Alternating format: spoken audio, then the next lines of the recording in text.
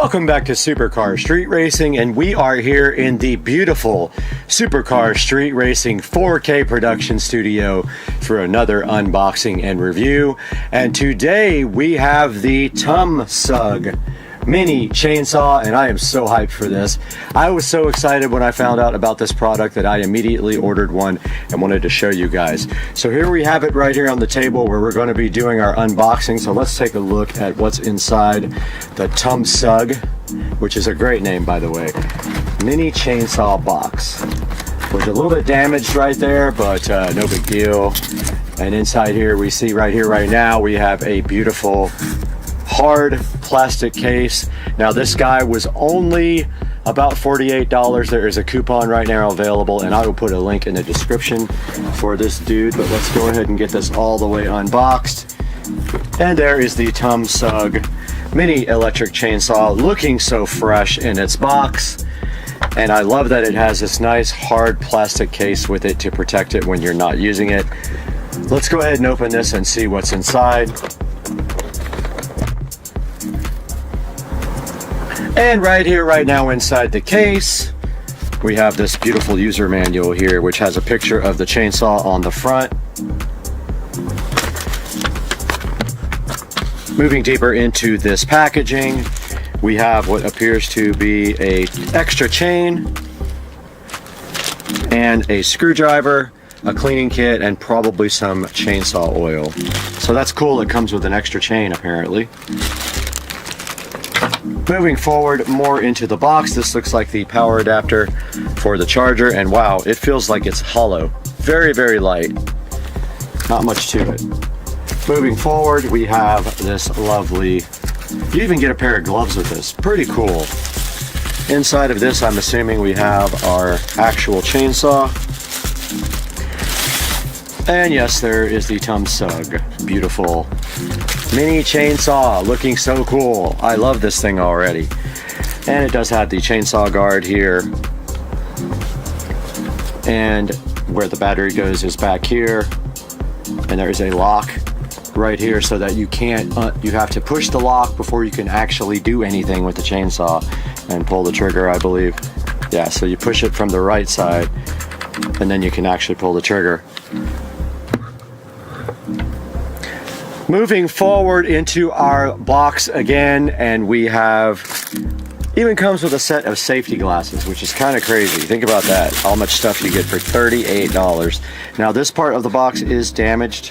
Looks like it was dented in, but no big deal. And then inside of the safety glass condom, we have these beautiful, lovely safety glasses that were included at the low price of only $38, which is pretty insane. They give you these nice safety gloves, which make your hands smell like ridiculous nuclear waste. And then 2 batteries, not just one. And this is a 21 volt device, guys. They give you 2 batteries. So it looks to me like there is no charger. Looks to me like you charge it with the actual device. So let's verify that now. Or do you actually just charge the battery itself? Interesting. So I'm not sure about the charging on this because I thought maybe you just charge the batteries. Ah, you do. So inside of the battery thing, there is a little adapter connector right there. So you literally just plug your adapter here directly into the connector. So I have a plug over here. Gonna go ahead and plug this in the wall and see if we can get our battery started to charge. So right there is the plug, and you just plug it straight in. And I don't see any indication of charge except for on the actual charging adapter. There is a red light on now, so that is now charging. So what we will do next, since we have taken a look at everything that's inside the box with the chainsaw, we're going to take it outside and see how this thing actually performs. Little update here. Each one of these batteries took less than 30 minutes to charge, and I don't know if they already had a charge or not. But just wanted to let you guys know that that was the case. It wasn't very long to charge them both, and then we'll take them outside and see what they can do. Go ahead and load our battery on here. They're both charged fully. Oh yeah.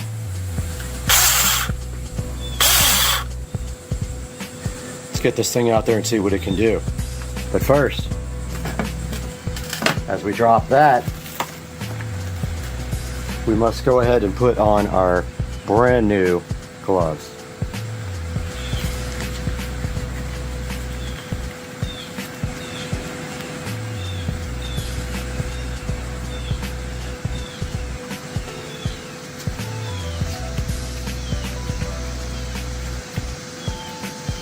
And our safety glasses.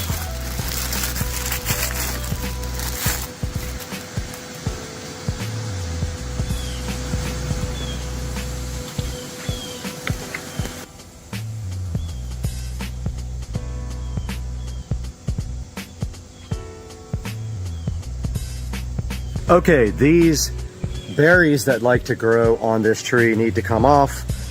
And traditionally I use loppers, but let's see if this can handle taking off these palm branches. We have 2 or 3 of these that need to come off and 1 dead branch that needs to come off. Let's go for it. Now these have gnarly stickers.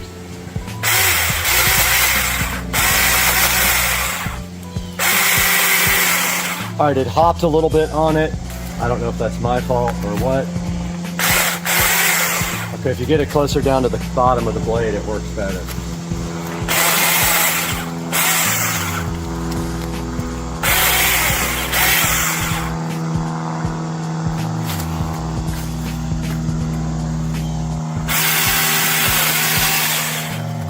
Perfect.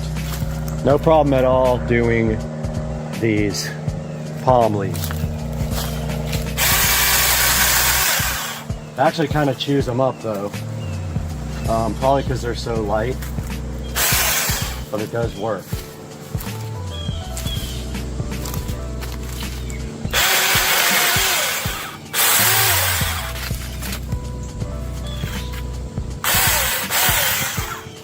No problem.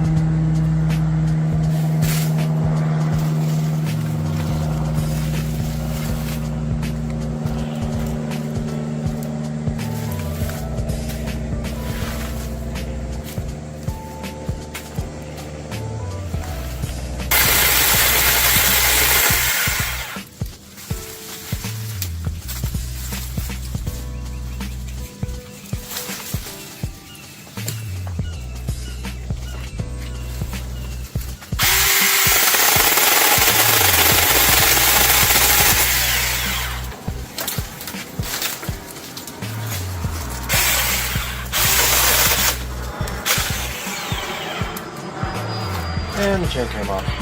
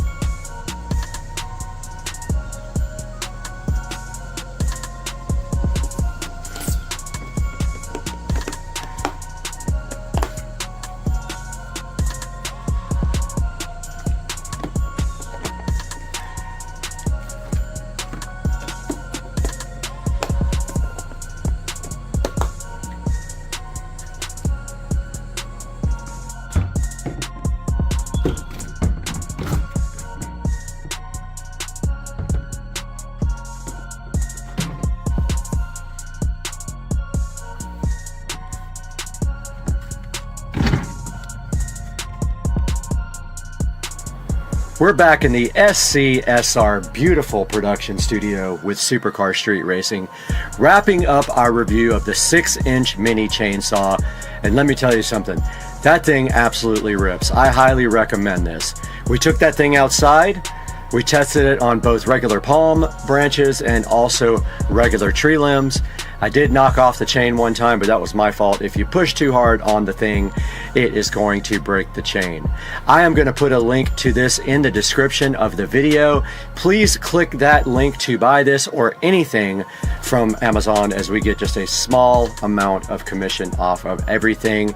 As you saw on the chainsaw unboxing here, it comes with everything for about $45 to $48. You get the chainsaw, 2 batteries, the charger, the gloves, and the safety glasses. It's a really good deal, and I highly recommend it, so go get yourself one right now, and we'll see you next time on Supercar Street Racing.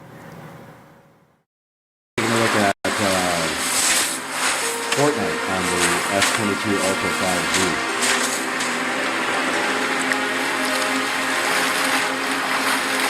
Now it's still downloading a higher resolution texture. A little choppy there. Probably because it's busy in the background.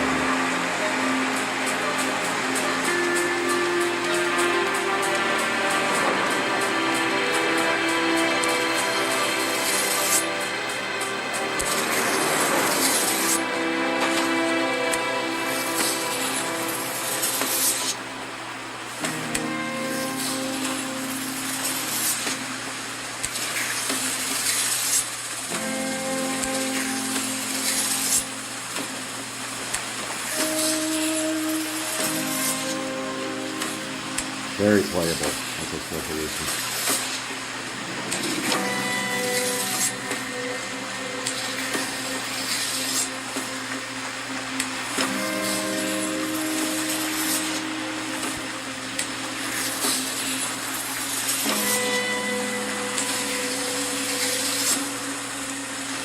Let me give you guys a quick little video of this.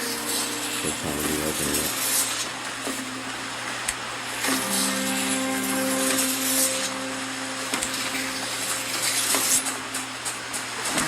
Totally playable.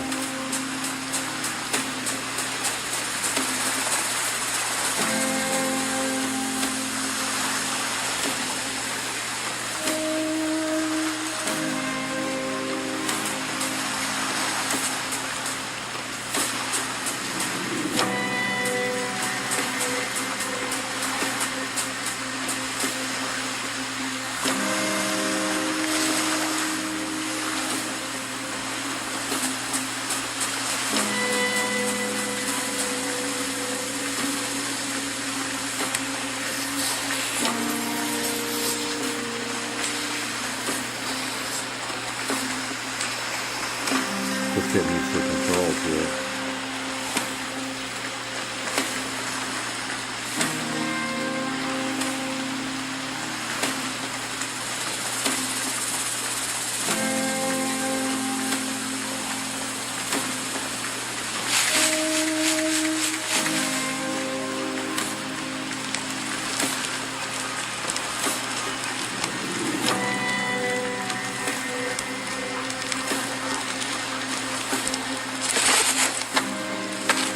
I suppose I owe you an explanation.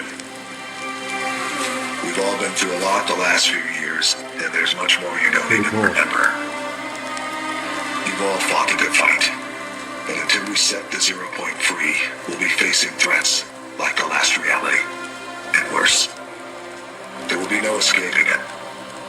That's why I need your help to destroy the imagined order.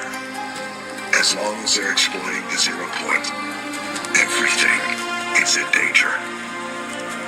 With your help, we can free ourselves from this place and leave the loop for good. We can all go home. And if it runs worse, the screen recorder on.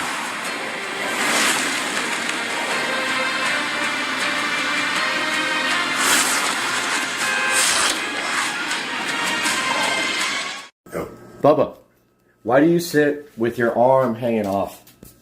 there, like you're all posing because you're on YouTube and you're the most famous cat on YouTube. Why are you trying to be all dominant? You trying to be dominant, Bubba. Look at this leg hanging off. Just because you got just one leg. And hey, I'm not going nowhere till I get to Tampa. This man come from the other car to come right here. I'm talking to you cars. Come from the other car to come over here to talk to me about some bull crap. Yes, girl, the demons is out today. Cause that's all it is. Ain't doing nothing. Man say don't put the bag on the chair. The bag ain't on the chair. My dog is in my hand. The dog in the next seat. Ain't nobody in the next seat. I'll be getting off in a few minutes. He told me that I couldn't put the dog on the bag on the chair. Wait, hold up. These men walked in here with a dog. These big dogs loose. I'm holding my dog in a chair. The bag is not in the chair. It's on the floor. It's over here. But I'm holding my dog. The dog isn't barking. It isn't crying. It ain't doing nothing. Did they dog have the vest on? She's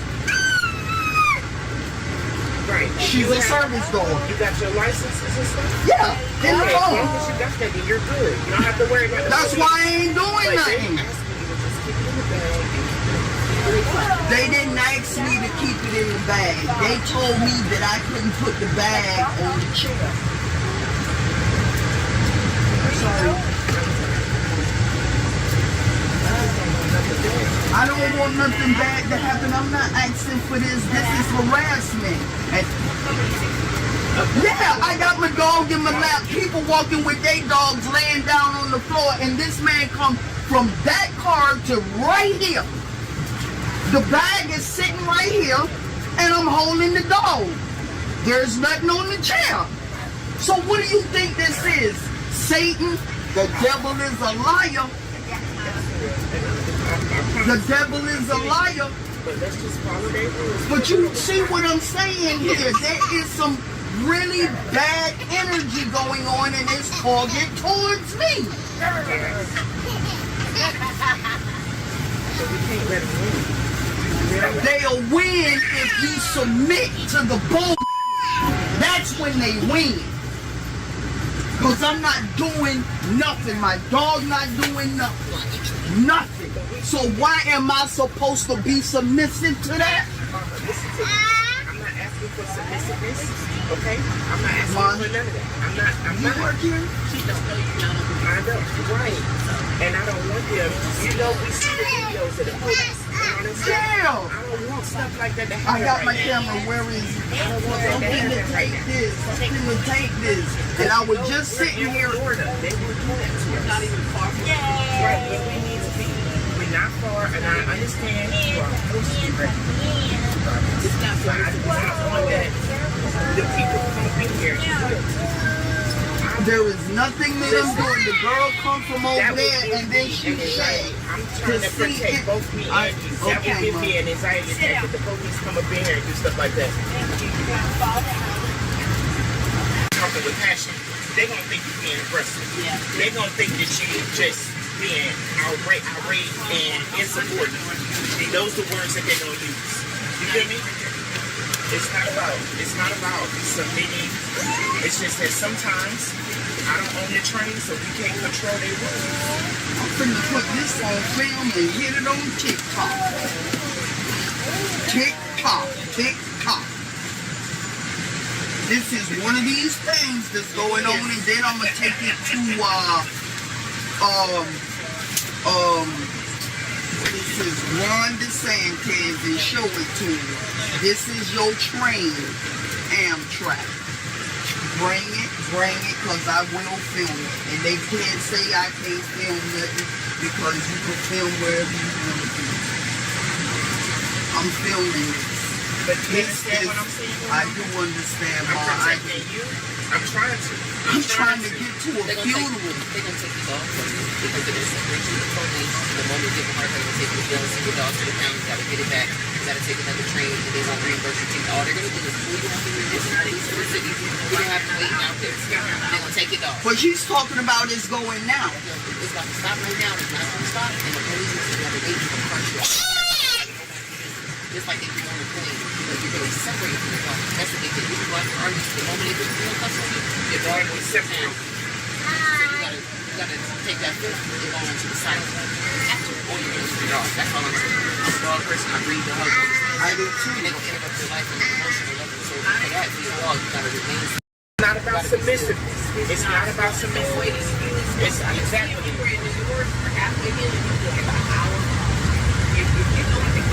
Yeah, I am. I'm a chill because I know that this is a test of time. I haven't done anything. I really haven't done anything. I haven't done a thing, not a thing. They're trying to apply the law to you. Yeah, like it doesn't make any sense. Don't let them The dog never barked. Did nothing. And they attacking my dog like that is crazy. I didn't know you had your dog. Yeah, nobody Started telling you did. about it. I just thought it was a bed. Right. I just thought it She's was a well bed. trained. Wait, the bag was on the chair.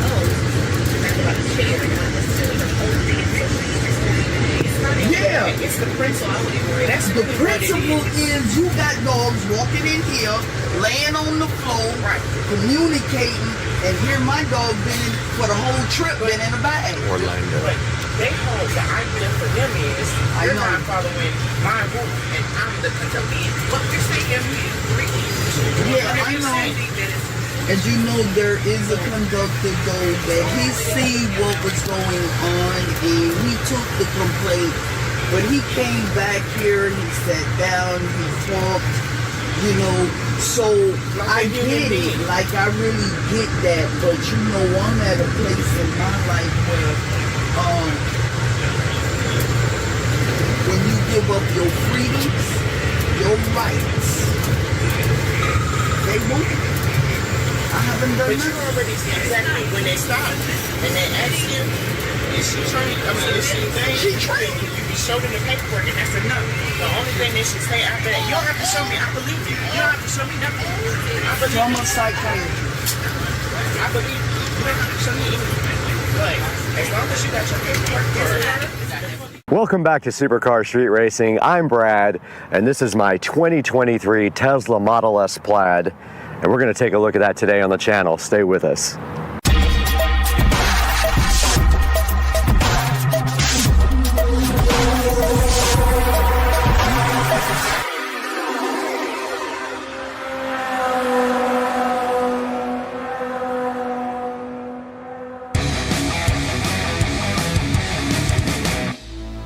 Welcome back to Supercar Street Racing. My name is Brad.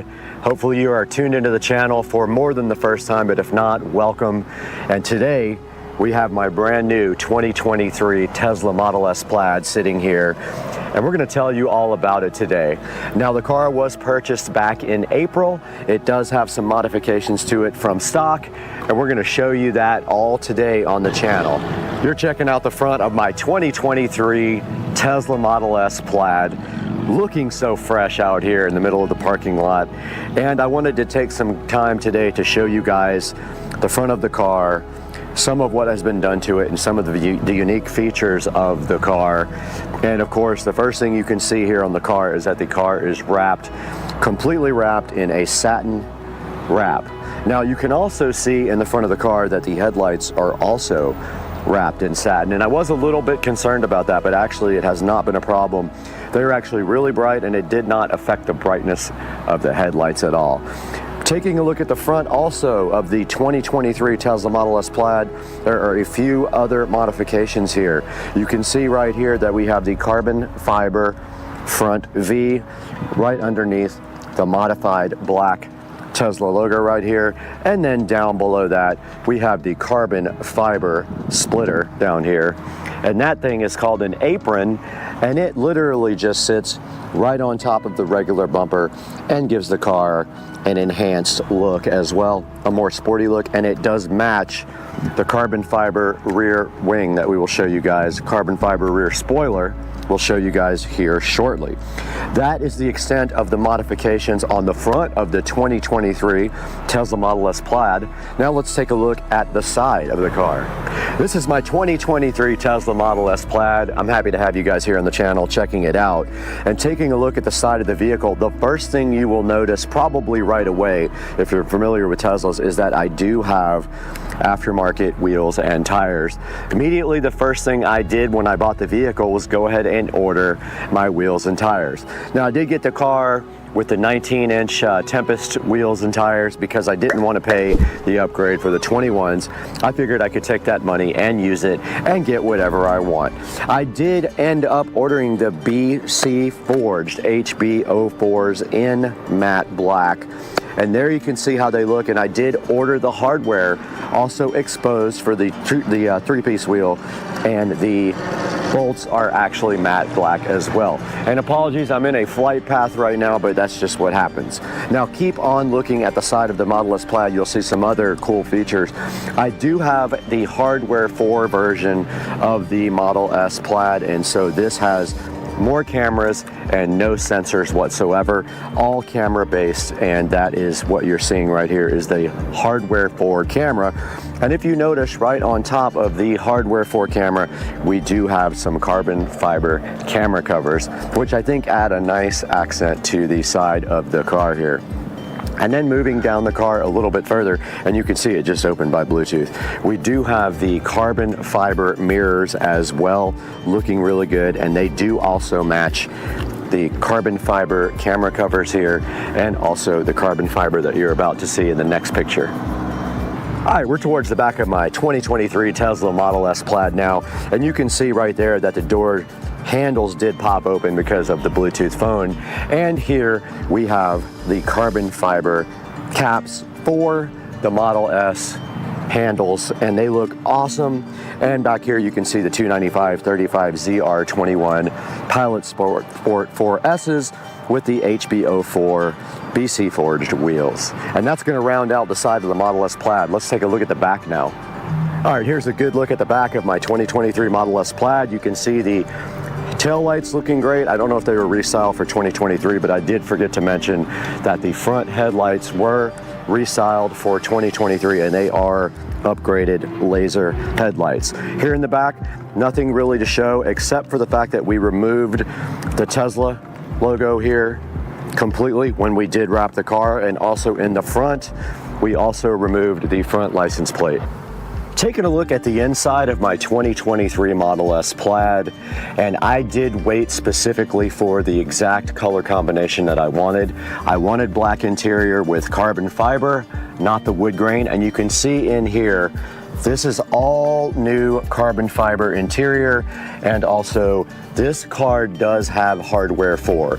And taking a look at just like every other Model S, they have the screen over here on the left that shows you a bunch of information like navigation, your charge rate, the time and things like that, and maybe like your radio station and things like that you're listening to. And then over here we do have the yoke. I did not have a choice on the yoke. I did not order this car custom made, so the yoke was actually already in the car.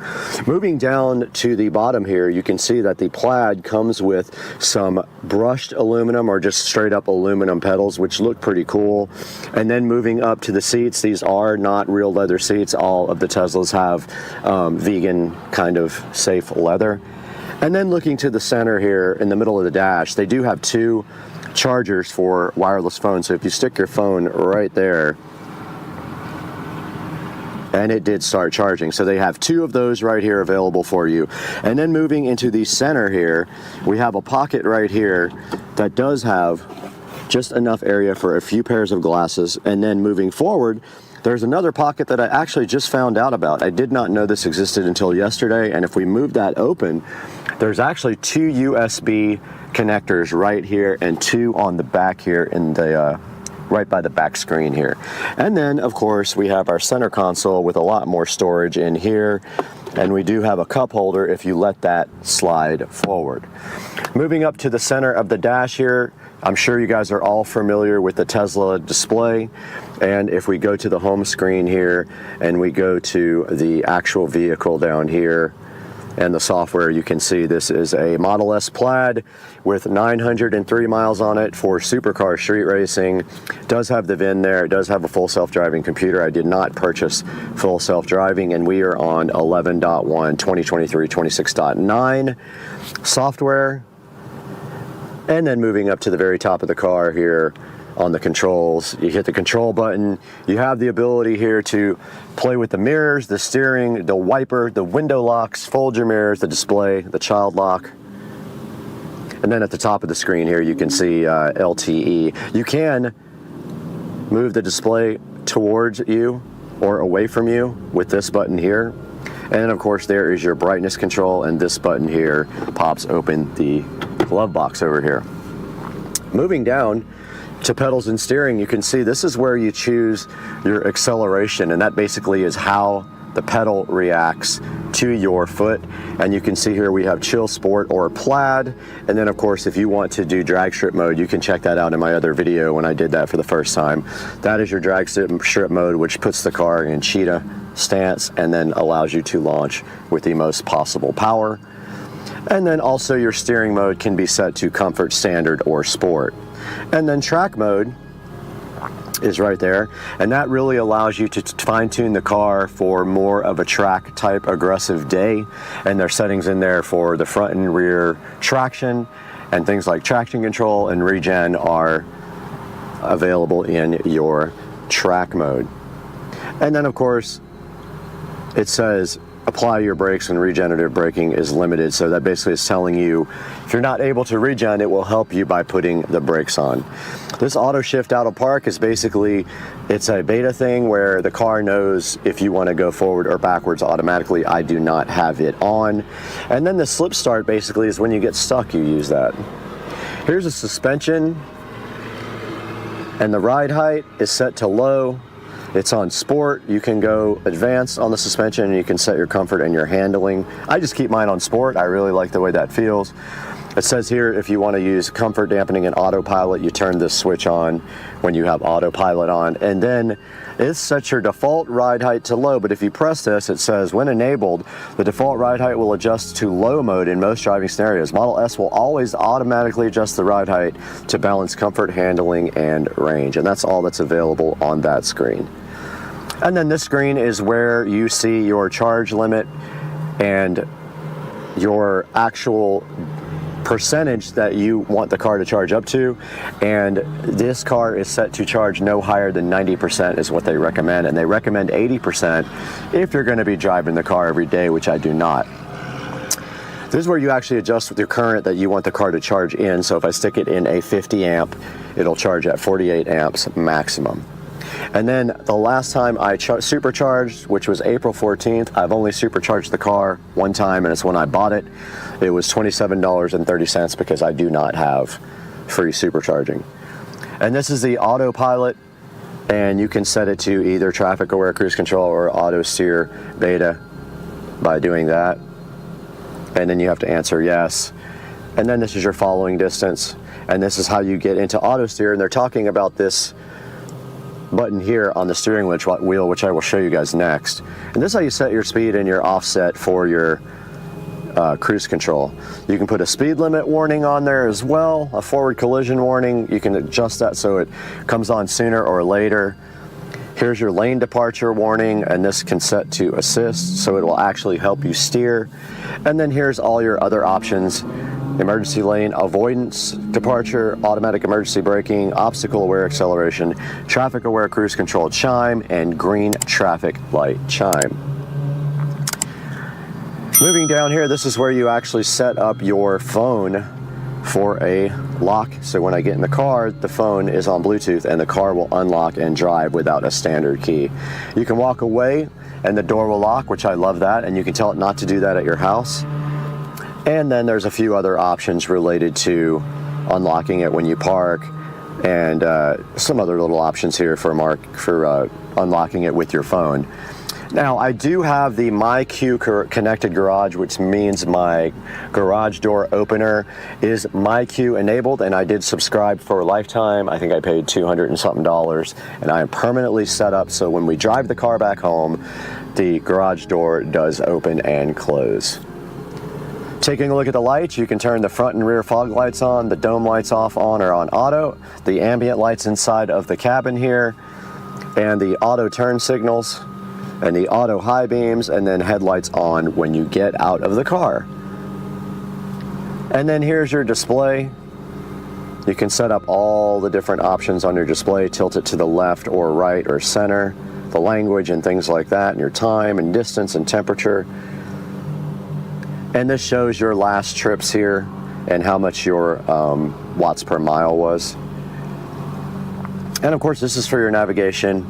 This has your navigation volume, trip planner, avoid tolls, avoid ferries, things like that for nav. Service is where you go in and you can do different things like jack mode, car wash mode, things like that. It shows you your tire pressures. And software we took a look at already. It shows you your software versions and what you purchased as far as software. And with upgrades here, you can actually purchase upgrades on the car. You can get full self-driving. You can subscribe to full self-driving.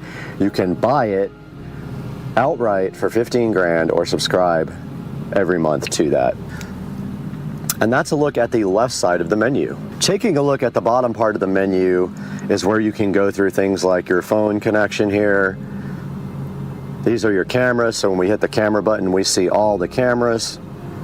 This is where you can actually choose other things that aren't in the bottom menu, things like the toy box and the arcade, Bluetooth settings, Sirius XM, TuneIn, Zoom calls, things like that, and you can also add them to the shortcuts at the bottom.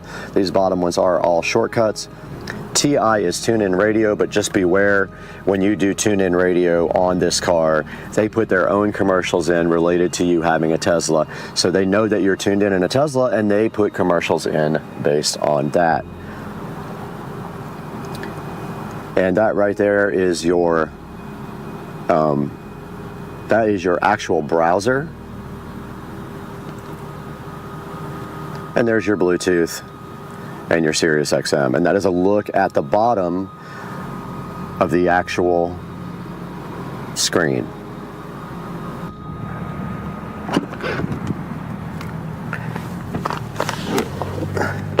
We are now in the back of my 2023 Model S Plaid, and I'm telling you, the back seat of this car is absolutely awesome. They redesigned the back now with a screen for the rear passengers, and the rear passengers now have control over their own climate control, and they are able to actually watch videos back here. Now you can see right now I just powered on this, and I will show you some video of this that I'll cut over.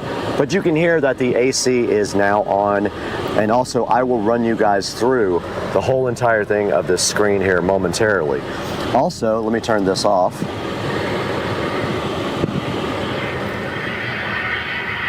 And of course, here comes the plane.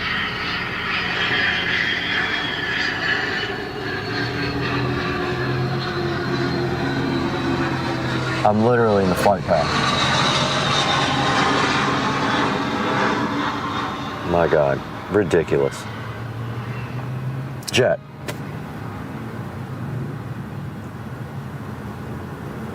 So also in the back of my 2023 Model S Plaid, there are two USB-C ports here, and I did confirm that would charge my laptop just with a USB cable. It's perfect for bringing your laptop along and charging. And I did locate the other two USB ports in the front of the car the other day when I was looking around in there, and I happened to find this hidden compartment. Now the seats in the Model S Plaid are very comfortable. I'm in the back and I'm not very tall, and I have the front seat all the way forward, but I can still sit comfortably back here, and I think they're some of the most comfortable seats I've sat in a car.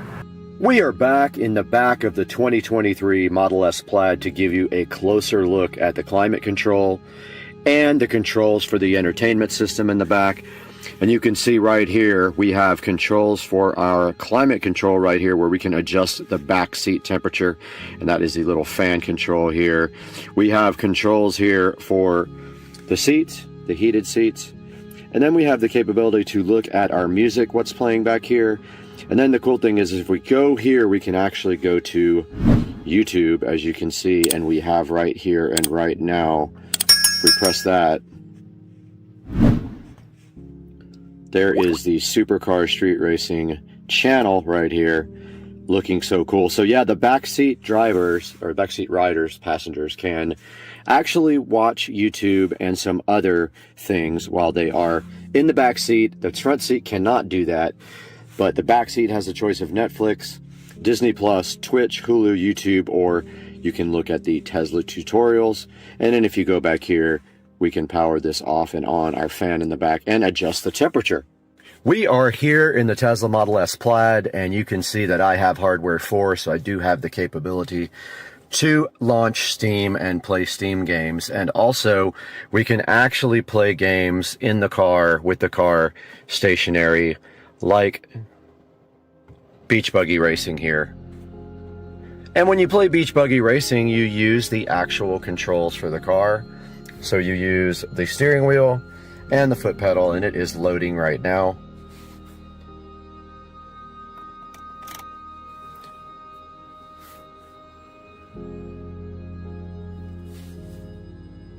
And I am trying to figure out why there's no sound.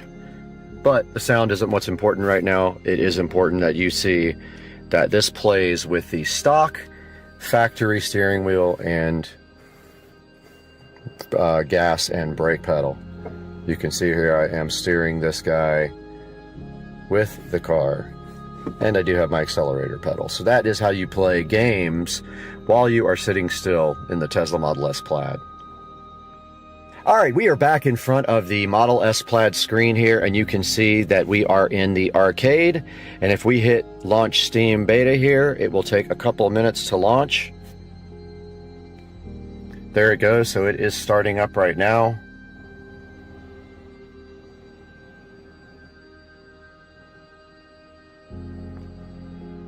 And this is actually real time of how long it takes to launch Steam. So it has been about 25 seconds since I did it. There is the Steam logo. And here we are in front of the screen, and you can see right here, we can actually install all the games that we have inside on the PC in the car and play them with Steam. So I just wanted you guys to check that out real quick, what that looks like. This is a look at the front in the Tesla Model S Plaid. Nothing much to see here. I've only been inside here one time.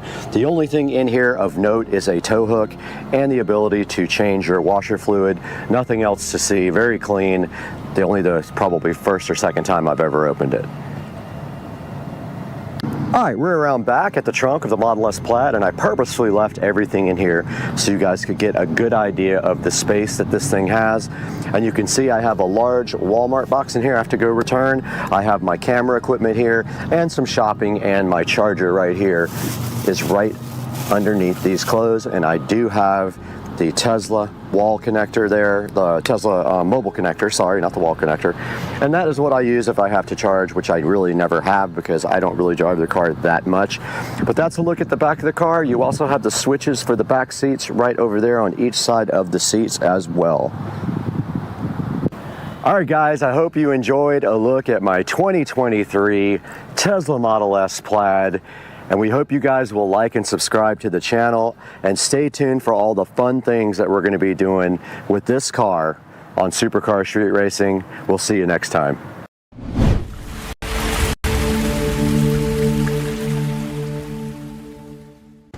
Guys, welcome back to Supercar Street Racing. We have the SCSR video jukebox going in the background here, and we are back in the SCSR compound in a very dreary Florida afternoon day. And outside, you can see it is not great weather, but hey, doesn't matter. We're here today to do one thing. We are going to be taking a look at something for a project that is coming up, and it is this Zucchio indoor floor can light. Let's go ahead and get this thing opened up and take a look at it.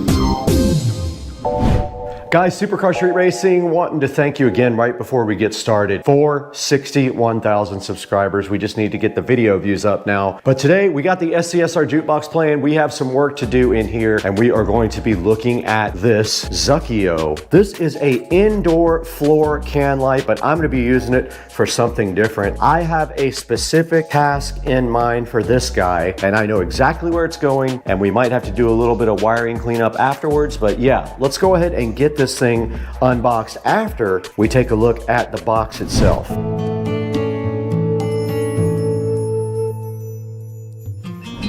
We got a whole bunch of stuff on this table to go ahead and review for you guys. We got some cool power strips right here. We got some retinol facial cream, some other things coming up, and we got the wrong item shipped to us, but that is not our mission today. Today we have the Jukebox indoor floor can light. It does use a GU10 bulb, 100 to 240 volts, a US plug, and it is made out of aluminum. That is all of the information that they give you on the outside of the box. So I guess in order to actually see what is happening with this thing, we're gonna have to go inside of this box. All right, we got the Jukebox light here.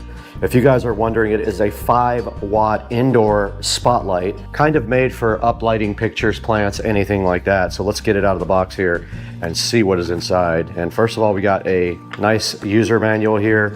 Looks like it has a GU10 base and a switch. Here's a good look at the instruction manual. You can tell right here, you can change the color of the actual bulb. Here's a nice little remote control that's included. And then as we pull this out of the box, you can see here, this is a cool little lamp. Basically just a regular little floor lamp with a switch like this and a plug. Inside of there is some styrofoam. We can go ahead and pull that out. That just is going ahead and keeping everything steady inside of the box. Let's go ahead and unbox this remote. Looks like it might be infrared. It does not come with batteries. That looks like infrared to me, if I'm seeing this correctly. No batteries. It does use AAA batteries. Okay, got 2 AAAs here.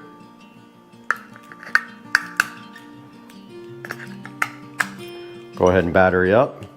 And taking a look at the instruction manual here, basically it says works from 100 to 240 volts. Don't mount it near anything related to fire or heat. Don't secure the product with staples or nails or place it on hooks. This is not a toy, risk of burn. But it also says unplug it in extreme weather conditions. I guess if you're having bad weather in your area. Never use strong or volatile chemicals to clean the lamp, otherwise the metal parts will be damaged.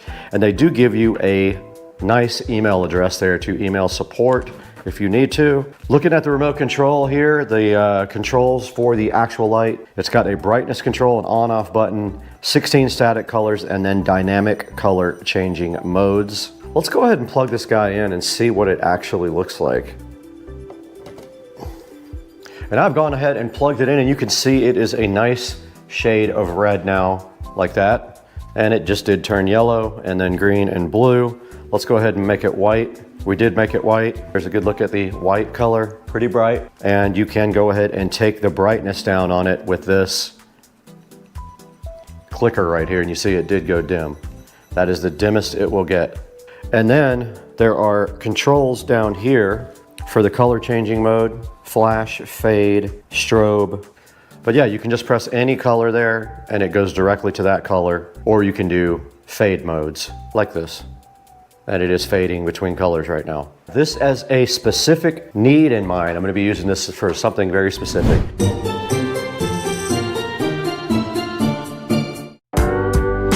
All right, guys, we are in the Supercar Street Racing hallway now, looking at the new Supercar Street Racing whole home audio system. And my plan is to put this right here on top of the WIM to light up an object that is going to be right there. Let's go ahead and get this thing connected and see if we can run the wire in such a way that you do not see it. We're gonna try to run down the side of the cabinet there like we did everything else.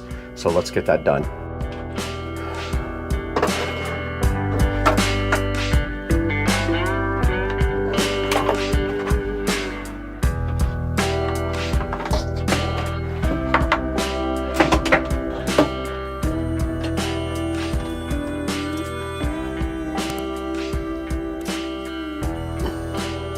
Okay, I did go ahead and get power applied to the bottom. It was kind of a pain, but I am going to have some wire cleanup to do with zip ties, which will come later. But you can see right here, the light is on and shining up on the wall. That's kind of exactly what I wanted it to do. Now, if we want to, we can go ahead and grab the remote. And I'll go ahead and shut off the closet lights. And you guys can see the light changing right there. And now if I want to put it on white, it is on all white, and it is all the way down on the dimness. And if I just pop it up just one notch, it gets pretty bright. That's the only thing. You don't have a whole lot of range when you get to the very bottom one. So that might work right there. I'm gonna go ahead and leave it just like that. Now let's go ahead and take a look at today's sponsor on Supercar Street Racing.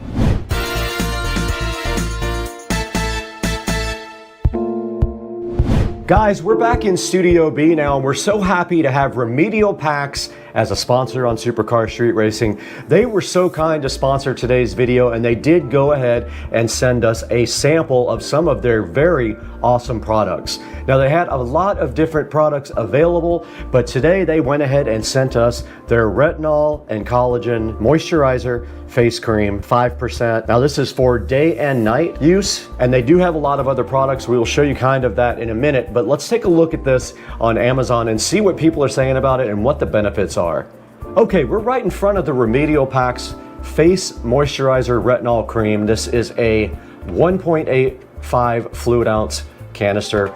Remedial Packs has a solid 4.4 stars on this guy, and it is selling for $23.49. There will be a link in the description, and this stuff is their anti-aging, designed to minimize wrinkles and enhance skin firmness and elasticity. And you can see here all natural ingredients there are listed: retinol, collagen, hyaluronic acid, vitamin E, green tea, aloe vera, and jojoba oil. Now, this stuff does have 1% retinol, which is also a great thing for your skin, and it's for all skin types starting ages 20s and beyond. They have things like hair growth serum, hands and feet moisturizer, scar cream and firming cream, things like eye cream and hemp cream. Go ahead and visit the Remedial Pack store or pick up your retinol and collagen moisturizer cream today from the link in the description and support Supercar Street Racing.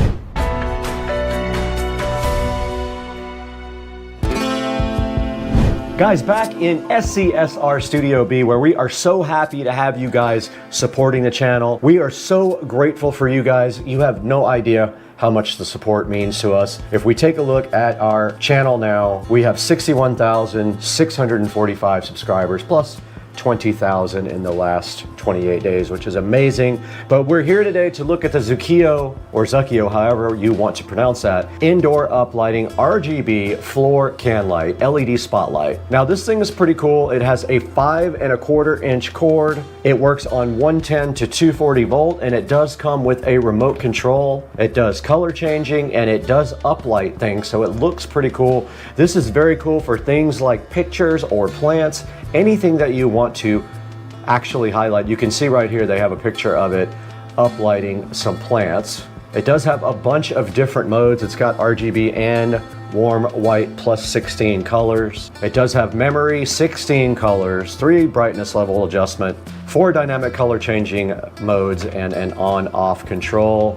High brightness, very bright. I showed you guys how bright the white light would get. It'll work for 50,000 hours. It does have a foot switch, and it has a US plug right on the back there.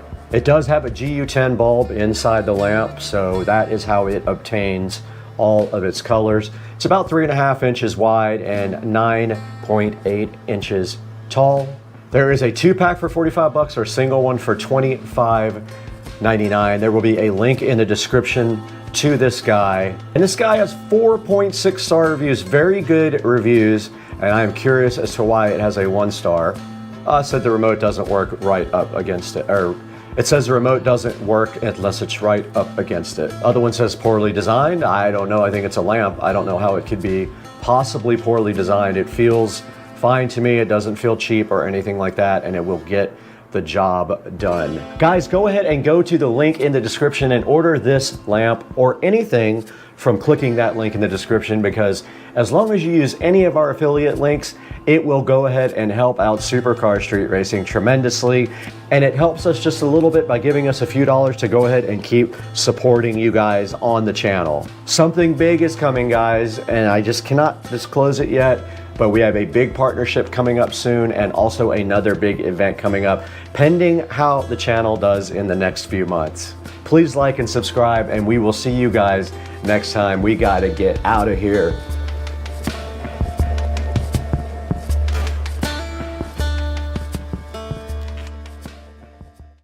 We're about to put this Mazda CX-5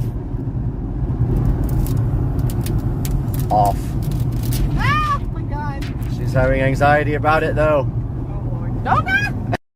So I just got back from the gym and have a little toy waiting here for me. This is the My Genius tuner for the SL65. And this is my TCU, transmission control unit, that I sent off to be tuned. So next up, install. So here's the TCU. By the way, here's the SL65. Go ahead and get it opened up.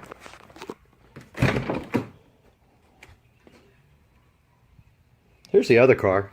Didn't really show it much in the last video, but this is my 335i, which is bolt-on. There's the SL65. Down here in the car, that's where the TCU goes. Right there. I'm gonna go ahead and get that installed, and then I will update you guys. So what we've done here is we have connected the My Genius device to the SL65. We downloaded some information on here and we sent that to the tuner, and now he will prepare the tune and email it back to me. So we are in the process of programming the ECU. It says switch off the dash to continue. It's off. Now it says connect to a battery. Okay. Switch on the dashboard, check the connections, and press OK. Dashboard is on. If it'll ever focus, press OK. Starting communication. Writing preparation in progress.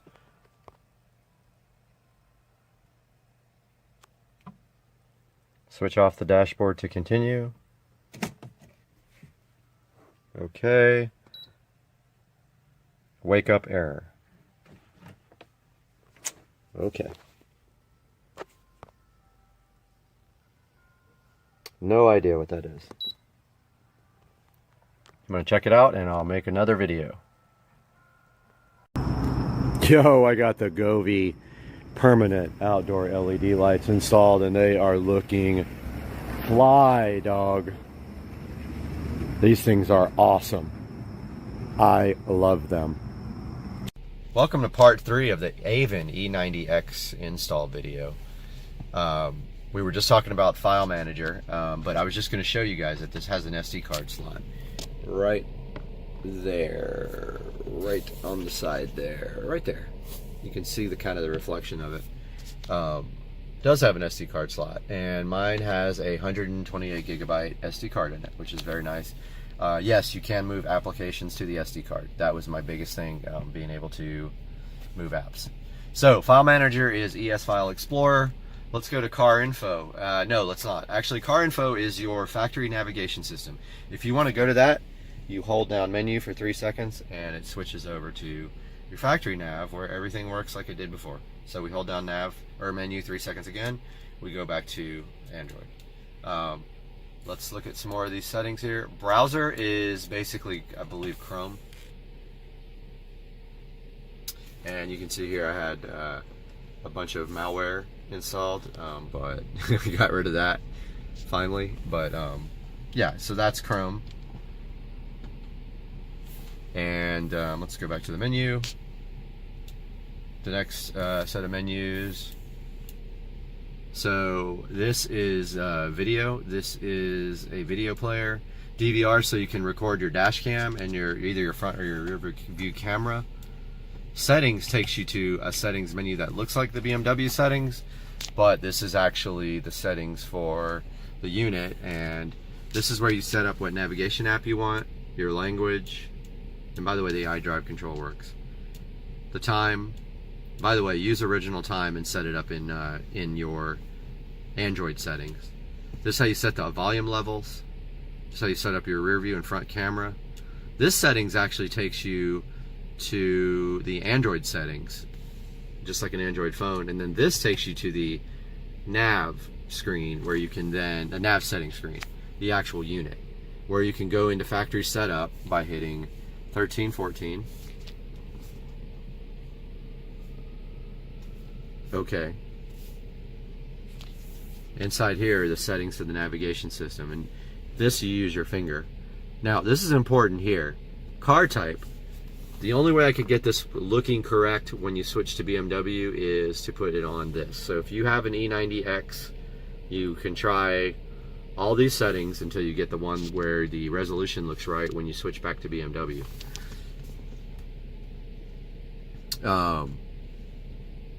There is also a boot logo change screen here.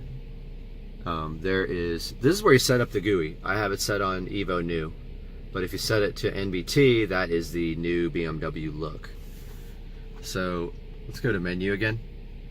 So dashboard is interesting except for one thing. So dashboard is where you get information about your car, and you can see it actually works. But the problem is that it's in kilometers per hour and liters. I mean, come on, dude, get this working correctly.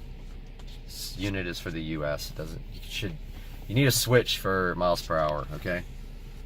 So hit back. Phone link is where you use your telephone, and apps is just like it says, it's your ta-da Android apps. And you can see some of the stuff I've got loaded on here. I did try to root this. I was not successful. And in the process I installed a billion malwares on it, which I removed later. So yeah, I have all my BMW apps here. The iDrive does not work on this screen. But so you have a BMW, you probably, and it's an E90, you probably know about MHD and you probably know about XHP. So let's talk about having MHD available to flash the car. So let's hit that. Of course, resolution looks weird until it boots up. Now here's MHD. Now let's look at, now every time it boots up it asks me if I want to use a USB cable, which is annoying, but it does it every single time. So let's look at where we would flash. So here's the maps, and I'm using that E85 mix down at the bottom for corn. And let's hit the back button. So yeah, this is the MHD flasher, and in the next video we're going to talk more about that. Hey guys, welcome back to the channel, Supercar Street Racing, and today we're going to talk a little bit about why I switched from Adobe Premiere Pro to DaVinci 18 and why you should do the same thing for your video editing.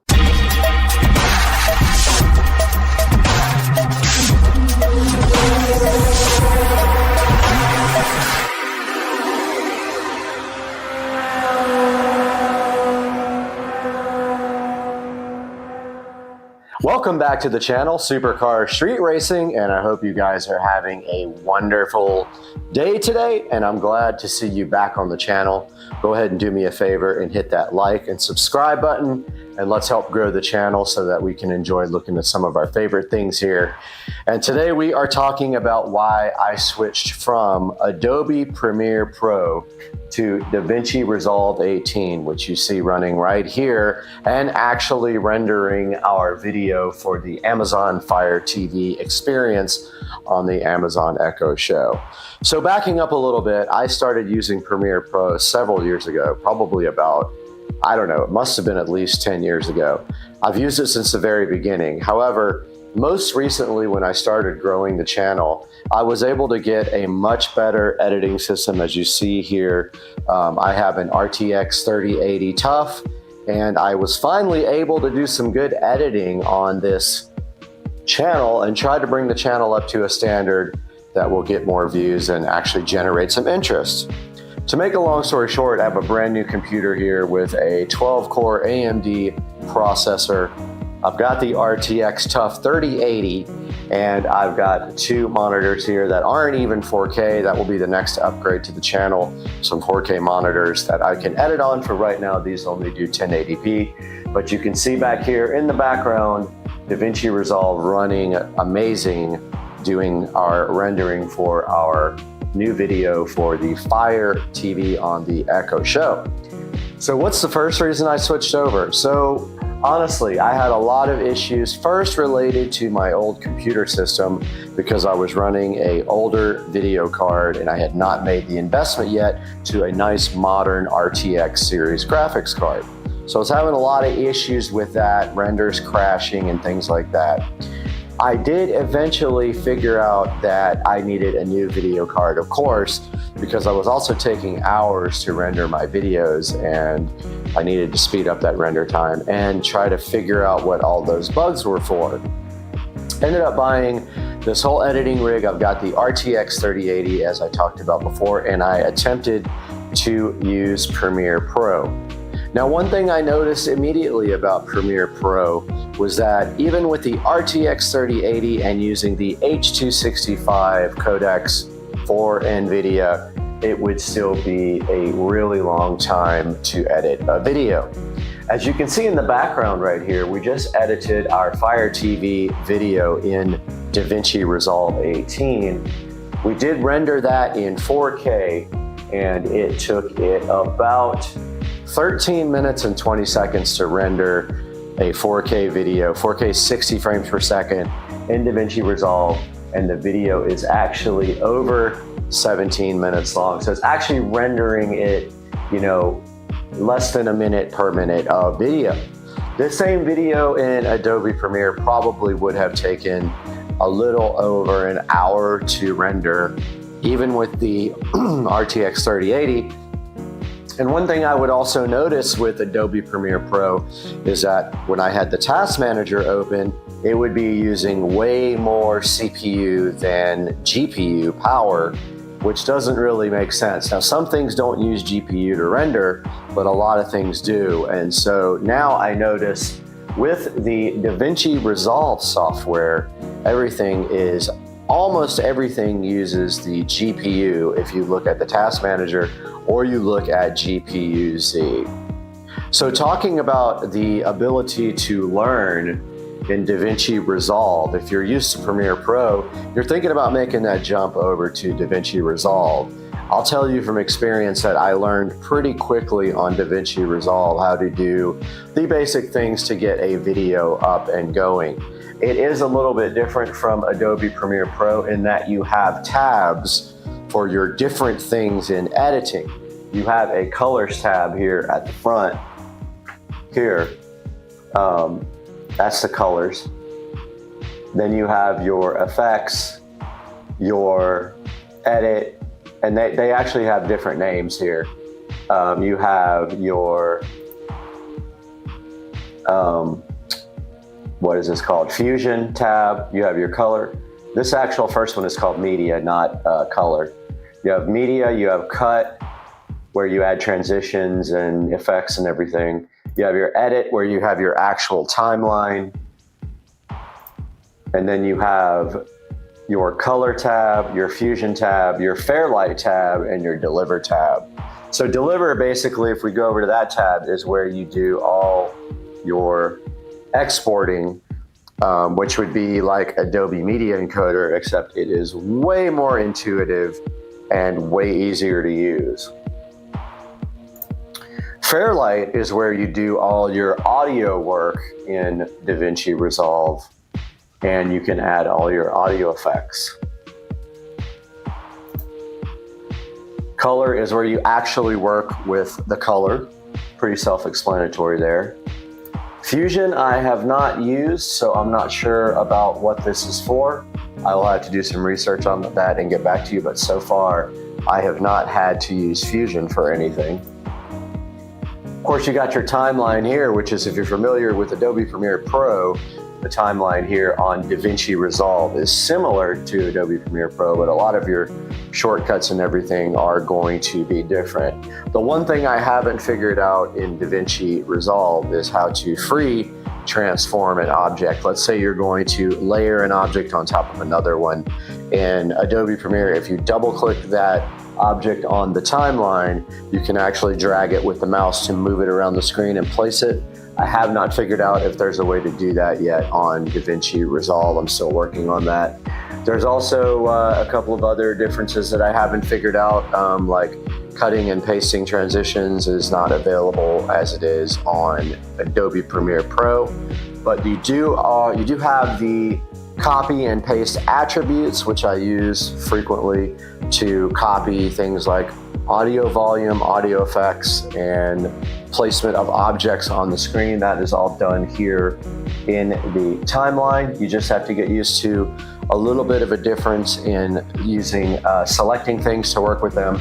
They're all up here in the right-hand corner under the inspector. You can, let's say you added an effect on the screen next to this in the cut screen, then you would click the actual clip and go up to effects in the inspector, where you can actually adjust all the different attributes on that effect. Or you can do video transforms up there, audio, you can actually adjust the audio levels and audio attributes in the clip from the audio tab up here, things like volume, pan, pitch, things like that.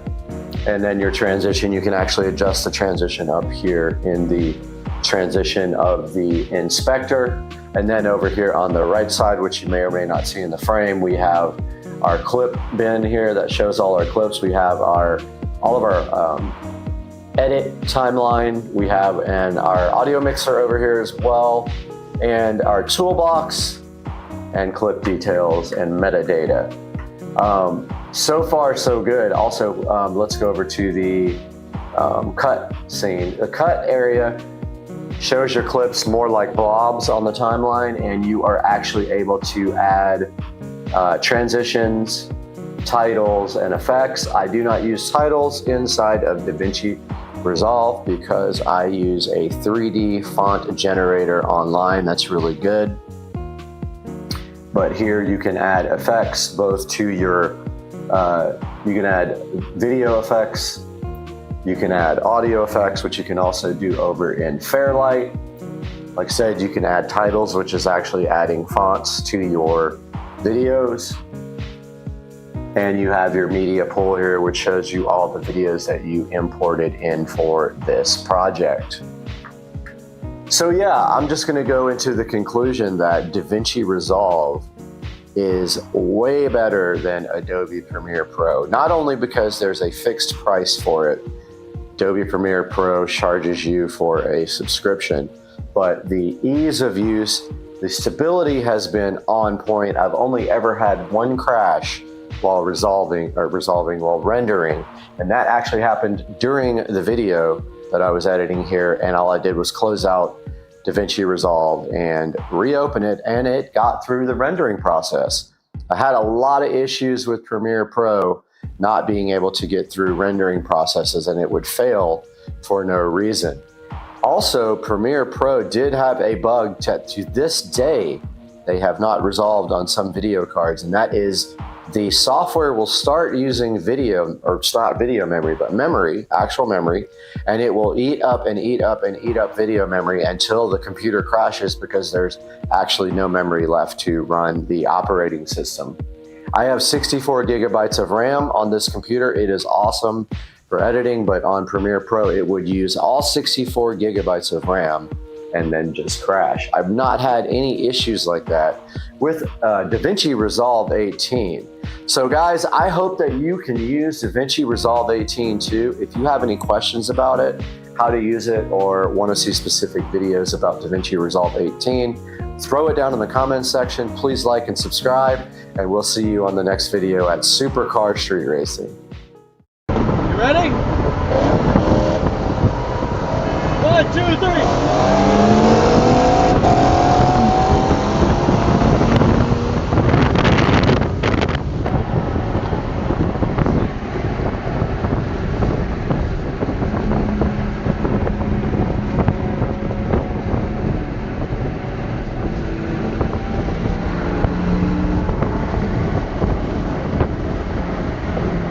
And stay to the left. The right to Blanding Boulevard. 1, 2, 3.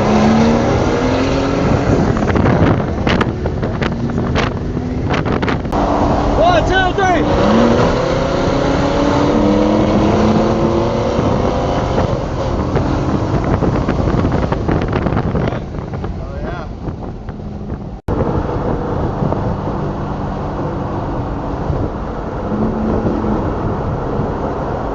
One, two, three.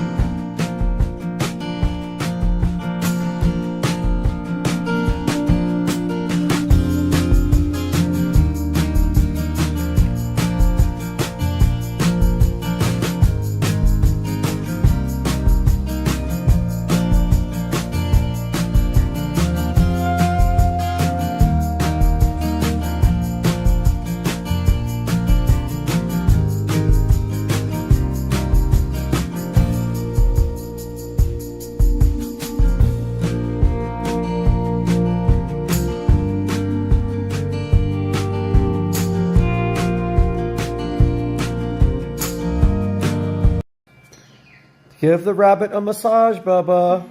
It's Rabbit TV. That's so nice of you to pet your friend. You're definitely not trying to eat his face off. I know. Guys, we are in beautiful Little Falls, New Jersey, and we are heading to the Adam LZ Invitational this morning shortly. We're gonna have some videos from there. I'm super hyped. Headed to Adam LZ Invitational. Hey guys, welcome back to Supercar Street Racing. So glad to have you with us today again on a beautiful Sunday. And today we're going to be taking a look at the media mod for the GoPro Hero. And I have a 10 black right below you right there, but this also works on the 11. And I think the 9, not 100% sure, but we know it works for sure on the 10 and 11. We're going to look at that today on the channel. Stick with us.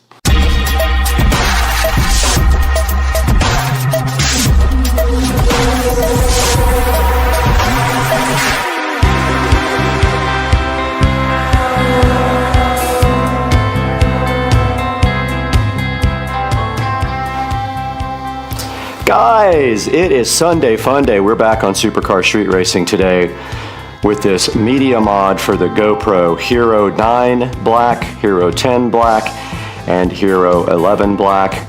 It is water resistant. It has a directional mic, a mic port, HDMI out, and USB-C ports. So you need this if you're going to connect an external mic to your GoPro. And I have not opened this yet. It is still packaged up in the box here, and I'm wondering if we can open it without doing anything to the actual packaging. I guess we cannot. They make it impossible not to tear up here. And so let's get this thing open and see what's inside. Kind of excited about this because I have a DJI mic kit. As you can see on the channel, there is a review for that. And this is the only way to use the DJI mic with the GoPro. Now, one thing I did read and saw online is that the GoPro and the Hero mic, sorry, the DJI mic will not fit on the shoe of the media mod all the way. It kind of just partially fits on there. And it looks like it did come with some mounts here for tripod and other. We're gonna see real quick what these are. This is to screw the device to anything that you use, any kind of mount. That I already have one of those. I have several actually. It's about, I think about $75 to $79. I can't remember exactly. From what I read, the directional mic is not even that great in this. Not any better than the internal. And they give you a little windscreen for your directional mic there. And looking inside the packaging here, there is a manual that comes with this. It's got a limited lifetime warranty, it says right there. And here are the directions. So we have my GoPro Hero 10 Black right here. So first thing you have to do is remove the door on the device. And it does just pop right off, as you can see right here and right now. And then this media mod case right here. It says next that you slide this thing down, open that up, which is just like the door on the side of the GoPro. And then it says you slide the Hero 10 Black into it, and obviously it can only go one way. This looks like the back because it's got ports on it. This is like the front because it's got a mic there. And the GoPro Hero 10 Black slides right in there just like that, as you can see. And it says that there is a USB Type-C that should have plugged in on the side. Let's see. Yep, so there's the USB Type-C that goes into the side of the GoPro, which actually interfaces this. And you cannot get a copy of this. This is only available from GoPro themselves. Notice that it is in all the way now. Now, to take your memory card out, you do have to remove the case, which is not a big deal. It takes 5 seconds. It's the same as having to open the battery door. Now it says close the case here. But guess what? I did not put a battery in it. You have to do that first. That has not changed. We have a battery in it. Slide it in, and I did see the light pop on the GoPro, and it closes like that. And now this thing is completely inside of that. Now down here are the little GoPro accessory things, which are a little bit harder to get to. And it looks like this is some kind of shoe mount. And you have a shoe on top there like you did before. Going further in the manual, it says that you can then hook your little handle up to this, but I have a flexible clamp. And it says if you want to use your little windscreen right here, you can do that as well. And it just snaps on and pops off right here. Pretty simple. Just kind of like that, as you guys can see.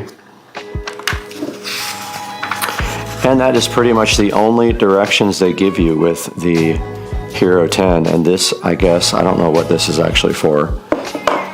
But our mic is actually on top of the camera, the phone right now. So we're gonna have to take that off in order to test it out. But the way you connect a mic to this is this 3.5 millimeter jack right here. So you can kind of get your DJI mic in here. It won't go in all the way from what I read. So let's get the microphone off of the phone and onto this. When we do that, we will switch to phone recording, so the audio is going to change up a little bit at that point. Let's try that now. All right, guys, we are back with the GoPro Hero 10 Black and the DJI mic. And as you can see right here, I've got the shoe adapter, and it's also kind of a clip-on thing back on the DJI receiver. Once you have that, if you get your GoPro Hero 10 or Hero 11 Black, you can see this will slide somewhat into the shoe on top of the camera here. It might work on the side, I haven't tried it. Barely goes in the side shoe. And it will slide a little bit into the top. Now I bet if you trimmed off a little bit of that shoe, just take a little bit off, it would slide all the way in, which maybe like a little bit on the grinder or just clip a little bit off of it. It looks like it'll go all the way in the top. Now that that's mounted, you need the 3.5 millimeter cable to go from this receiver output to the back here on the Media Mod. So let's go grab our 3.5 millimeter cable. This is the 3.5 millimeter cable that DJI supplies with the actual mic. And what you want to do here now is come to the output of your receiver there, plug it there, open up the back here where you see the 3.5 millimeter plug that straight into the GoPro like that. This other port right here is a USB Type-C. And then that is, of course, a mini or micro HDMI. I think it's called a micro HDMI. A lot of people hate this port. It's not very robust and tends to break, but there you see the whole package here now with the wireless mic on top, which I think I'm going to try to grind the shoe down a little bit and kind of trim it off. And that is the whole package. All ready to go with the Media Mod. You still have a side shoe here for a light if you wanted to. And that is it. So now what we can do is switch over to the GoPro, start recording on the GoPro with our wireless mic, and see if that actually works. All right, we powered on the GoPro and it says Media Mod connected. And the cool thing is I can see my audio down at the bottom from my wireless mic already going.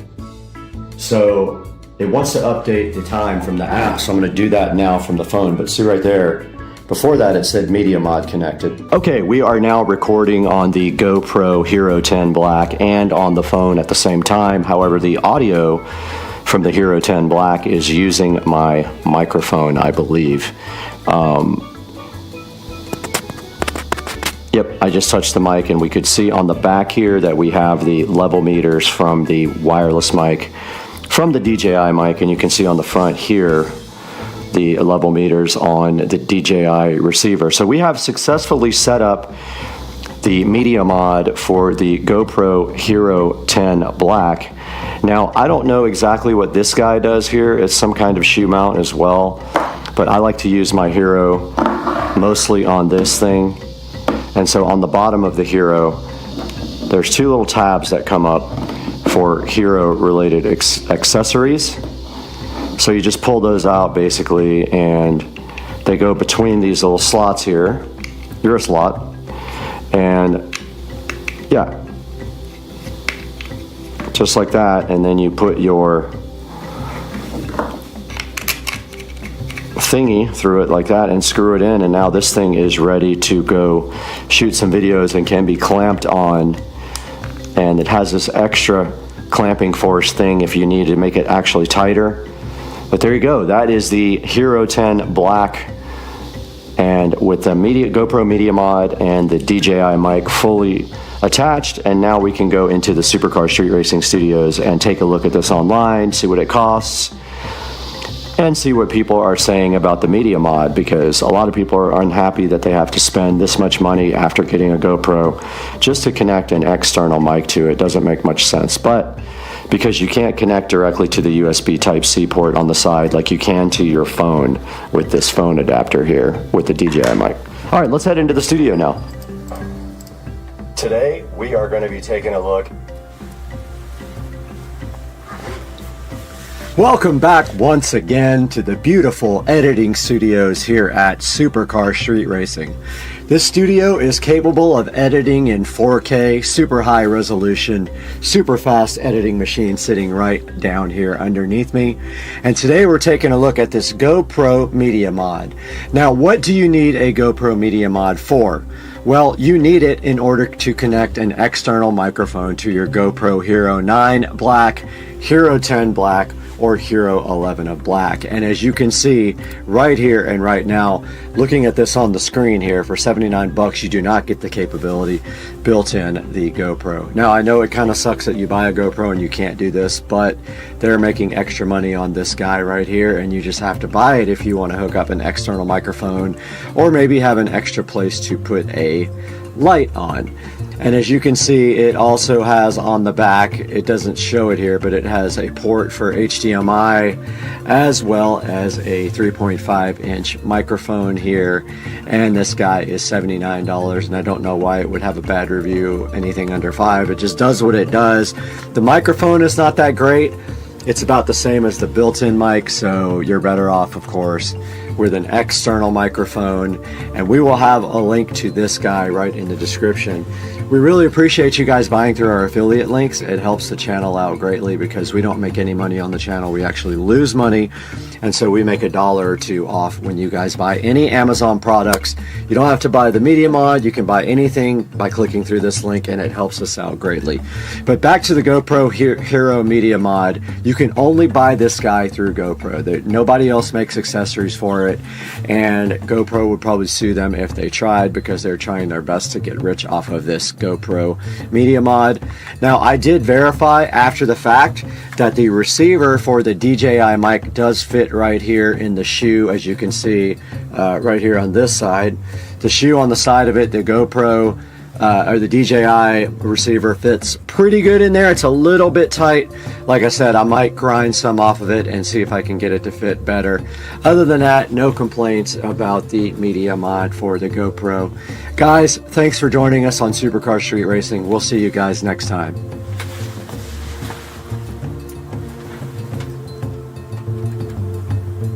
The Media Mod for the GoPro Hero 10 and 11. Hey guys, welcome to the channel, and today we have Patricia behind the camera. Hello. And we have this special box right from China that I've been waiting for about a month. It's a special delivery. It's gonna look so good on the house. I can't wait to unbox this amazing crate with you guys today. Let's get going. Let's get this unboxed.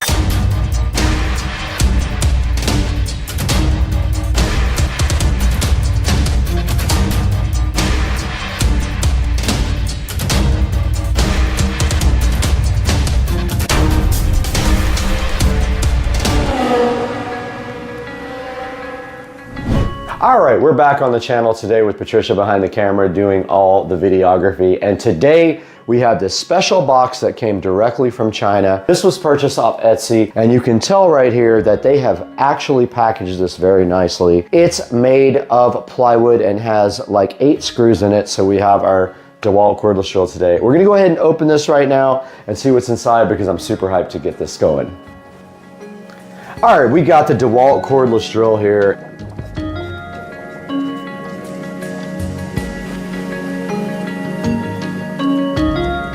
So first thing we have is a kind of a clue of what's in the box, and it is a template. If you look, it's literally not my address. That's not my address, but it's somebody's address. But there's a template in here first. There is a checklist here that shows you how to install this and a nice bunch of instructions here on how to do this, which I'm really curious about.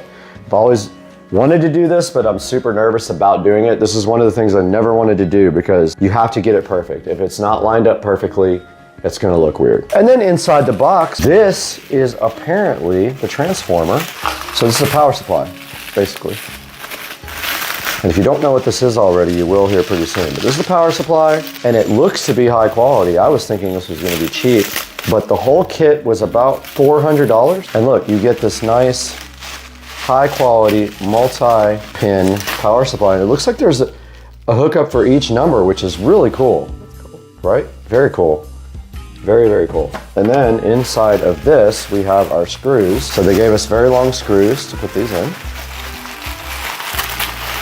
And the nuts as well. You can see right there, got my name on it. This is from Etsy. There's a bunch of sellers that make these. I picked one that had good reviews, and I went back and forth with him for about 3 weeks and finally ordered. So these are the LED house numbers, and they are mounted with the screws right there.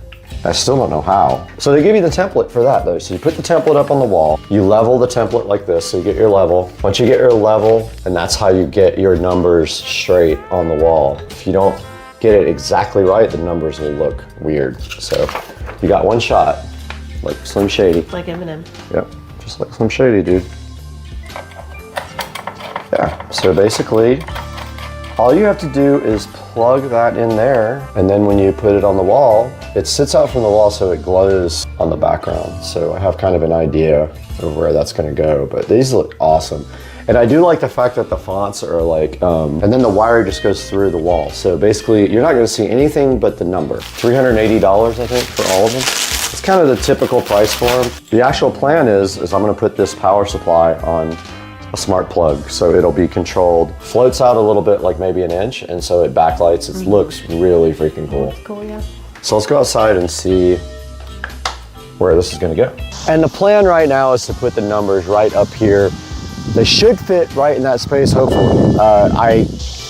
It barely fits. You don't even have to like put screws in it. It's like, Oh, yeah. You could just glue it there. To drill through to the other side inside the garage, and then pull the wire, pull the power all the way over to the outlet that's on the corner. So I'm gonna go above the garage door. I wish I could plug it in. Jesus Christ almighty.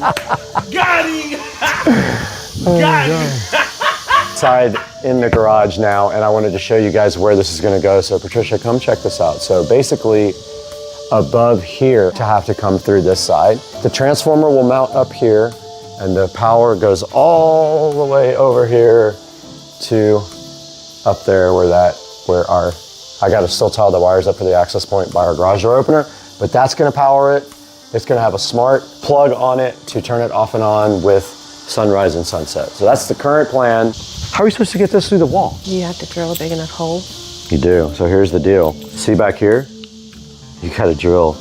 You have to drill 5 of these. It's gonna be hidden by the back of this. So when you put this up against the wall, that barely fits. These are like probably a ½ inch too big. And then you drill through, and then on the other side, we'll have the transformer up at the top, tied up nicely with all 5 of these going to it. We'll run an extension cord over. Okay, we're back in the garage now. It's very hot in here, but want to show you guys what the plan is in here without dying. But up here, these numbers are gonna be right on this side of the wall, so we're gonna have to drill through this entire, for a couple of the numbers, we gotta go through this whole plate. But my plan is, come through here, mount the transformer right up here, just right here, up to the wall. We'll have all of our wires going there, and then we'll run a power wire up all the way over to our power right there, and then we will have a smart plug probably right here on the end of the power wire. That will be connected to Alexa, and it will come on at dusk. Come on at dusk and off at dawn, like the soffits and our new LED sconces. All right, we're back in the kitchen. Patricia has all of our house numbers connected, and here's a good look with all of the numbers. 5 connections to the power supply here, and all you do now is just take your lights. Patricia, show them how this would be laid out. So basically, that's what they're gonna look like at night from the road. They're very bright. I mean, you're gonna see these for sure. The contrast, the black with the white light, it's gonna look good. And also, the soffits are blue, it'll look just like that. And so that's what it looks like. And they sit out about that much so they backlight the house. Now, the next big job is getting the holes drilled and getting these things. I've already made a decision that they're gonna have to be wedged in because there's just no room. They barely fit anyway. And I think if I wedge them in and get a tube of clear silicone sealer and just go right behind them on the bottom and right behind them on the top here, and just put like a dab there, they're never gonna move because they're wedged. I think even with a wind, the only thing that sucks is we're gonna have 5 holes drilled through above my garage door, which I'm kind of stressed out about, but there's really no other option. There's no other option. In front of our nice house numbers again, and you can see here are the mounting studs, and basically what you do is run them into the back of this. They screw in all the way, and then you simply drill a hole in the wall and these go right through it.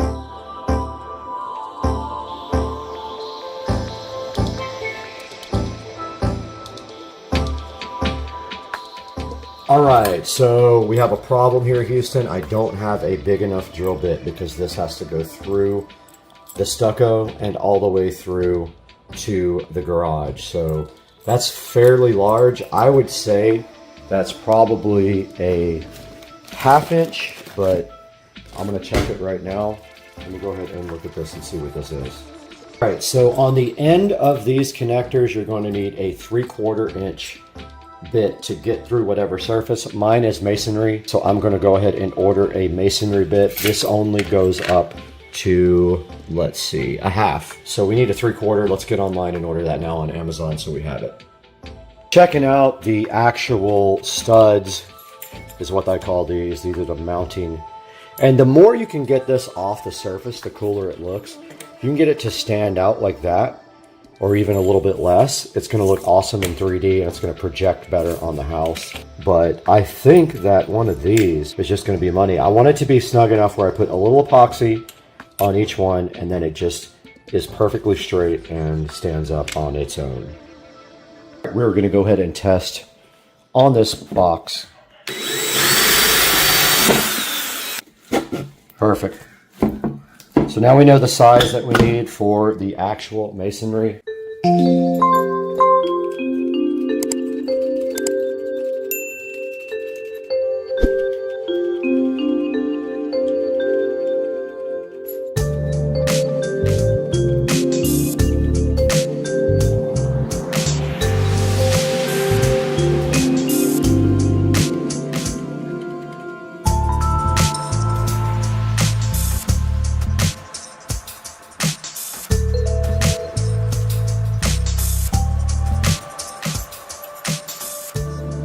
Do have our template right here, and so basically we got our big bit in for going through the stucco. So this bit here will be how we get in the power supply wire, and we may have to wallow it out a little bit to get it through, but this right here hopefully is big enough to get this wire through all the way.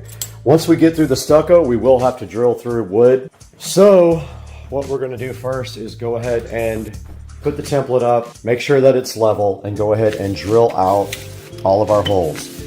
So we have to drill out our small holes with our tile and masonry bit here. We have to drill our big power holes out, which are the red ones here. These are for the standard bolts. These are for the red ones. So we're gonna drill all that out after we get the template up and leveled. That's also gonna be tough because there is almost no room for this. And there might not even be enough room for this. I might have to cut the bottom of this template off to get it to flush mount up on the side of the house. Let's get out there and see what happens. All right, we're out in the front of the SCSR compound now, and the first thing that we have to do is find the center of this garage door.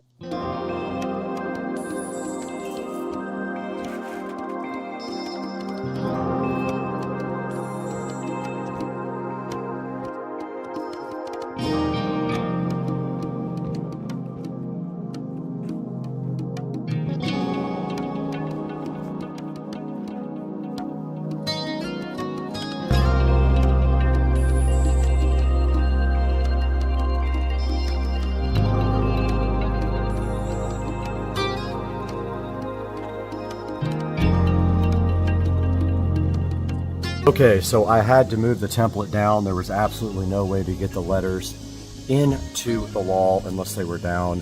So I moved them down about 1/4 of an inch. I'm hoping this is level. I'm gonna grab my level and find out right now.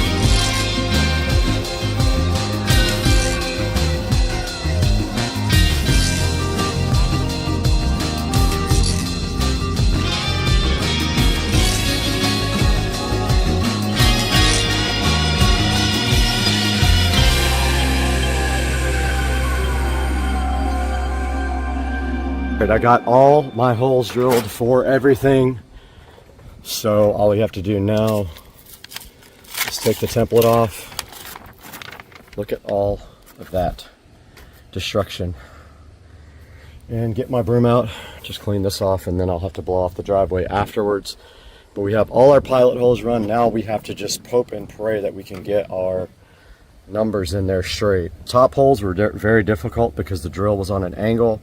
So I don't know how far I'm going to be able to get that in. We're going to find out right now.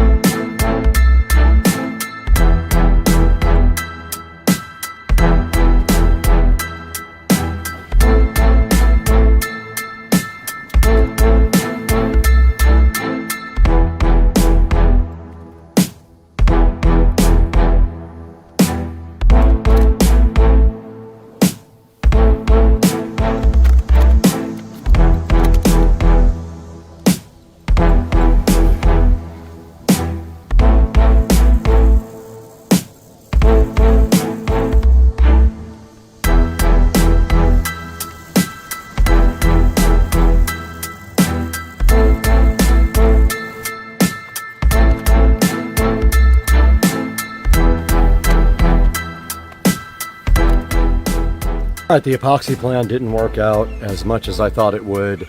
The stuff got everywhere and dried really fast, so even though it says it sets up in 30 minutes, that stuff was set up in like 5. So I've got the Alex fast dry now. I'm just going to go ahead and caulk in all the holes up there and around the screws and see if I can do that without making a complete mess. So I'm gonna get a bowl of water.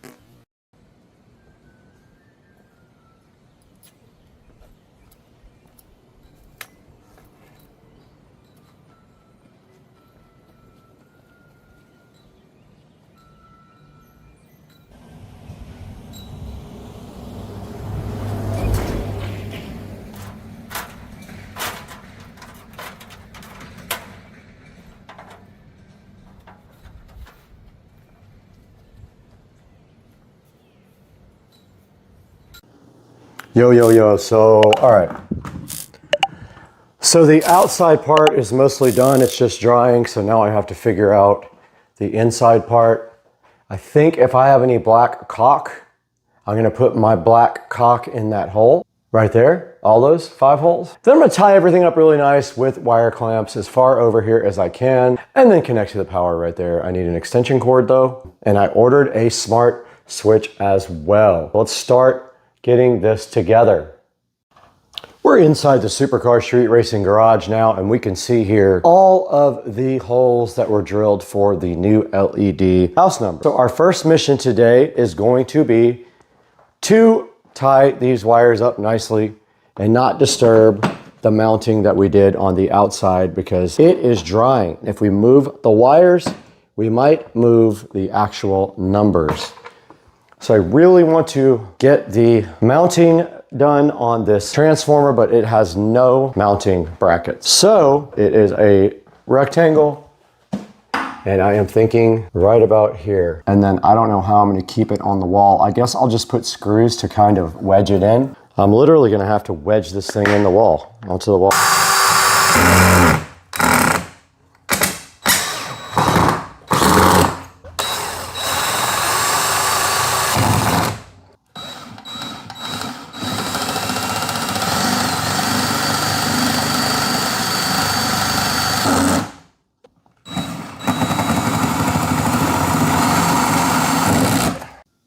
Okay, we do have the power supply mounted now. We just kind of wedged it in there. I'm gonna actually put some of this black caulk around it when I put it in. So next step is to kind of get the wiring done without disturbing the outside, which I am stressed about. Kind of want to just wait so I don't mess it up. But I mean, if I pull,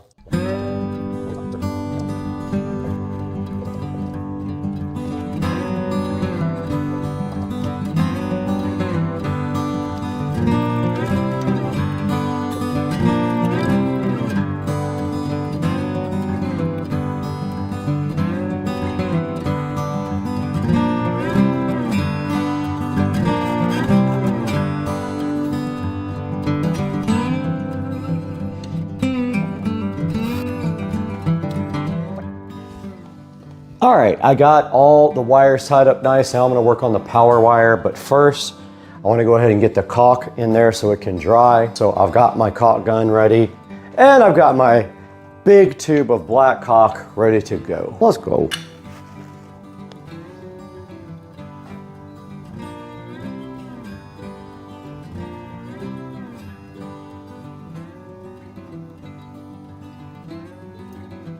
Okay, I did ruin my lucky jeans because I'm an idiot. And there's literally no other word for it but that. And now, all I have to do right here and right now is get the power wire run most of the way and clamped up. Let's get this power cord situated. Probably right there makes sense. Yeah, I'm just gonna run it right on the base here. Base of the, whatever this is. Put a clamp like every couple feet. Hopefully I have a temporary extension cord. I mean, I'll figure it out, but. And one more down here should do it.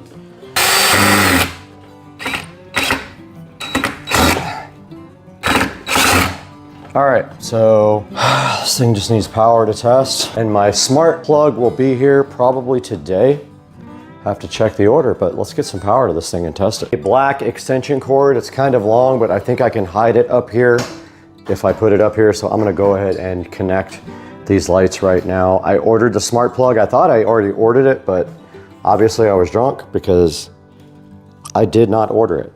This is a bit too long though, but there's plenty of room to hide it back here in the back. And I will get a few clamps and some screws and get up there and tie this thing up and tie up the hotspot cable. This is the power cable, and then we are going to run it up and over so it doesn't interfere with the door. So we got to go way up there, way over there, and into this, but we have a smart plug that's got to go right here as well. So we're going to leave a little slack that we can disconnect this with. It's a big boy. So right here we have to unplug it and insert a smart plug. I'm just going to leave a little bit of slack there. I can also redo if I have to. Oh, let's go, let's go. And then this guy can go in the back.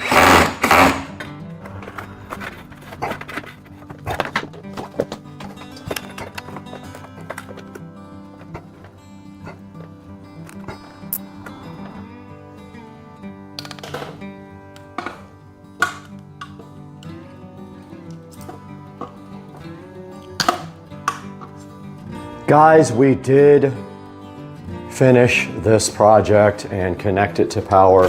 Now, this is the moment of truth. Does it actually work? If it doesn't, this was 4 hours worth of work for nothing.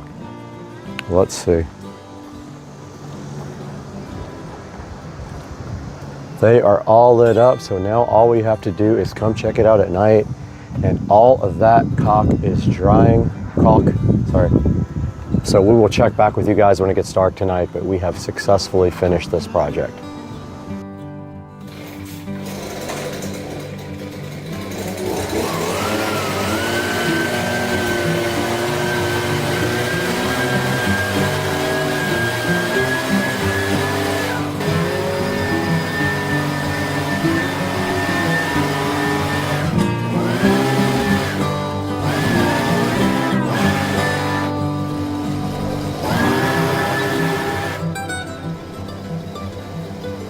Guys, we are out here at night with the house numbers, and that's how it looks on the house at night. And yeah, I mean, guys, hope you enjoyed another project. And yeah, it is what it is. It's staying like that. Okay, the final piece of the puzzle for the outdoor lit house numbers came in, and it is a Amazon smart plug. I buy these now because they're just so much easier to set up, and they just go right in and they just work, and you don't have to use a third-party app. They work directly with Amazon. I'm not going to set it up inside the house because I wanted to connect to the Wi-Fi in the garage. So let's get out there in the garage and get this thing hooked up. Okay, I did get the smart plug installed, and it is rather ugly. I will probably paint it black so it kind of blends in, and it needs something to kind of stick up against the wall, like some 3M tape or Velcro. I'm gonna go ahead and set it up and configure it now and add it to my routine for all the rest of the lights. We'll start to the studio with Supercar Street Racing and Brad.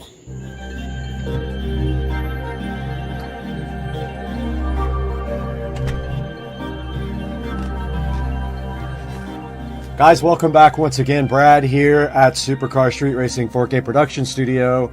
And you saw today that we did go ahead and get these LED house numbers installed on the house. It was pretty easy. It just took a very long time, and they are not exactly 100% straight, even though I followed the template. They're good enough, but the 4 is a little off on the very end. Looks a little bit lower, even though I put that right in the actual holes in the template. So the way these work is you just order the numbers. I'll have a link here on the screen for you. You order your numbers here, and they will also send you a transformer. And this one right here right now is on a plaque, but you can put them directly on your house as well. Guys, make sure you always click through my links when you order products for Supercar Street Racing's sake of the channel, and it just gives me a little bit of dollars to continue what I'm doing here, because I do lose money on the channel. As always, we love your support. We appreciate you, and buy your LED house numbers and drop a comment if you need any help installing yours, and we'll see you guys next time.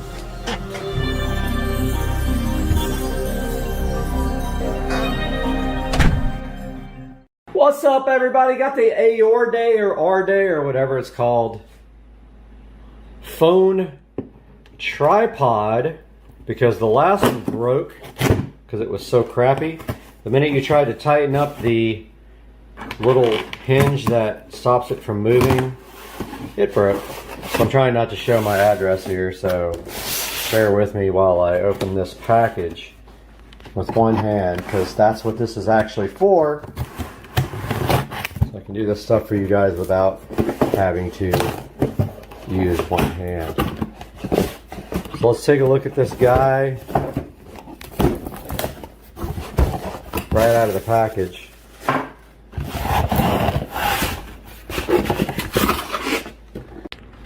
Got the box within a box. And it is really hard to open these things with one hand, but that's literally what this is for.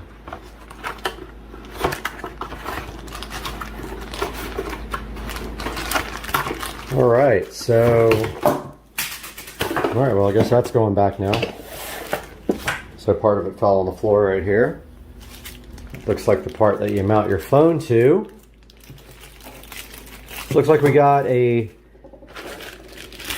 pretty hefty tripod, which a lot of people complain because this was heavy when you want to just do selfies and stuff, but like, dude, if you get a cheap one, it's not going to be light. I mean, you're going to have issues with that. I had it.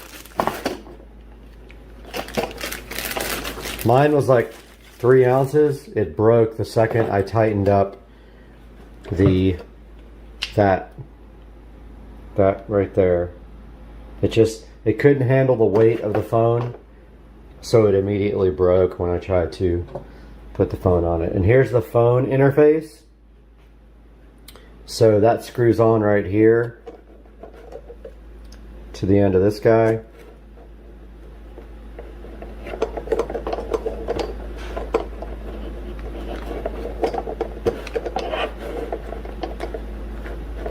And then once that's tight, so I do mostly landscape stuff. So now the phone should be able to go, I'm just breaking everything today.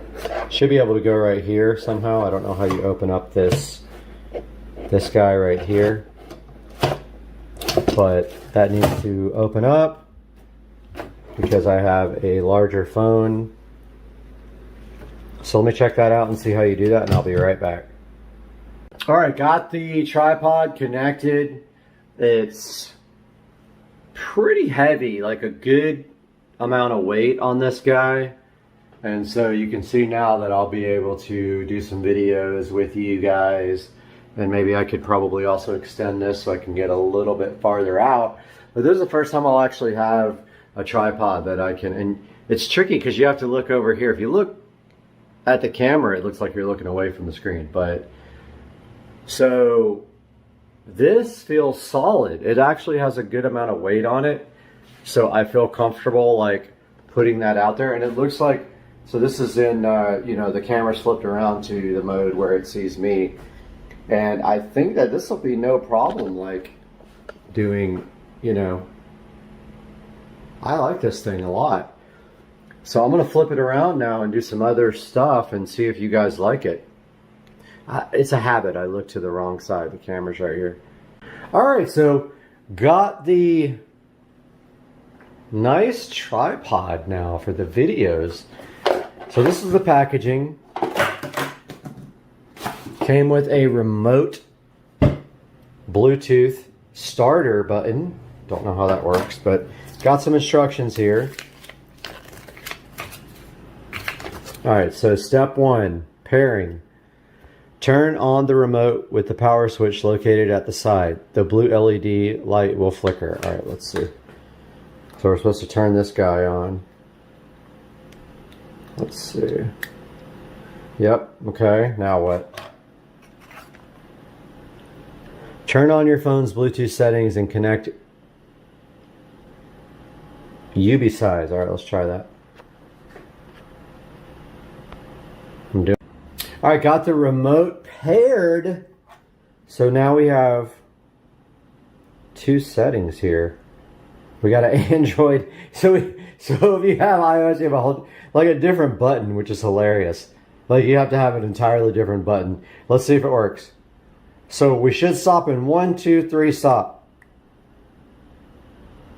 Yeah, so stop. No, but stop. Alright, so I'm recording again. Here's the remote. I'm going to try to stop it. Negative. Okay, so it says step 2. I'll probably miss something. Okay, step 2. Open your phone's camera app. Press the button associated with your phone's operating system. If your camera does not respond, it may not be compatible. So I guess it's not compatible. So I guess I can't do this. A lot of people. Okay, Samsung.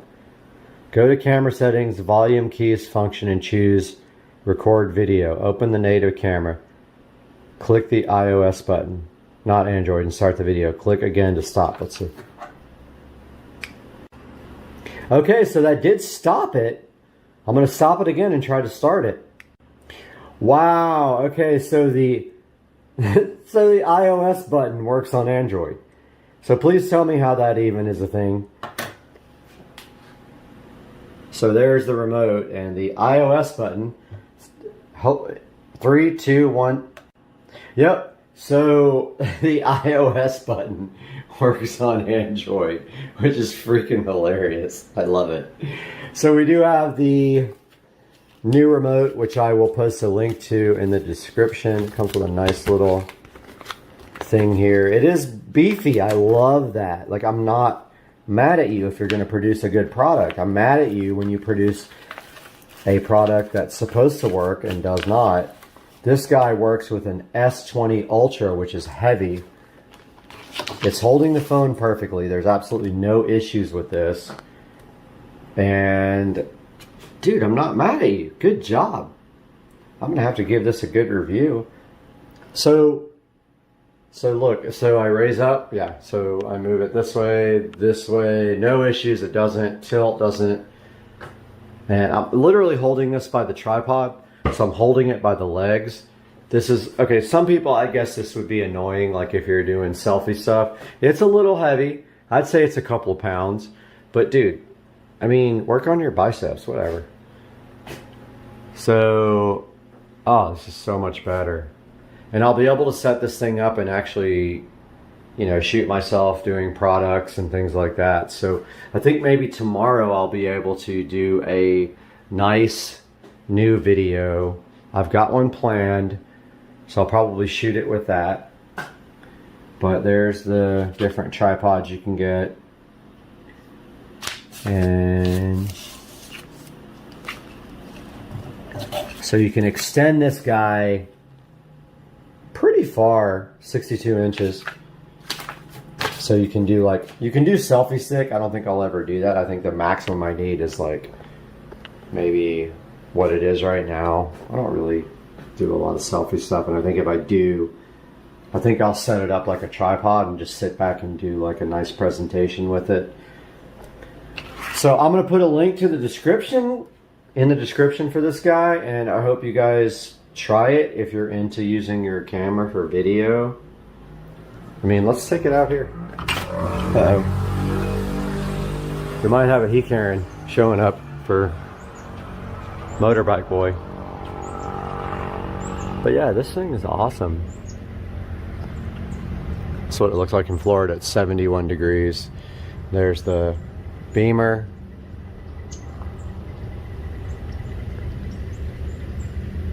Nice. I'm stoked. Now today, I actually ordered a video card, finally. So I've got a video card coming for editing, which I'm really happy about because I've been struggling with my existing machine. I haven't really had a decent graphics card to do video editing, so I ordered a Quadro, and that should be here any minute. So I'm stoked about that and doing a video about that and getting that installed, and I will see you guys in the next video. Check out this tripod though, it's bomb. Welcome back to Supercar Street Racing once again, and our mission today is simple. We are going to get these wheels off and get these wheels and tires over to the tire shop to get the new tires mounted.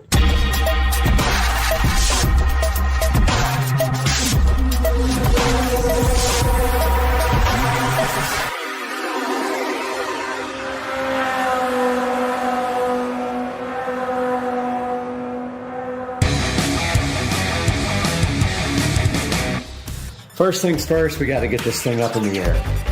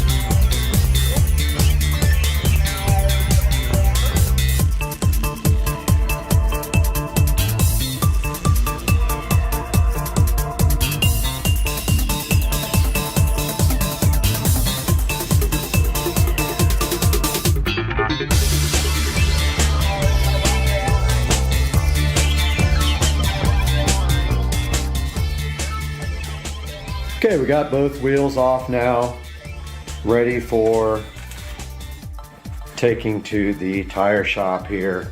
Once we get the tires on them, we'll go ahead and paint them black, and the sprocket as well. All right, we got Rich. Hey.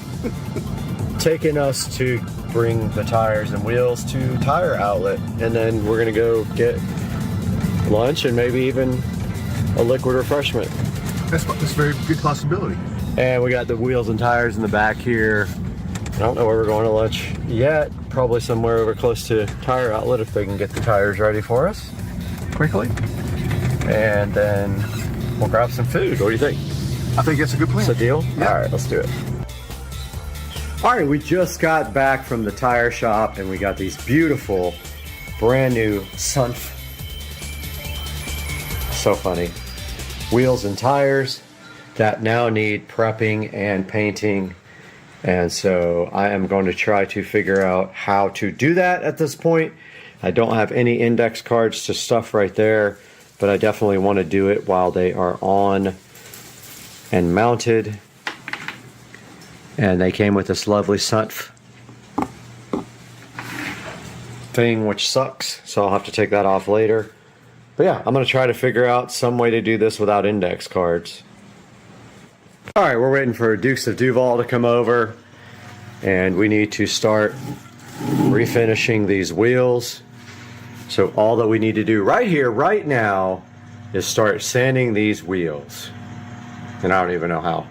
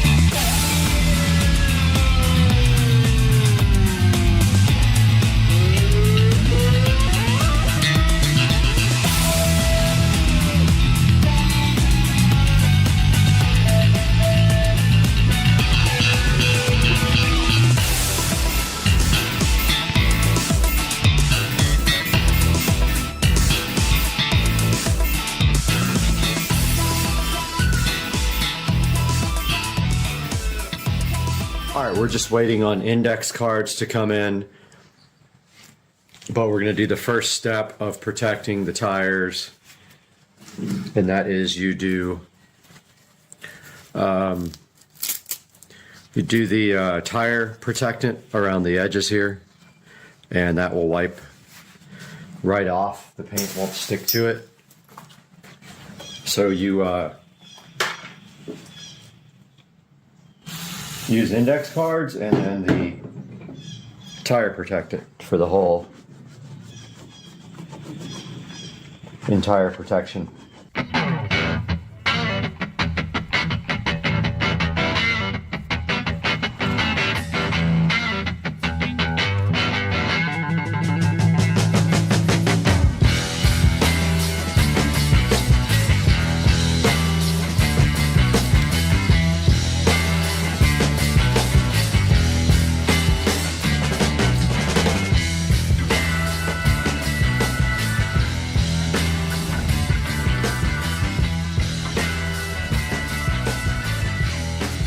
So the index card trick is not going to work on these wheels, and I'm bummed out. I don't know what to do. I got to figure it out now.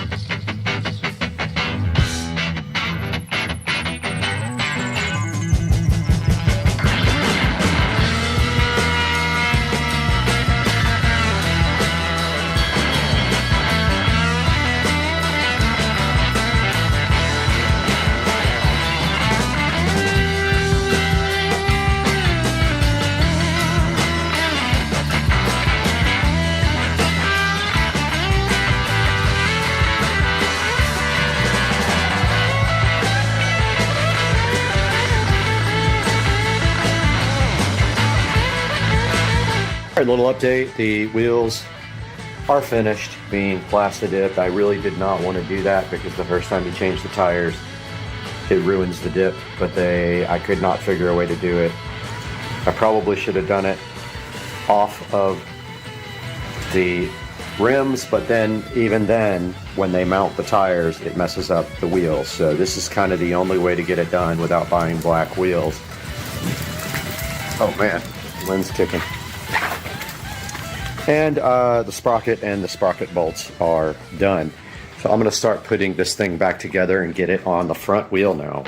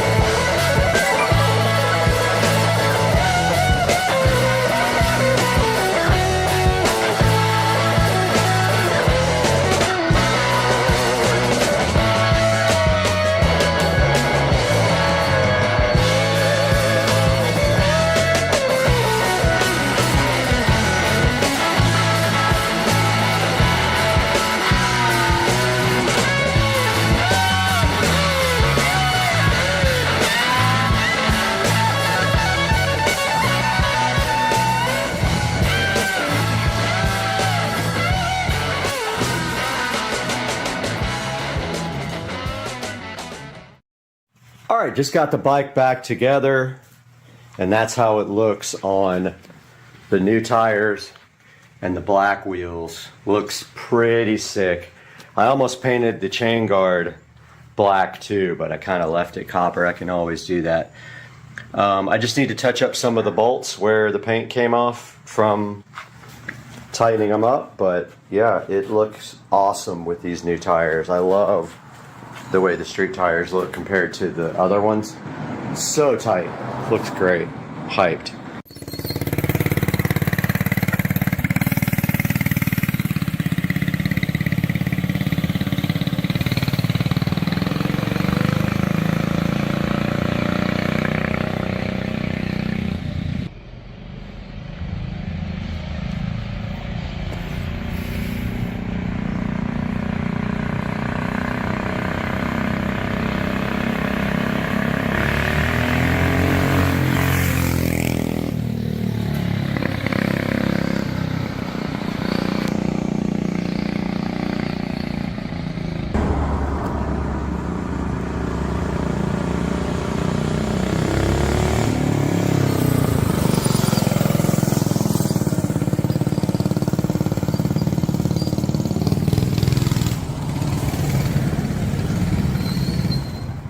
What's up everybody, Supercar Street Racing here, and today UPS just left and there is something out here I want you guys to check out.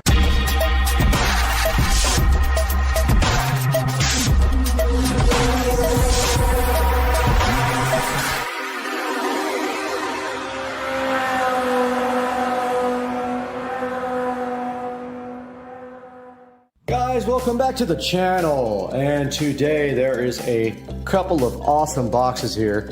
Don't make fun of my socks, it's cold and I have hardwood floors, but let's take a look at what's in these boxes. What do you guys think? I mean, I'm so hyped for this. I looked forever for exactly something that I wanted, and I found it and literally ordered it yesterday, and it is here now. And oh, you know what that is. That is the special wheel condom, and underneath that wheel condom we have, oh man, these are freaking beautiful. Look at the wheels, guys. I am so hyped for these wheels. Look at this. Check out these wheels, guys. We got the little SS center cap, which I really want to turn black. I'll probably end up doing that black, filling that in with the oil-based marker or whatever, but check this out. So these are 14-inch wheels for the Club Car Precedent, and they look just like some of the wheels for some of the cars which I used to own, so I'm really, really stoked about this. These things look amazing, and the reason I love these is because the new ones all have bolts, silver bolts all the way around, and this is a clean look that's going to look absolutely sick on the golf cart, and I am so hyped. There also should be black lug nuts in one of these packages. I'm not going to go ahead and open up the other packages yet, but at the moment I am looking for tires for these, so as soon as I can find some tires, I think I found some, then the guy will also mount them pretty cheap, so we're going to be heading out to do that, maybe with Joe. Joe will give us a ride. But yeah, I just wanted to give you guys a little update and let you check out the new wheels that I got. Get you a closer look here. Look at these guys. Things are so awesome. Really, really nice quality wheels, and perfect for a black golf cart if I do get the golf cart to be converted to black somehow. I'm still working on what I'm going to do with that, if I'm going to get the body painted or wrapped or whatever. But stay tuned, guys. These are the new wheels, and I am super hyped about it. All right, guys, I just ordered a VIP carbon fiber dash kit for the Precedent, and I'm about to order the little bezel right here that goes across it in carbon fiber as well. But that is the kit, VIP dash kit here. If we click on it here, it actually has a hole here for a gauge style marine radio. However, I think I'm going to try a tablet on mine and mount it right here over this hole. If that doesn't work out, I will get the marine style, but I really want to do a tablet, like an 8 or a 10-inch tablet on this. I think it would look awesome. But there's a good look at that. And then next I'm going to be ordering the little bezel cover for the dash to match the carbon fiber dash kit for the Club Car Precedent.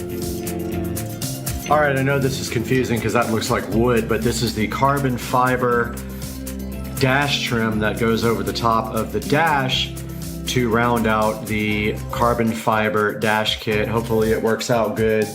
The reviews are mixed, so we are going to see.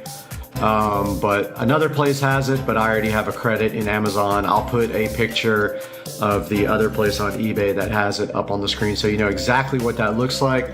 But yeah, I just ordered the dash kit for the marine style bezel gauges, and now I'm going to get the, I think I might even have it up here. Let's see. Oh, we can look at it. Club Car Precedent, carbon fiber dash trim, so you can see a better picture of what it actually looks like. So here's an actual shot of it right there. So that is what makes out the entire kit and makes it all look great. Guys, just wanted to give a huge shout out to ST Wheels, who were awesome in this transaction, and I didn't want to leave them behind. I'm going to put a link in the description to ST Wheels on Facebook. This guy's awesome. He shipped the wheels out literally Saturday, and I had them today, so literally 1 day later. Either Friday or Saturday, I can't remember, but it came really fast. He's also in Florida, so it made it easy. Guys, please do the channel a favor. If you need wheels for your golf cart, check out ST Wheels. The link is in the description and below. And I hope you guys enjoyed the video and have a great day.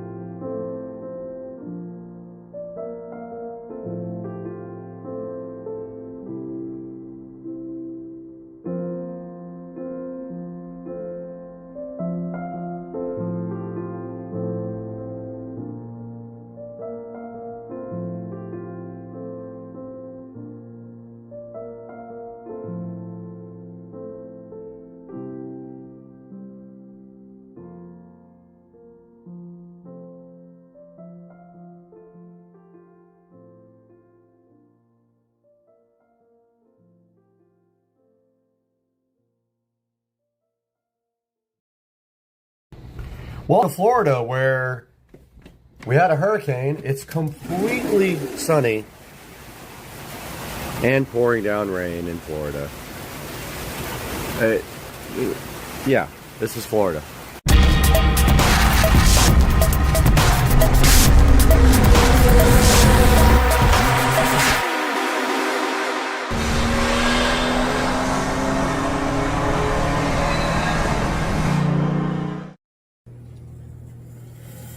Today we have a package from Amazon right here for the thrift store iMac. Let the upgrades begin.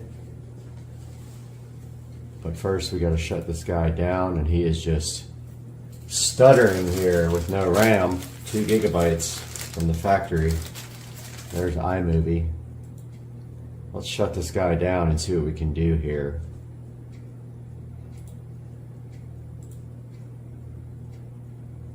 Spent the last like 3 hours copying videos from the phone,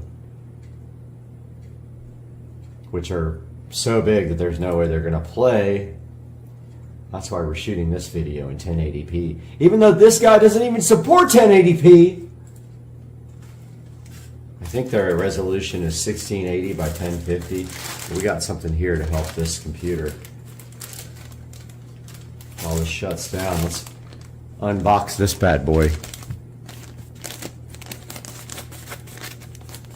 This new packaging.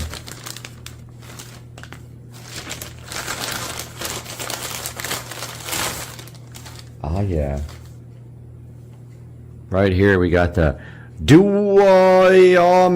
QE. Bring computer new life. RAM. Should have 8 gigabytes here of the same speed RAM. This thing started doing the enroll again for the school district, and it's irritating. I'm gonna have to fix that.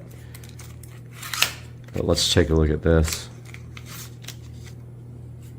Should be 2 4 gigabyte DIMMs here. Make sure you destatic yourself before you touch this and you destroy it. 4 gigabyte DIMM.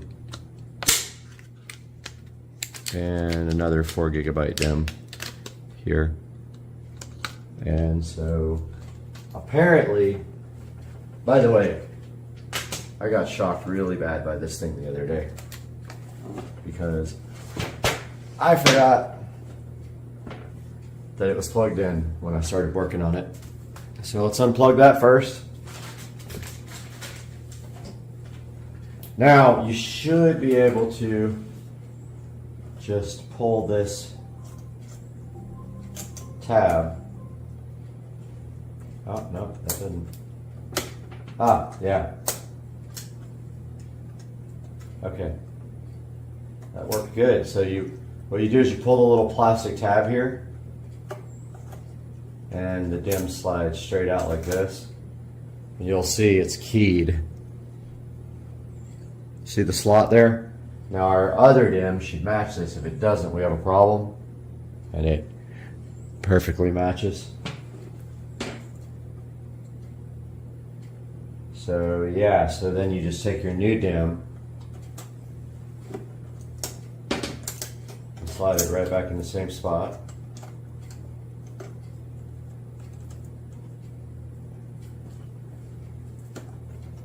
Push it in and put the plastic tab back the way it was underneath the RAM so you can shut the door. Again, you just pull that plastic. Kind of a pain to get out after you do that, because of course we are removing it with it angled the wrong way. Here's our new dual whatever ring RAM stick. Slides right back in the same slot. And then this bad boy becomes a new man. Oh, that didn't feel right. There we go. Alright, so before we put the cover back on, We're gonna make sure she boots off, and if she doesn't, the RAM goes back. Simple as that. That's why I bought it from Amazon. Paid a little extra. Let's see if it chimes.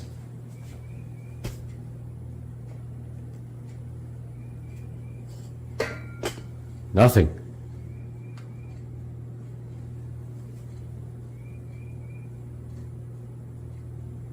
Did the power cord come out? Yep. All right, let's see. Oh, I hear it.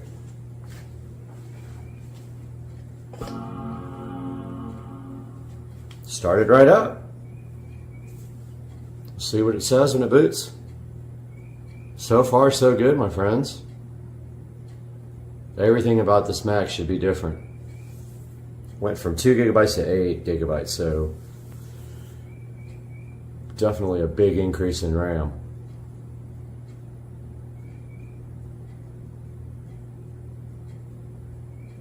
So we got the SSD, which is literally miles above what was available when this came out. It wasn't even a thing back then. We've got 8 gigabytes of RAM, which is not officially supported by Apple, but we're not using an officially supported device anyway. I mean, this thing is what? Let's see, 10, 13 years old now. This is a relic of the past. So we go to when it loads up, and I'll tell you how much faster it is once we see how fast this part goes through.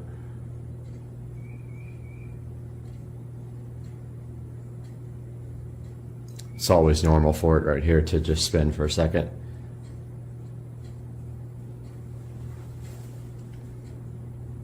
But it's already noticeably faster. Booting up, like way faster. So we go to this, and we go about this Mac. And we have 8 gigabytes. Let's look at the memory. Yes. Yes. Yes.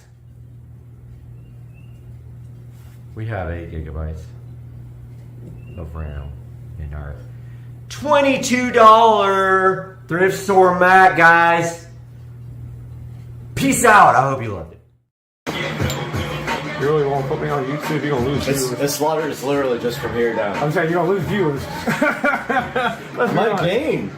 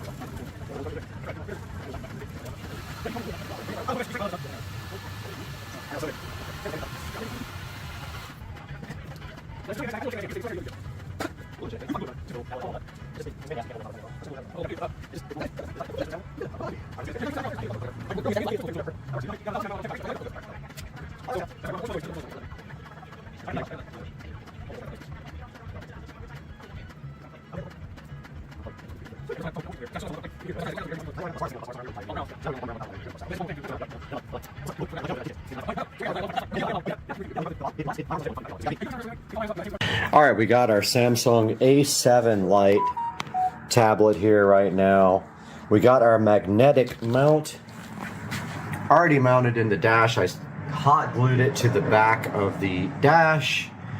Now I have to take this little metal plate here and put it right in the center, and that will be how the magnet works. Let me do that now and I'll let you guys know how it comes out. Got the magnetic mount on the back of the tablet, and so this thing should just literally magnet to the dash now, right here. So let's see how it works.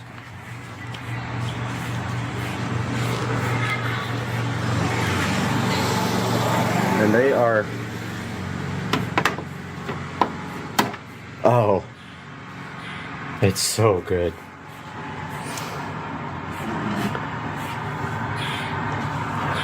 Like, perfect.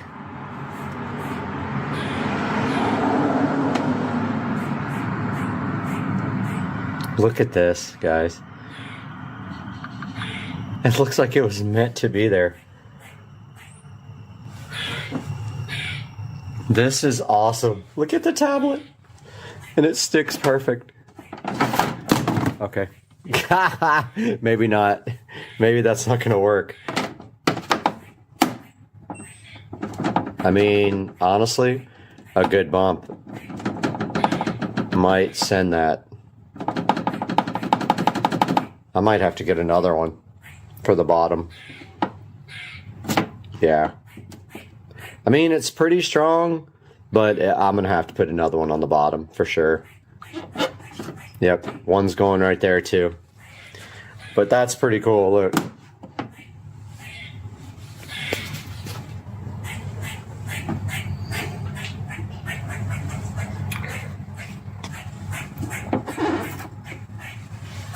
Yeah, it's going to have to take two. Good morning, guys. It is Sunday morning. Jaguars won last night. Everybody was freaking out. So cool. So just a little update. So we got a lot done yesterday. This is the current state of the amp rack. We've got the 12-volt inverter here. We've got the Rockville amp here. We got the voltage reducer here. We've got the fuse for the amp here. 12 volts going over to the voltage reducer. All these 12-volt wires are ready for whatever they need to power. We've got a 48-volt wire ready here to power the voltage reducer, and actually on this side it's going to the master switch. So I haven't figured out where I'm going to mount this yet, how I'm going to do this. This switch is going somewhere under the seat to turn off all the 12-volt accessories if I want to when I stop the cart. You know, that way just so the amp and everything else turns off. This stays on all the time, and this will actually turn off with the cart. I'm thinking somewhere in here. I just don't know yet. Not sure. There's not a great place for it. Maybe there.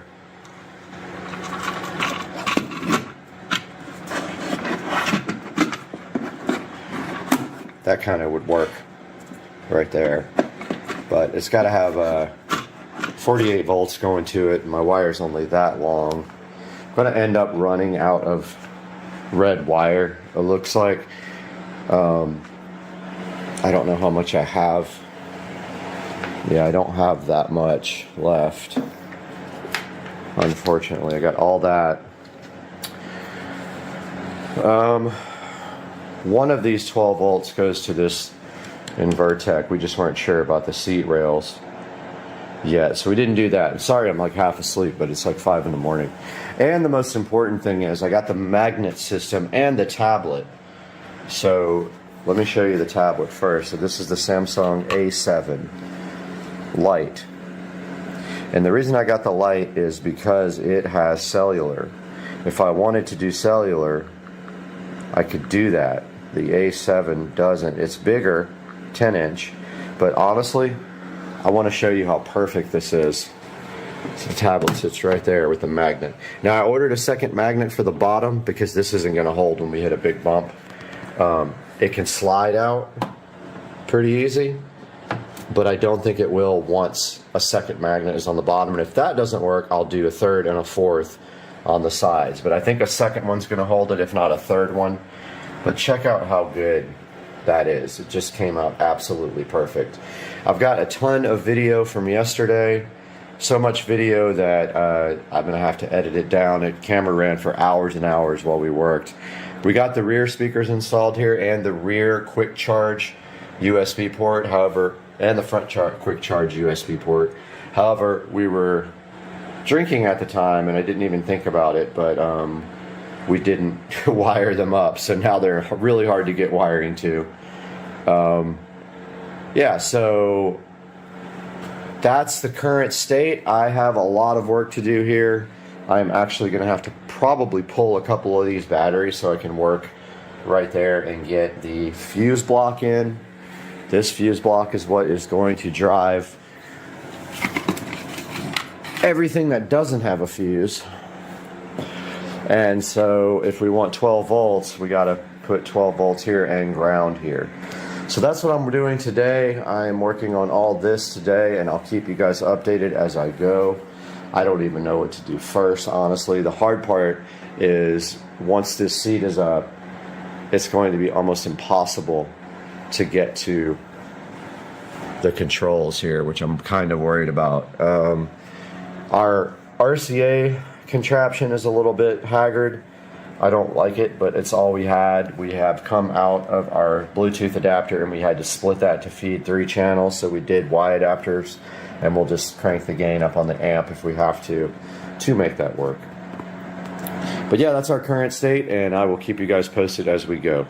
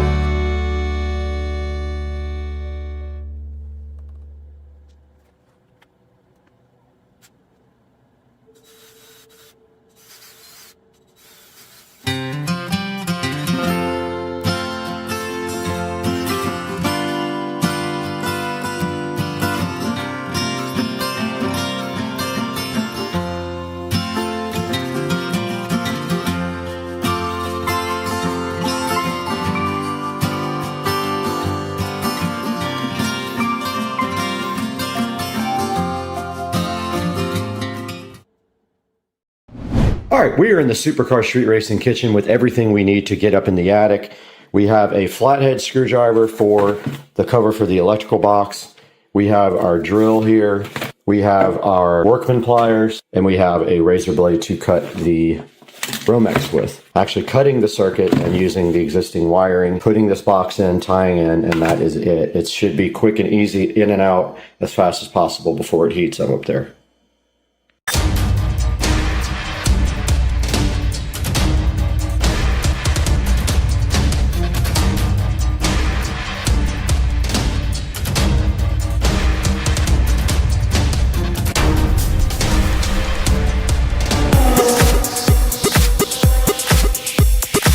Outside from Supercar Street Racing abode, we can see here that we have actually pre-wired for the LED sconce lights that are coming in the next few hours. All right, so the next step of the process is to get this light out. It will no longer be, and we need to take that out right now, so let's get that done.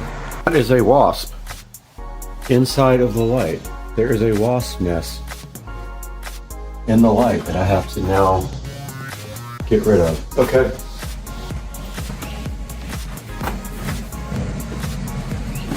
Got a towel here.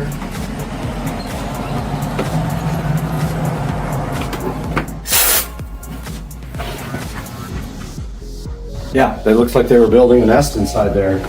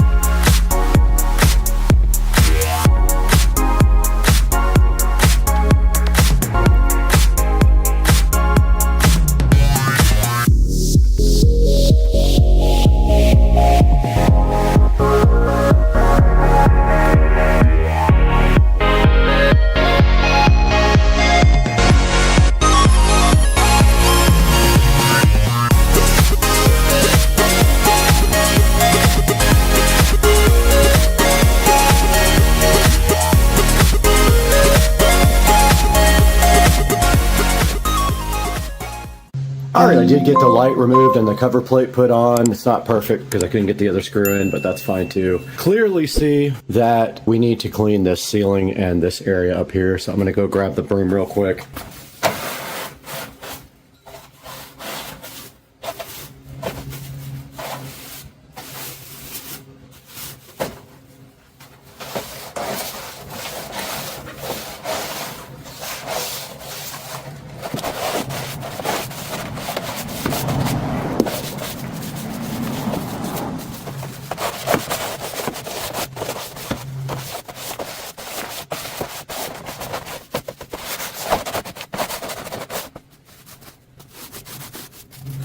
Okay, this area is ready now for the new LED sconce lights. They will go here and here. They will mount directly to this board here. And then we just have to cut these wires and tap right into the existing electrical on the sconce lights. And those guys are expected to be here within the next 2 or 3 hours.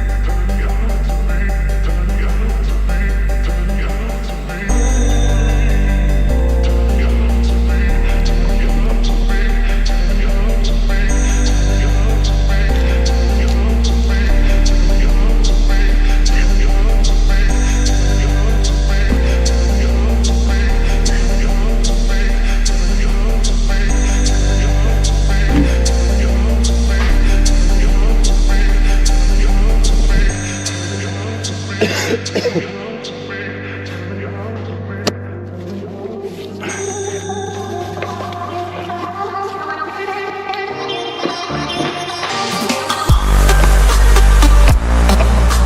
looked outside and I noticed the box here, and that is most likely my lights. It is them. Let's go ahead and get this inside. All right, just got this opened up, and I wanted to show you guys the quality of this packaging compared to maybe something of a cheaper nature.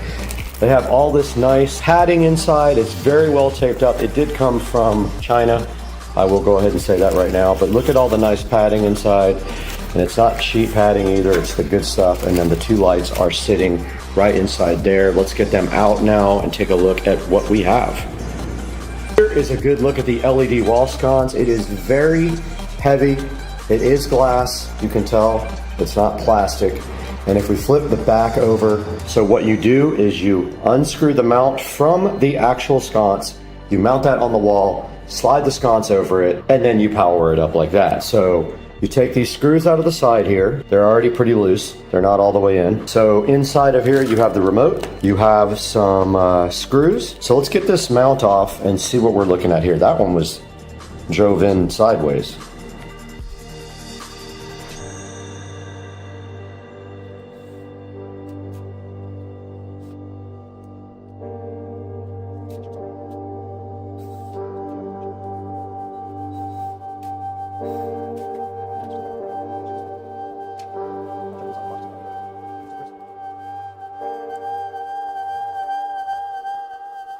UL listed to give us some more room in here. That's it, basically. You have your power here.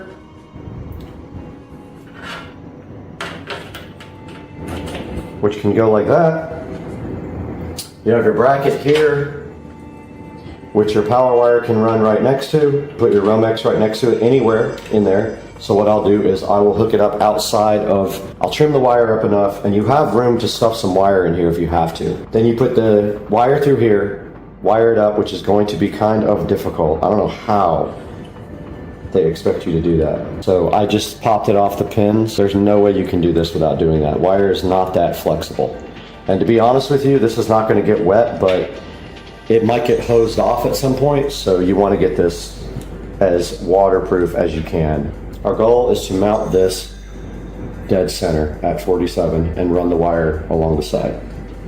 Okay, we're outside now and we have wired these two wires here to the switch that controls the patio light here. So there is no more patio light, it is disconnected, and now we have this left.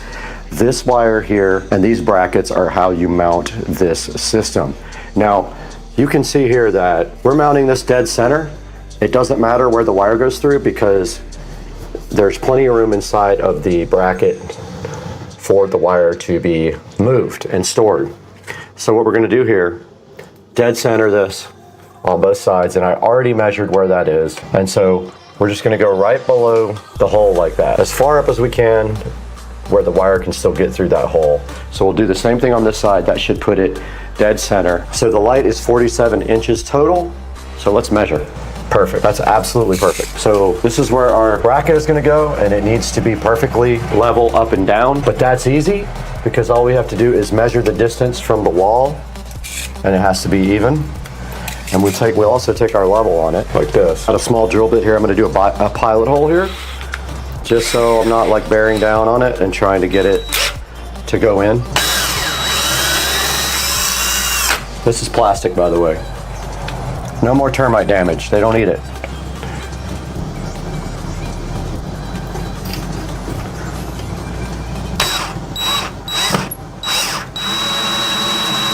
Oh, it moved.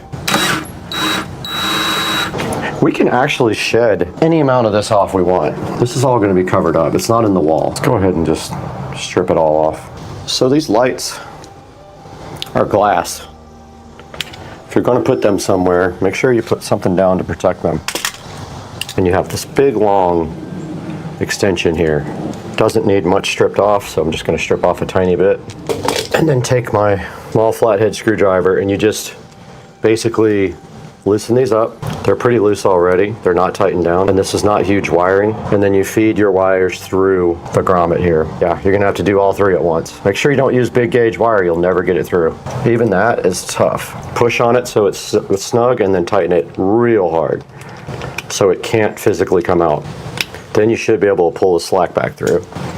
So this is the cover that's supplied with it and the 4 screws.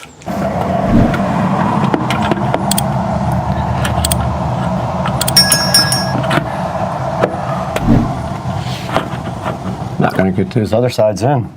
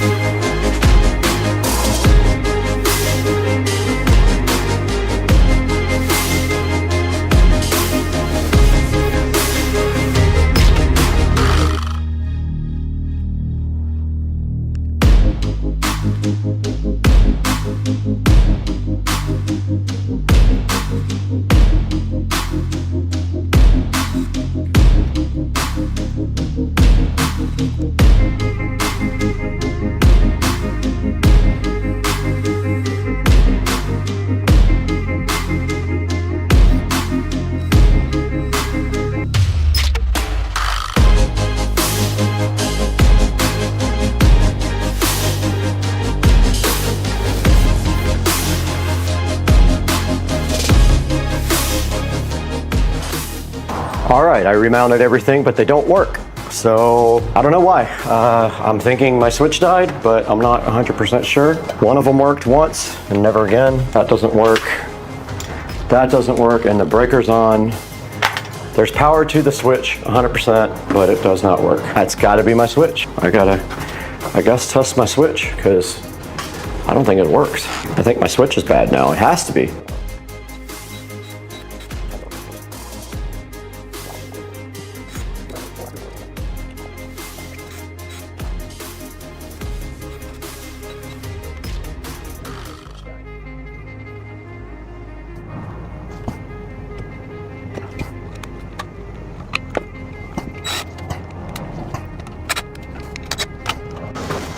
Okay, I did get the lights finally hooked up and on. They look level to me and pretty good. But I'll get a shot for you guys when night comes around. Till then, I'm gonna go ahead and clean up. All right, guys, we are outside of the house now at night. Sun has mostly set. You can see there's some daylight, but I wanted to show you guys the sconces here. And you can see right there as we walk up, they are set on warm white along with all the other lights. And I have the garage, kitchen, and foyer on purple. And so as we walk up to the front here, you can see the sconces came out so cool. I think they add such a nice touch to the porch, and we have no more hanging porch light looking like it's from the 50s. And the house just looks so amazing at night, and people always stop by and give compliments on the lighting. And I'm gonna walk you guys back out one more time to check out the entire house. And that is the house. And then I'm gonna get some good pictures. Now, Base Boy left, and you can see right here, the sconces lit up so fire on the front door. So that's what it looks like at night. And you can dim them and change the color. All right, I feel like we'll never actually use this, but you can pair the remotes to control more than one device at once. I have both remotes here. But as you can see here, we can go center button here. The remotes can go timer and color. Color temp is right there. right? So we can go cool white. And then on this guy, we can go cool white. And then we could set the soffits to cool white. And so they did equalize to cool white. All right, so this is cool white on the soffits. Of course, I can't change the sconce lights are both set on cool. I will step back and give you a view of that now. I decreased the exposure on the camera so you can kind of get a better idea of how that looks, but that is kind of cool. I kind of dig like the bottom half being warm and the top half being cool. So yeah, exposure is turned way down. They are bright, dude. Look kind of fire, dog. Hope you guys like this video. I'm gonna grab a couple of pictures and we'll see you on the next one. Thank you for liking and subscribing. Please buy these products through my links. Hey guys, welcome back to the channel, and I hope you enjoyed what we were doing today with this mod lighting sconce lights for the outside of the Supercar Street Racing compound. Now, we did buy these lights off of the website, and they are not a sponsor of ours. We paid full price for them. And if we take a look right here on the website, mod-lighting.com, you will see the wall lights here, and they have the sconces right here, and they do offer RGB as well. I just didn't think it would look that good on my house. We already have RGB up around the top, so I just went ahead and got the ones that have the remote control. They are dimmable, and they can do a timer, and you can pair more than one light to one remote control. But as you saw in the video, we went ahead and got a Amazon Smart Switch ordered to put on the lights as well. So scrolling down the page here, they actually have some pretty cool products. Look at this moon. They have some cool looking art looking lights. They have round lights. You have to check the site out. They're very cool. They have stuff that nobody else has, and it would look great on your house. So go to mod-lighting.com and please tell them Supercar Street Racing sent you if you do order from them. Leave them a note so that they help me out in the future. Now, right after this, you're going to see me installing the Amazon Smart Switch on the Mod Lighting LED wall sconces. So let's throw it back inside to Brad one more time and check out the Amazon Smart Switch. There'll be a link in the description to that as well. And we appreciate you guys buying through our affiliate links, liking, subscribing, and we'll see you next time, but back into the house with Brad. Okay, we got everything set up and the Smart Switch is on. I did find all the screws for these. And so basically this just goes on now like this. Except it doesn't fall off. Got him! Oh! And this is the... Whoa!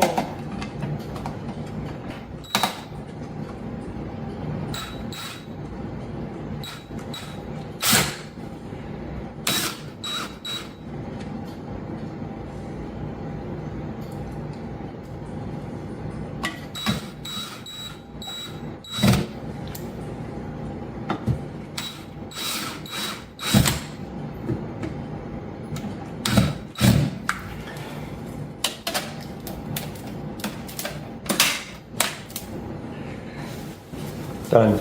All right, that's going to wrap up the project for the LED sconces outside. They are now on this smart switch. This is a smart bulb. It doesn't need a switch. All we got to do now is clean that off because it's really dirty. But other than that, I hope you guys enjoyed the LED sconces. Link in the description to these guys. Please go get one.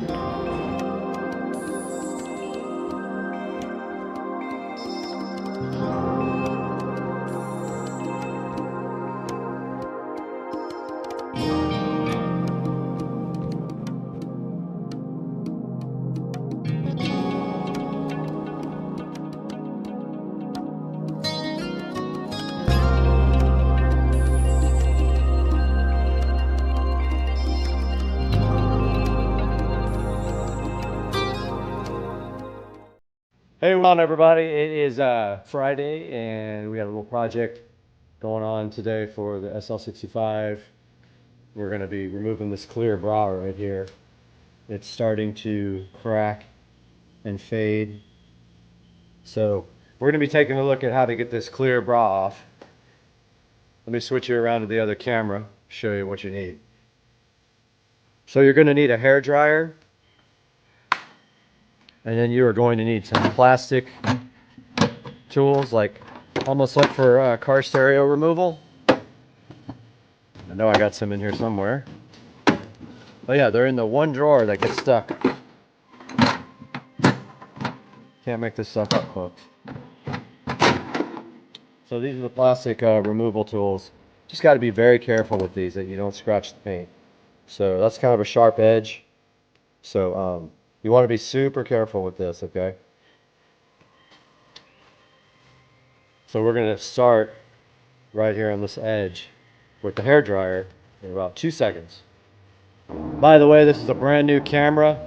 This is an S9 Edge Plus, so we're going to be taking a look at 4K on this thing with this video. But here's your hairdryer here. So I'm going to start right here with the edge. You can even see how it's discolored, and then right there it's cracking. So we're going to get rid of this. So just turn your hairdryer on and start heating it.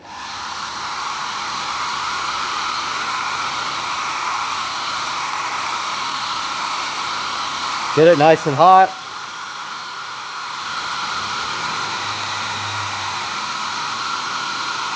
Should peel right off after that.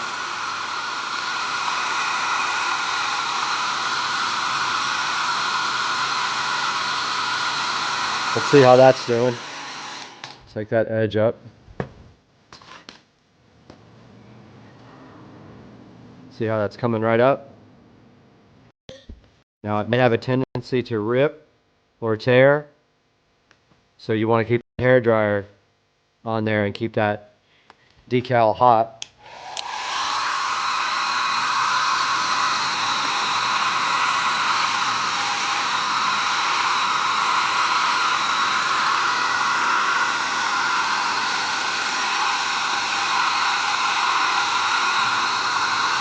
Get it nice and warm.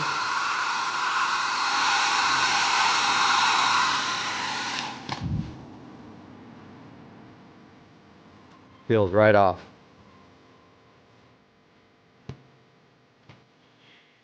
Starting to tear right there on the edge. When that happens, it can be more difficult. The bigger of a piece you can get to come off at once, the easier it is. So I'm going to go ahead and work on getting some more of this off, and I'll update you in a minute. Starting to come off here. This is definitely going to be a long process. Be prepared to spend some time on this when you start. Keep that heat gun on there, or hair dryer. As you peel, heat in front of it, like that. Then peel some. Hopefully it doesn't break like that one piece is. The older it is, the more brittle it is. It has a tendency to want to just break off instead of coming off clean.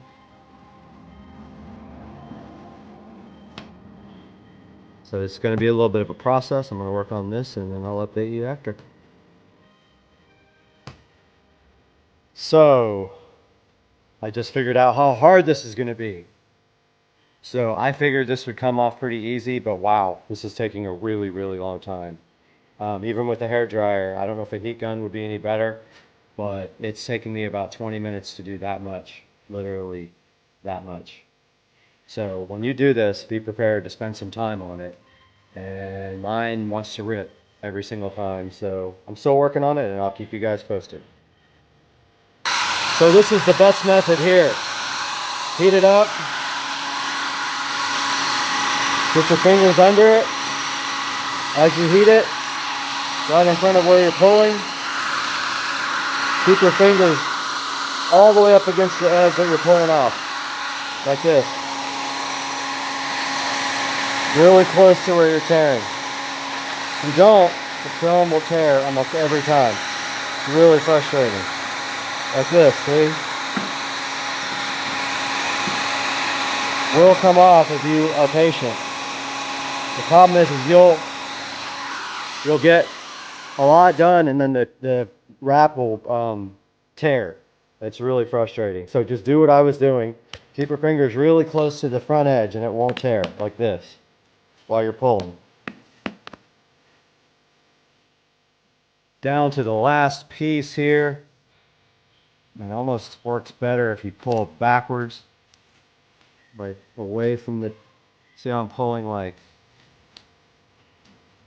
literally away from straight back. And that's what tends to happen, is it will eventually rip on you. So then you just have to grab another piece, and that one will rip. Very frustrating. This is a very, very long process. I would recommend that you lay out pretty much an entire day to do this. It's taken me almost an hour to do this one fender. And some places come off easy, some don't.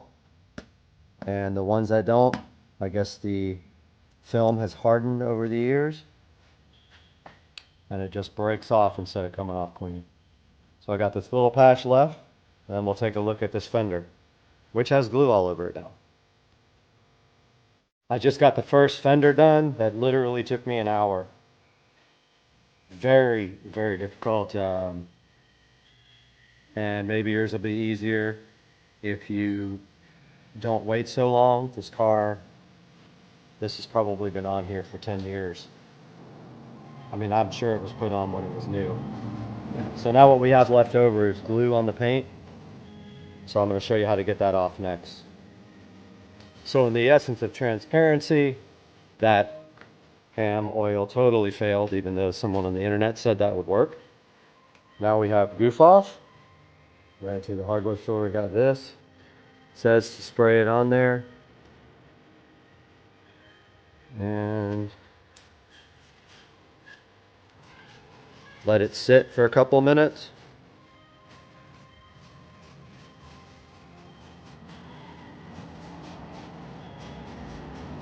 That's what we're going to do here. We'll let that sit for about 5 minutes. Alright, this is sat for 5 minutes. Go ahead and see if it takes it off, and sure enough, it does. Gets every bit of it off. Look at that. Stuff is awesome. It's coming right off of there. Check it out. Glue right there. It's coming straight off. I did find a piece here that I left on clear bra. Okay. Get that next.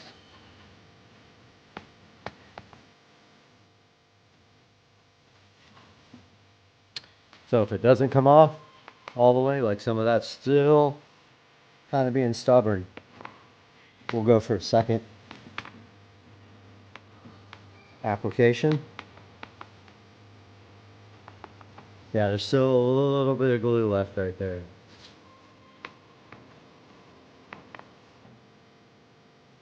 So I'm going to do a second round of this stuff right now. Alright, I got the whole entire car waxed. As you can see here, there's 2 events this weekend. We've got the Cars and Coffee over at Vaughn Motors, and we've also got the Full Lock Drift Shop event right after that. So we're cruising. So the car is fully waxed. Now here's the fender that I removed the clear bra from. I'm going to do this in pieces because it takes so long. I think I'm going to tackle the other fender next, but here's the waxed fender. Go over here and get a nice clean terry cloth. And I'm going to go ahead and buff this wax off.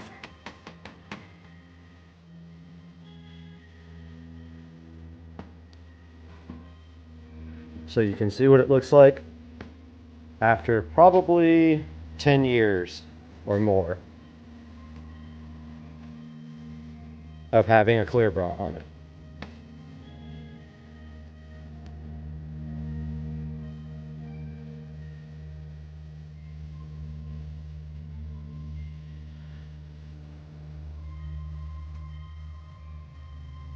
Okay. There you have it, folks. There is a clear bra on shot. Clear bra there.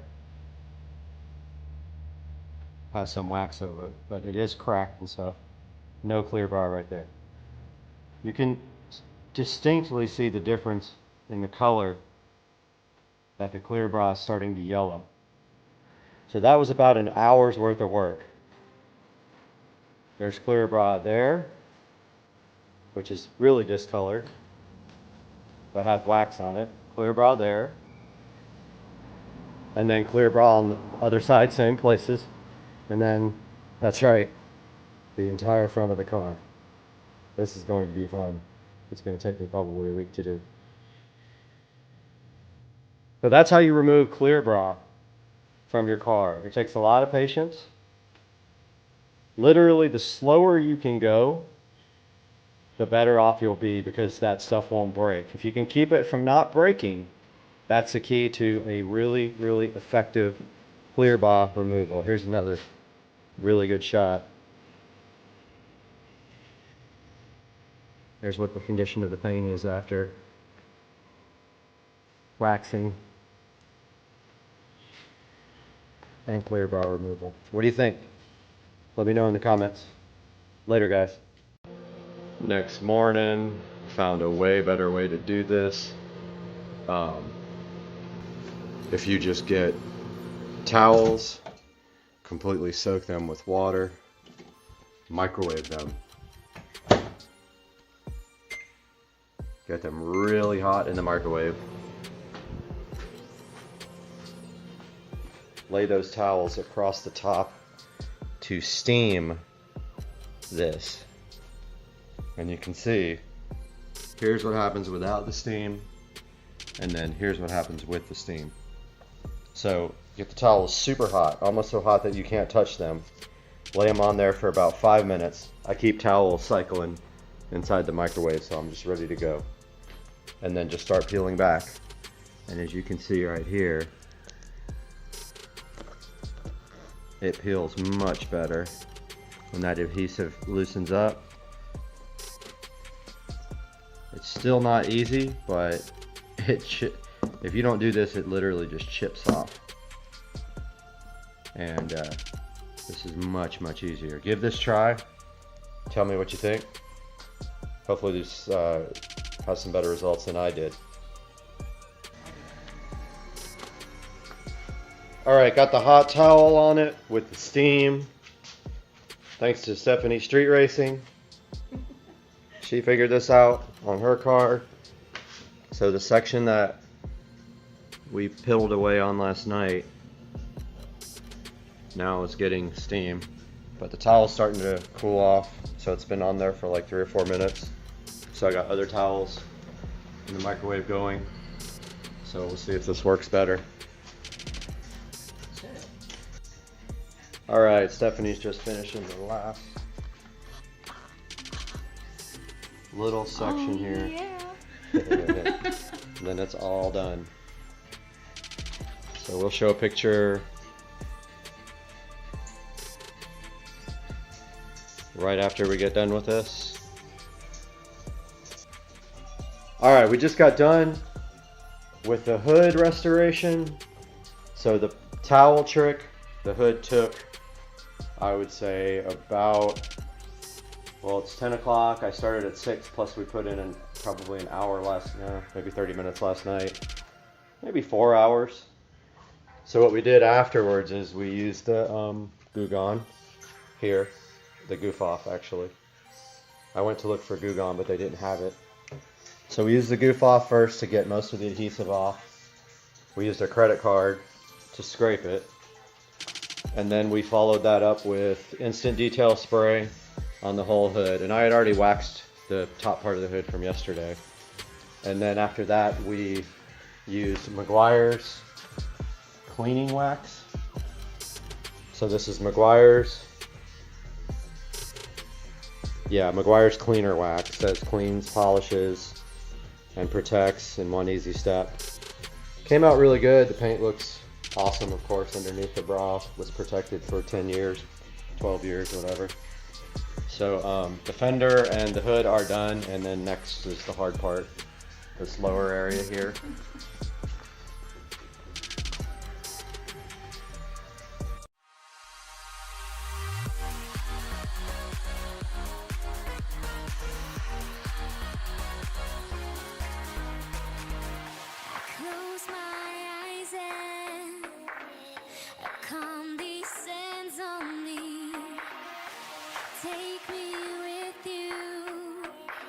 We soar to infinity. We're going at the speed of light. Bring me higher.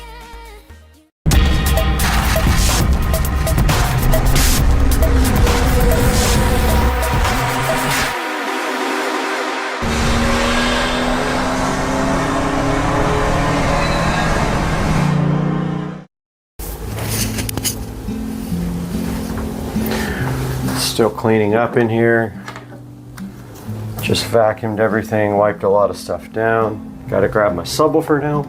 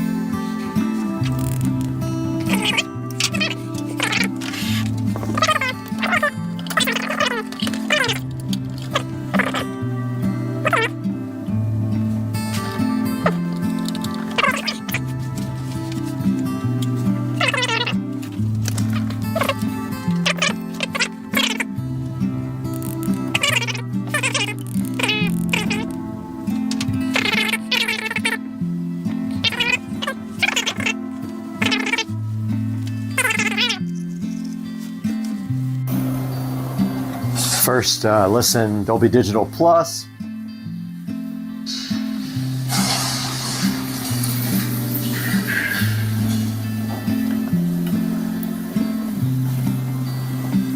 Probably get a copyright strike, you know, because you can't do anything on YouTube. But yeah, I'm giving it a test right now. So far, so good. Here comes the TV. Woo, woo, woo, woo, woo. The hype is real.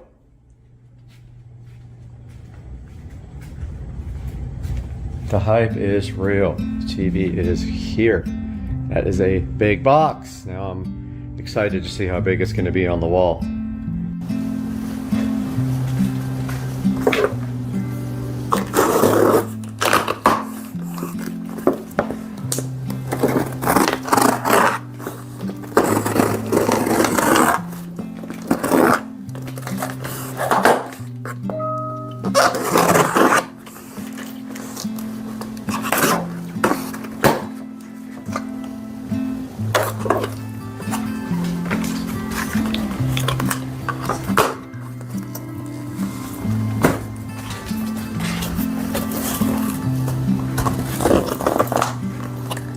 Got the little unpacking instructions in here. Open the little flappies. Take out this thingy.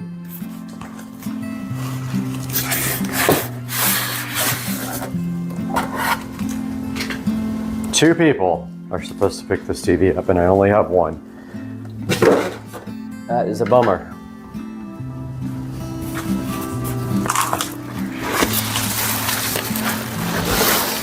Oh yeah, it's heavier than I thought it would be. Well, I thought that I would be able to do this alone. I don't think that's gonna happen. The little feet are down in this box. I thought I could get this bad boy at least onto the... Thought I could get it onto the bed at least so I could work on it. But here are the little feetsies that I can't get on.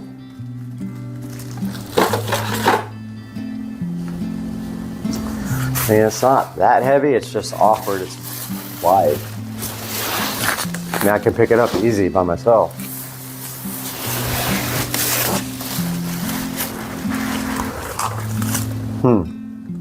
It's got me thinking, for sure.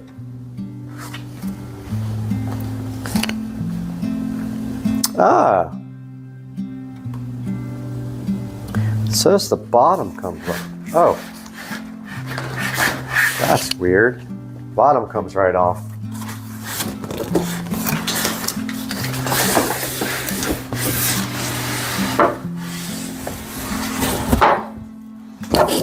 Looks like some kind of miracle packaging, man.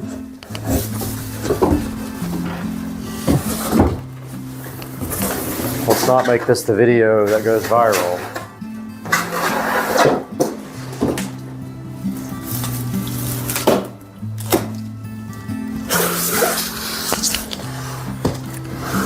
It's a nice piece of cardboard. Yeah. I need to see if I'm prepared for this alone.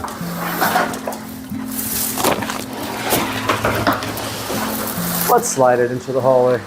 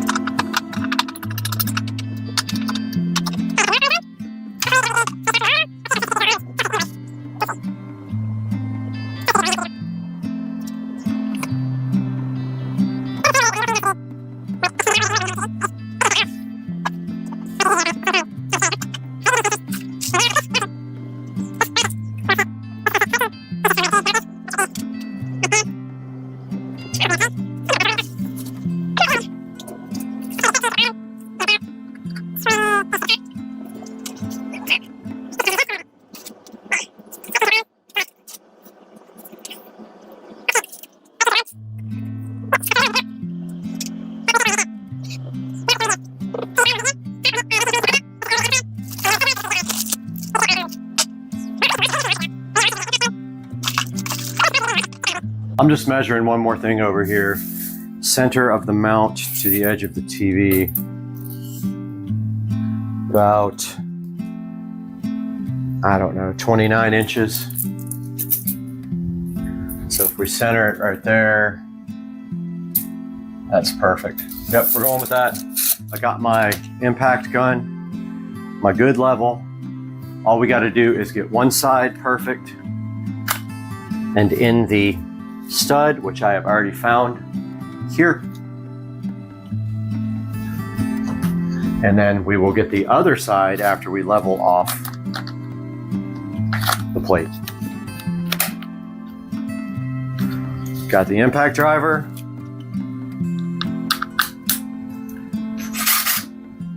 We got my converter for doing sockets. And we have our lag screws right here. Perfect size. I'm gonna go check my work real quick and I will be back to do that. Moment of truth, let's put some holes in the wall. First one is going to go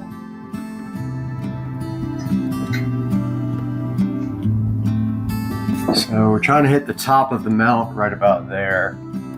And we have to get a screw into a stud here and one into a stud here. We know we verified there's a stud because we punched holes in the walls. And we probably would have been a little off if we hadn't done that. But that's about level. That puts us right about here. Let's see if I can do this with one hand. Don't think I'm going to be able to do this with one hand, which sucks. Almost kind of want to put a little screw in there to hold it up while I do it. Also, that's not centered. But it can't be centered because if it is, it doesn't line up with the stud holes.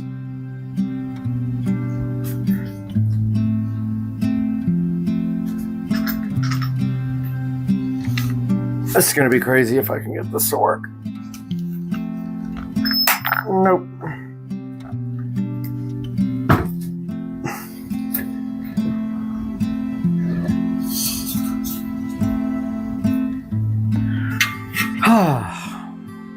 Well, we're going to do it like this instead.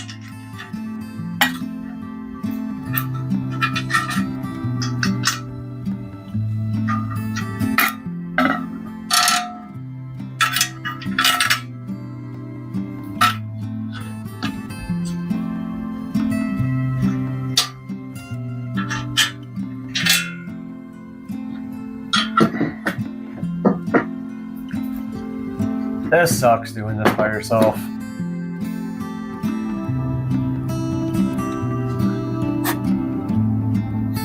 It really ultra sucks.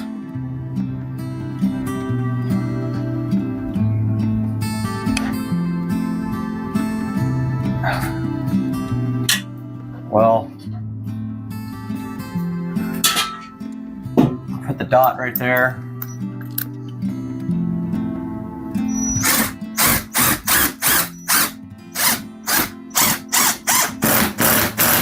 And what we'll do is that. We'll start it. Once that's there, we'll put the other one on.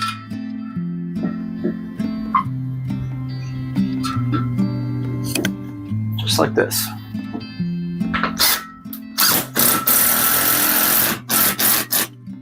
That's in a stud. There ain't no doubt about it, brother.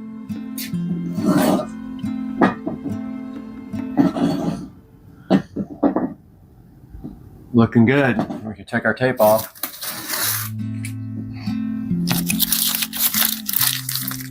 All we have to do now is get this guy level and drill our next screw in. That's money.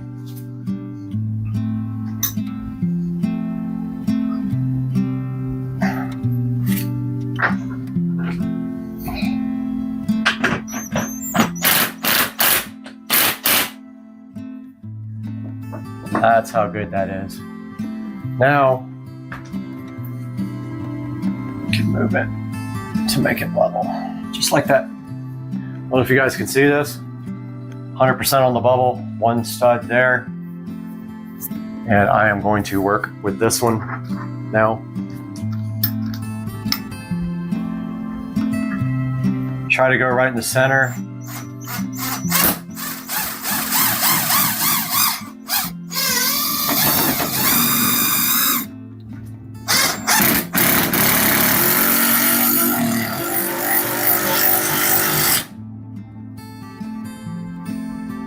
It's pretty good. Now it's level down, but it's perfect now. I was able to loosen it and move it up just a slight bit. And it's money. Meaning I can now put my double workbox in where power is going to be. So we're going to do it over here since power is over here. Oh, you can't run anything back there though. Bummer. Well, hopefully we can snake the little HDMI cable over the top or just right here. All right, let's get our old workbox or new workbox, whatever it's called, and get going. I'm hoping there's enough room for the plug back here. If not, we will have to get a flat extension cord, but I'm thinking right there is money. We have to level this box too.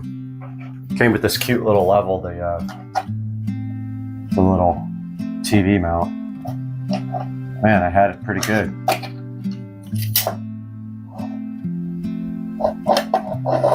Maybe halfway? I don't know. We're just going straight down with everything.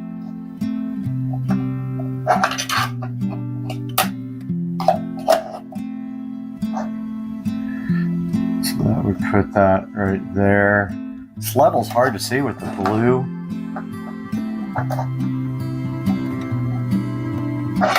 Bubble.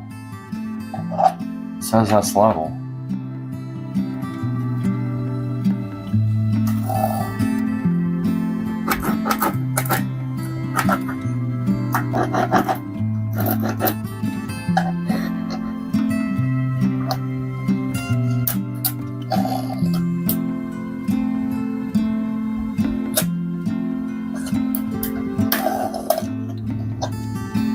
There's our box.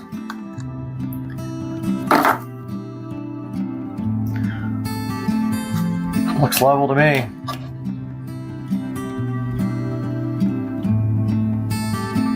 It's close.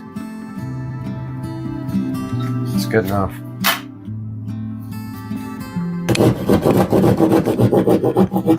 Hopefully I got this TV in the right place.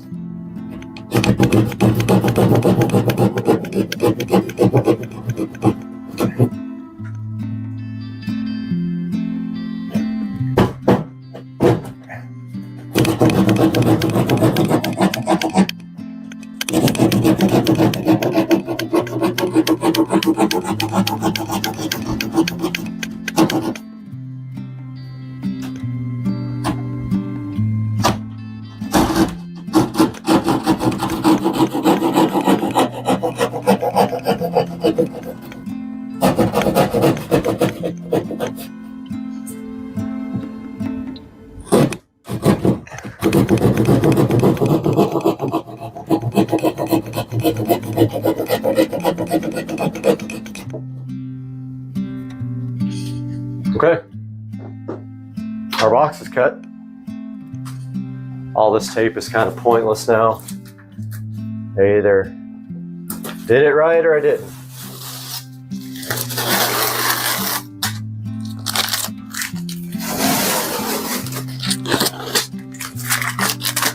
Not sure if I should even paint behind the TV. You're not going to see it.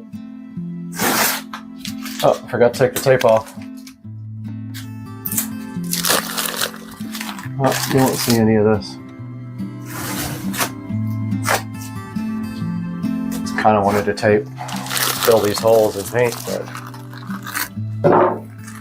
No, I gotta get my shop vac now though.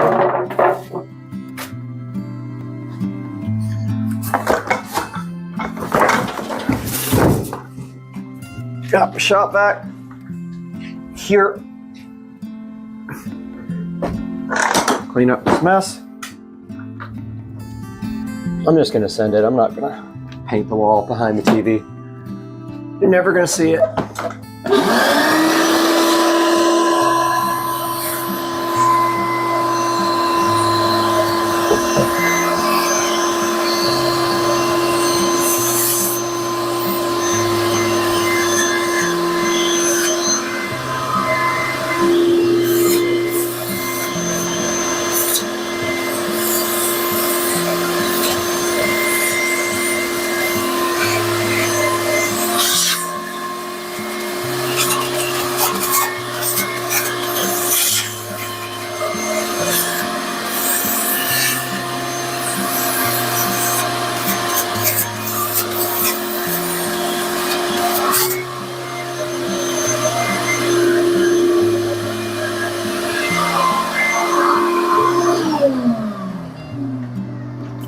Okay.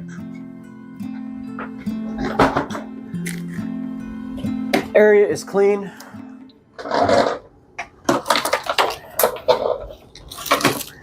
Need to get my electrical tools now.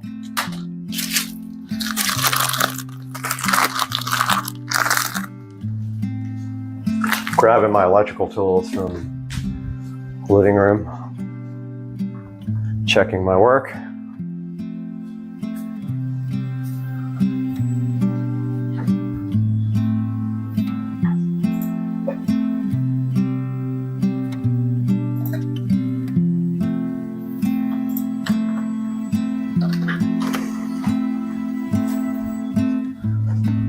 Need my strippers, my this.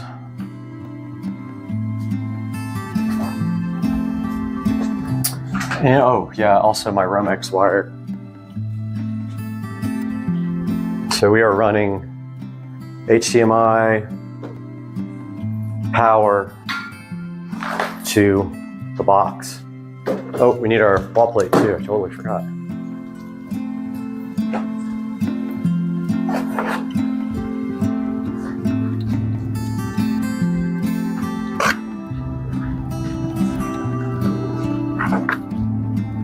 This makes a handy work desk here. Man, I sure hope this TV hangs correctly. I don't want to have to move this mount now. That would be pretty disastrous. Okay, well, we've got to run some power. So let's make sure you guys can actually see what I'm doing here. Get you in a little bit closer. Okay, so I got my Romex here. I'll also need my receptacle for down here. I totally spaced, it's on the table in there. But I'm gonna go ahead and cut my Romex here to strip back a little bit, but actually let's run it first.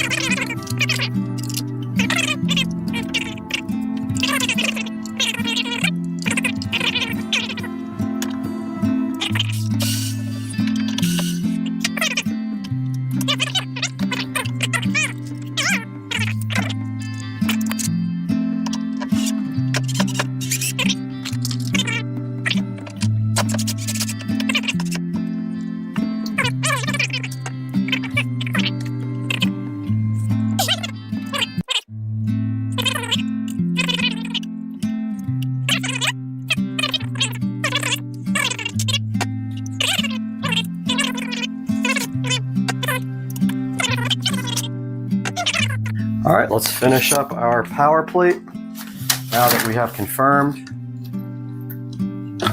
that it will indeed work. Remember, the power is not connected here yet. So no shockage for us. But I'm going to probably be brave and do the bottom one without turning the power off because I'm an idiot.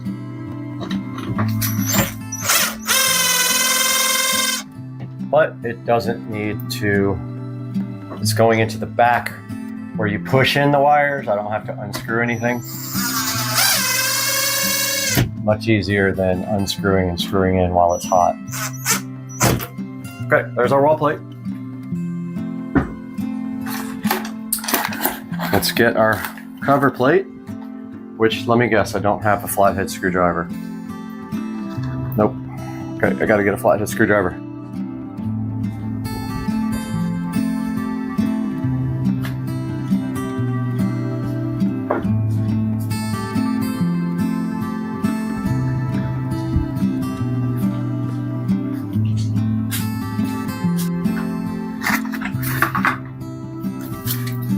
Our wall plate. Couldn't find the power screwdriver heads. That's how sad it is. Ah, man, who knows where that went?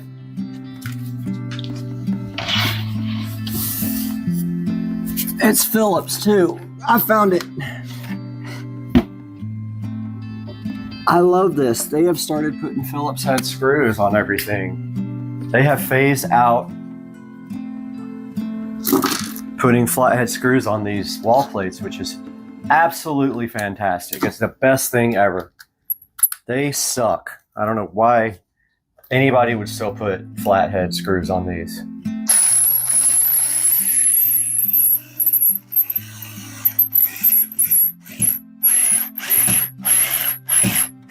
That was weird.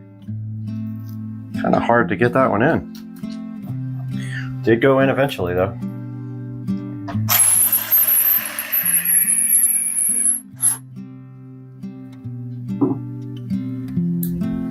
Boy, I hope this works.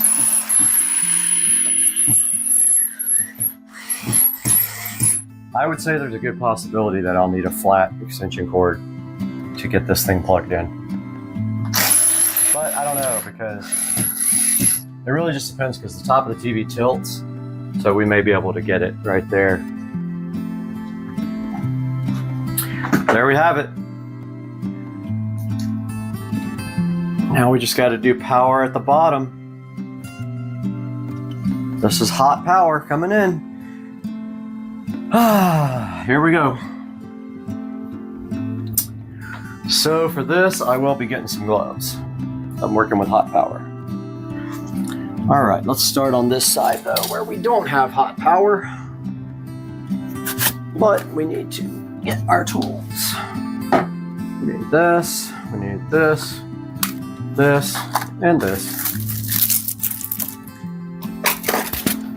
to get our receptacle hooked up.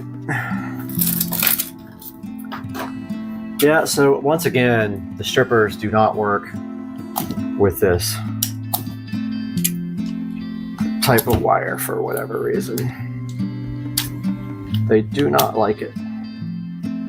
Maybe I don't have something adjusted correctly. I'm not sure. I'm not going to stress about it though. It would be nice, but instead I just strip it manually. So this is going into the back of the receptacle. But first,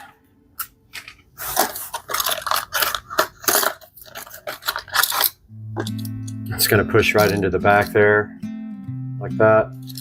But I'm going to go ahead and do the ground. Ground's got to spin backwards like this.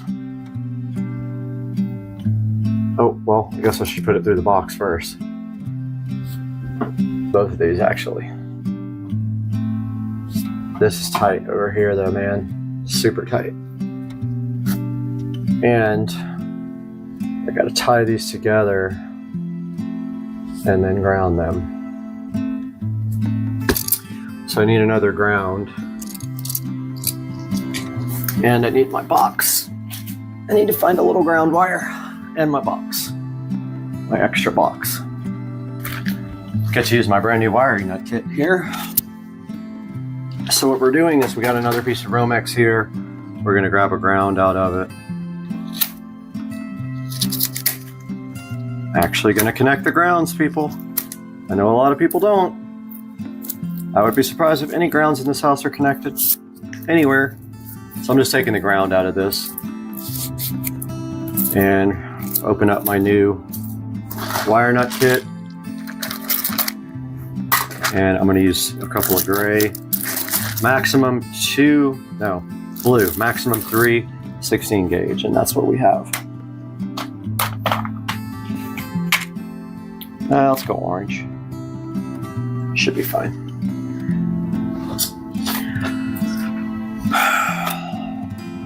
So we're gonna put these 3 grounds together. Take our workman's pliers and twist them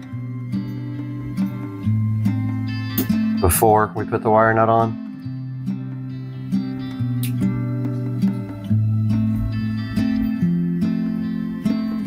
Like that. I'm gonna go ahead and use orange. That looks pretty, or yellow, that looks pretty big. When you screw these on, screw them all the way on until they're tight. Like they should be tight, like so tight you can't screw them on anymore. That's on good. But I screwed up. I hope you saw what I just did. I hope you guys saw what I did. I put that together without a box. Fantastic. Lovely.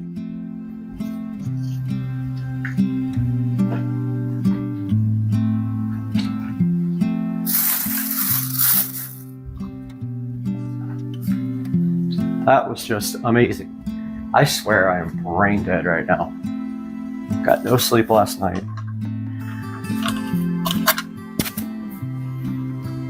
I have to take this apart.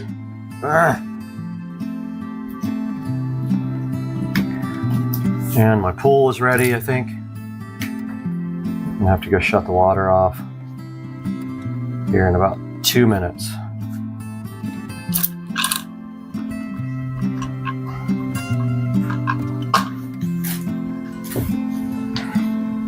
Pool is refilling and it is right about where it needs to be.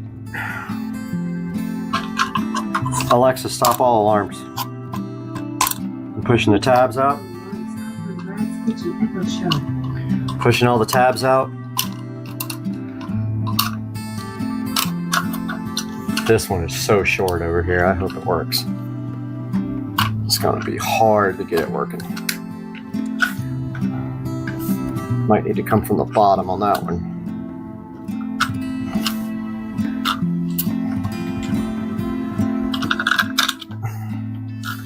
Oh, that's going to be fun.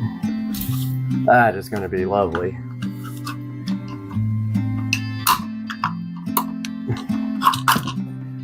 That thing's going to be a pain to get in. The wire's too short. That is going to be not good. That might not work. Might not work.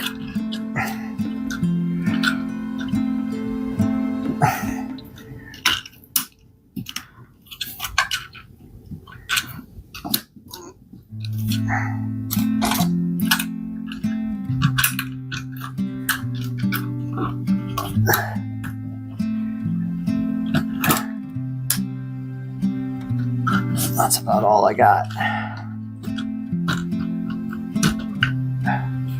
Wow, that's going to be tight. That's going to be really tight.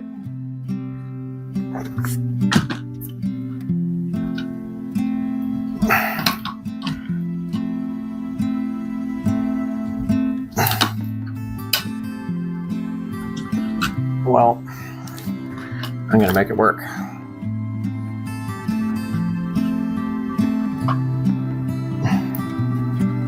It's got no choice. And then I'm going to run out and turn my pool water off.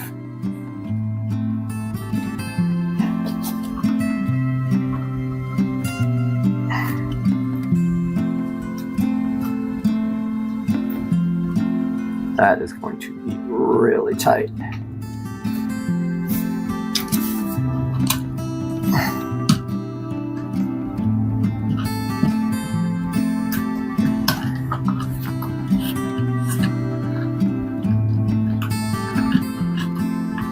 But I think I can make it happen. What? It's gonna have to be after I go mess up my pool. Wasn't quite full yet. Needs about 15 more minutes. I need to put this box in. Where is my gun?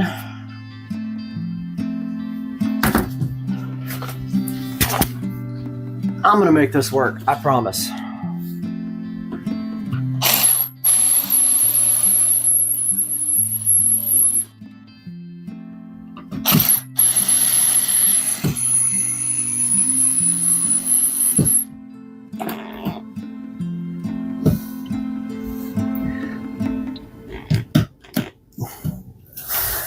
I don't know what's level on that thing. I can't tell. But all we got to do now is connect this ground.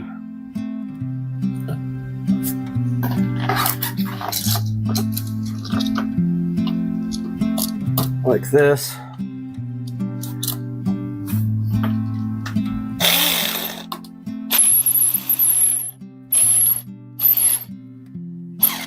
Ooh, pinch my finger, good. Okay, remember, white on the left. So these are the hardest ones to connect. So do those first. Black on that side. White on that side. These are short little mothers. Those are in.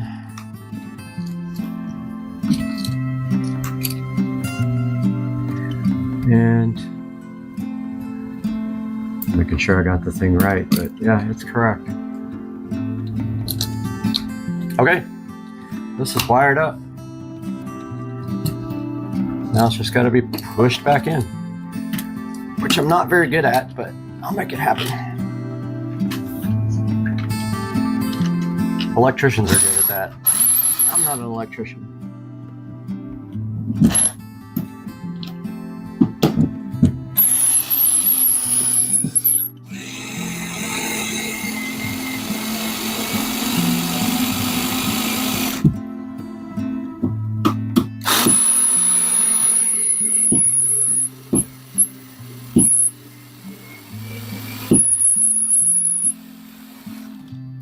Okay. All we gotta do now is push the power in the back of this one and we're done. And put our wall plate on. Looks like it might be a little bit crooked, but we can adjust that. Oh, that looks good. Good, good, good. I like the jumbo wall plate.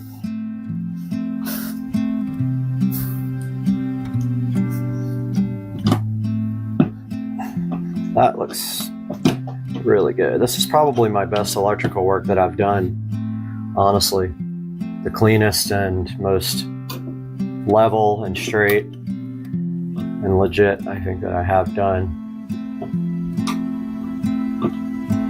Okay, what do you guys think? That looks great.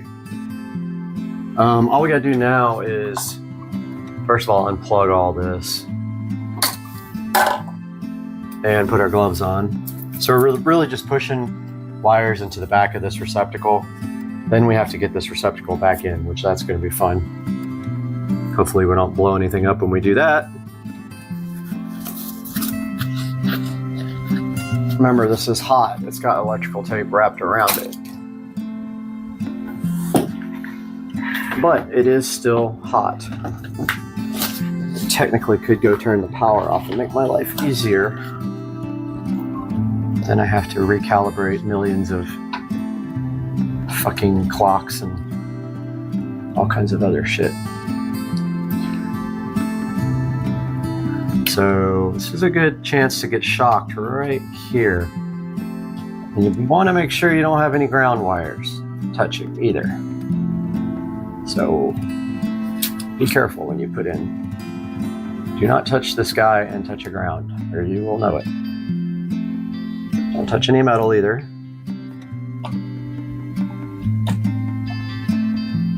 I can't even see the freaking hole. All right. Aha, there's power up there. On our receptacle, I see it. There's a green light on that receptacle, which I love that. It shows you that there's power to it. So our power is on upstairs at the TV.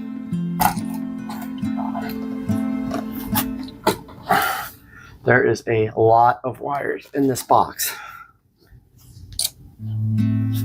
A lot. And I just put 2 more in it.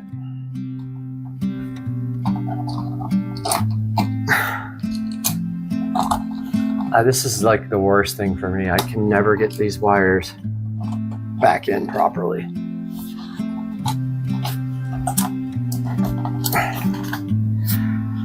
I'm really glad that there's electrical tape on the side of this, because I can see it touching something.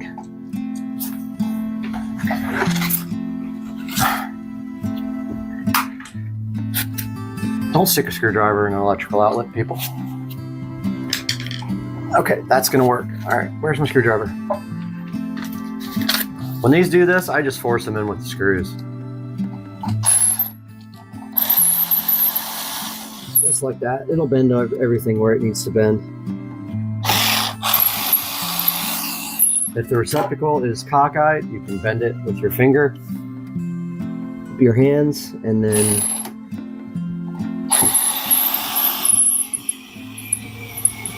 let the screwdriver do the work.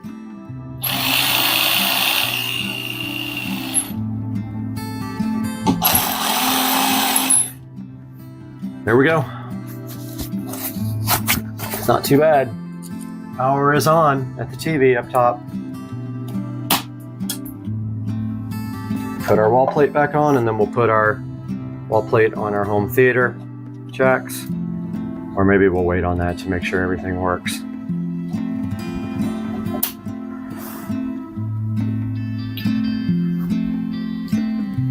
This looks good once it's all buttoned up. So we can't hang the TV until we get the Govee strips on it. Unfortunately. Don't think I can put that on while it's on the wall. So that's a whole nother ordeal. But here is our finished power. Is done. You can see here we have power right there, USB, Ethernet. We've got our new receptacle here as well, and our old one there, and then our home theater plate is here, all wired up and ready to get going. Our mount is good to go. And now we have to put the Govee strip on the TV. And that is before we even see if the TV is going to actually mount properly. Oh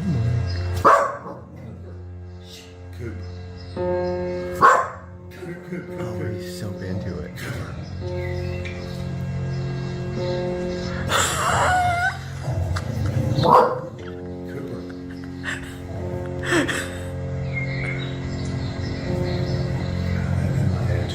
Oh my God. That's enough. It's okay. Oh, I can't. He jumped on the screen.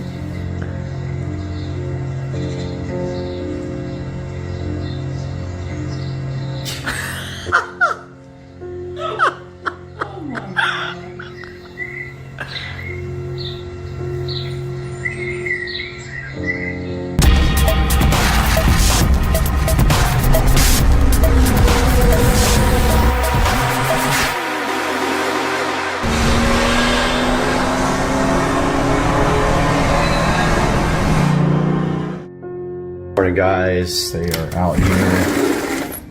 Going to start on the step tile. So looks like he went ahead and marked off his design here. So there's going to be one stripe of step tile on these steps, and then on the step out there, and that will be this tile here. So he will be cutting either one or two stripes. I'm not sure. Probably 2 rows for the steps out here. Then it'll be time to do the plaster in the pool. So we'll check back with you here shortly.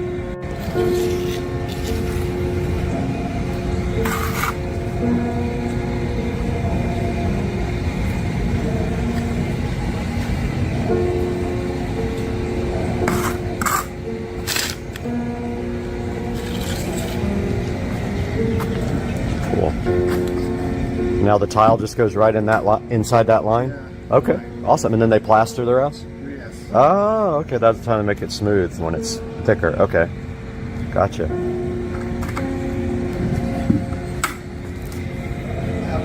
That and the plaster.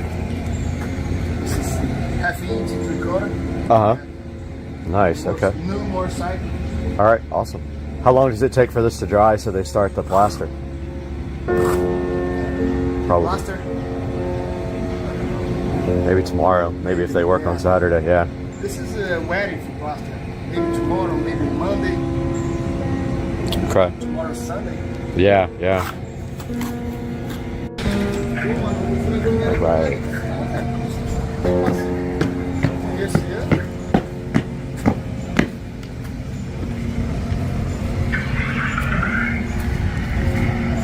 Looks like that's where it's going to go on this step.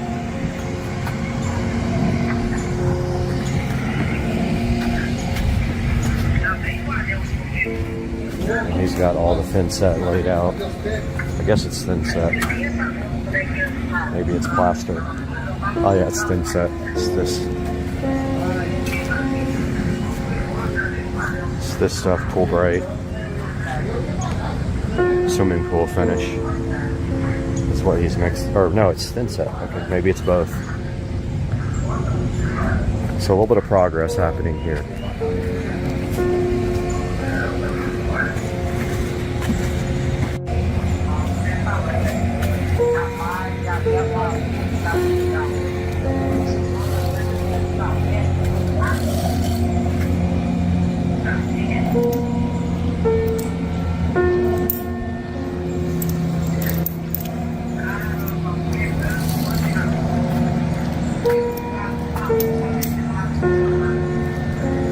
This is cool, man. So two stripes, right? Yeah. Okay, gotcha.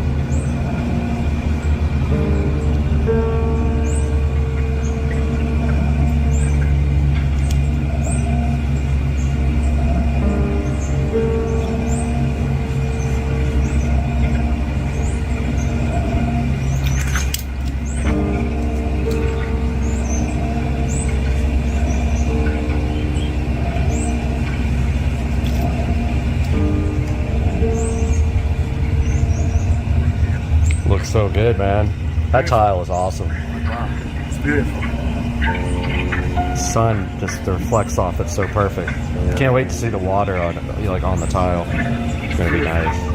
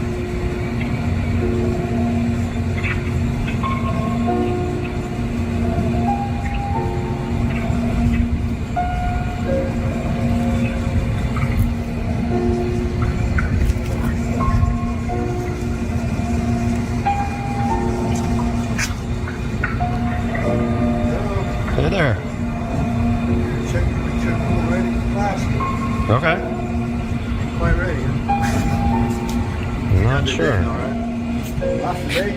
No. No, I'm just checking it, make sure it's ready for plaster. All right.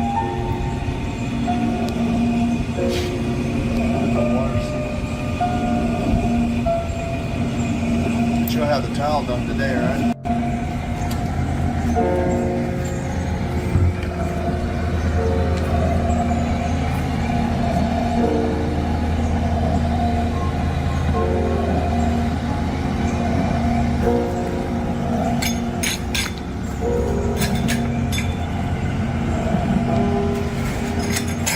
When are you guys scheduled to start the plaster? Tomorrow? No, I don't need a scheduling. Oh, okay. I'm just here to make sure it's ready for. Gotcha. Okay. You guys work on Saturday though with the plaster? Not too often, sometimes.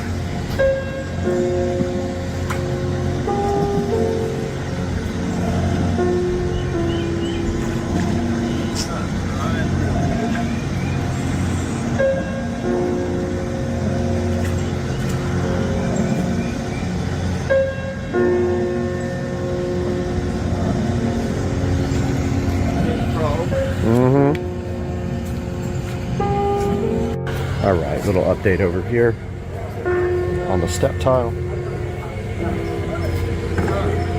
There is the second, and that's the biggest step done.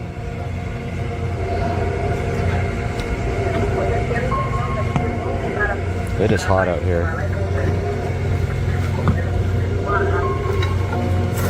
So yeah, he's working on the third step now. That's a good view of what it looks like right there.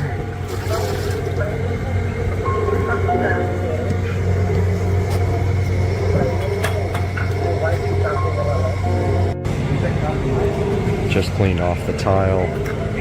That's what it looks like after being cleaned. The sun hitting it. See, from different angles, it's different colors. Okay.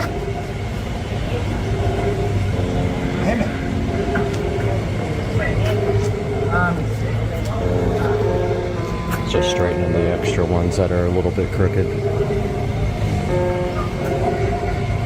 Then down here they're trying to get this part dry because the water tends to creep up through the drains from underneath the pool. Guess there's a big box under there. That is like a drain box. And the water will keep coming up. They're going to try to get that dried out. So he's also putting some kind of sealer around where the ports were and also around the niche. There. Probably should have went ahead and gotten all LED lights drilled out, but I didn't. Oh well. Alright, taking a look at the step tile on the other side. He's working on the little step, the little seat. He's almost done.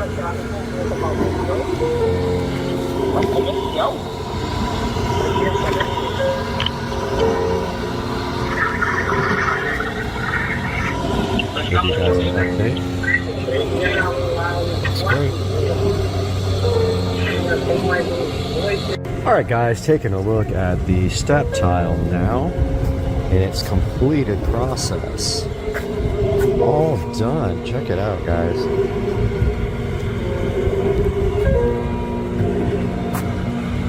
Look how that tile looks in the sun. When that water hits it, it's going to be so good.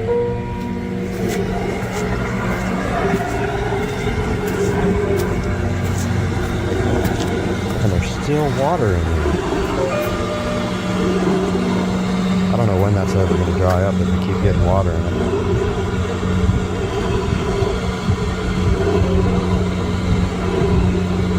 Where's that coming from? Oh, it's coming out of the port. Maybe I'll stuff something in there. Yep, there's water coming out of the port. I got to take care of that. Anyway, guys, back to what I was saying. I was trying to deal with this water coming out of the port here, so I emailed the pool company about it piling up in the bottom because they're needing that dry before they can do the plaster. And of course, the water's going to come out somewhere. So anyway, step tile is done. That's the end of this update. We'll update you guys again when I have some more information about plaster going in. Until then, I hope you enjoyed the video. I hope you're enjoying the way the pool's coming out. Looks good to me, huh? Guys, welcome back, and you are here once again in the SCSR beautiful bathroom that was remodeled not too long ago. And right in front of us here today, we are taking another look, yet another look at some different types of On shoes. And today, we have the Cloud Go Wide in size 9 male on Supercar Street Racing.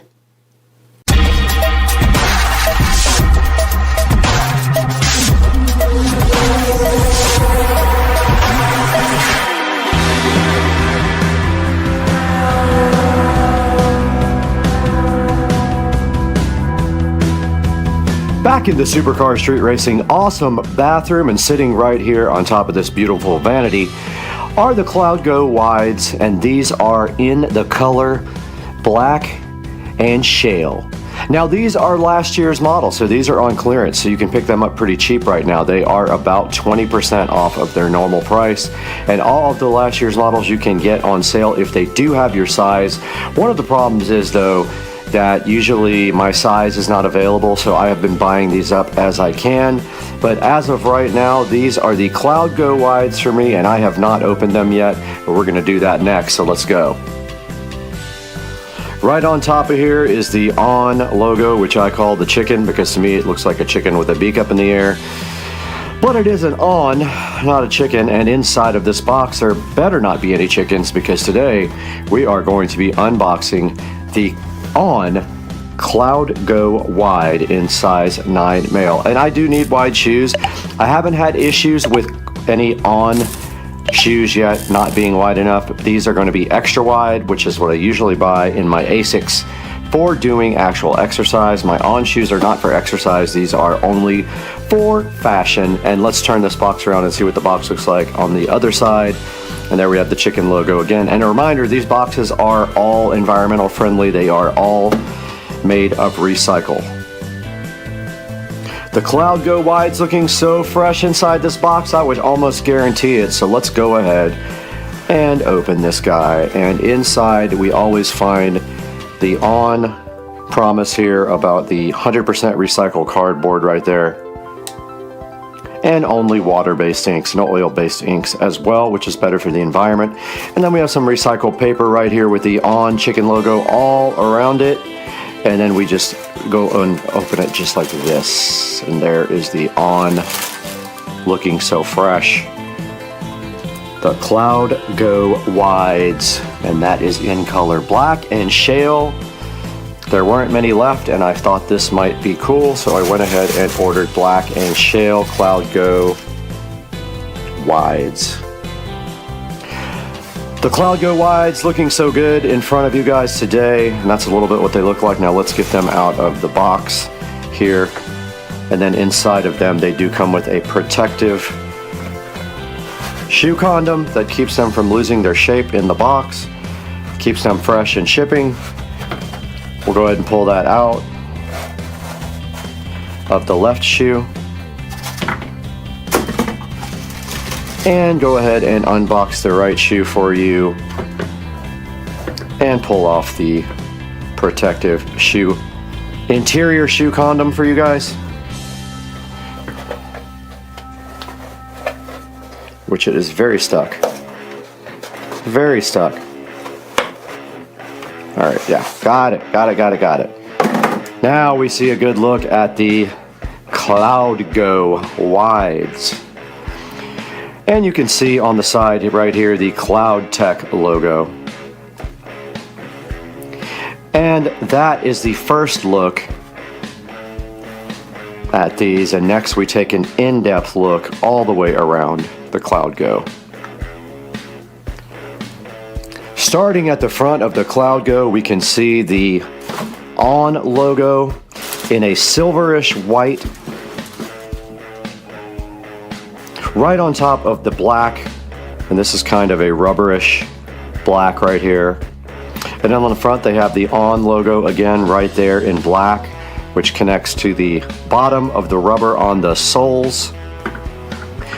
And then right here they've got the Cloud Go logo on the top that runs right underneath the laces. And this is kind of cool. It has another lace up front here. So the front lace is way further up than these laces. And then here's the black breathable material on the sides. Good look at the side. You do see these holes in the bottom of the sole and the On logo again in like a silverish. It might even match the color. It's a little bit more white than the actual shale color. And then moving towards the back, we've got these fashionable stripes that run both right here and right here. And then they go all the way and continue around the back here and repeat the same pattern on the other side. And on the back there is just a slice up the middle right there from the bottom of the sole that heads up to the top of the shoe. And a good look right there at the top. Checking out the sole, the bottom of the Cloud Go wide shoes. You can see they're wide right here is why they call them wide. They're sized wide.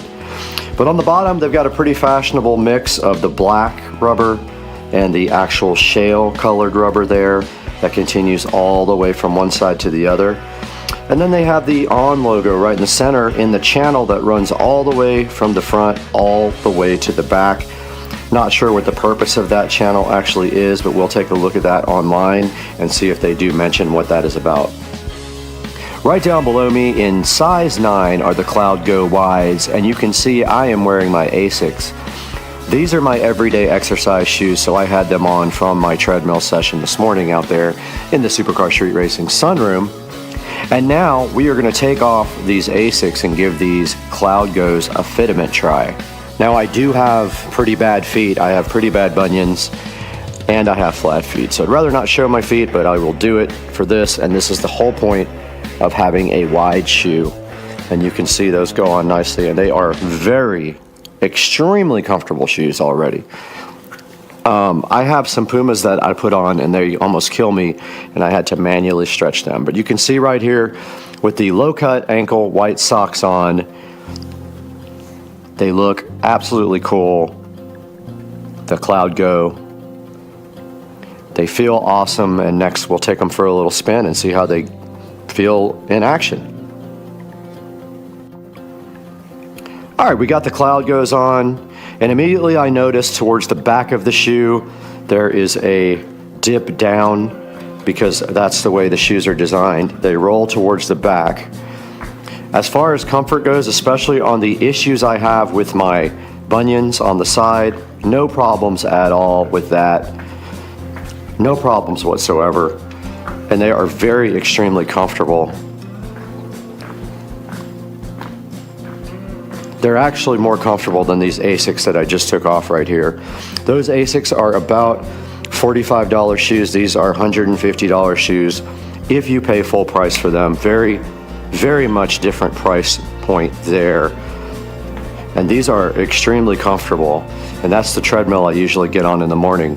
But I do wear my Asics on the treadmill. I will not be wearing the Ons. I guess I could try them, but I am pretty comfortable on the treadmill with my Asics. But after walking in these for a good couple of minutes, they don't even feel that they will need a break-in. They just feel like very comfortable and ready to go. And I'm sure that you guys would love these if you get them, because I actually love them already. So let's throw them in the Supercar Street Racing studio closet and add them to the collection. Back inside the Supercar Street Racing closet, and you can see here the On collection is actually full. The only way we can add more to this is to take these hucks and take them down and put them here, or we have space over here with the other boat shoes.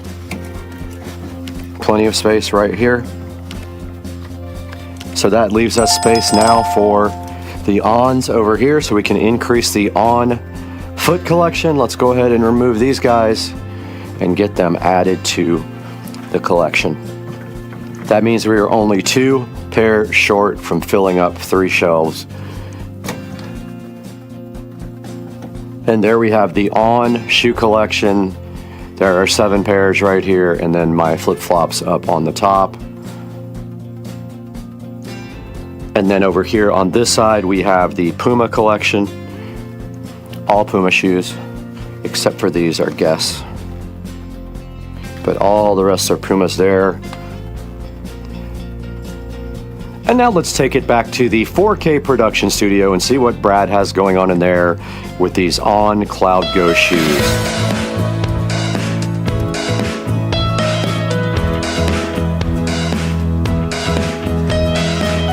Hey guys, welcome back to Supercar Street Racing once again. It's going to be a little noisy today. I've got roofers up on the roof right now. So bear with me as we hear some sounds from outside, but we're taking a look at the On Cloud Go wide shoes you just saw there in the Supercar Street Racing closet, and I have them up here on the screen right now, and those guys are actually $149.99. I got them on clearance for much cheaper, but those are $149.99. There will be a link in the description. I love these shoes so much.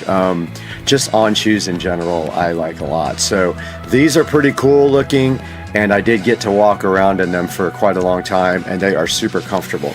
Now, when you go onto the On website, I'm going to show you guys how to do this, and there will be a link in the description, of course, to buy these. But when you go onto men's here, and you go on last season, we can just click on shoes. And I could not find them on the clearance section anymore, but I will try one more time here, because that's where I did buy them. Here are all the ones that are on sale right now, and when you go into these, make sure that you check if they have your size. If they don't, it won't allow you to even check the actual shoe. Like for instance, this Cloud 5 Ready. If I go in here, these are reduced by 20%, but if I hit my size, they do have my size in that. So that's what you have to make sure of when you buy their last season shoes, that your size is available. And taking a look on Amazon, Cloud 5. I'm just going to put it in Cloud shoes here. And there are all of the On Cloud shoes right there on Amazon, and I will put a link in the description for these guys. And please buy through our affiliate links and like and subscribe to the channel. It helps us out greatly when you do that, and you don't even have to buy what is in the description. You can buy anything you want if you click on that link, and it gives us just a little bit of money. Get your On shoes, they're awesome. I have about 10 pairs now, and I love them, and we'll see you guys later, because peace out.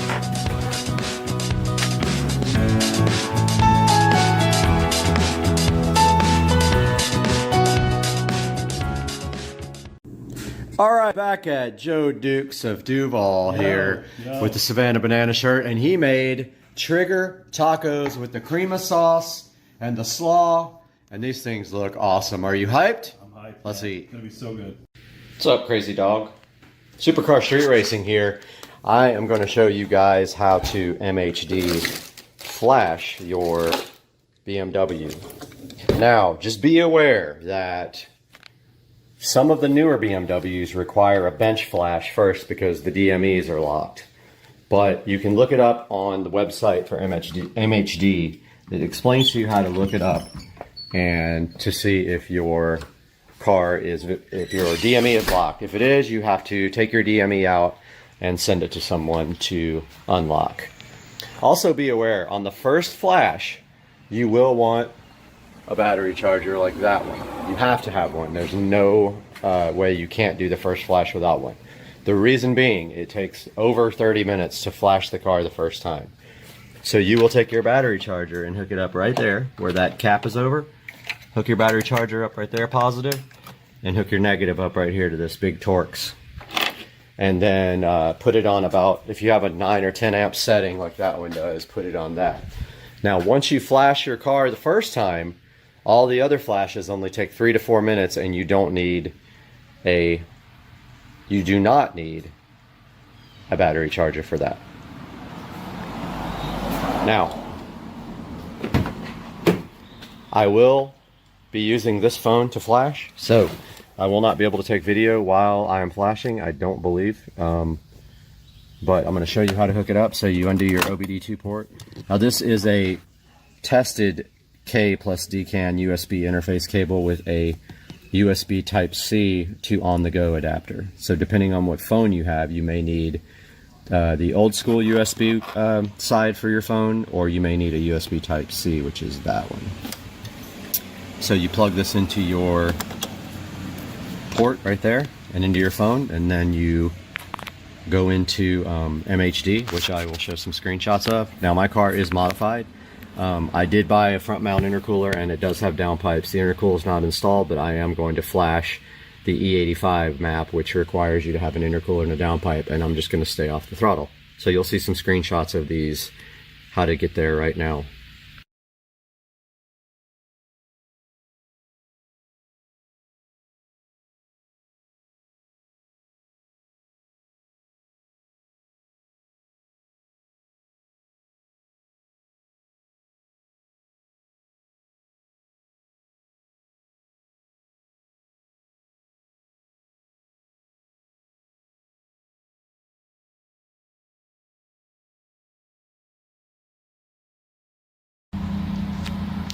Okay, I got the DME all flashed and it gave me instructions to turn off the car. I'm going to do that now.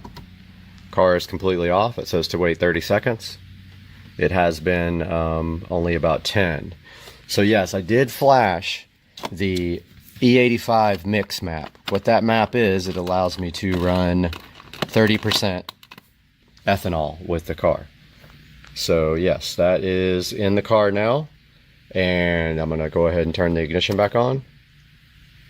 And I'm going to power the car on.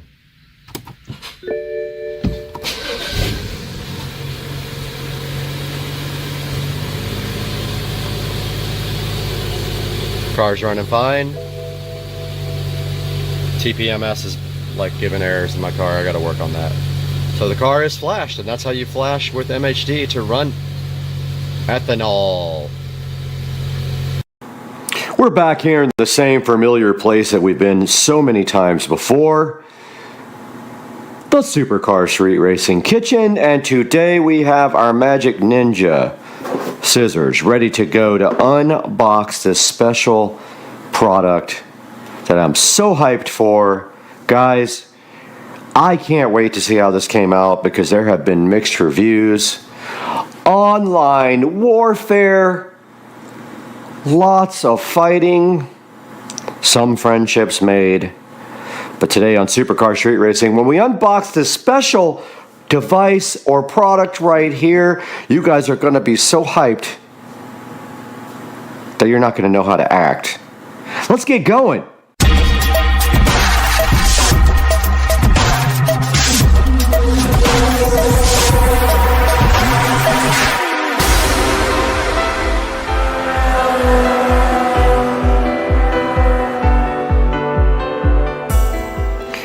We have the Don King of all plants right here sitting on this brand new special product for the Supercar Street Racing 4K production studio, but it's not going to stop us from opening this today, guys. And we have a special order custom something here to reveal to you guys. And we're going to see how this came out because I don't know, it had some decent reviews. You know how Amazon is, you can't ever find anything with perfect reviews. Everything has 1-star reviews. So let's get this thing cut open real quick. And I am really scared about this because I honestly don't know what to think. At the same time, I'm hyped and also don't know how we're gonna mount it, but here we go. Oh my. I'm worried about even getting this out of the box. You guys know what this is yet? I bet you don't. Wow. Oh my goodness. Check this out, guys. Oh my goodness. I am so hyped for this. Wow.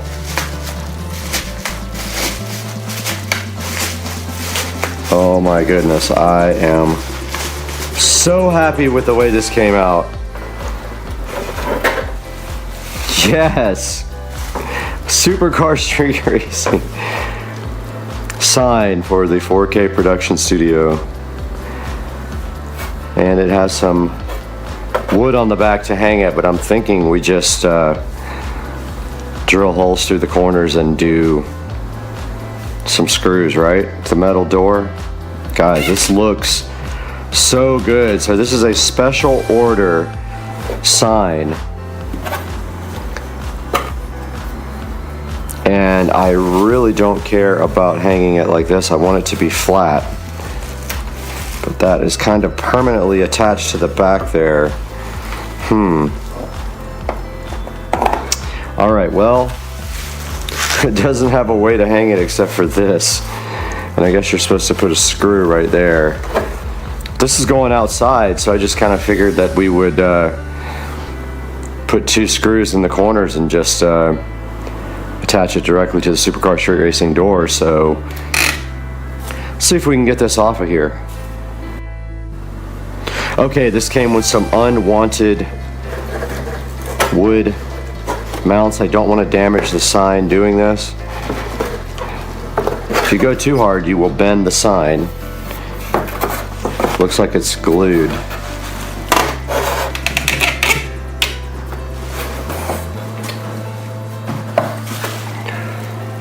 Notice they just, I think they just like epoxied. Really, this is the most important one that hopefully we can get off without bending anything. Oh yeah. It is on there good, guys. I do not want to bend the sign getting this off, but we don't need this.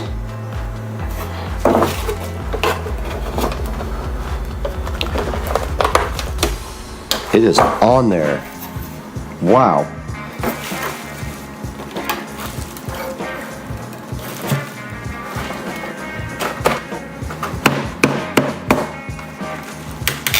I don't know if this is going to come off.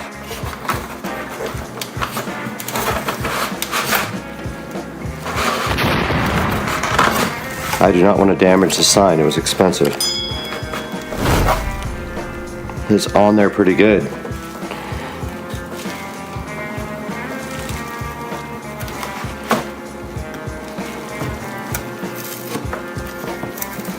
Yeah, it's just glued on. So we're putting this on a metal door. It is double-sided tape on there with some really good double-sided tape. So if you ever get the sign, you don't have to worry about it coming off. That is some strong double-sided tape, my friend.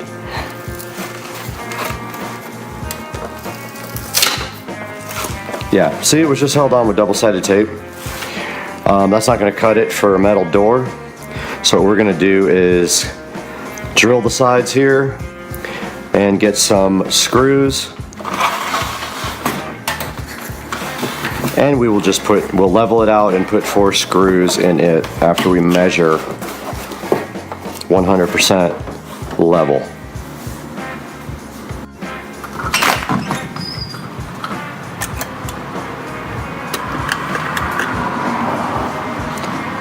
Just got out to the garage, and I think what we need is my drill, obviously. So my drill's always up here on the charger. Always has the drill bit or drill head on it, ready to go. We're going to need our drill bits, so we have this brand new drill bit set right here because the door is metal and I don't have any self-tappers. And then we probably need the screws, which are on the other side.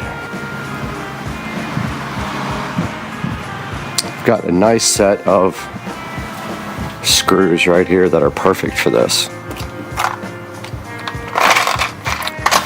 And the entire peg comes out of the wall with the screws, of course. But yeah, I was thinking, let's see if I have any left. These are probably fine, so we just need to tap out not tap, but drill out for, I don't know, 4 of these guys. We don't want to go through the door, but also we're going to need our level, our SCSR level. Where's the small level? I don't see it. Somewhere we have a small level, but I'm not finding that out here right now. Interesting. Okay, I got the big level. I got the screws.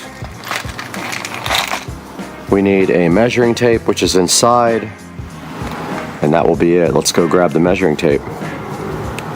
This is kind of the perfect place to go ahead and pre-drill the Supercar Street Racing sign here. So my plan right here, right now, is to drill all 4 corners out at the same distance with a drill bit big enough for these screws that we pre-selected. So it can actually be bigger. It doesn't actually completely 100% matter. But these screws are about this big.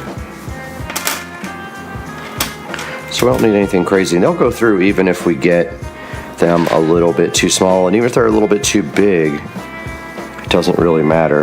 The sign supposedly is made of metal, like Judas Priest. This drill bit will do fine. And what I'm going to do right now is try to be kind of perfect on my drilling and not get my table. So just beware when you do this that if you go too far, your table will suffer greatly. So I've got cardboard on here. I'm not going to drill too hard. It went in pretty easy, but I'm going to try to do the same here. The second 2 I'm going to do while the door is actually on and level. And this material is really easy to drill through. So there are our first 2 holes, looking fly and fresh. And let's see if the screws go through.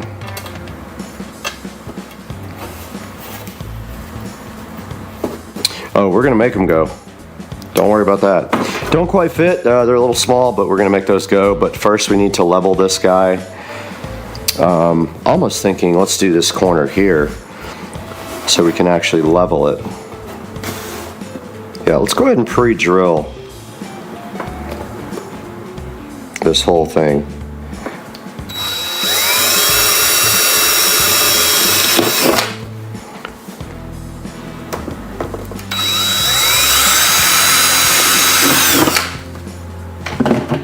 Alright, this thing is ready for install on the Supercar Street Racing 4K Studio.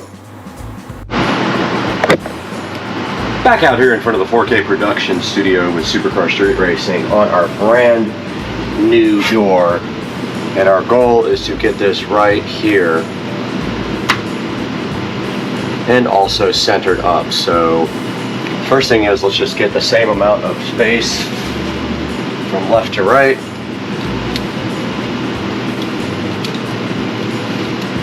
And kind of see where that puts it, and that's going to be very close.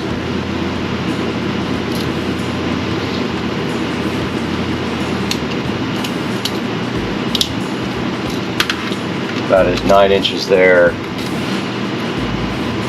Okay, 9.5 there. 9.5 there. That is money. And it's too bad that we have some marks on the door here. I wonder if those will come off. But that is about right.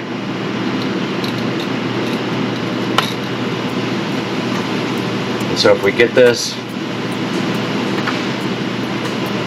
right there with the door, little decoratory thingies, this guy should be level. But the problem I have is I can't hold this up by my feet.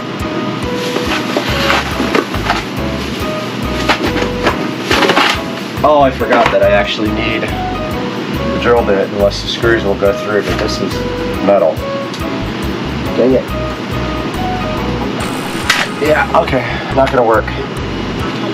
I definitely have to put my drill bit on I totally forgot I have to drill the door out too. So we got one size bigger now.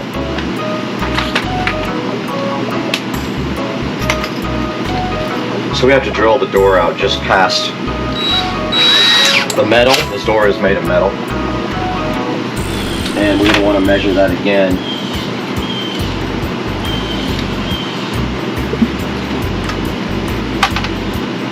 And maybe make a mark. So where's my screws?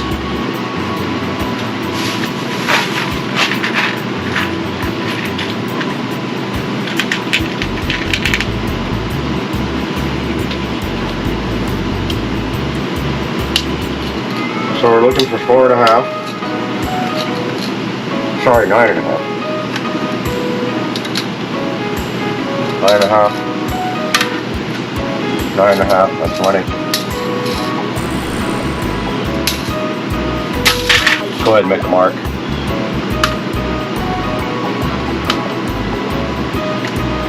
Alright, so that's our first drill hole right there. All we're trying to do is go through the metal on the door and let the screw do the rest.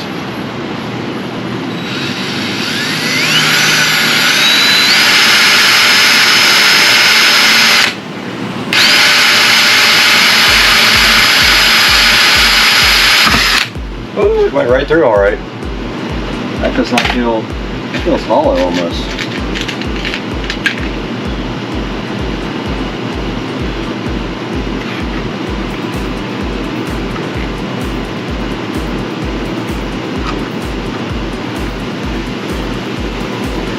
And then, just like that.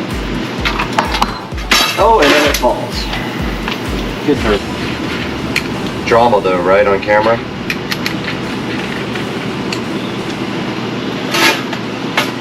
Alright.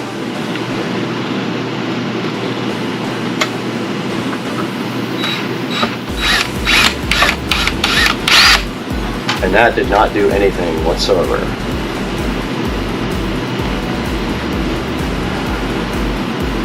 Yeah. That did nothing. And then it's also messing the door up.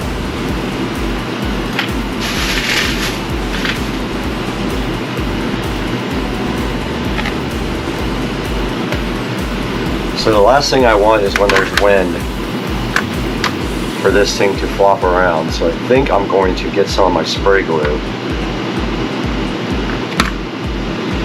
Wow, this door is so unlevel.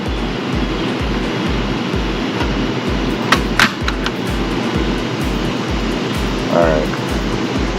Yeah, this door is not level at all. I'm gonna level it with the door. It did not really do anything except to go through hollowness.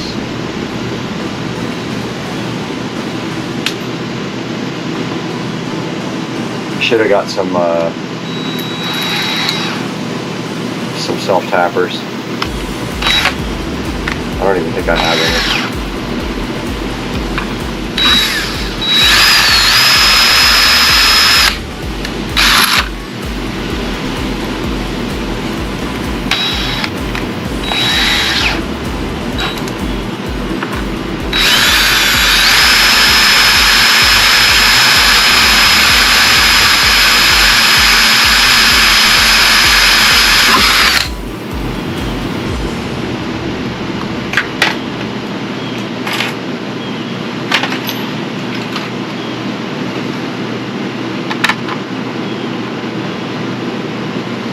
Yeah, I'm gonna get some glue. Before I put this in, I'm gonna spray this whole thing with glue.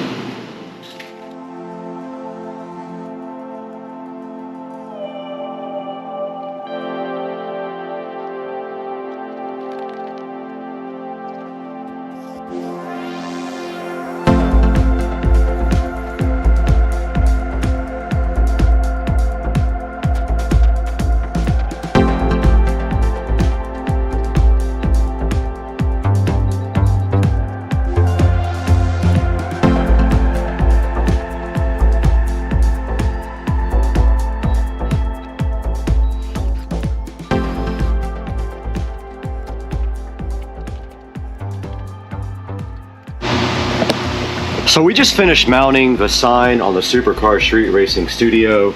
I just kind of wanted to go over what I did.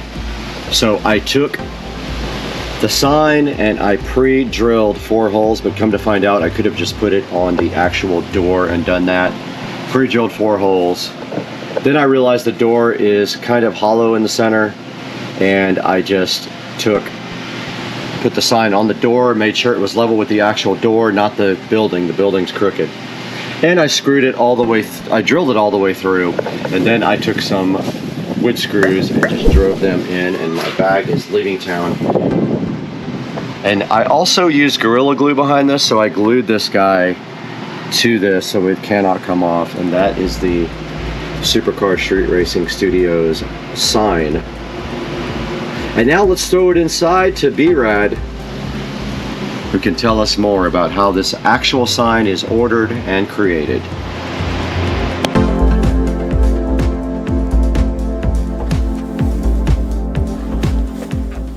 Guys, welcome back to the 4K Production Studio once again. I'm Brad, and you can see right here and right now we are in the process of editing this video about this custom metal sign. But I wanted to get online right now with you guys and show you exactly how to do this, because you have to customize it.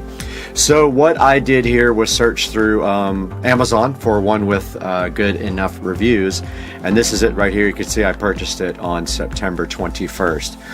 And then what you need to do is figure out the size sign you're going to need, and mine was 11 by 17, of course 11 being the height and 17 being the width. I wasn't 100% sure if it would work for me, if it was going to be big enough, but man, it came out so good. Now what you do is you go ahead and find your size. You can see right here they have 4.7 star reviews, which is very nice. And then you just simply click customize now. And now here's the part where you have to figure out if you're going to be using a horizontal or a vertical picture for yours. And of course, since my sign is horizontal, I used a horizontal picture that I created in Photoshop. Once you get your picture created, and I just created an image exactly the size of the sign, so I did an 11 by 17 inch image in Photoshop.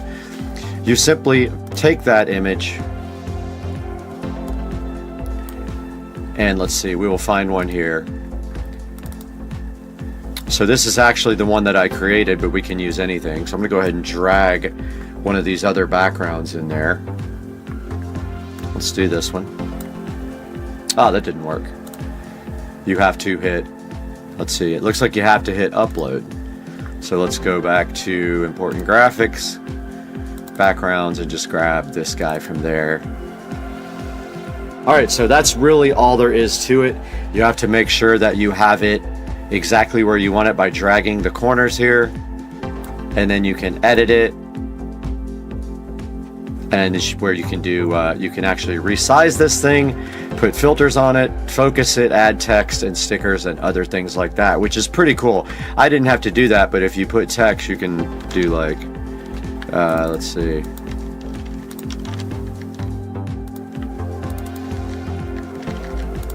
like that, and then you can change the color and things like that here, and then you can align it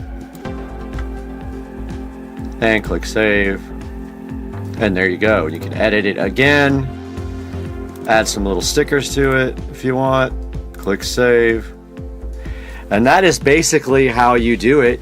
You click add to cart, and then you go ahead and check out, and it took me about a week to get my sign, which is great. And you saw the quality on it. It's really high quality. I'm going to go ahead and give these guys a 5-star review. I'm going to put a link in the description also for you guys to order this, and please do me a favor, order this sign through my link or any other products you want through this link. You don't have to actually order the product that I am putting in the link, and it helps me with a small commission to help the channel run, because we lose money on the channel. Thank you so much for liking and subscribing as well, and we'll see you guys next time on Supercar Street Racing. I'm out of here. Peace.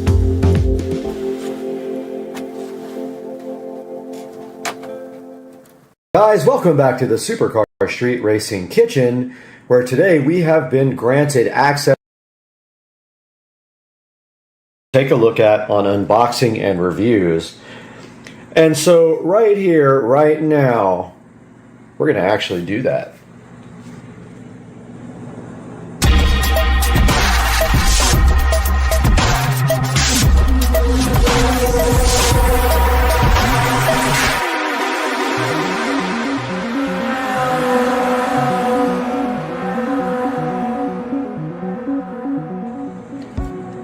Welcome back to the channel, and today you've got Brad here at Supercar Street Racing with another product unboxing and review. And right inside this box today, right here and right now, we have been provided by the company Dexy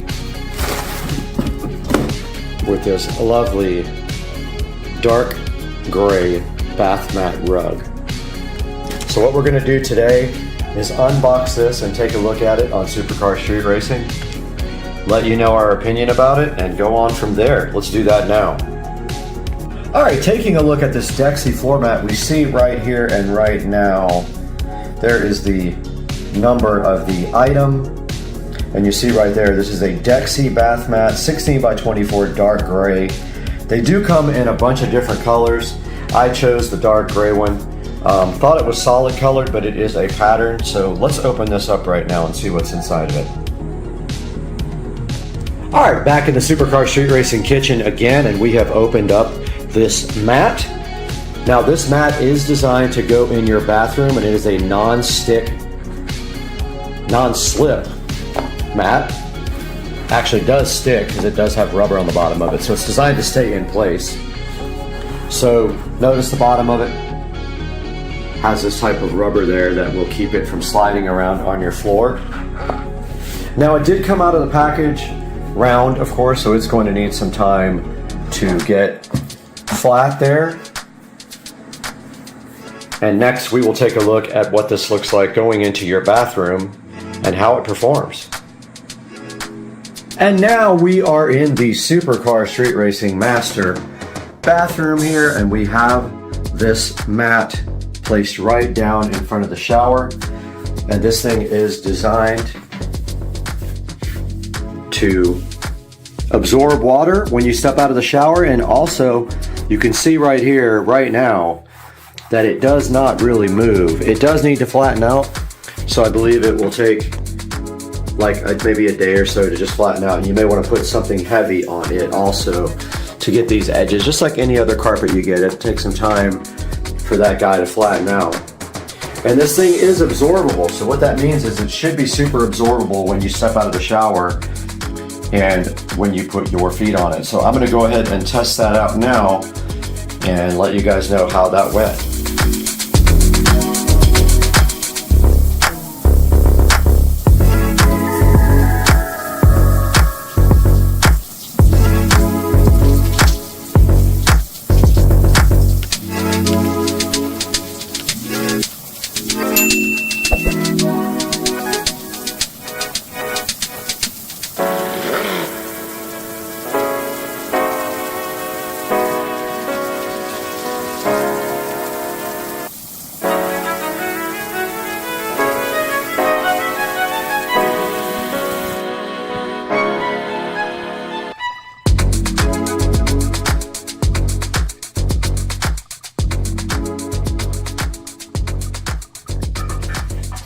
Alright, I took a shower and I accidentally, it wasn't even on purpose, I accidentally left the shower outside, shower curtain outside of the shower, and you can see here there is quite a bit of flood here, and a lot of that has been soaked up by the mat, but some of it has not. So it is supposed to be super absorbent. Obviously can't soak up a whole lot, it's not very thick, but it did soak up a little bit of the water. And now I need to get a towel and clean up this huge mess that I just made. And I didn't expect a flood test, but that is actually what has happened here. Now, this mat is also washable. So you can take this mat out and you can wash it in the washing machine. Now notice here, all kinds of water got underneath it. And so I'm drying all that off right now, right here. And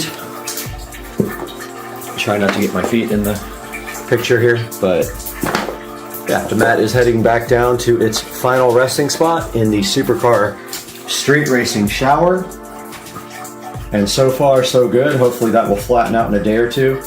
Let's hop online now and take a look at the different versions of this you can get, and take a look at some of the reviews of this bath mat. We are out here in the beautiful Supercar Street Racing 4K production studio, and yes, the air conditioner is making a lot of noise, but if we turn it off, we will die out here, because in Florida we've been having heat wave conditions for about 2 weeks. It's insane. Every day we have a heat warning. We got the crazy hair today, guys. So today we're taking a look at this Dexy bath mat rug. I called it Lexi a couple of times. It's Dexy bath mat rug, non-slip floor mat, super absorbent, ultra thin, low profiles, non-slip, quick dry, washable carpet for sink, shower, toilet, 16 by 24. And the color that we got was dark gray. Now, notice here that when you actually choose dark gray, it doesn't show a pattern. And so I thought I was actually getting a dark gray solid mat. And that's okay, but they do have patterns on them. So let's take a look at some of the pictures here at what we have. So this is a look at it sitting next to somebody's shower. And of course, here is the way that the thing is put together. It shows you that it has Napa, sponge, foam, and a non-slip rubber back. And I can confirm 100% that when it is on the floor, it does not slip out from under your feet. Now right here, it's saying again that it's comfortable, which I can vouch for that. It is pretty comfortable to walk on. I would say it's about an eighth of an inch thick, if I could get my words out correctly. It definitely is low profile. It will definitely fit under most every door and or shower. And then right here, right now, we see that they have it next to a bathtub, which I guess you can put it anywhere you want. You could put it next to a pool if you wanted to. Easy to clean and dry. It shows them actually like sponging it, I guess, and soaping it off, but I think you could put this in the washing machine with no issues whatsoever. And then right here, right now, 16 by 24 and 0.015, so 1/4 of an inch. No, that'd be 0.25, so it's less than 1/4 of an inch thick. I got my math skills on point just then. And right here is another picture, but also you can see in my video pictures of this thing as it sits next to my shower. Now let's take a look at some of the reviews. So this thing has a solid 4.2. Some of the 5-star reviews, including bought one for my home, beach house, loved it so much, thin but supportive. I ordered the mat in teal, goes perfectly with my shower curtains. Color pattern look exactly shown in the picture, and it boasts a soft and cushioned surface, which that is perfect for you if you need something soft on the ground when you step out of your shower. And thin mat but pretty design. I will get a size up next time, so I encourage you, if you have a doubt about the size, go ahead and get a size or two above what you want, because the difference in price isn't big enough to even worry about it. Low profile, so this is also stating again that it is low enough where you can actually open a shower door or a regular door right over the top of the floor mat. This thing says absorbs the water fast. Bought 3 all together, a black one in these. So impressed with how fast the water dries up, and they are cute, safer for my kids as well. So another really good review. A perfect review here. Love it. Just gets, as in the picture, it gets the job done. Awesome. Beautiful and comfy. Bought this mat for my bathroom. Let me blow this up a little bit. That already had a teal shower rug as it had multiple shades of teal aqua. Matched perfectly with the other rug. Mat is not plush, however comfortable stand on and easy to clean. So you see we got some good reviews here. And if we take a look at some of these 3-star reviews, easy to get dirty but pretty. So it is cleanable though, so you got to remember that. You can easily wipe it off. This person's unsatisfied with the size, but dude, when you order it, you know what size you're getting. Very small compared to other. Okay, it literally says the size right on the order. What is happening with people on Amazon reviews? Item itself is useful. Colors are not described. I disagree on mine. There may be some that the colors do not. Defect in the design. There was a white patch on this one. Maybe they had a bad batch there. And let's go down to the worst reviews and see what those say, because I want to see if my experience is the same. It says it's not remotely absorbent. I had the opposite With mine, I was able to absorb some water, not a lot. Color don't match the photo online. I could see that as being the case. Takes hours to dry. Not on mine, not particularly. Size of a placemat, well, it has the size on it when you order it, so I am not quite getting the size quotes. So when you order this mat, let's go back to it. Right here, right now, you can see they have a 16 by 24, a 17 by 32, or a 17 by 43. So make sure you take that into consideration when you order the Dexy floor mat, which I may have called Lexi a bunch of times, but it is Dexy. Now here's the colors. You can see right here, this was a teal, dark gray, which is what I ordered, and I should have seen the pattern on there, but I didn't because I wasn't paying attention. Here's the navy, looking like a shoreline with a beach, so hot and fresh. And the light gray right here, right now, with some gold trim in it. The pink with gold inside of the trim. And they are calling this one here turquoise, and that has some turquoise, gold, and grays all up in it. And then right here, right now, we can see the video. Napa leather surface right here. And we see them stepping out of their shower. And a little bit less absorbent than that, honestly, in real life. And then someone's cleaning it with a brush. And that is from the company Dexy, and we will link this product in the description. And I highly encourage you guys to buy products through my links, whether it is something you need now or not. If you would please just click through any links in my video descriptions. Even if you don't buy the product we're talking about today, I get a small amount of money, and I already lose money on the channel, so it is so helpful if you guys would join us and support Supercar Street Racing. And please like and subscribe to this video and to the channel, and we will see you guys on the next one. I am super hyped about getting you a review for the Model S Plaid coming out very soon. So please stay tuned, and we'll see you guys again for the next one.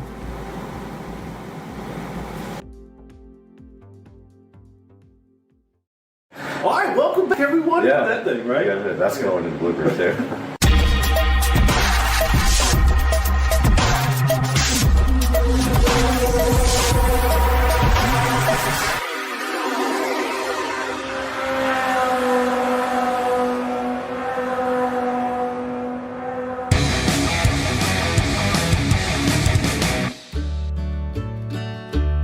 Hey guys, welcome back to the channel. Joe is back here, Dukes of Duval, and today we got a project for the golf cart, and we are going to be changing all the bushings in the front end.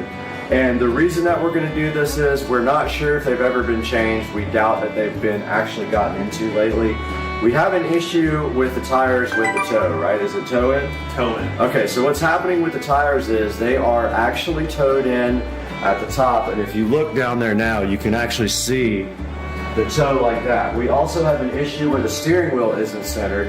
So what we're going to try to do is back the nuts off on These the nuts? what is this called? Steering. I think that's the steering. This. I forgot what that's called. The steering linkage arm, maybe? Sounds about right? Yeah, there's basically like there's two rods, threaded rods, and one of the nuts is a locking nut, and we should be able to run both of them the same distance and be able to center the steering wheel without having to get down into the steering rack and remove it and turn it. We need about 2 inches on the steering wheel to be centered, so we're going to run those. We're going to try to assemble everything back up, run these two guys over, and get this thing where it's driving straight with the steering wheel straight. So Joe, what is our plan of attack first? All right, first thing is we're going to have to take off the light assembly because we have to get into the steering front steering assembly to pull that off to get to the two bolts that hold the top of the A-arm in there. So that's the big thing that everybody misses. I think they all do the bushings at the bottom of it, and then they never get up towards the top of the A-arm, and that's actually a larger rod that goes in between there that a lot of people don't know about. So why don't you grab those bushings so we can kind of show. Yep. Now this kit actually came from Buggies Unlimited. They're actually in Jacksonville, Florida.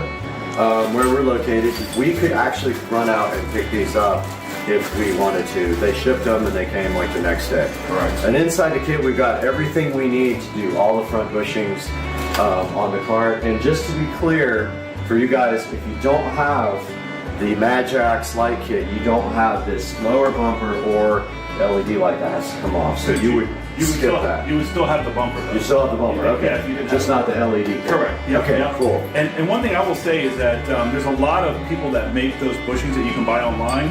Yeah. For the front, I highly recommend this package because of how thin this area is right here on it. Because the other ones are very thick, and a lot of times people struggle to try to get all that stuff back together because you can't spread the metal, you can't move it out. It has to go right in there. So often I've had to take those bushings and actually grind them down a little bit to make them fit a little bit better. So they can be used, but hard to manipulate and get inside there. So this is a great kit that has everything that you actually need.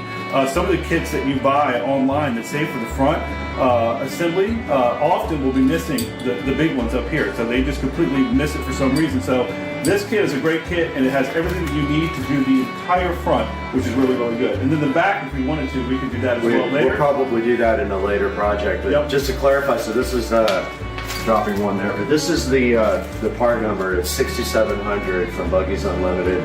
It's the Precedent Control Arm Bushing Kit, and that's all you need to do the front. So what we're going to do right now is start prepping the cart. Probably we have to pull the front wheels off, right? Yeah, just to make life easier. Yep. So we take that off, front wheels off. Okay. Yep. Start from there. So one thing I noticed with these wheels, and I think I mentioned this to you yesterday, you almost need a thin wall socket. It tends to touch the wheel. Right, it's really tight where the socket super tight. So I wish I had a smaller socket, but so we don't damage the wheel. But I noticed when I put them on, they were kind of rubbing. Sure. But we're going to go ahead and do that. We're going to get the cart all jacked up. We're going to put some jack stands under it that are on the wall somewhere over there, and then we'll get back to you guys right after this. All right, let's do this. All right, so we're getting ready to jack this thing up, but before you jack up your cart, the first thing that you always want to do is break the lug nuts on the tires. Obviously, once they're off the ground, it's a little bit harder to get those off. So just do a quick break of them. You're not taking them all the way off. You're just making sure they're loose enough. It makes it easier for them to come off. And then as soon as you jack it up, I like to put jack stands underneath here just because when you take those tires off, you don't want to have that jack underneath there in the way. It just clears it out. Put 2 jack stands underneath there and you'll be good. Plenty of room to work.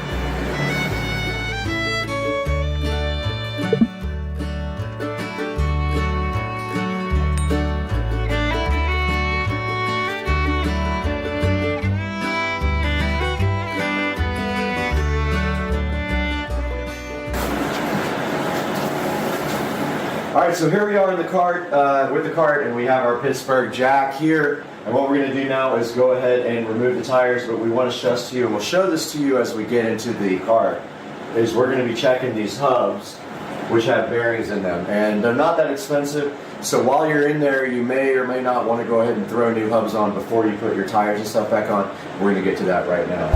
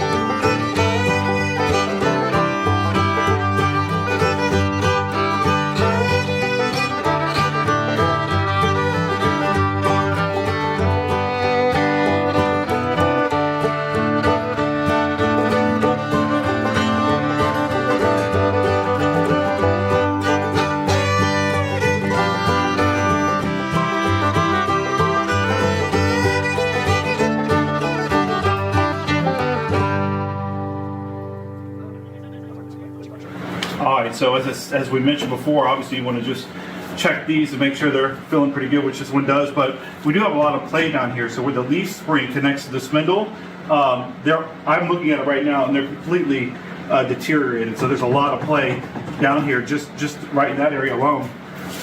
The upper ones, for I believe they call this a kingpin, is doesn't seem to be terribly bad. But again, we're still going to replace it. So one thing to know as we start to take these out, the good news is there's not a backing nut that you have to hold on to.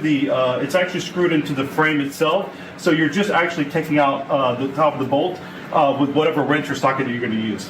So Joe, what do you think about the fact that we have an issue with the toe like that? Do you think that that's this, or do you think it's more related to the upper? It could be both, to be honest with you. I can't see up in there on the upper A arm. So there's two parts of the A arm that we're going to be replacing. There's the bottom part of the A arm, which is, if you'll back up, I'll show them real fast, which is right here, and then the upper A arm, which is buried back in here again, which is behind the steering assembly right here, which is why we got to take the slide off. So all this is good stuff to replace. You'd be surprised, these bushings probably go out probably every 4 or 5 years. They get worn out, especially if you've got heavy usage on your golf cart. So constantly keep an eye on them, because what you don't want is your tires, especially if you have aftermarket tires, being ran where you're obviously getting bad wear on your tires. So always check those, make sure they're good.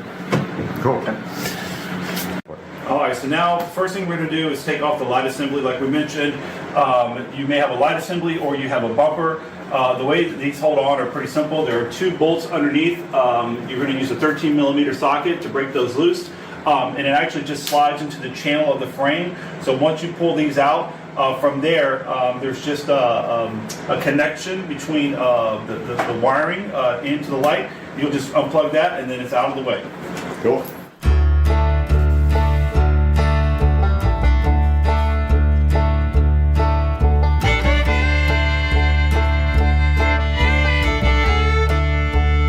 All right, so now we're going to go ahead and take off the front light assembly. That way we can get back again to the top of the A-arm for those longer bushings that go in there. To take this off, pretty simple. There's 2 bolts that go up through the frame. So you'll use a 13 millimeter for the bottom nut and a 10 millimeter for the bolt itself on the top. Once you have those removed and you pull those out, from there, this assembly just slides out. It actually has 2 pieces that go slide into the back or into the channel of the frame, and it just slides right out. Once it pops out from there, all you have to do is just unhook the connector to the lights, and you're good to go, and frees up a bunch of space.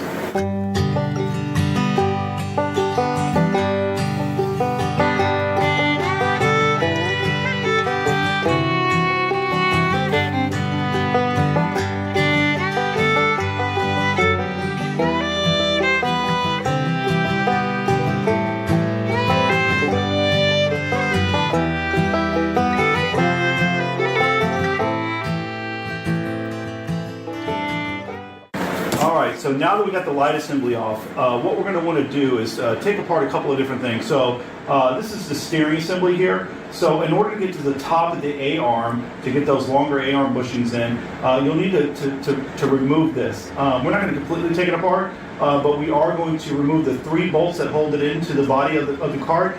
And then at the same time, we'll go ahead and remove these tie rod ends. To make it where we can manipulate it and move it, because just behind it are the 2 bolts that hold in those bushings. So we're going to go ahead and get that done, removed, and then from there we'll be taking out the top bushings. Okay, how do the CV boots look?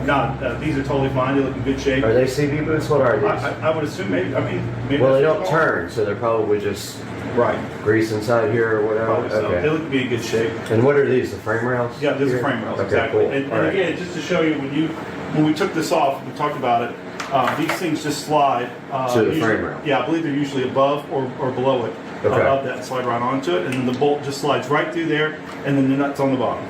Perfect. All right, so we're going to get started on that next step now.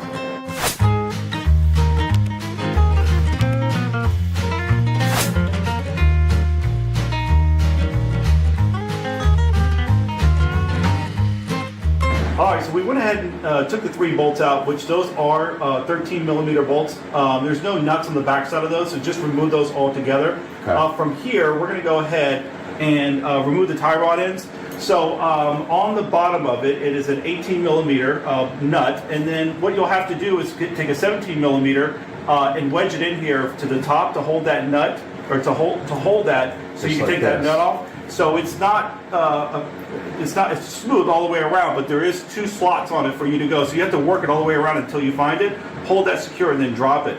One thing to know also is that typically there are Carter pins that hold in this nut to make sure that they don't back off on their own. Obviously, you don't want that while you're driving.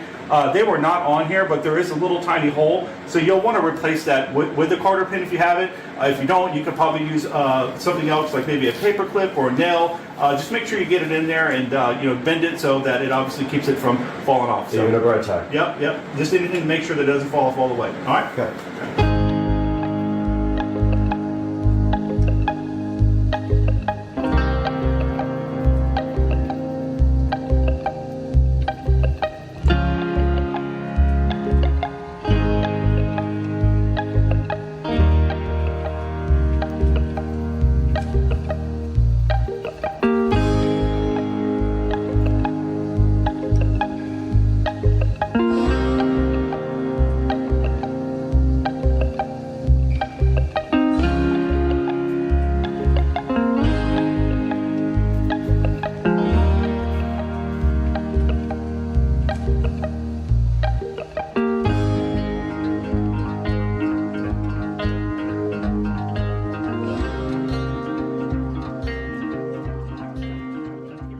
So from here, we're going to now start to disassemble the kingpin, right, as well as the spindle from there, from the leaf spring itself. So from here, obviously we want to get the appropriate size driver for this one, for the wrench. Yep, to go ahead and relieve that. And then we're also going to be needing to relieve the bottom of the A-arm from here as well. Okay.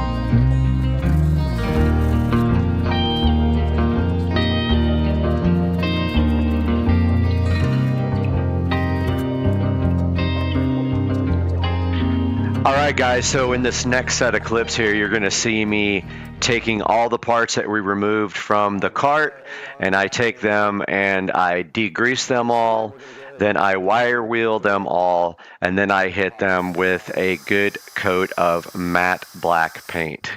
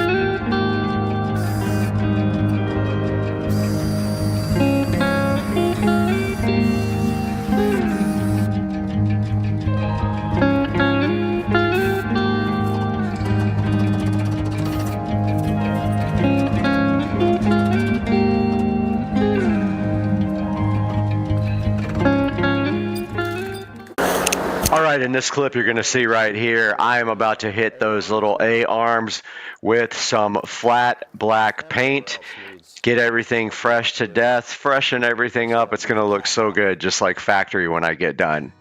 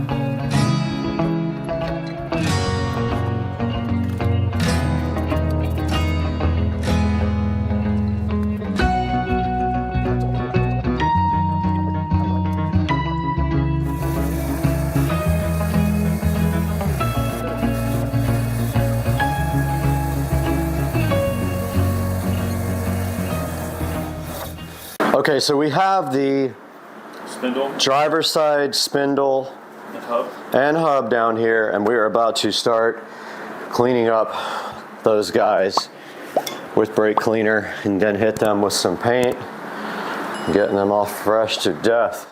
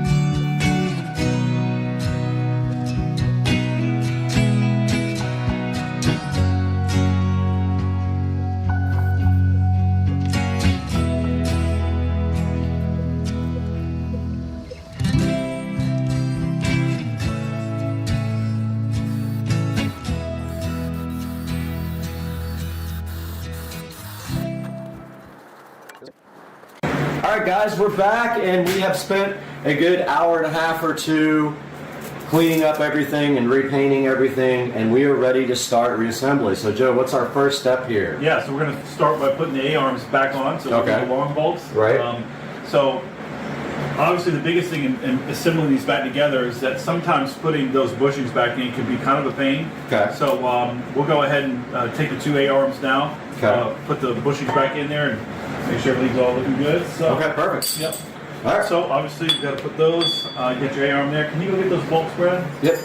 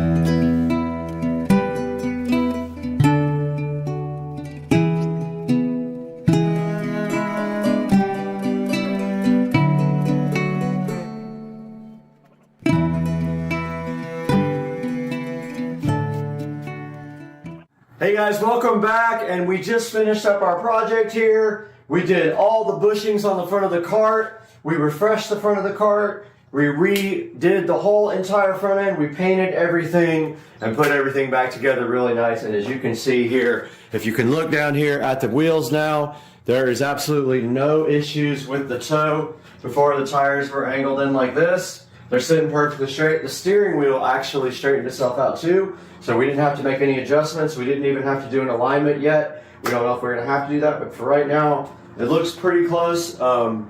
So we're gonna go out and take a test drive. So what do you think about the project? It took us a couple hours. Yeah, and I think we probably spend more time doing little detail stuff that most people wouldn't. I would imagine most people wouldn't go through the process of cleaning all this stuff up like we did, but we wanted to make it look fresh. But I will say a couple of things to remember, especially when you're trying to put those bushings back in. You'll notice that sometimes they're a little bit tight because two things are happening. One, if you have those rubberized style ones, a little bit thicker, you need to obviously shave those down a little bit. But also the cotter pin. They're like not cotter pins, they're spacers. The spacers that go in there, sometimes they're a little bit too big. So we had to take a couple of those and take them over to the bench, grind them down a little bit just to shorten them a little bit, so that it slides back into position. The other thing is that when you're trying to get that bolt lined up, it can be difficult sometimes. So a little trick is that if you just take that bolt and go to the back side where it screws into, run it back that way, it will line everything back up. Then pull the bolt back out, put it back on the other side, and it'll go right back in. So that's just an easy trick to just line things up because it will be a pain for sure. So. Right, so what Joe's talking about is down here where the shock connects to the assembly down there, there's no nut on the back. It's literally just a welded in nut into the frame. So if you take that bolt and go back the opposite way, it'll line up your whatever that is that sits down inside that shoe there, and it helps you do it. So we didn't really have any major problems here. We got everything painted, we got everything clean. I would say if you want to do this project yourself, maybe you order, if you really want to go crazy, you can order mostly, the whole new subframe and replace all the parts. You can replace your hubs if you think you might have some miles on them. If you don't, you can get by with what we did, which is all brand new bushings, and we actually cleaned up everything on the wire wheel. We degreased everything with some brake cleaner, and then we put everything back together. So now we're going to take this thing for a test drive and see what happens. What do you think? Let's do it. Let's do it. All right. All right, Brad. All right, guys. So we are going for a test drive now, and you guys have not seen the dash in action. So this is Ulysses Speedometer Pro running here. It shows us our battery charge, our compass, our GPS speed, our total speed, like our overall speed, and you also can play, since YouTube is, I subscribe, we can play YouTube over it. And so you can see your little dash. But there is Ulysses Pro. Now what we're doing is listening for any weird issues, any clunks, any vibrations, any weirdness in the steering. So let's go ahead and take off and do a little drive here. First test of the new dash system with the YouTube channel. Has not seen it, and it actually already can feel a difference in the front end. It's much softer than before. It was like when we would come off of this before, we would hear a big clunk. Yeah, metal clinking. We had metal and metal. That I would say is another thing. If you're hearing metal clinking when you're going over bumps, you probably need to change out your bushings. Also, the steering wheel is straight. Before, it was over here, like literally like that. We have 100% straight steering wheel now. And you notice when we go over bumps, the magnetic mount on the dash is not going anywhere. So there we go, it shows us our speed. Super street golf cart? Yeah. And the front end feels fantastic. It actually feels much better than it did before. Let's see if we can carry some speed. Kobe!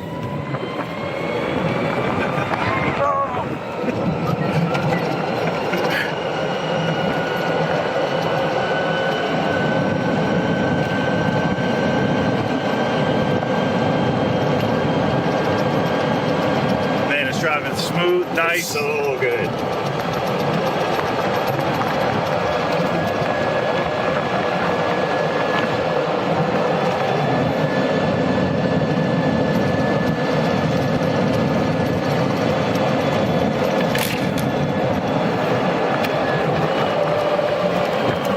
It's actually perfect, man. Yeah. I'll let you drive it so you can feel it. All right, how do I pause it? Just hit the stop button right there. All right, so we're letting Joe take a turn here on the cart. that he and I pretty much built. This thing started as a brown wood grain cart. Yep. Now it's carbon fiber. Full sound system. Six system. GPS dash. Android dash. Front end feels great. Like it literally feels like a brand new car now. We do that back end too. I think that'll be beneficial. Yeah. You know, it's funny driving this one and driving mine. I'll probably do for bushings too as well. Let me get in there. Yours need bushings too? Yeah, probably. I'll help you do yours when you're ready. Now we know exactly what to do. And your horn, we've got to hook your horn up. We did? Yeah, go hit him. Sick!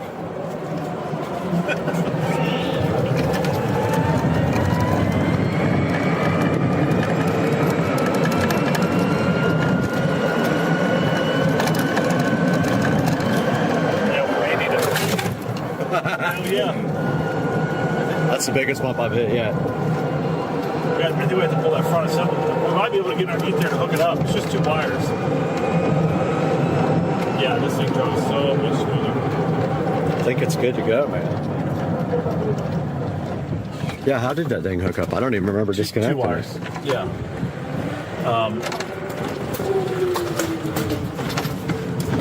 Well, guys, thanks so much for joining us today, and I hope you guys are able to do bushings on your cart too, just like we did.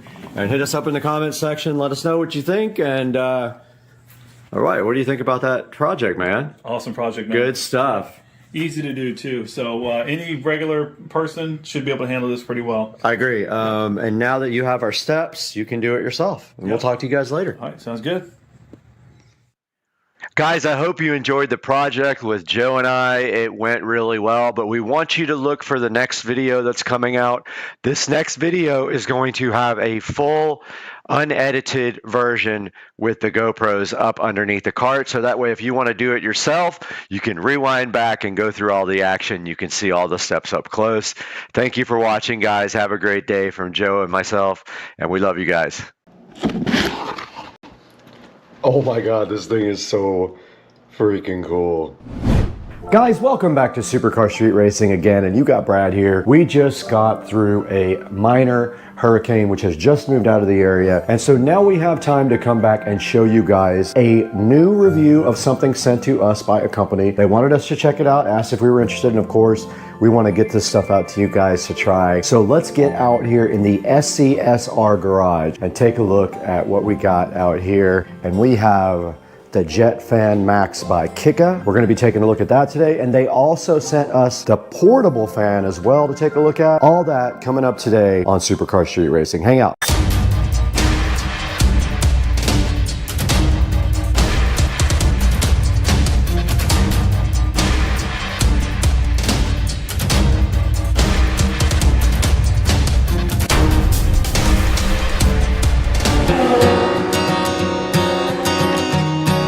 Out here in the SCSR garage, we've got a very special product for you today. I'm wearing green for absolutely no reason, but today we have the Jet Fan Max sitting here, and you guys have no idea how cool this thing is. We're going to be taking a look at this today for the very first time, and the challenging part is that the instructions are in Chinese or something, and so I had to try to translate them to figure it out. But we're going to open this stuff up really soon and see what's inside the box, what they included with the Jet Fan Max and the portable fan as well. We'll get that information to you guys today and tell you how we feel about this fan. So let's get going. We got a lot of stuff to do today with this, and we're out here in the beautiful garage hanging out with the Tesla and the golf cart. Let's get this thing unboxed. We're starting with the Jet Fan Max here from Kika, and right in front of me you can see the box is silver and does show a picture of the fan in front right there, and then it's got some little artwork around it like that, and on the back it looks identical to the front. No big deal, nothing really on it. And then on the side right here it does have the actual label right there, which we will take a look at in a little bit. And then just the company information. They are from China, so the information inside is in Chinese. Now the Jet Fan Max is supposed to be a super powerful portable rechargeable fan that could work in any circumstance where you don't have a lot of breeze going, let's say like a sporting event or camping or something like that. This would almost be perfect for that, but we have yet to see if this thing can rip or not. Now, I did cheat and I charged it ahead of time, so it is completely charged up. So let's go ahead and open the little one first and see what that's all about. You guys can see the Kika cute little portable fan sitting right in front of you. And if we take a look at the box, it just says portable fan on the front and has the company logo. And then on the side, it does say that it comes in multiple colors there: red, blue, green, black, and gray. It says that it has a long battery life, it's quiet, and ultra compact. And then on the back, it just has information about the model number, the label, and other things like that. And so that pretty much is all that's on the box of the Kika mini portable fan, the cute little fan. So I guess our next thing would be get this thing unboxed, get it charged up, and let's see what this thing is capable of doing. All right, we're gonna go ahead and unbox the Kika mini portable fan, and it is taped shut with a little sticker, and those came out fairly easy. Let's go ahead and get this thing unboxed. It does slide right out of the packaging just like that, and when it slides out, you'll be surprised later what you see in the big box, because this looks very similar. But let's take it out, and it looks like it has a USB Type-C charging port on the bottom, which is great. It means you can charge it with any of your USB-C adapters. And it did come with a power cord here in case you don't have a USB Type-C, which I'm sure you do. Pretty much everyone has one of those now. So let's go ahead and get this thing on the charger and see how much charging it actually needs.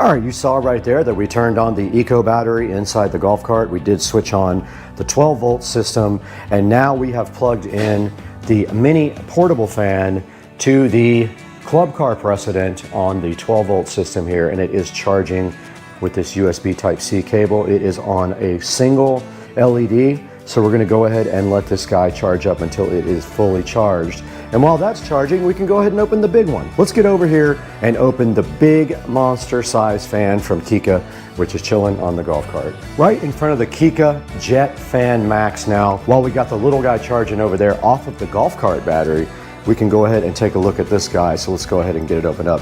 It actually opens up backwards like that.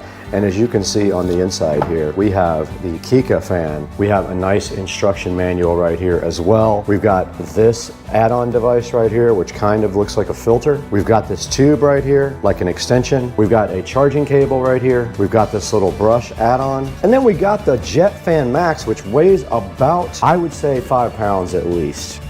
All right, we're sitting in front of the Jet Fan Max packaging content, and unfortunately, the entire manual is in Chinese, so I did have to translate the few things that I could figure out. But obviously there is a type of filter here that you can put on it with a screw on this thing.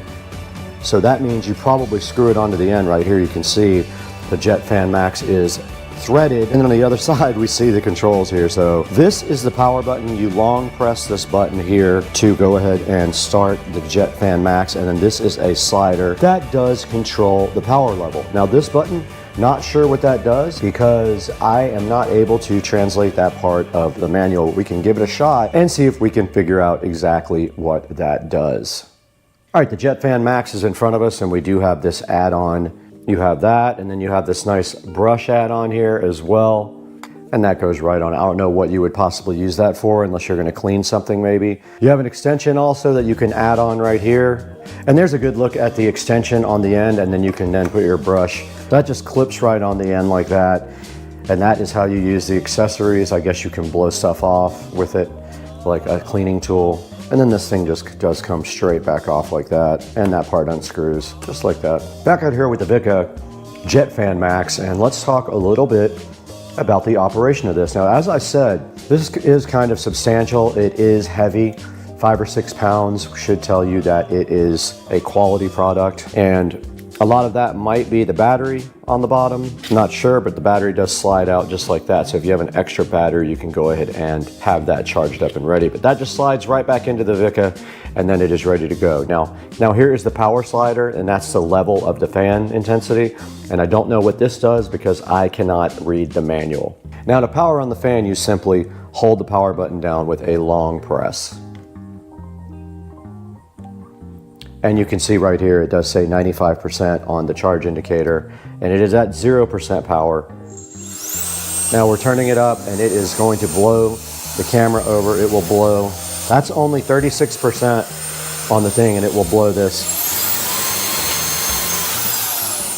Absolutely rips, and you can see how much power it had at only 50%. It will blow the camera over easily.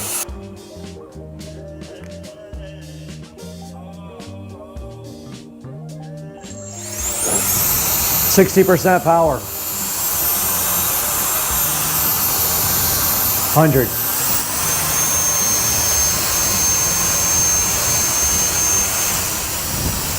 So strong. Wow. All right, I don't know if you guys can see the dust on the car. We're gonna give this a shot to get the dust off of the car. Let's see, there's plenty of dust on the car. Here we go. Blew it right off.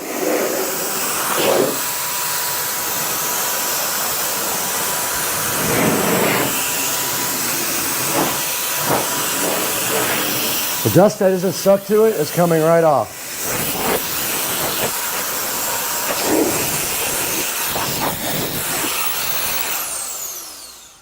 Now here's a look at the indicator from 0 to 100% on power is what you see right there. It's on 0 right now. And I still don't know what this button up here does. Let's give that button a shot. Oh, it's a turbo button. 100, and this is turbo. Oh, it won't let me do any more turbo. Oh, there it goes. All right, it would not let me go on turbo the second time. I don't know why. Maybe the fan will overheat the motor. Let's see. That time it did. That's the turbo button right there, the top button. All right, we determined that the top button here is the turbo button, and it will not let you keep that on for long, and I suppose it is because the fan motor will probably overheat. Now we were on 95% power. Let's go ahead and plug this in again and see where we are after using it briefly. 77% charge after using it for about 2 or 3 minutes. So you're not gonna get a whole lot of power time out of this, it looks like. That went from 95 to 77 in not too long a period, but also we used the turbo button 5 or 6 times, so that probably sucks down extra battery. I would say you probably could get a good 10 minutes out of this if you really needed to, but we would have to test that completely. Once it gets fully charged up, we'll see how long we can get this thing going for. But we can get 10 minutes out of it. In the Supercar Street Racing kitchen, over an hour and a half has gone by, and you can see that the fan has now charged up to 100% on a standard USB outlet right here. It is a 20-watt USB outlet, and we use regular USB Type-C. Now this thing was down at 77% after around 3 or 4 minutes of usage, and also using the turbo button. Now that is probably going to be tested here very quickly, because we are going to turn this thing on and see how long it takes to go all the way down to 0%. But first, we need to head on out to the Supercar Street Racing garage and check on the other fan, the mini fan. So let's go. The mini fan has also been charging for an hour and a half, and it is on the 4th dot of charging, so it is not quite done yet. Let's let that fan get all the way done, and then we will test the power of it to go all the way to 0. The Kika Jet Fan Max is fully charged at 100%, so the next step is to turn this fan on and see how long it takes it to go down to 0. Set a stopwatch. Okay, stopwatch started. Now we have started, we are 2 seconds in. We're gonna go ahead and power this fan on at the bottom. You hold down the button, it is on, and then what we're gonna do is just turn it on high and see how long it takes. And it is The only way we could get it to stay was with a 2-liter bottle of Coke and our tequila. So we're gonna let the battery run down now.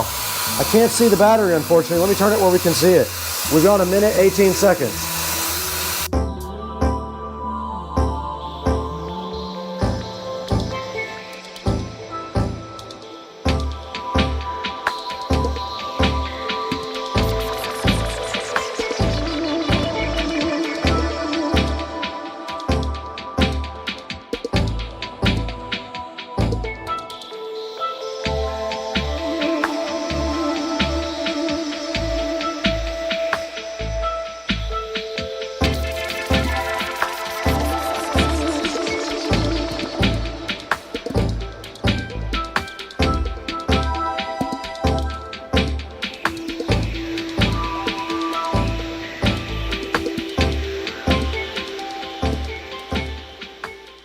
All right, guys, we got the mini fan here now, the portable fan by Kika. And you just saw how the Max, Jet Fan Max did in the endurance test.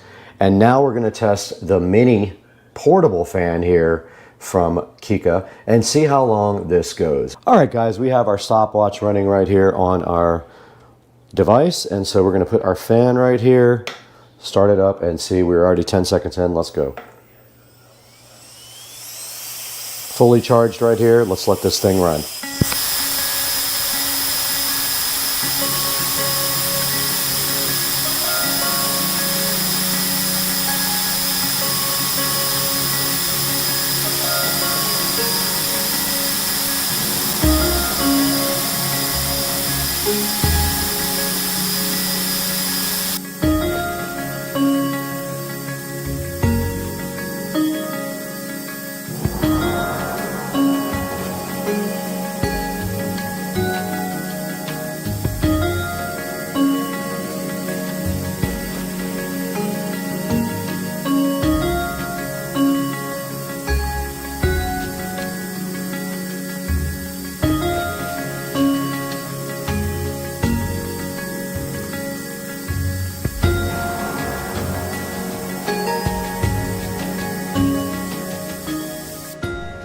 Okay guys, so you just saw we ran the mini portable fan down to nothing. You saw how much time that took, and we ran the big Jet Fan Max down to nothing, and it is at 96% after 3 hours, so it is almost recharged to 100%. Just using the typical USB Type-C cable here. This guy right here ran completely down as well, so we can actually put this on the charger now. It has a USB Type-C on the bottom also, so we just plug this thing right in like this. And you can see on the back of the unit, it does have 4 LEDs, and it did start blowing again as soon as I plugged it in, but it has 4 LEDs right here. Both of these guys are recharging. Okay, let's reset the stopwatch and see how long it takes this portable tiny mini fan to recharge. This is going on 3 hours right now, maybe a little bit more. And then we'll give you an update once we get all this stuff completely recharged.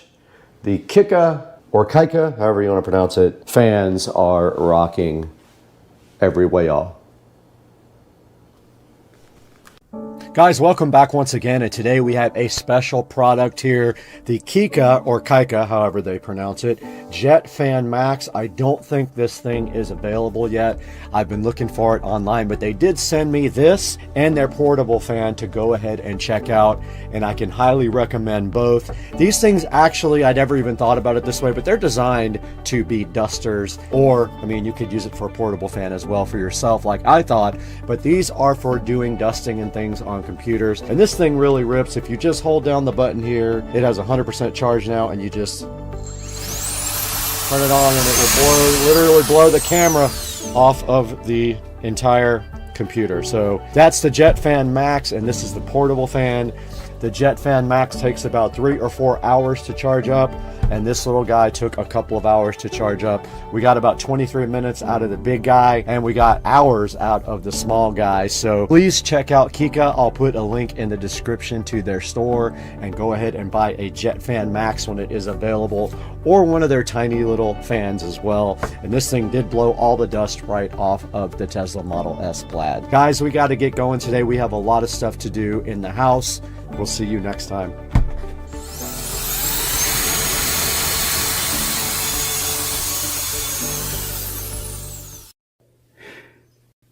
All right, we got this little tiny toothbrush, and we got this tape, and we have this peel satisfaction. Oh no. It didn't actually work right. Oh no!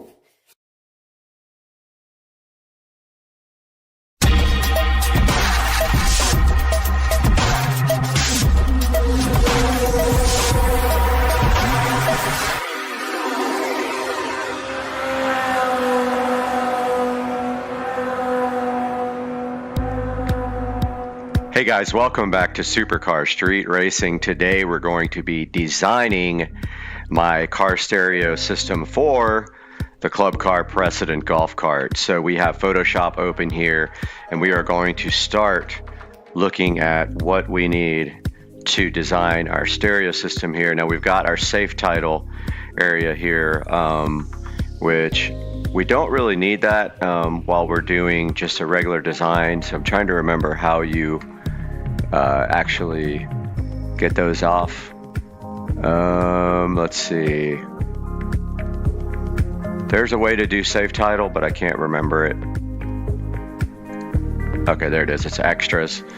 So the first thing we need is a speaker for a PNG file. So there's a transparent, and what we're going to do is go here and look for our actual order, and here's our Infinity Kappa, and I went ahead and downloaded this picture on white.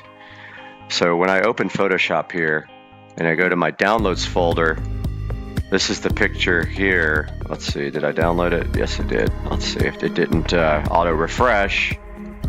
Let's see if we refresh. Okay, there's the actual speaker. So being that this is on white, it's not a PNG file, so it's not transparent. Let's delete the background here and make this into a PNG. So let's delete that layer. Now we have no background, but you see we're still on a white canvas here, but we want to remove that. So what you do is you go to select color range, and actually this is pretty easy just to do a circle and select it, but color range works pretty good unless you have whites inside the actual picture. But let's see.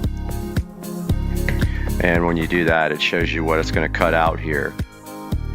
Now you want to do an select inverse, so it cuts out everything on the outside. So we go select inverse, and then we do edit copy, and then we do file new, because we're going to actually make a new picture for our background for our whole design here. So file new. I'm going to make it 10. No, wrong size. I'm going to make it HDTV. So file, dang it, file new, and HDTV is right here, and paste. Okay, it didn't do very well at the copy and paste, so I'm going to go back to our picture. I'm going to undo this first. So we didn't get a good cut out here. I'm going to just cut it out with a circle. So let's deselect everything. Change our marquee tool here to a circle and just cut it out like that. Doesn't have to be perfect. We just want the whole speaker in there, and then we can move it a little bit once we get it kind of where we want it. We hit Control C, come back to our canvas here, hit Control V, and then we can edit, transform, and we can do a scale, and we can do the golf cart over here. So let's call this the golf cart dash, and we're going to put that there on the left side. And now see, we got that layer. We can right click this and duplicate that layer, and then we have a second one over here. We have to define our new layer. Now we have a second one laying on top of that one. Let's just take our tool there and move it to the side. Now it's snapping into place because we have snap selected. So it's snapping on the place right where the same plane where this guy is. So there's our front speakers. And let's go to our text tool and type in what these guys are. And let's find some different text first from Text Studio. Let's just find some simple text. This looks kind of cool. So let's get our text here. Let's go infinity. If I could type infinity 6.5 two-way. Remove the background on Text Studio and then just download it. This will be a PNG, so it will be transparent. And we can show it in the folder there. It's on the other screen, but if we drag it over here, now we have our infinity 6.5 two-ways there. We can label that however we want. That's going to be our fronts. Those sit in the carbon fiber dash. So then of course we need our subwoofer. Now let's go back to our orders here at Amazon. And we will find the actual sub. And it is here, the Scar Audio. And let's go ahead and we might be able to cut that out. I'm not sure. Save image as into downloads. Go back to Photoshop here and get rid of this. I don't want to save this. No save. Now I've got our Scar Audio in the other screen. Let's drop that onto, let's copy that actually. I'm going to right click and copy it. You guys can't see it because it's on the other screen, but we do a file new and it didn't copy. File new. It should say clipboard here. It doesn't really matter, but we can paste it here. I'll drag it over. Okay, so there's our speaker. We should be able to do, let's merge visible first, so we merge our layer with our background. Now that we have everything merged, we can try select color range. And you see that cut out there? Let's do select inverse and try to cut this out. Now we do have some white that's not going to make it because the little white here is going to mess our selection up. So we copy that, Control C, go back to our other one, and we have our, now it doesn't matter about the white because the background's white, but now we can transform this and scale it, and we can put our Scar Audio back in the rear of the golf cart. And what we're going to do now is go back to our text tool, and we're going to see what this is actually. So Scar Audio SDR12. Okay, let's take that over to Text Studio. Go to text, paste that in, and let's put the SDR12 on the second line. Download that with PNG. Maximum quality you can do is medium if you don't sign up for the account. Now I've got it on the other screen. Let's go ahead and put that there. So there's our Scar Audio SDR12, which is going to be in the back of the golf cart, the rear of the golf cart, in an enclosure that I bought specifically that fits in underneath the passenger footwell where there's plenty of space here. And now we need our amplifier. I've already downloaded it. We're done with this because we can close that. We don't want to save it. Let's go to our amplifier over here. So let's do File New again. Make a big, nice new space. Drag our amp over. And we can actually place it a little lower, like that. And maybe actually just cut it out because we don't need all that other stuff. It's going to be hard to cut like that. Yeah, I don't want to bother with it. Select, deselect, select color range. And there's our color range already ready to go. Now we select inverse. And what that does is cuts out everything on the outside of the selection. Then we copy it, edit copier with Control C. Come over to our drawing here, paste our amplifier and all the accessories, and do edit, transforms, scale. If you do scale, it doesn't change the aspect ratio, it just changes the size. without changing the aspect ratio. So here's our 5-channel amplifier. And we are going to go ahead and place it right there. Now we have to get some text for this to define what it is. So this is a, where is it? Okay. I have it somewhere already up. Yeah, well, Rockville 5-channel.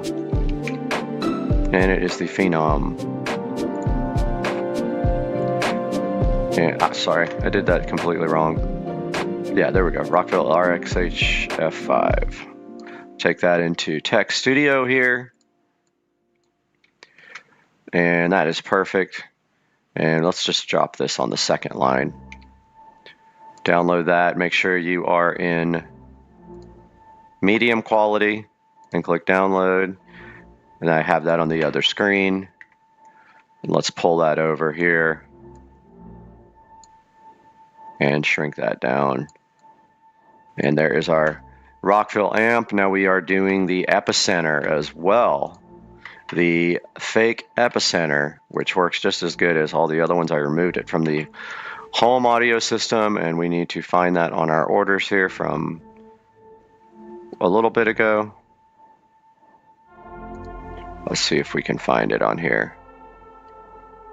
It is the Blaupunk EPX 1600, and there is the picture. Save image as. We'll save that to downloads. We will go back to Photoshop here. Kill this out. Don't save it. File new again. And pull our epicenter over our Blaupunk EP1600X. Drop that in. Select color range. Click OK. Select inverse. Copy, edit copy. Go back to our drawing, paste that in. There's our Blaupunk EP1600X. And we need to take that into get the title type. Blaupunk EP1600X. Take us into our Tech Studio. Drop that on the second line. Download that with a PNG file. And on the other screen, we have our downloads folder open. And at any time, you can move this stuff around by clicking the layer over here. So there's our EP1600X. One more thing we got to get. We are getting a Galaxy Tab A7 Lite. Let's get that picture and save that into downloads. It's actually a PNG file. It might be transparent, but let's see. All right, so we got our PNG file. Let's drop it over here and see what happens. It looks like it has a background. Actually, that's fine. It's got a white background. Doesn't matter. Let's put it down here. Let's put it up top. Might be easier to be on the left here. And then take everything else. Dang it. Edit, undo. Man, okay. Layer 4, move that over here. Move that layer. Dang it. Move that layer. Move the Rockville. Move the Rockville text. And take our tablet and drop it over here. Since it's on white, it just blends right in. And this is what we are ordering. I gotta go get the name. It's just a Galaxy Tab A7 Lite. So I'm copying the text over from the other screen. Going back into my Tech Studio here. Let's drop this down.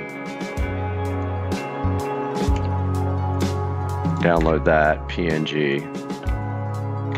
We got that now in our downloads folder. I will go ahead and pull that over.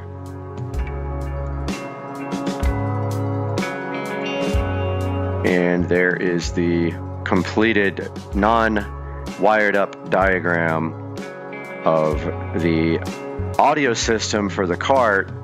So we need a Bluetooth logo now to show that we are connecting Bluetooth. So let's go over here and find one. So all we need to do is do Bluetooth PNG.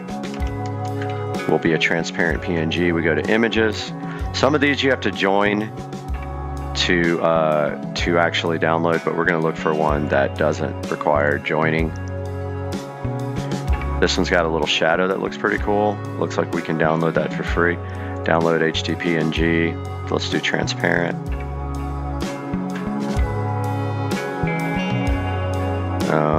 It doesn't look like it lets me without signing up, so forget that one.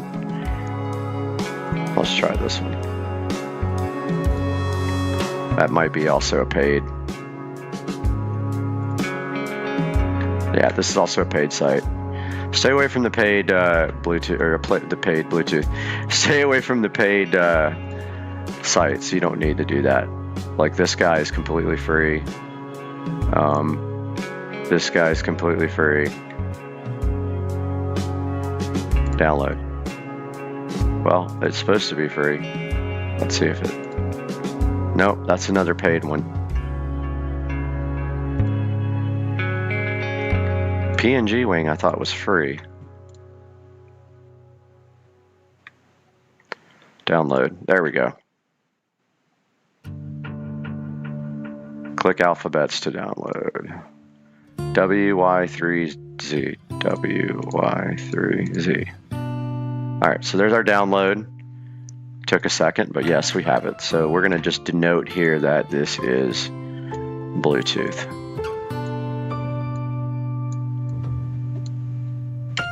Now, we have a Bluetooth adapter to put here, so I forgot that. So let's go ahead and grab the Bluetooth adapter from Amazon. Bluetooth adapter. That's the exact one. Save image as. Let's drop that in downloads. Go to our downloads folder. And I'll pull that over for you guys. Just like that. Now we can take this and drop it right here. Now, we need 4 channels. We need 2 for the front to feed the front, this 5-channel amp, to feed the front part of the amp. We need 2 to feed the subwoofer inputs as well for the 5-channel, the 5th channel. And so we have a Y adapter that comes out of here and feeds 4. So it comes out male to 2 females, and then we have 2 sets of RCA cables going from this to this. But let's just go ahead and get our line tool. I've never used this before, but let's just draw a line there and a line there. And we can add text if we really want to, but we know that that is feeding there. And we can also draw 2 here. Like that, hit enter.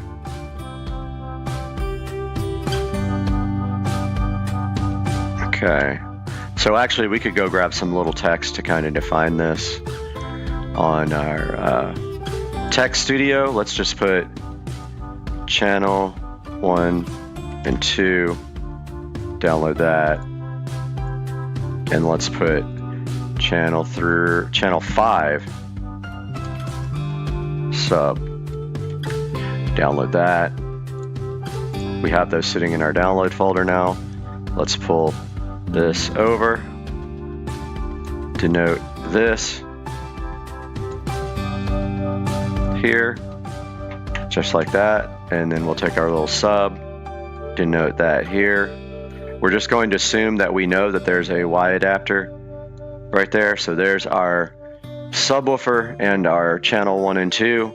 So there's a Y adapter and 2 sets of RCA cables. So it adapts male to female on each side, and then we take 2 sets of RCA cables and run our RCA inputs. Now the Rockville has 5 channels of outputs as well. but we are running a Blaupunk epicenter. So let's take our line tool, and so this is the input and this is the output. So we're gonna come right here from, actually I did this whole thing wrong. Yeah, we gotta back up. I did this wrong. Okay, so 2 channels feed the RXH F5. The front channels go directly from our Bluetooth adapter. The other 2 actually go here to our Blaupunk. Okay, so that goes here.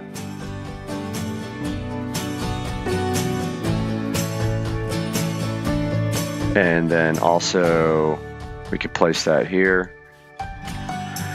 Then this actually feeds channel 5 on the Rockville, and place those there. So this is channel, actually let's move this channel 5 sub here to the center. Get our placement tool. There, that's a little bit more easy to read. Let's put it on top of everything as well by dragging the layer to the top. We could actually put these lines below the Rockville, or we can move the Rockville RHX5 up. We'll just do that. So if you just drag it up the layer wise, now it's on top of the line, see? All right, now we can place our channel 1 and 2 back on here. We had that totally incorrect. I just did it wrong. I wasn't thinking about the epicenter. There's our channel 1 and 2. And we got our channel 5 feeding the Rockville. Then the Rockville will feed the front 2 speakers with channel 1 and 2. Let's get our line tool. And we're going to go here and here. Whoops, I forgot to place it.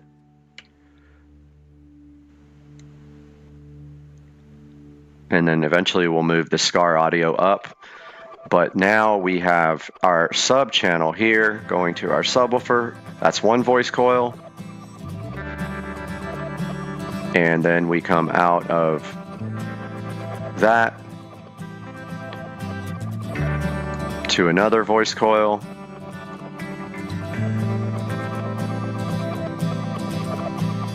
Let's undo that. That didn't come out good.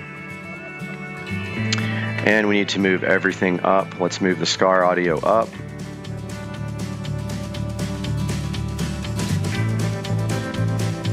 Above everything. Put it on top. So that just moved this font up to the top. Now let's move the subwoofer up to the top. I think it's this one. That moves it on top. Oh, it didn't? Come on. Okay, it didn't move it up. Let's see why. Come on. Okay, there it goes. Now the sub is on top. Now we need some text to indicate the voice coils. Let's go back over to Text Studio here. Let's do VC1 4 ohm and VC2 4 ohm. Go back to our drawing here, VC1 4 ohm. Drop that over here. VC2. Oh, I forgot to place it. VC2 4 ohm here. These are going to be parallel. So 1 voice coil feeds the other voice coil, which would lead a 2 ohm load on the amplifier. Let's go note that. 2 ohm load.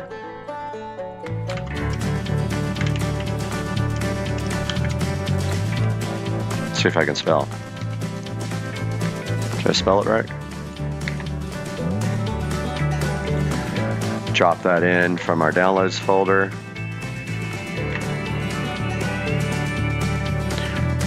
And that goes right here. There is the basic design. Now the only thing that isn't shown here is the power. So we have a, up here we actually have a, let's go ahead and do that, the power. So let's go back to our orders here. So we have a 48 volt to 12 volt reducer right here. Let's save that. And we will drag that over up to the corner. Here's our voltage reducer. And that is our power section. And we can label that. Let's go to our tech studio here. 48V to 12V. That's our voltage reducer. Come back to our drawing, drop that in.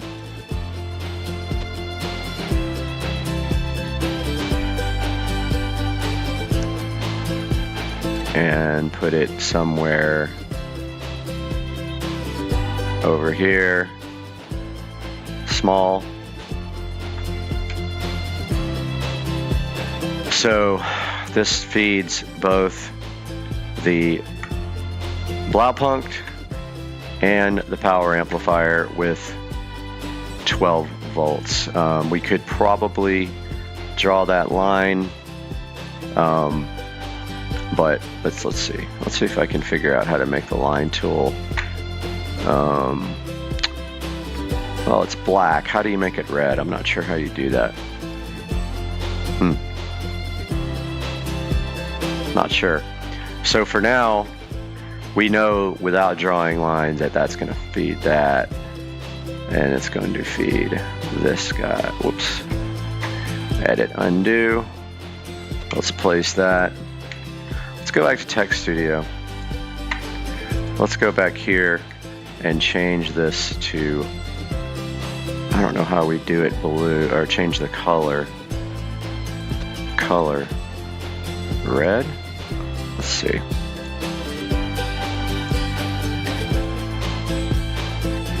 Oh, that didn't do it either. Okay. Filling color. That didn't work. Gradient. Text. That's perfect, actually. 12V. We'll download that. We'll drop back into our drawing here. Drop that on there. And let's actually put it right here. And then draw a line from there to there. And we can duplicate that layer. Duplicate. And just kind of pull that down here. Edit, transform, scale, drop it down. So we know that's 12 volts. We could probably change these lines to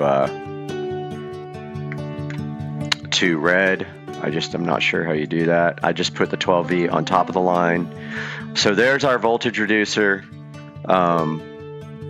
There is actually going to be a master switch before this underneath the seat so that I can switch off everything when necessary. So there's no power to any of this stuff. And then also there's an inverter that we can also connect to this 12 volt reducer so that the cart has 110 volt actual plugs to plug in anything for the house. So let's save this image. We'll save as a copy. let's put it in projects. We got to make a new project. Designing my golf cart audio system. And we get that. And let's put it as a JPEG that we can use it in our video here. Golf cart audio. Save that. It's going to ask you what quality. Let's do full. And now we have the video here. Now I'm going to put that video up on the screen right now for you guys to see. So this is the design of the golf cart audio system, and I'm just going to go over it quickly with you. So we start with a Galaxy Tab A7 light on the left. We are using Bluetooth there to connect it to the Bluetooth receiver, which is not labeled here, but it's the blue thing. Actually, let's go ahead and get that labeled. That's the only thing that's not labeled. And actually we changed our style. Let's put it back to blue. And let's go Bluetooth receiver. Download that PNG. Drop that down here. Before this gets too crowded, that's about the last thing that I want to put on here. Alright, let's file, save as a copy. JPEG. Overwrite the old one. It says, do you want to replace it? And your quality is going to be full quality. All right, here we go again. So the Galaxy Tab A7 Lite feeding a Bluetooth receiver. This Bluetooth receiver has these RCA outputs. We have Y adapters coming out of that. We have a male to two female for each output. 2 sets of RCA cables feeding the amplifier. 1 set goes to the Blaupunkt EP1600X for bass, comes out of the Blaupunkt EP1600, feeds the 5th channel of the Rockville, which is a mono channel for the bass. We have a Scar Audio SDR12 here, 4 ohms per voice coil in parallel will produce a 2 ohm load on the Rockville amplifier. The Rockville amplifier will be running the Infinity 6.5 inch 2-ways in the dash for now, and we have the option of adding rear speakers later to the rear output of the Rockville RXH F5 amplifier. And that's basically it. That's the whole audio system, give or take a few little accessories, and we have those ordered, and some things will start trickling in. As things get here, we'll go over it. Guys, this is Supercar Street Racing. I hope you enjoyed the video, and I hope you guys have a great weekend and a happy new year. All right, guys, welcome back to the channel, and today we have the Scar Audio SDR12 D4 dual voice coil, 4 ohms per voice coil subwoofer. It handles 800 watts RMS, is what it says. Big ferrite magnet. It's got 2 voice coils rated at 4 ohms each, and the plan is to parallel them to get a 2 ohm load. And it is a 32 to, what does that say, 368 frequency response? Can't read it. But yeah, I've got that there. I've got the enclosure down here. So the mini plan today is to unbox this guy and then mount it in the enclosure so you guys can see the Scar Audio unboxing.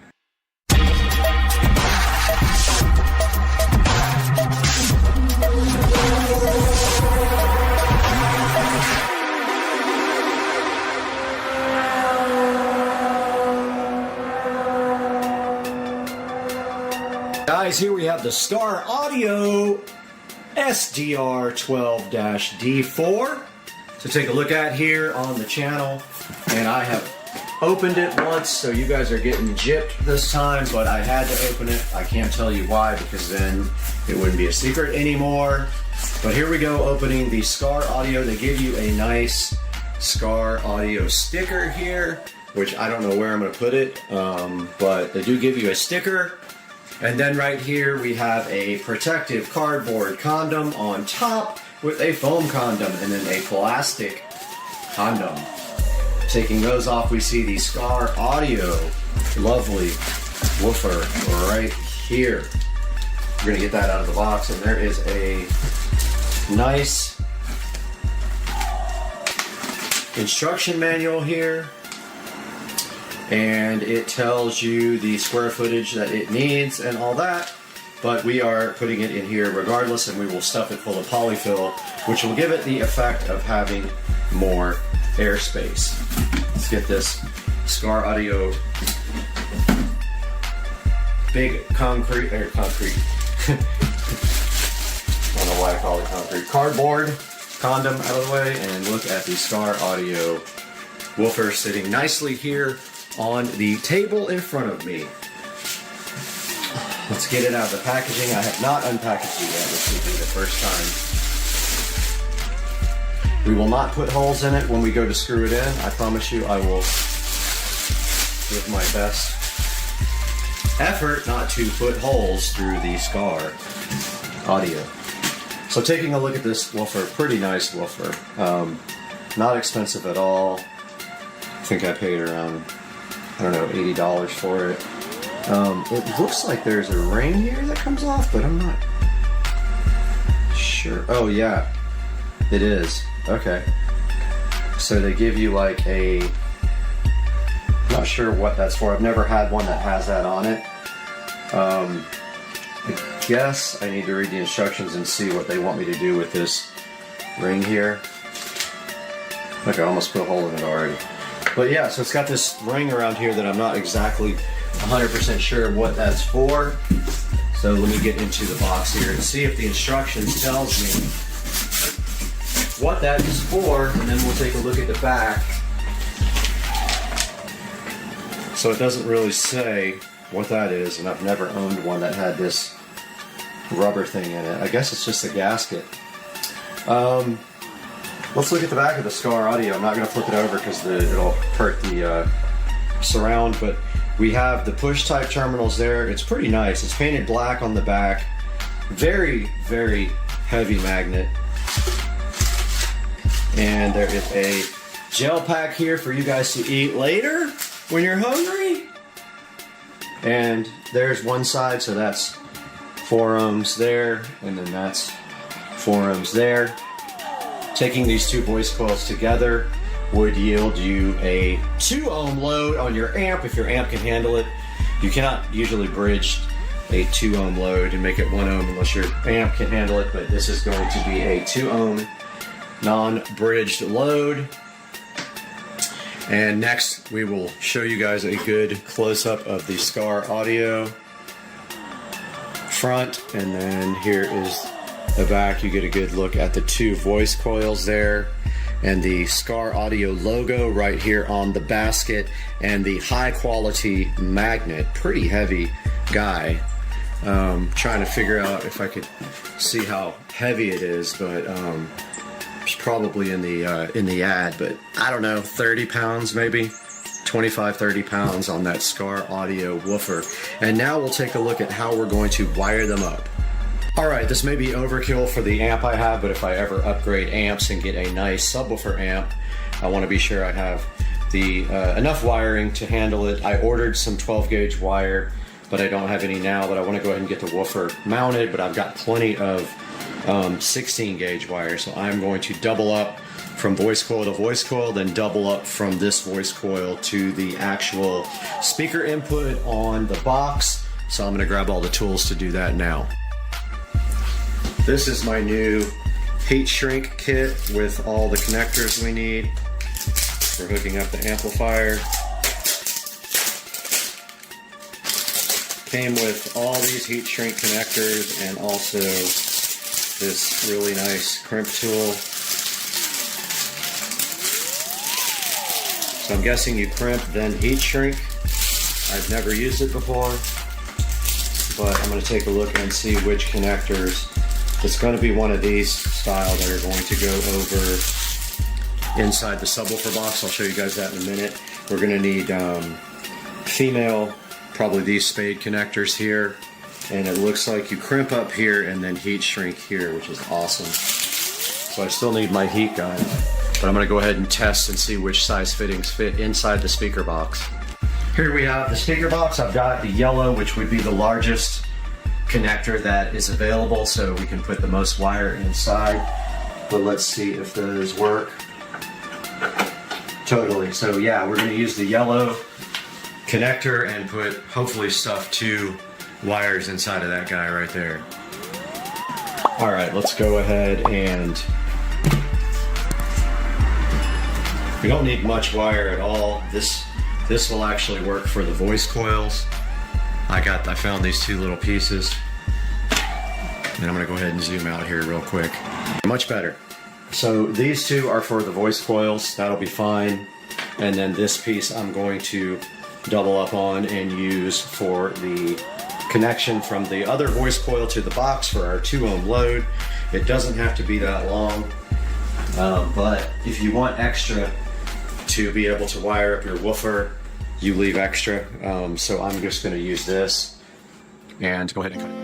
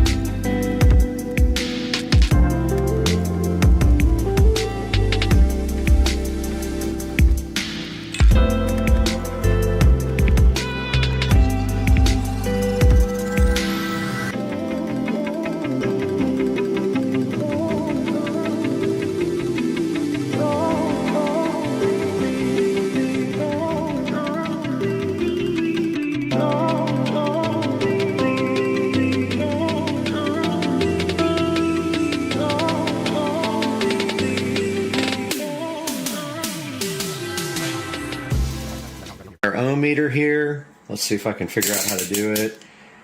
200 ohms. I think I've got this on the right setting. Let's see what happens. We should get a 2 ohm load.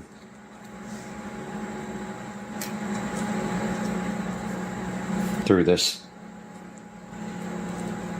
2.0 ohms, and that is perfect. So those wired in parallel, those voice coils, gives you a 2 ohm load. We have a visitor, Mr. Binks. Hi, kitty. We got our woofer here. He's so interested in this. But our woofer goes this way. And then we got to hook our wires up, and positive is on the top. Positive is on the top towards me. And I am blind as a bat. This is positive. This is negative.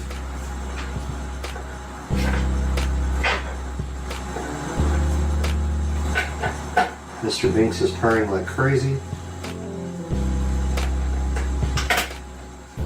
Okay. That's that. The woofer is officially hooked up. Now all we have to do is screw it to the box. Ah, there it is. And we gotta try to get it centered. Gasket's a little off. Not that worried about it. There we go. So there's a good look at our woofer mounted in the enclosure. It is wired up and ready to go. It looks so sick.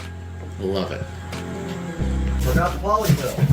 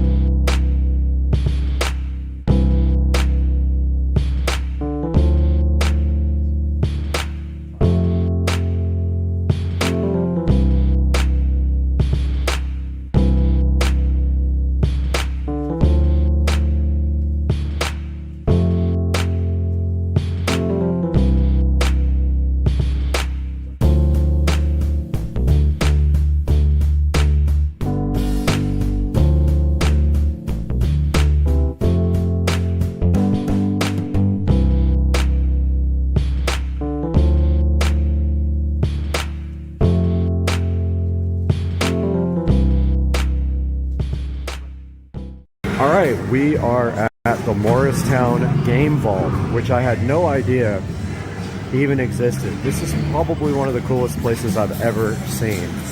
And if you go back here, there's the Tron in the vault. So awesome. This place is amazing. Look at it. Unreal. Every old video game you can think of, and I just happen to be staying a block away from this. Check this out, guys. Unbelievable. Morristown Game Vault. Morristown, New Jersey. This place is amazing. Oh, they got Xenon. I am definitely coming back here later.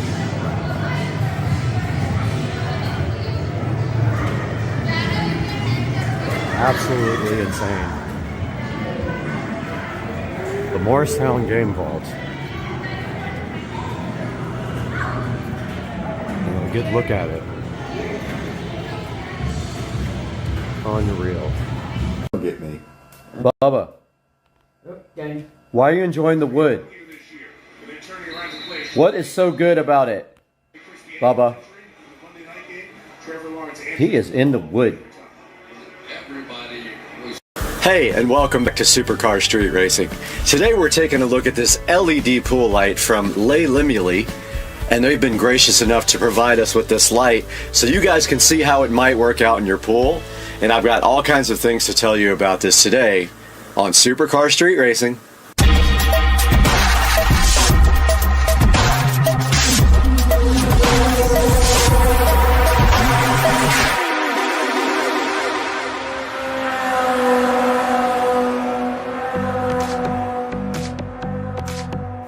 So the first thing we want to talk about for this Limley beautiful pool light here is that it comes with super strong magnets, and that allows it to stick very well to any type of metal pool. The second point about this thing is that it doesn't take any type of tools to install it, and it is compatible with all types of pools, meaning you can put it anywhere you want in any part of the water. So this pool light here also uses an app for Bluetooth control, and that means you can do so many things with it. You can change all the colors, put it on a schedule, or sync up music to it with the Bluetooth app, which we will show you guys here in a little bit. So if you guys have ever tried any solar powered lights for anything, then you know how weak those can be. And this is amazing because it has a 26-foot cord, meaning it can reach almost anywhere, and if it doesn't, you could just simply add an extension cord because that part will not be submerged in the water. All of that is waterproof as indicated in the manual. So yeah, this thing has a long enough cord where you can put it pretty much anywhere in your pool. So the Limley here also has a built-in transformer. There's no need to go buy a separate transformer. It's completely safe to swim underwater. So the Limley light is rated at IP68, and that is a dust and water rating. The IP just simply means ingress protection on the light, and the 6 means that it is dust resistant, with the 8 being that it can survive long periods underwater being submerged. So completely waterproof with the Limley light. Here we have the Limley LED pool light, and we're going to take a look at what's in the box right now. And here's a good look at the front of the box. Shows you that it's a 20-watt pool light, and it has an 8-meter cable, and it is IP68. And there is Limley there and the barcode for it. And right here, it's showing you the app that you use to control it. And on the back, I guess they also must sell some other besides RGB, but this is an RGB color LED pool light. And taking a look inside of the box, we have what looks to be some sort of mounting bracket, and on the back it says to glue it. We have a instruction manual, and we see who this is made by right here, and that is in China. And then there is some instructions here on how to install it, which we will be taking a look at here momentarily. And it looks like here we can put it in 3 different types of pools: steel wall pools, soft-sided pools, and then I guess where's the third type of pool? And okay, yeah. So the third type must be the glue type pool, which would be for any other type of pool. And then inside the box here for the Limley pool light, we see we have quite a long cord here with a built-in transformer. They do give you some, looks like some glue. Not sure how well that will work or not, but we will give it a check out. And here is the actual device here, sitting so beautiful. And on the back it says Limley there. 20-watt RGB color light. And that is all that is in the box for the Limley LED RGB pool light. So as usual, we're not just going to tell you to buy this product. We're actually going to see how it performs and how it installs. So once it gets dark out here, we're going to go outside and take a look at this at the pool. Alright guys, we are in the phone, and the first step to getting the app for the Limley LED pool light is to go to the instruction manual and scan. And let's put it on photo there, and it already shows that it wants to open that link, and we install the Duo Co-Strip app, as you can see here. And there goes the app installing. And let's go ahead and open that now. And that is how we will be using the Limley LED pool light. We have to allow it location access, and Bluetooth has to be on. And that is the first step of getting this light working. Okay, now that we have the app installed, the instruction manual says to connect to the light, we have to do the following. We have to tap the settings icon, and we got to find that.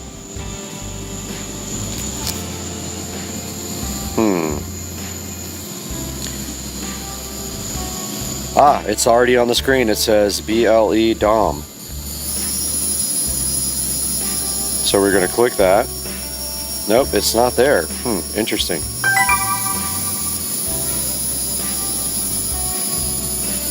Tap setting icon and refresh icon. Okay, hit the refresh icon.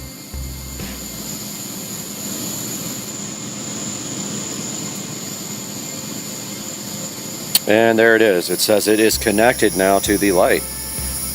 Alright, we are out by the beautiful pool now with the Laylimly light. And what we're going to do right now is take it out of the packaging. And this is actually the mounting bracket. So what you do is you attach this to the side of the pool. And then the light actually is magnetically mounted to this guy right here. Here we see the Laylimly LED pool light in the package. In this plastic packaging, we can remove that now. And then what we will do after that is go ahead and plug it in and get it submersed in the pool, where we can start taking a look at the app.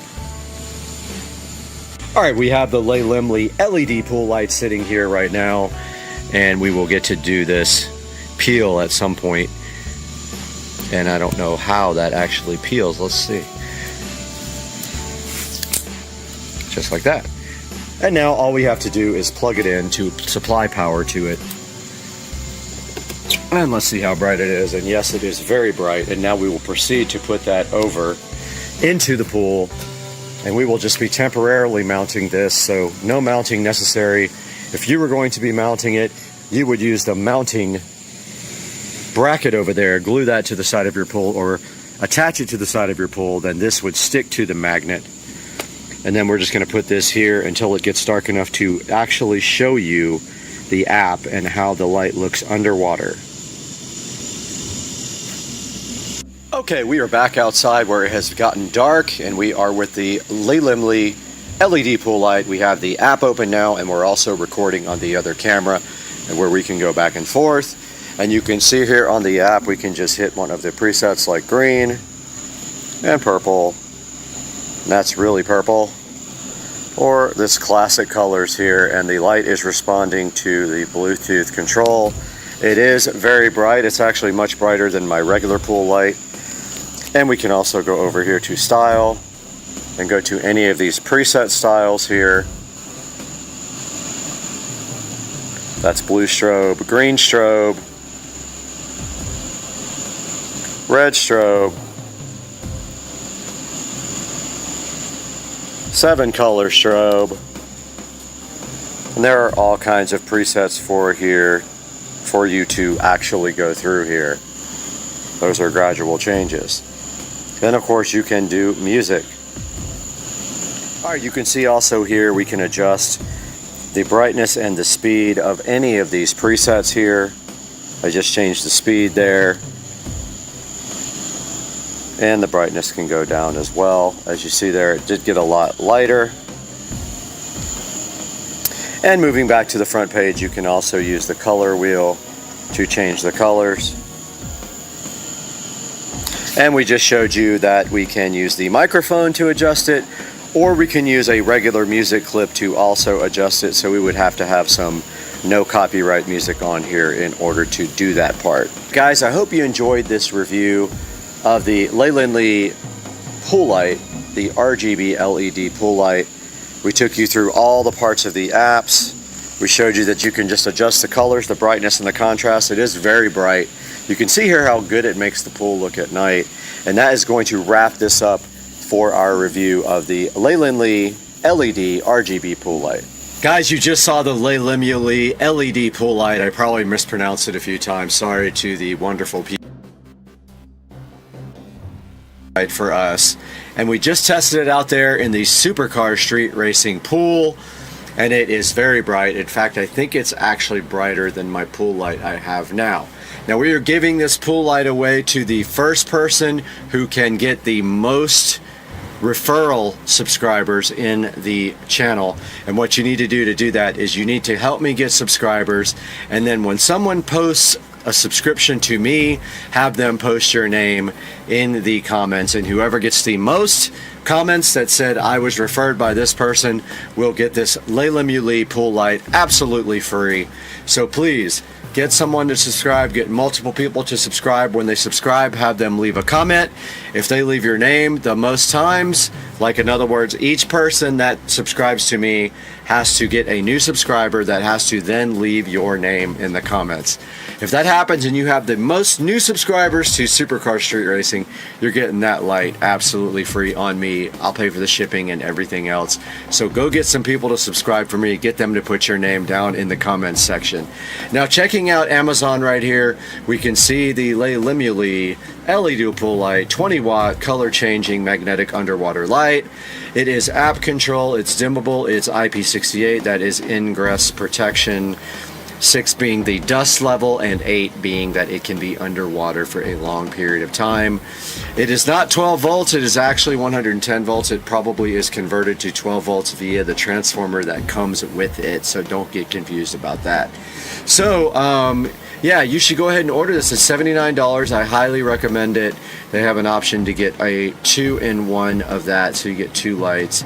And here's all the goodness about the Le Limuli light here, and there's a bunch of pictures here with it, and also a video here showing it, which we will now post at the end of this video. Maybe if we can get this thing ripped, we will post that at the end of the video. But guys, remember, the most referral subscriptions to me and they put your name in the comment section, you will win this Le Limuli LED pool light just for yourself. And we appreciate you guys watching the channel so much. Please like and subscribe, and also buy things through our links in the description. It doesn't matter if you buy this, anything you buy from us will contribute to our earnings, because we don't make any money on the channel. We love you guys. Have a good day. We'll see you next time on Supercar Street Racing.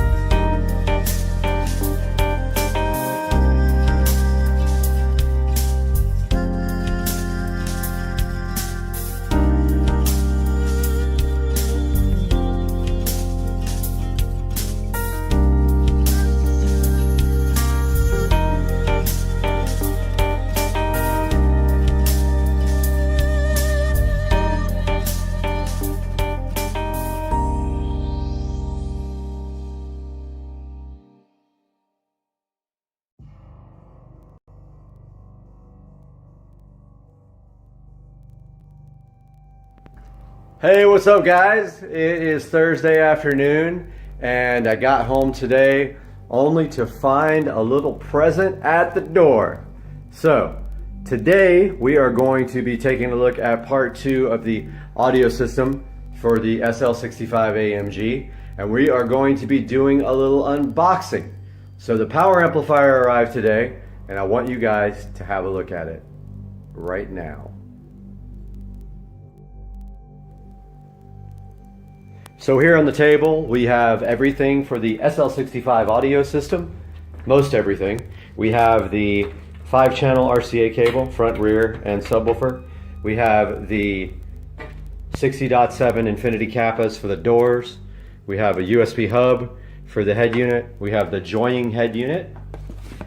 And here we are about to unbox the power amplifier. Now, I did decide to try a lower priced amplifier because I have worked with this company before, and I have a pair of speakers from them and they are amazing. Power amplifier is very affordable for a 5-channel amp. Also, I do a lot of research before I buy anything, and this has incredible reviews. Now granted, the audio rating on it might be a little inflated, but that's of no concern to me because I will not be pushing this amplifier anywhere near even conservative ratings. So this is the amplifier. It is made by a company called Rockville. They are an up-and-coming audio company.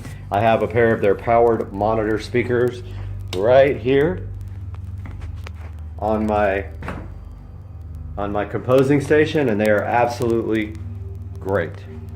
So this is the Rockville Phenom RXHF5, excuse me. Now, of course, that power rating is probably inflated, even though they claim that. This is about 130 bucks, believe it or not. So it's a very, very good deal. So what we're doing right now is just unboxing, make sure there's no issues with the amp, physical problems in the in the shipment or anything like that. So this is the bass control for it. So this I will probably mount in the center console. Here is the actual amplifier, and 1 second and I will get that out for you guys to take a look at. So right off the bat, taking a look, you've got this amplifier production certificate with this CEA rated power. 204 watts RMS per channel is what this was tested at 1% total harmonic distortion plus noise. Taking a look at the amplifier, wow, pretty impressive. I definitely like the way this thing is built. You can see right here on this side, it has two beefy 60 amp fuses right here. There's the power ground remote, and here is the speaker outputs. And on this side, we have the inputs. Like I was just saying, we have the inputs right here and the crossovers on the side. There's the input for the bass remote and all the settings for the crossovers and the RCA inputs there. And if you're doing high level inputs, there's a breakaway cable for that. So this is the Rockville RXHF5 5-channel amplifier. Looks already to be a really, really high quality piece. Please subscribe to my channel, like this video, so once we get this installed, you can see the rest. And we'll see you soon.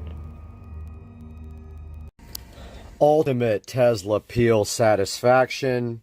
New sill plate. Let's go. Let's go. Yeah. Amazing. We're on a cruise, and it's raining, and we got new breath, and it's raining. What? There's a big storm coming. That's what we need. Clear them out. Steer us around it. Yes, Captain, steer around storm. Clear them all out. All right, guys, we are out here in the garage, Supercar Street Racing. Brad here, taking a look at the club car precedent, and yes, the washing machine is on. But yeah, today I've got the wheels sitting right here in the garage, and Rich and I are going to take a trip out to get some tires, and the guy said he would mount the tires, but I kind of don't trust him. I think I'm just going to buy the tires from him and drop the wheels and tires off at Tire Outlet, which has done my car forever, and I totally trust them. So yeah, that's what we're doing today on Supercar Street Racing.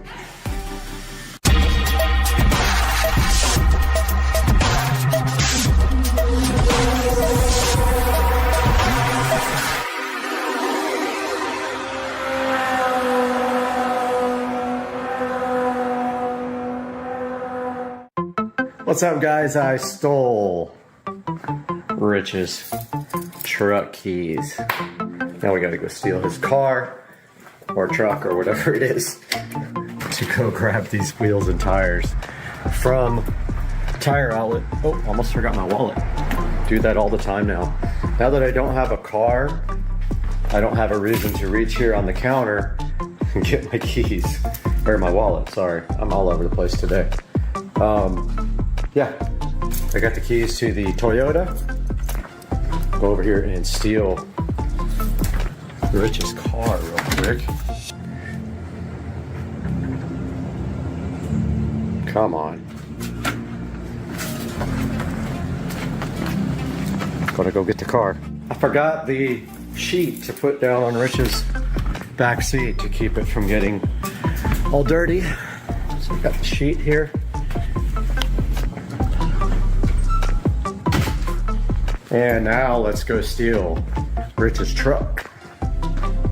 Successful mission, stole Rich's truck. And he don't even know about it. Let's go get some wheels. So I got brand new tires from this dude out in the middle of nowhere, about 12 miles away, for literally 40 bucks each. Brand new 205 3014 golf cart tires that the cheapest you could possibly find online is like $48 each plus tax.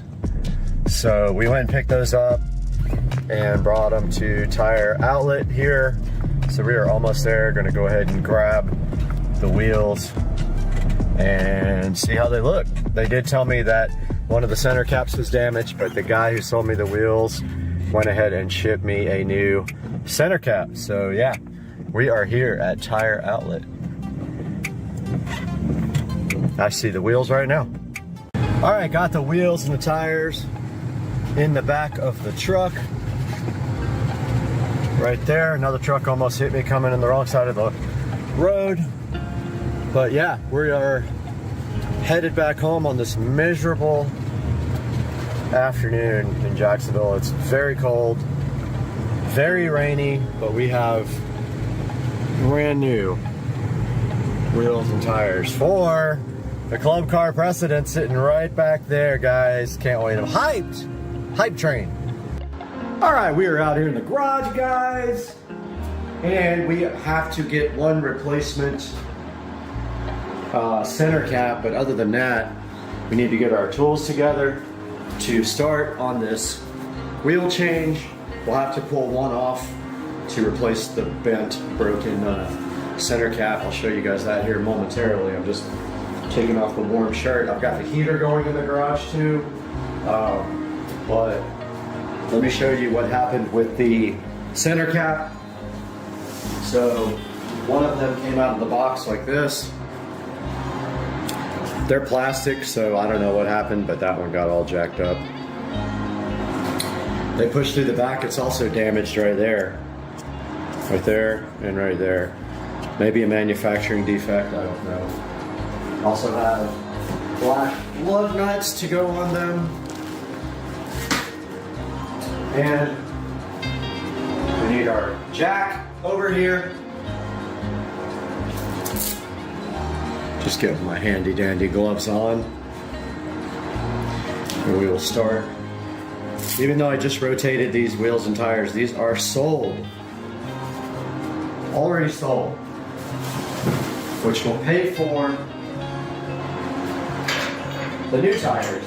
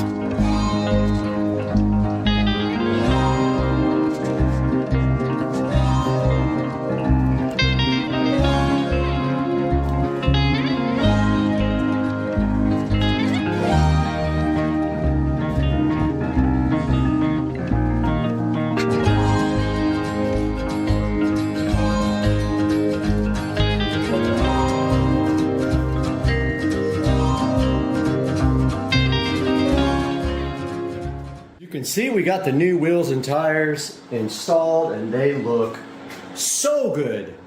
But now we need to get them dressed up.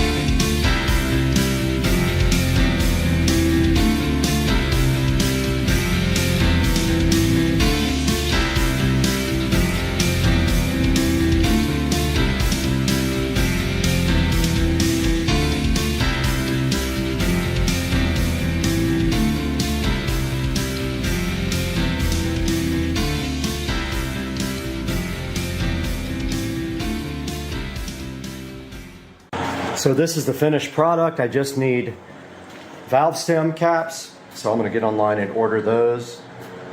But this is how the cart looks. I do have a quote to get the cart plasti dipped in satin black, and I need to get rid of all the wood grain. But this is how it looks. Not sure if I'm gonna need a lift in the rear yet. I like the fitment, it's tight. It bulges a little bit past the fender well. Maybe I could do wider fender liners, I'm not sure. I'll look into that. But yeah, so it came out really good. I love the way it looks. It really makes a huge difference on the cart, like a big difference. So now it is cleanup time. Alright, so they did leave off the center caps on my wheels. They actually were sent with the wheels from ST, but the tire shop left them off, which is fine. I want to get some metal ones, so we're here on eBay looking for black metal valve stem caps. See if we can find any that don't say Ford, don't say Chevy, don't have grenades. And that's probably him messaging me now. Yep, he wants to send me some, but I'm like, no, I got it, man.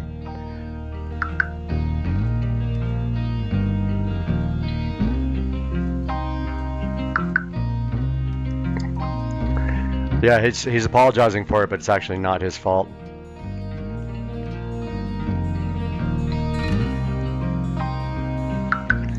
Okay, so here we are, looking for some black center caps. These are $6.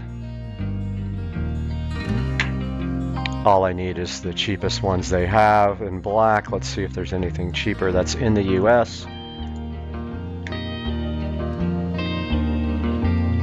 50 cents from China, China, China, China, China.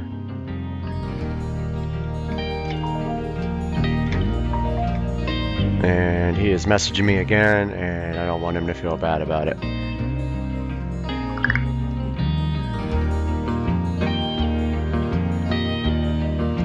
I'm telling him they're in the video. If I could spell video. Alright, so all this is China. Really cheap stuff. I guess we're not going to find anything local for cheap. China, China. Here's one for $4.29. That arrives next week. Let's look at Amazon. Black. Tire. All caps. Oh, $5. Arrives before Christmas, arrives before Christmas. All these say arrive before Christmas. Let's go ahead and order these. We'll be here Friday. I don't need 12, good grief.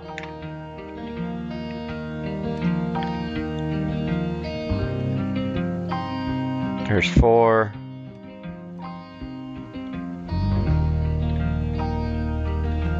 We'll look at the ones with the reflective stuff on them. So let's just grab these up here, no big deal. They're $5, $6. You get extra ones.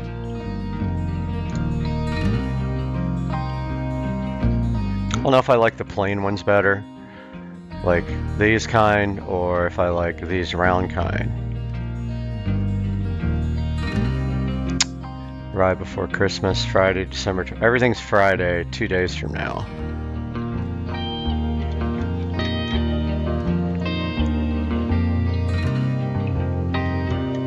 So let's just grab it. Let's make it easy. He's still messaging me. I feel bad for him. All right, let's go ahead and grab these. Enough talking. For $1, you get like a bunch of them, and they're on sale. Oh, that's cool. Gray, black. Yeah, we're getting black. Guys, that's gonna wrap up the project for today with the golf cart here. Now all we have to do is get some black valve stem covers, which I'm gonna go online and order right now. I'll share those in the description. Also, these came from ST Wheels on Facebook. I will have a link in the description, and it will be superimposed down below throughout the video. But for now, that is all from Supercar Street Racing. The dash kit will be here today. The carbon fiber dash kit. I still got to get a carbon fiber steering wheel and deal with this seat problem too, this ugly alligator skin seat. I'm trying to trade it for someone that has black, but I don't know if anyone's going to be willing to do that. But the Supercar Street Racing, I hope you guys have a good day and a great weekend. These are the Mika Media Series M8Cs, $49 each. I want to show you guys these as I unbox them. I have them in the bathroom.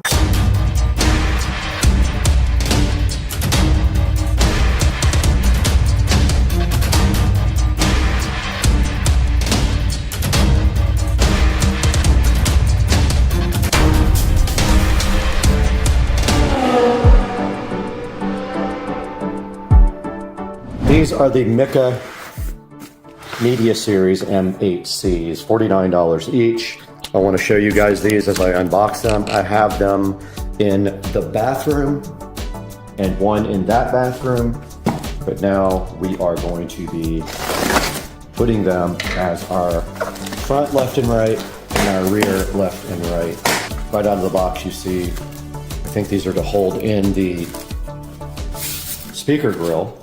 And then there is our instruction manual, and here is our actual speaker. Now, what we are going to be doing, I figured out really fast that you probably can't cut a circle with that dilating tool, but I want to Google it and see if anybody can cut a circle with it. If not, I'll use the handsaw. But basically, I got these out so I could get out the template because I have to make a trip in the attic. We want the center part. The other part of this is a paint shield if you want to paint the speakers. The inner part is a paint shield, the outer part is your template. Now what I will do is go up in the attic, find my 4 locations when it's early in the morning and nice and cool, put this on the ground as close as I can to the wall, and also have to account for the lip. So I have to add an extra little bit on there. So the lip is 3/4 of an inch.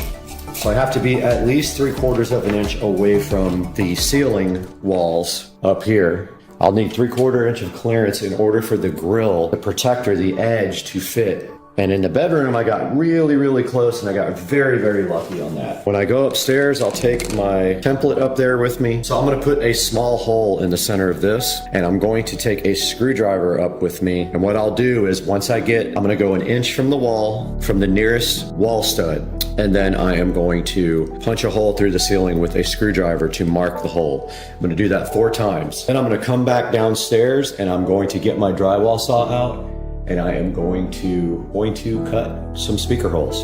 While I'm up there though, I am gonna go ahead and drill out the cap on this top wall here. Right up there, I'm gonna drill through that cap with a 1 inch or bigger paddle bit so that I can run the speaker wires through it. So that is the plan, probably tomorrow morning. But I can definitely get the speakers holes cut and mounted ASAP, probably first thing in the morning around 6 a.m. when it's nice and cool out.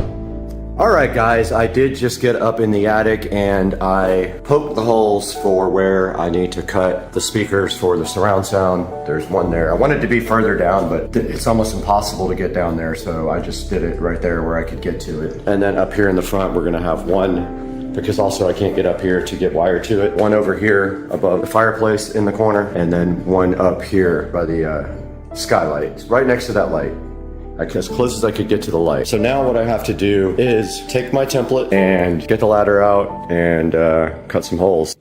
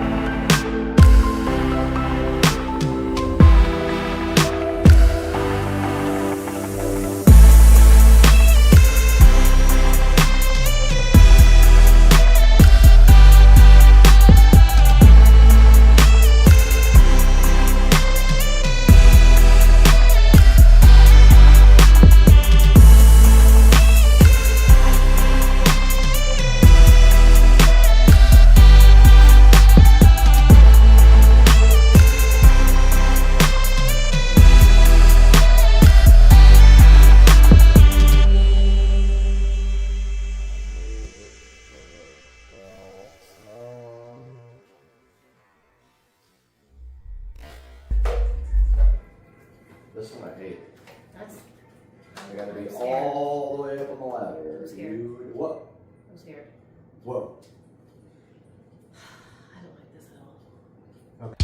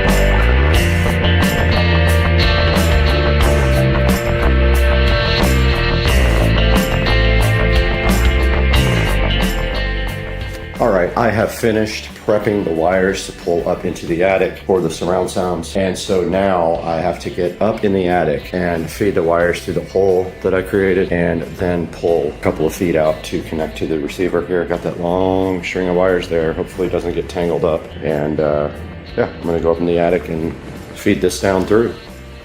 This end is taped up, so it should fit with no problem through the hole. No big deal. And those are the 4 that are going up, and then I'm going to wire them up to the speakers while I'm in the attic. All right, guys, I just got done crawling in the attic and pulling all the wires and connecting them to the new surround sound speakers. Now they are all coming out of this wall plate here. I'm just using a brush plate this time on the bottom. I'm not going to do a complicated setup because I don't have that much space down here to put another box in, and it's getting cluttered. So I'm just using a brush plate. The wires will pass through this brush plate, all of them. There will be 4 speaker wire, actually 5. I haven't run the center channel wire yet. I need to cut that and get that run. There will be 5 speaker wires, 1 for the center channel, and then 4 up there. Yeah, there'll be a Ethernet cable, which will be hardwired. The TV will be hardwired. It will not be using Wi-Fi because the router's right here and the switch. And what else? That is it. HDMI, Ethernet, and 5 speaker wires. So now I'm just waiting for the television to be delivered and the HDMI cable. I have the Govee, the DreamView backlight for the TV here. Uses a camera, really cool. Ethernet cable over here. They sent me the wrong HDMI cable. They sent me a 4-foot. I need an 8-foot, so that is wrong. Actually, no, I do need both. I need both. They did not send me an 8-foot. Okay, I might have. Oh, I'll just keep this one. Another piece of the puzzle did come in, and that is we have our banana plugs for the ends of the speaker wires, and we have our long HDMI cable. Now this will actually go from the back of the wall box to the receiver, and then from the TV to the wall box, we have a short HDMI cable for that. But the next thing we are waiting on is our wall box and our TV, and both are scheduled to be here today.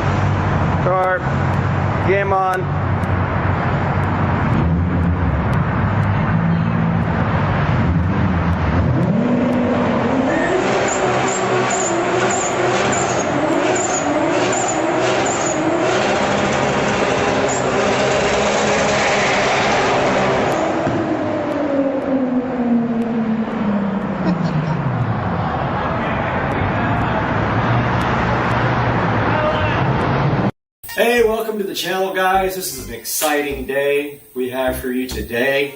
One of the biggest days of the year for me. I have finally in my hands a new phone here. So for the last 2.5 years or so, I have had the Galaxy S20 Ultra 5G. So I've been waiting for the next generation of camera phones to come out, because camera in the phone is what I use it most for.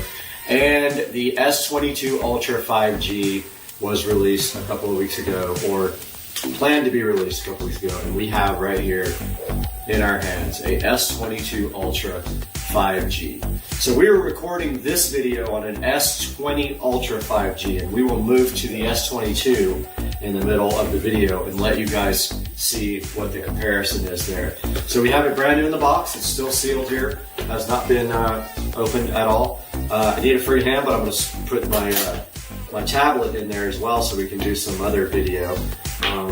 If I can do this with two hands. But yeah, so we got the S22 Ultra right here. We got some closer video here with my tablet.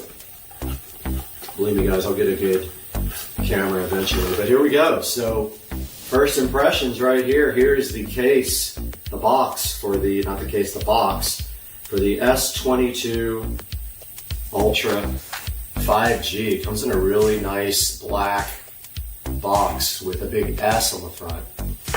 Now this is 45 watt charging. They did not move to the next level of charging, which is super disappointing for me. The only plus on that is the new phones from Samsung do not come with a charger.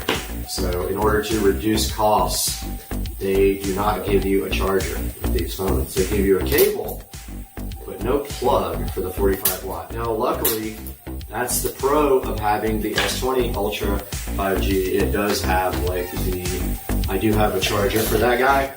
So here we go. So I just got the tape off of this guy, and I've got my tablet going right here for a closer look view.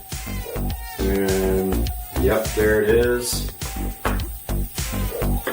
All right, guys, there's the phone fresh out of the packaging right there. And for those of you guys who like the 4K video better, here is the phone directly in the box, unpackaged from T. And dropped it, of course. I wish I would have broken it. That would have been epic.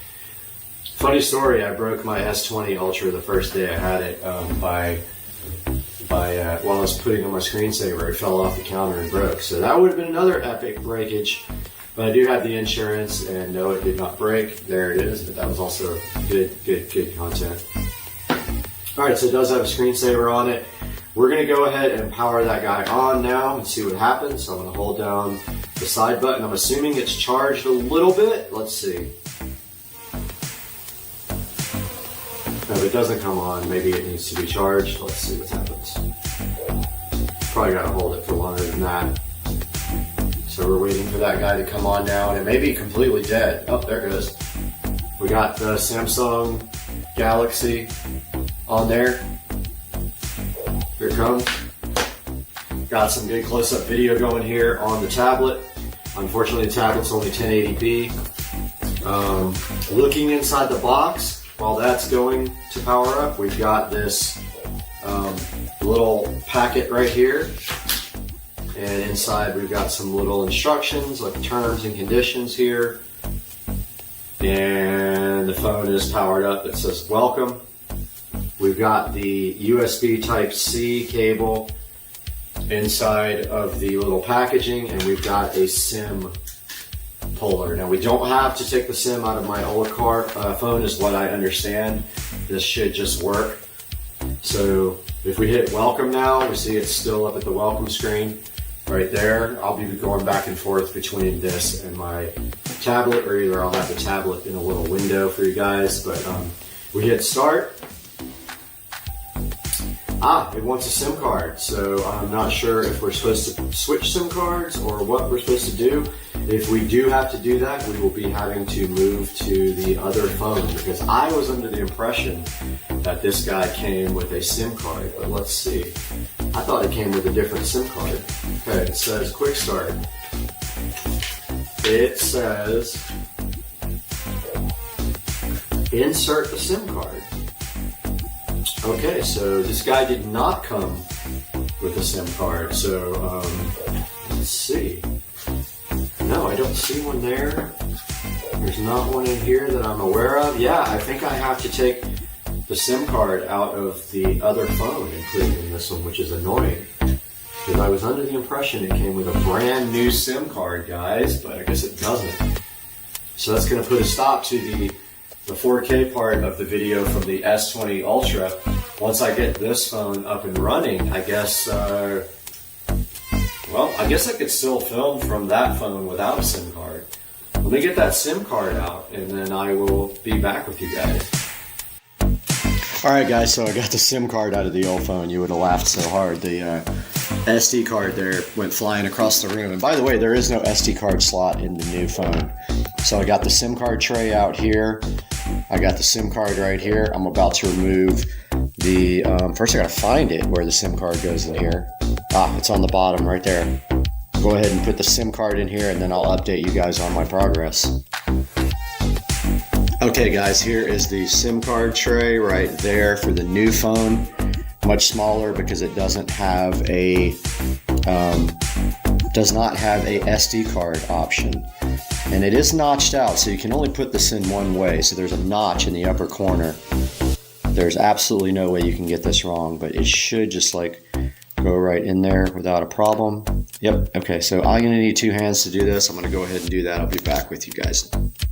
All right guys, so it got the SIM card and it wants to restart. I'm gonna go ahead and do that now. We are back on the S20 Ultra 5G. So the phone is restarting now. Noticeably heavier than the S20 Ultra 5G, but I heard that about it. It does have a big battery, so I was expecting that to be a little bit heavier. So this guy's restarting now with the SIM card from the S20. And then I think we have to transfer all my data. And I don't quite know how yet. I think you can pull it back from Samsung Cloud, but I'm gonna find out right now when this thing comes back and I get all signed in. I'm gonna go ahead and do that now. Okay, I want you guys to actually see this. It rebooted. It had a little Android logo and then it rebooted. So now it's back on the way up. Again, this is being recorded on a S20 Ultra 5G, so it's 4K video that I'm recording. I won't shoot 8K yet because my video card won't render 8K in hardware. It takes forever to render it in software. But here we go, T-Mobile is starting up now. You guys are seeing this first with me, so this is the first time. And I think it's probably trying to figure out the network and all that. But yeah, here's the old SD card that is no longer supported. It is a 64 gigabyte SD card. Now this is a 512 gigabyte S22 Ultra. I actually literally have no need for an SD card. I'm not going to fill up 512 gigabytes ever. So it looks like it's booting up now. And it says welcome. Let's get started. You got to agree to this, agree to that, agree to that, agree to all. That's fine, whatever.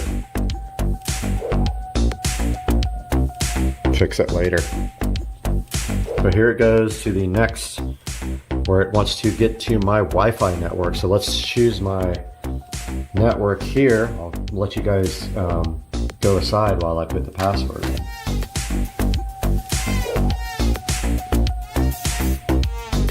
Alright, it says connected. Alright, it's connected to my Wi-Fi network. That's good. Been having Wi-Fi issues lately, so it's looking for updates. It may find some stuff to do here.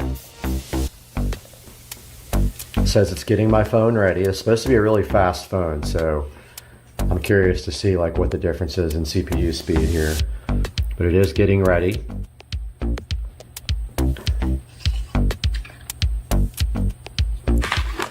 Let's go ahead and get this into a place where you guys can actually see it.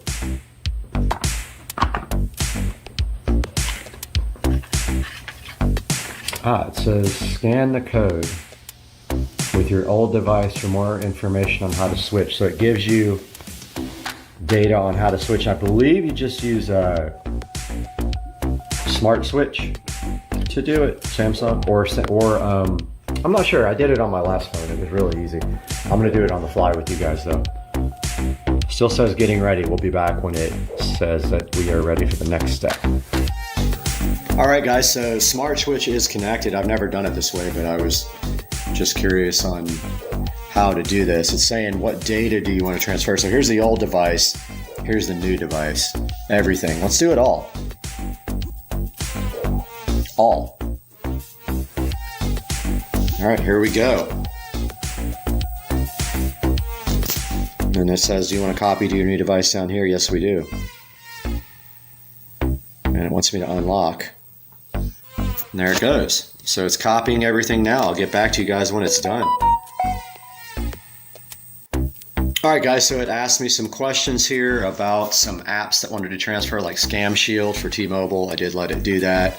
It asked me for a new device pin. I did put that in. Now, the only thing is that I am going to have to re-enroll my device for my dual factor for my work. So that's kind of a pain because I don't believe it will carry over. So I'll have to take some time to figure out how to do all that on my new device. But yeah, it's getting my phone ready. So it looks like it's going to reset. It said the SIM card was changed. And we'll get back to you guys when it does that. So this guy just came back and he wants to do diagnostic data. Fine, whatever. So T-Mobile says I'm all set up here, so let's finish.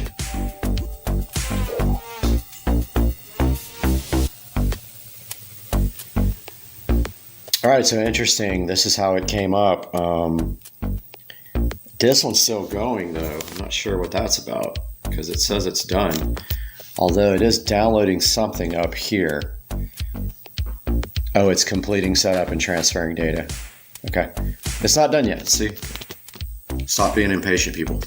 Stop it. All right, I'll let you guys know when this is done transferring data. All right, guys, so this is definitely a process. It's been going for about 20 minutes now, and it is not even halfway done yet. So I think that I would recommend that battery's at 64%. This battery's in the 70% range. I think we're good on that guy right there. So I'm just gonna let this go, and I'll be back with an update when this is done. All right, guys, so welcome back to the channel.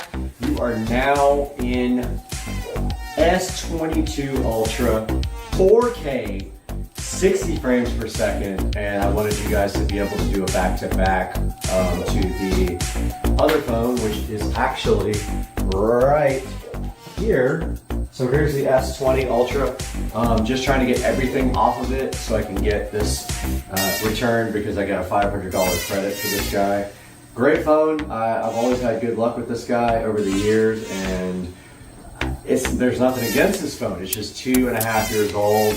I had a chance to get the S22 Ultra 5G and get a $500 credit, and I did it, and so far so good. There are some pains switching over, absolutely. You gotta buy a new case doesn't fit. You gotta buy a new screen protector doesn't fit. And all of your settings and apps will mostly go in unless you have some dual factor authentication things that require biometrics or things like that. You will have to re-register it.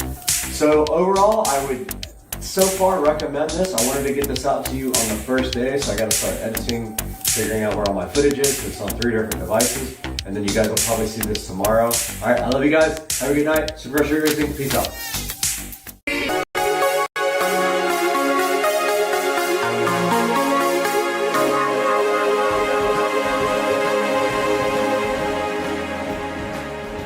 First part of the install was done, and let us see if it does power up. And now I'm going down to the Ubiquiti. We no longer need this cable modem. We can go ahead and remove it. I wanted to show you guys where the fiber does come in on the side of the house.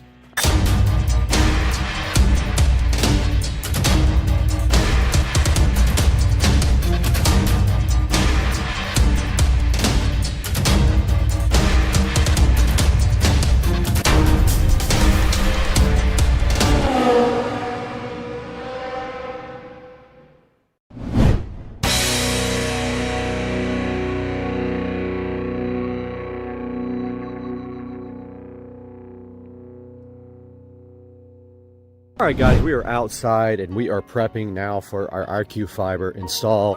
The first part of the install was done about a month ago, and you can see right there where they put their access point in the neighbor's yard there with that big green cover. I'm glad it's not in my yard. But today they are here prepping for putting the box on the side of the house. And I just wanted to let you guys know, if you are expecting nothing to be done to your yard, you are wrong. They will be digging your yard up twice. Once to get the main fiber pulled through your whole neighborhood, and then the second time they come through, they are going to put the fiber to your house. And you can see they're really good at not breaking your cables. You can see TV cables there and other cables. Before they leave, they'll make sure everything works properly. And you can see here, with all of these pavers, they could not put a drop on the side of the house right here because they don't do paver stuff. They're going to be actually doing the drop on this side of the house. Over here, they have already dug through the yard here. So they have the grass dug up right there. You can see they're going to go through my garden. They're going to put the drop right here on the side of the house. It's going to go right there, right? So it's going to be inside of that little trench right there, and they're going to put it right here. They're going to go straight up through the side of the house right there, and then inside of the house, they will come to my demarc area where I will assist them in getting fiber run. But for now, they were actually working on tunneling across the driveway. They have their machines out here. I think their machine broke, and they had to go get a belt put on it. But they are going to be running tubing.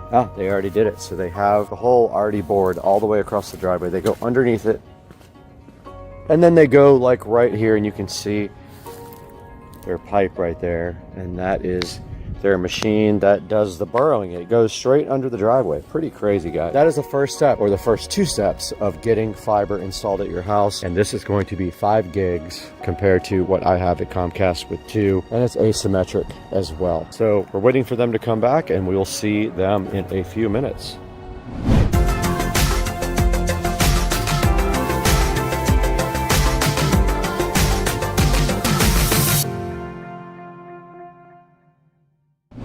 Alright guys, so I didn't do a lot of video during the fiber install process simply because it was nothing exciting, but let me tell you guys what happened. So the fiber guy came this morning and finished the outside and the inside, and basically we are left now with this install here. They ran the fiber from the side of the house. They had to go through the yard because of pavers. Long boring story. They can't take pavers up, so they went through my yard, no problem. They did that. They went up the side of the house and into my attic, and they dropped everything right here. There's my fiber patch right there going straight to my modem. Now here is my modem for the fiber, so it is right here for now. I'm gonna rearrange that at some point, but for right now, it's right there.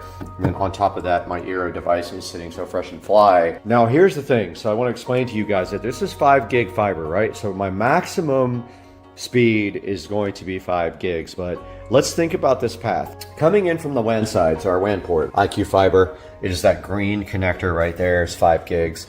Coming into the modem then demodulates the signal into whatever, Ethernet, okay? Comes out of my Ethernet port here, and it is capable of doing. Now, on the LAN side of the Eero back here, which is this black cable, the maximum speed is 1 gig. You're never going to get more than a gig on the WAN side of this network because of the limitations of this Eero here. Even if the Eero did 2.5 gigs, the big switch only does 1.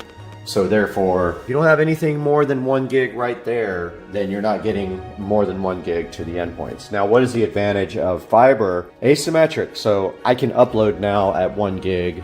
And also, we won't saturate the 5 gig links ever because we just won't. If we ever want to be as fast as the fiber, we're going to have to get some faster networking gear. And that's going to mean a bigger switch there. Also bigger, if your computers don't have the network cards to support it, you'll need a bigger network card as well. We have 5 gigs there on the fiber. We have 2.5 out of the fiber to the Eero. We have 1 out of the Eero to the switch. However, we do have 2.5 from our NAS to our computers for editing, so we do still have that, but we're just not going to get 2.5 to the internet at all. Why? Even though we have a 2.5 gig switch here, we can't use it because the router needs to be 2.5. I think that the Eero 7 does 2.5G on the LAN side, so I'm going to go ahead and research that, and maybe I'll pick up the Eero 7 for this guy here. Let's go see what they have.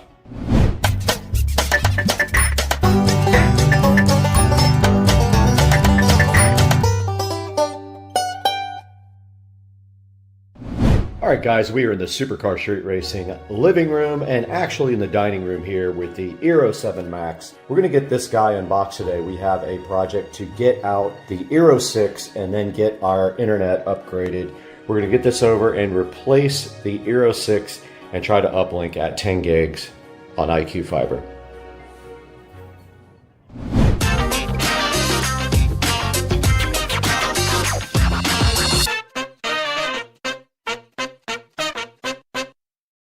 Guys, the Euro 7 Max, Euro Max 7, is right in front of me now, and this is an upgrade to the 6. And it has two 10 gig ports and two 2.5 gig ports, as you can see there. Tri-band and wireless up to 4.3 gigabits per second. And let's go ahead and get this unboxed. The Euro 7 Max is sitting right in front of us right now, having some bad reviews. We're going to find out if those reviews are accurate. And to get it out, you simply remove the top of the box, and they have a nice presentation here with the Euro, and it definitely is larger than the Euro 6. And then inside the box underneath is the power supply, and they give you a nice braided LAN cable as well, which is very good. And looking at the actual Euro itself, on the back there is two 2.5 gig ports and two 10 gig ports as well. So it does support 10 gig. We are going to try to uplink at 10 gig and then link to our Ubiquity network at 2.5 gig. Now, they have a way to replace a device on your network with another one, so that's what we're going to be doing in the Eero app. We're going to replace the 6 and go ahead and put in the 7 when we do that, and this guy is going to go right up here. Powering up the Eero is as simple as plugging in this adapter and plugging in this USB-C port.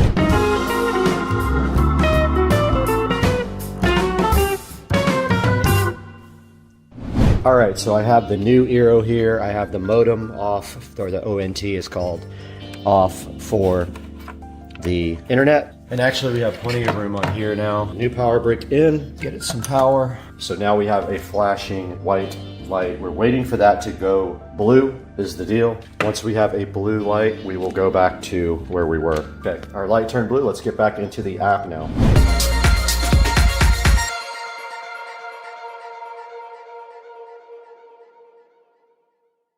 We need to connect our gateway, so I am connecting Ethernet 10 gig port on fiber. I never did plug that back in. I was supposed to do it at the same time. Okay. I have plugged in 10 gig, and now I am powering up the fiber ONT. It says looking for gateway.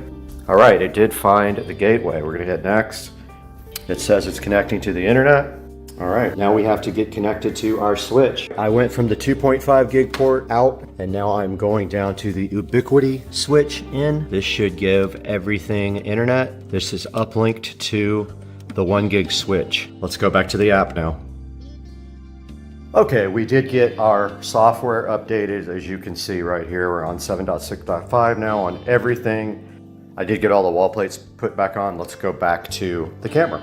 We no longer need this cable modem. We can go ahead and remove it. Right in front of the Eero 7 Max, everything is hooked up. I just realized we can backfeed a couple things with our extra ports on the back of the Eero 7. That means we actually have extra ports to feed 2.5 to other things like the wired Eeros. There's one in the studio that has to be hooked up to the 2.5 gig switch there. There is one in the theater room that can be backhauled from this guy as well. The audio closet down here, which needs a label, so I'm going to go ahead and label that now. We are taking full advantage of the extra ports here on the back of the Eero. There are two 10 gig and two 2.5. I am backfeeding the theater room with that one, and I'm backfeeding the audio closet with this one.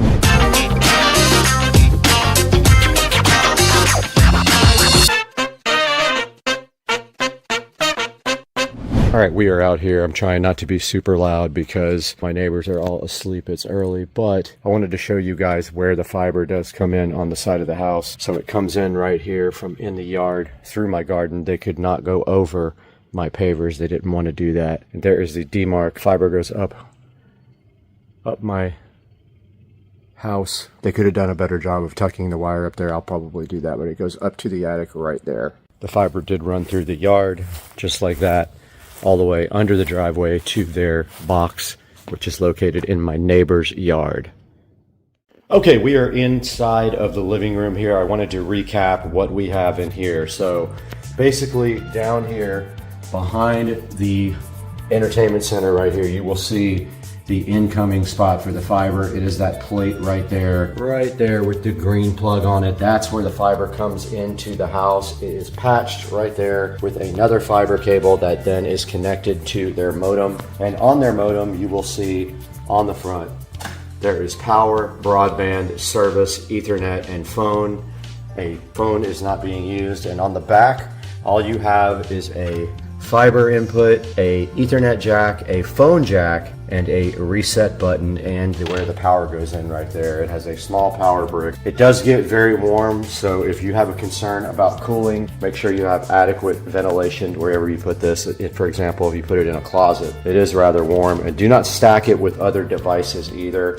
I am actually going to move it down when I redo this whole area, and I might get another different entertainment system here, like a shelf like I have back there. But for now, I wanted to get in here and show you guys the actual equipment and what you can expect from the fiber. I do not use their Wi-Fi equipment. I am using my Eero Wi-Fi 7 there. I'm not using their stuff at all. The installer was amazing. He did a lot of extra things for me, and I was really appreciative. He helped me fix a few cables and run a couple of extra Cat 6 cables. Love those guys. Give them the highest possible rating.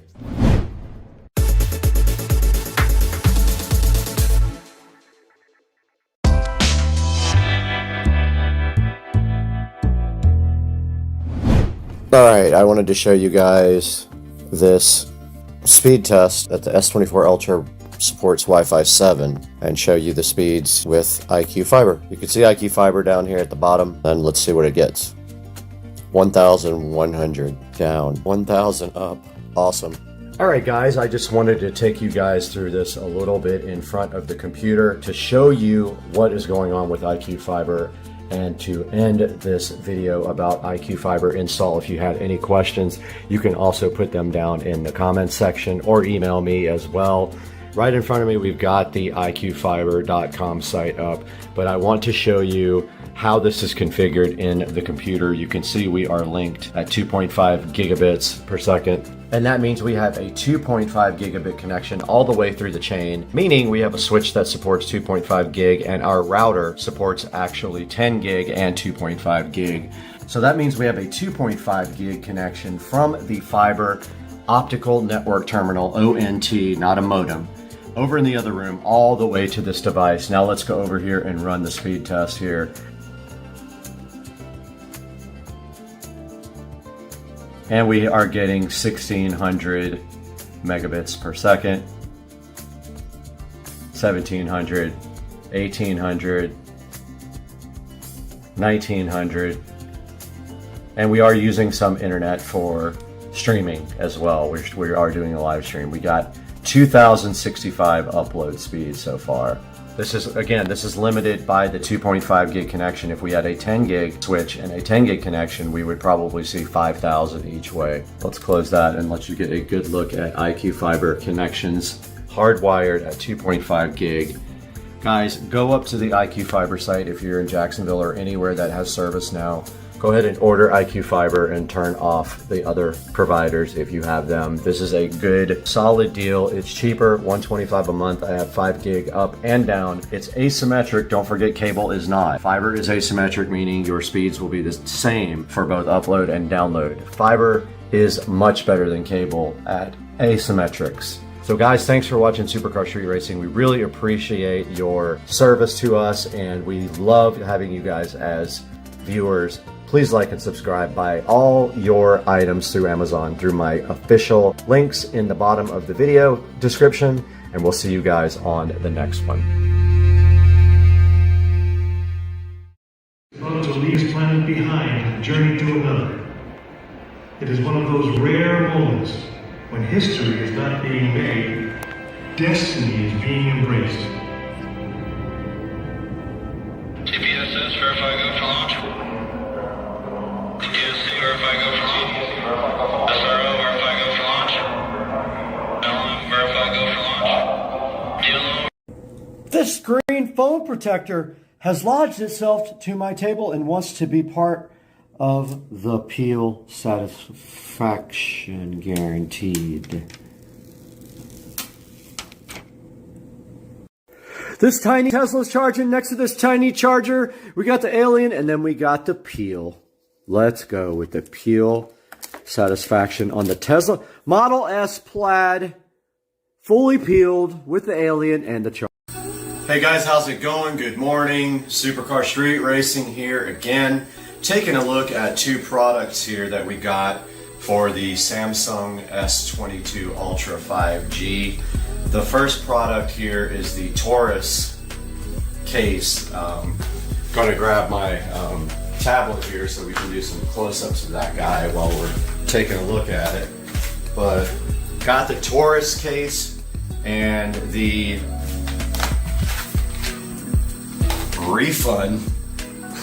Refund screen protector, which is a pretty funny name, Refund. Almost like refund because they're gonna have to refund your money, it's so bad. But yeah, so we got the tablet here to do some video of the Taurus here unboxing, and let's take a look at that. And let's see, let's go ahead and open this guy up. Hopefully my settings in Zoom are good here, but here's the Taurus packaging. It's got a little lifetime warranty activation card here with it. Let's see if I can get some video here. Took a picture. Okay, so now we got this thing going. So Taurus here, and we're gonna look at the unboxing down here on the tablet. Here's a good look at the packaging that it comes in. Sorry about my thumb, guys. I got bit by a dog. No joke. There's the packaging. Here's a look at the box. And the back of the box here. And let's go ahead and undo this guy.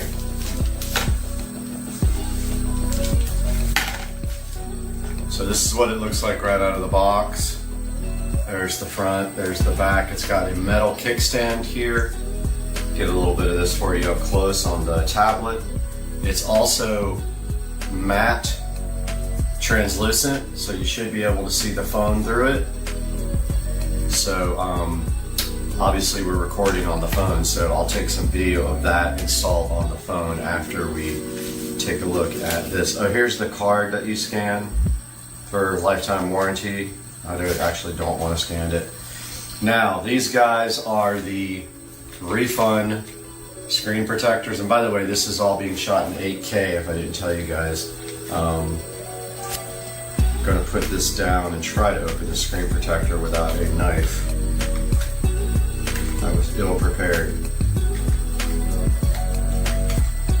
Here's the Refund screen protector with a lifetime warranty. It says a soft, it's supposed to be soft. Hopefully my framing is good on this, so it's hard to tell. But it's supposed to be a soft screen protector.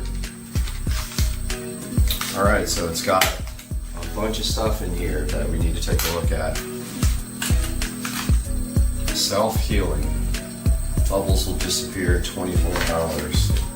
There's the what's in the packaging. Let's get out the tablet here. So we got this. Says that after 24 hours, bubbles and lines will disappear. And then we have the installation manual here, which I'll get on the tablet for you right now. We have some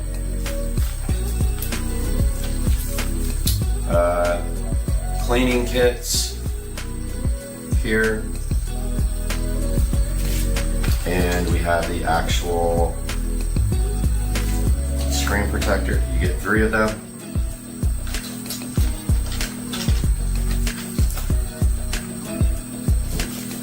So there's the 3 screen protectors you get with this guy. So now what we're going to do is we are going to take down the phone, and we are going to start shooting on the tablet and show the case and the screen protector installed. Alright guys, so we are back on the tablet now, which shoots in 1080p, but I'll probably convert it to 8K since the other video's in 8K. Here's the case. Here's the S22 Ultra 5G. Notice it has the cutouts on the back there for this. And let's see how that fits. Very difficult with one hand. Wait, I really need a GoPro. Okay, I'm gonna go ahead and put this in. I'll be right back. All right, guys, got the case installed on the phone. Fits very well. I really enjoy this case fitment. And it is pretty sturdy. I like the way it protects the cameras too. It's got a ridge around the camera so the cameras won't lay down flat anymore, which I love that. It's got this kickstand, which I didn't expect to be this strong, but it really is strong. It's a metal kickstand, unlike some of the other plastic ones. So you can then put the phone like this on the kickstand. So yeah, this is a nice case. I really, really like this case. I can already tell I'm gonna highly recommend it. Now we're gonna remove the case and we're going to put on the refund screen protector if I can figure out how. Alright guys, I'm not going to go through the whole entire installation process of this because it's pointless. There's already a video online that I'll link you guys to. But it was pretty easy. You basically clean the phone. There's a squeegee. You stick down in the center of the protector. You pull one tab, squeegee it, do it again for the bottom tab, squeegee it, and then pull the top layer off and it's pretty much done. And then you press down the edges of it to get the film to stick to the edge. Hopefully it stays on that edge. And then of course now put it back in the brand new case, which I'm going to do now. Alright, of course I made an absolute mess here, but here is the finished product with the screen protector and the new case. And I've got to say, this came out amazing. I really would recommend both of these products and not this mess that comes with it. Sorry about the switching back and forth to the tablet. I actually need to buy a GoPro. That's like up on my list next. Hope you guys enjoyed this, and I'll link to these products in the description.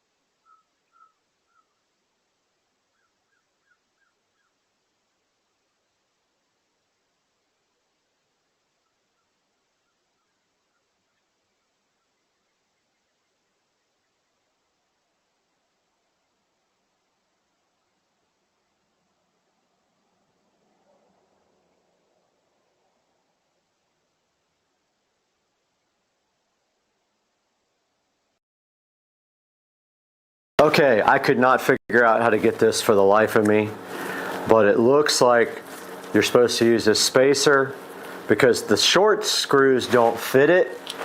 The long screws fit if you use a spacer. It came with like another O-ring thing with a spacer. This nut is really close to the actual throttle body.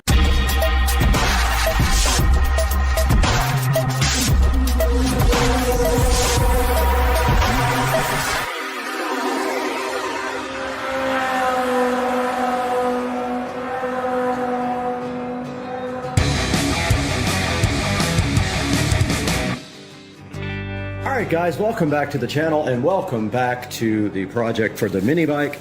And we got a package in the mail and it is a high performance racing carburetor for a bunch of different kind of bikes. Supposedly it's for this bike. I don't know how it works or how to actually install it, but we're going to open it up right now and see if there's a clue. It does come with a new throttle cable, which is interesting. I don't know why. This is the actual new carburetor. Now it's completely different from the other one because I don't see butterflies as the throttle opening. Really strange. I don't know how that works. On the other carb right here, if you look in this part, I have it right here. If you look right here, there's an actual butterfly for the throttle and there is a black thing right here that modulates the butterflies. So I don't know anything about this new carburetor and how it is supposed to work, but let's put it down there and see what else we've got. All right, we've got a breather cap. I don't know what that's for. This is a little spacer, plastic spacer for mounting the carb to the engine.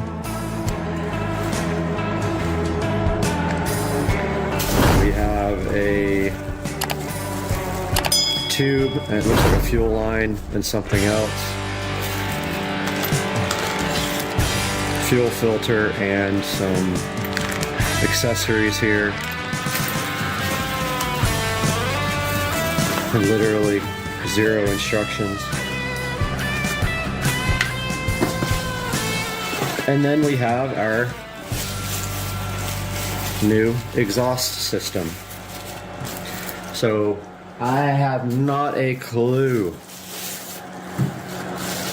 how this is supposed to be done. But check out our new muffler and exhaust in matte black. Very cool. But this is a puzzle to me. I don't understand it whatsoever. There's no springs or anything for this. There's no like instructions on how you hook it up. I don't even see where the throttle cable would connect to this, guys. I mean,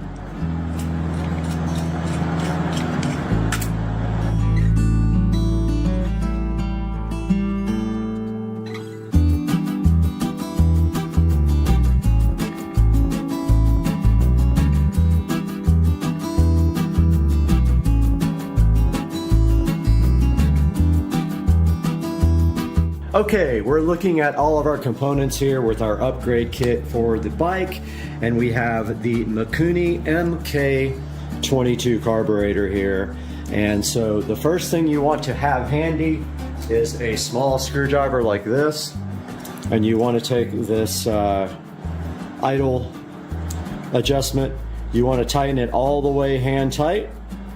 Just hand tighten it till it's all the way to the right, and then take it and back it off at least 1/2 to 3/4 of a turn, and that is going to be kind of where you're going to want to be on that guy right there.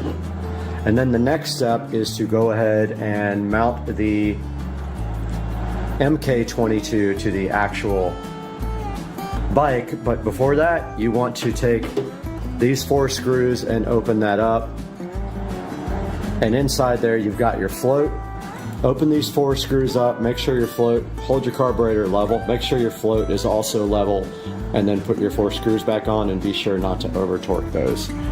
Okay, we are taking a look at this carburetor install now. This is our actual spark plug wire. Needs to be degreased actually. It did not come with a new spark plug. I'm gonna grab some gloves.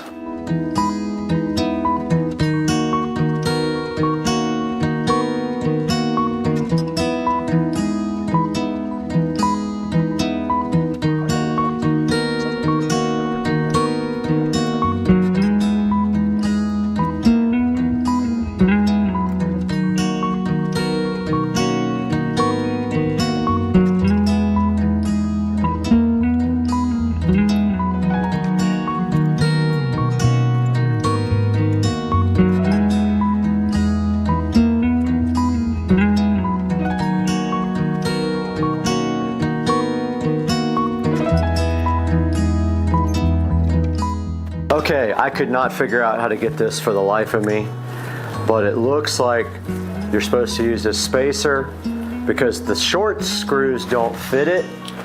The long screws fit if you use a spacer. It came with like another O-ring thing with a spacer. This nut is really close to the actual throttle body. I don't know if it's going to actually tighten properly or not, and I don't know how tight to do these. There's like no instructions whatsoever, but here is the actual thing. It's really tight.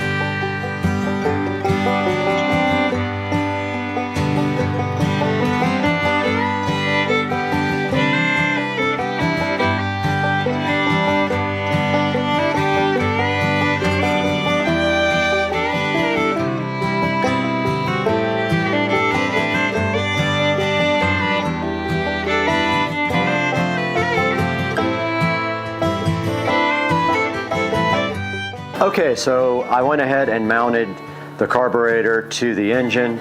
So what you do is you put the gasket in between and then you tighten them by hand. Then you tighten it with a wrench and you alternate from side to side and you just snug it up on both sides. Okay, so we got the inside of the carburetor out and it has a little clip inside there with a needle. And to hook up the throttle cable, you run it through the cap here. Don't lose the gasket. Through the spring, like that. And then I think you put it down the side here. I'm watching a video right now on how to do that. But I think it goes, oh, well, we lost it already. Keeps falling back in. Okay, so you run your cable through the hole in the slide at the bottom, like that. Make sure your gasket's still in place here. Don't forget your black cap like I did. I didn't see it in the kit, honestly.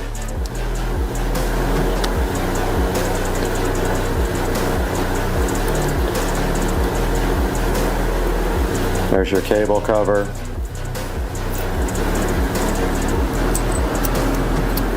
Your spring. Grab your float. Goes under like that. And then everything goes back in. It should drop all the way to the bottom. If it doesn't, it's not in there right. Ah, I had it in there backwards. It dropped that time.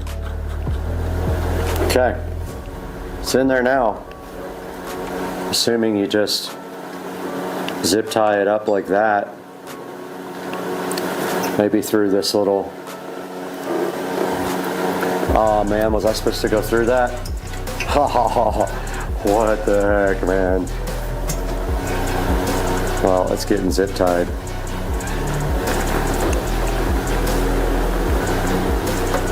There's really nothing to kind of hold it in there. Did I do something wrong?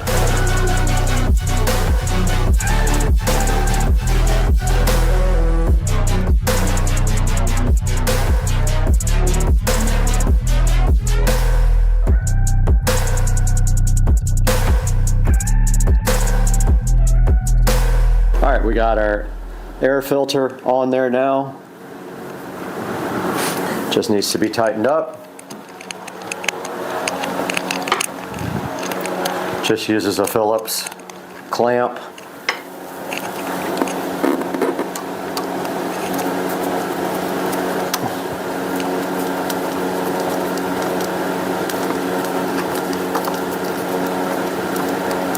Just like that. Good and tight. Here's our old throttle assembly. I think we gotta take this apart. I'm actually gonna order a new one, I think.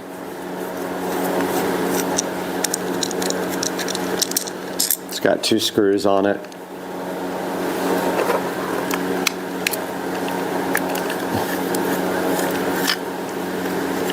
I'm assuming the throttle cable hooks inside here. I've never done this before. Never worked on bicycle, mini bike, nothing.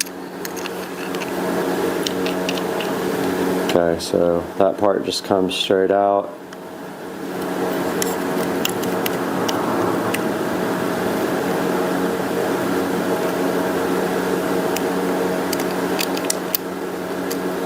Okay, apparently this part comes out somehow.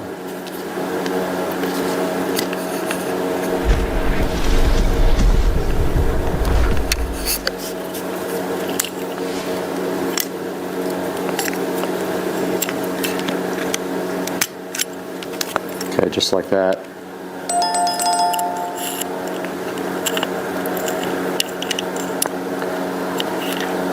Okay, I do not want to forget how this piece goes in there. Goes in just like that.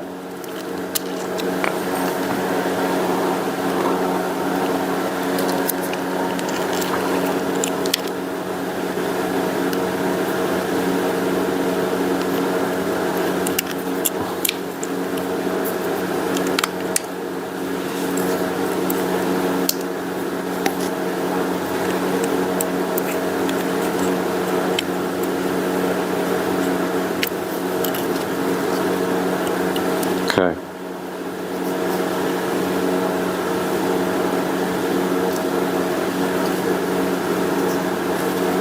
How am I going to get this back?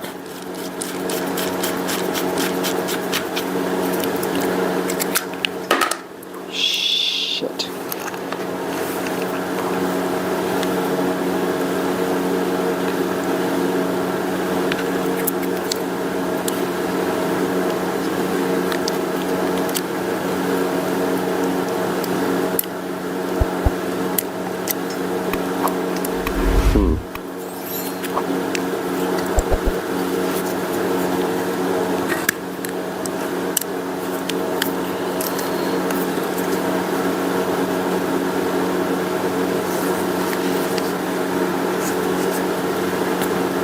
Kinda sucks.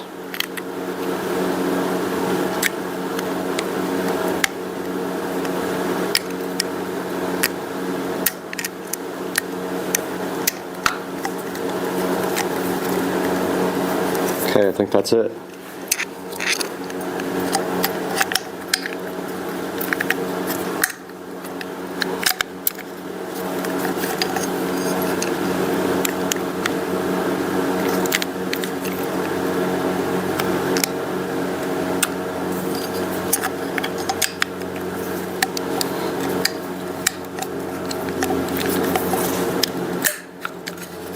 I think that's it. Let's see. Yeah, I want to order a new one of these anyway.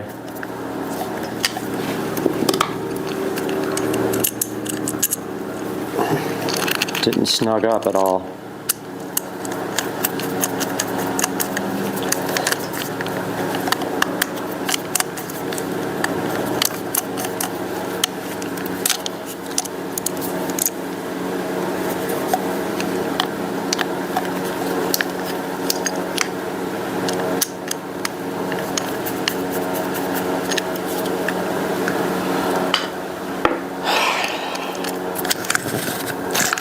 That feels like it, but we got to put the handlebars back on before we can do that part.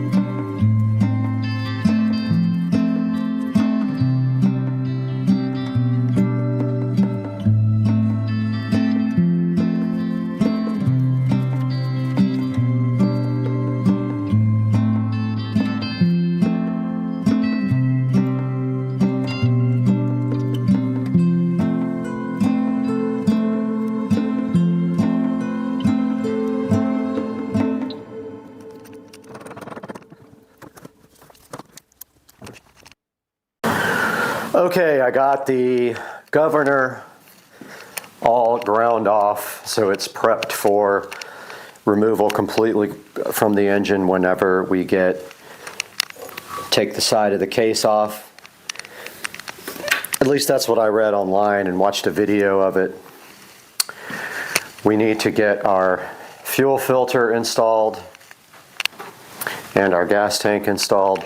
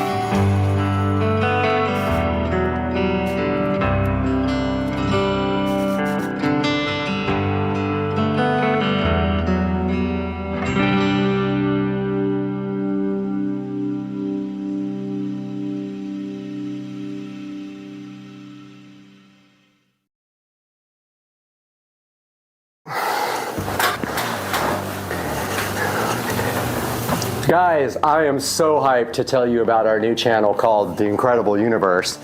You can see it right back there on the screen, and I wanted to tell you a little bit about this channel and why I'm so excited about it. So as you know, I've been building supercar street racing for about 4 or 5 years now, and it really started taking off in the last year, and I've had some good success with it. It's not going to make me rich by any means, but it's a hobby for me, and I enjoy doing it. But now we're going to be reaching out to a little bit of a different audience with our second channel called The Incredible Universe. You can see right back there. There will be a link right down below here, and also in the description. I would really appreciate it if you guys would go like and subscribe to the new channel, and just telling you a little bit about what's on the channel. So we're going to be dealing with some things like social things, crime related things I'm really fascinated with, like the solar system, which I'm always fascinated about and I always like to do research on.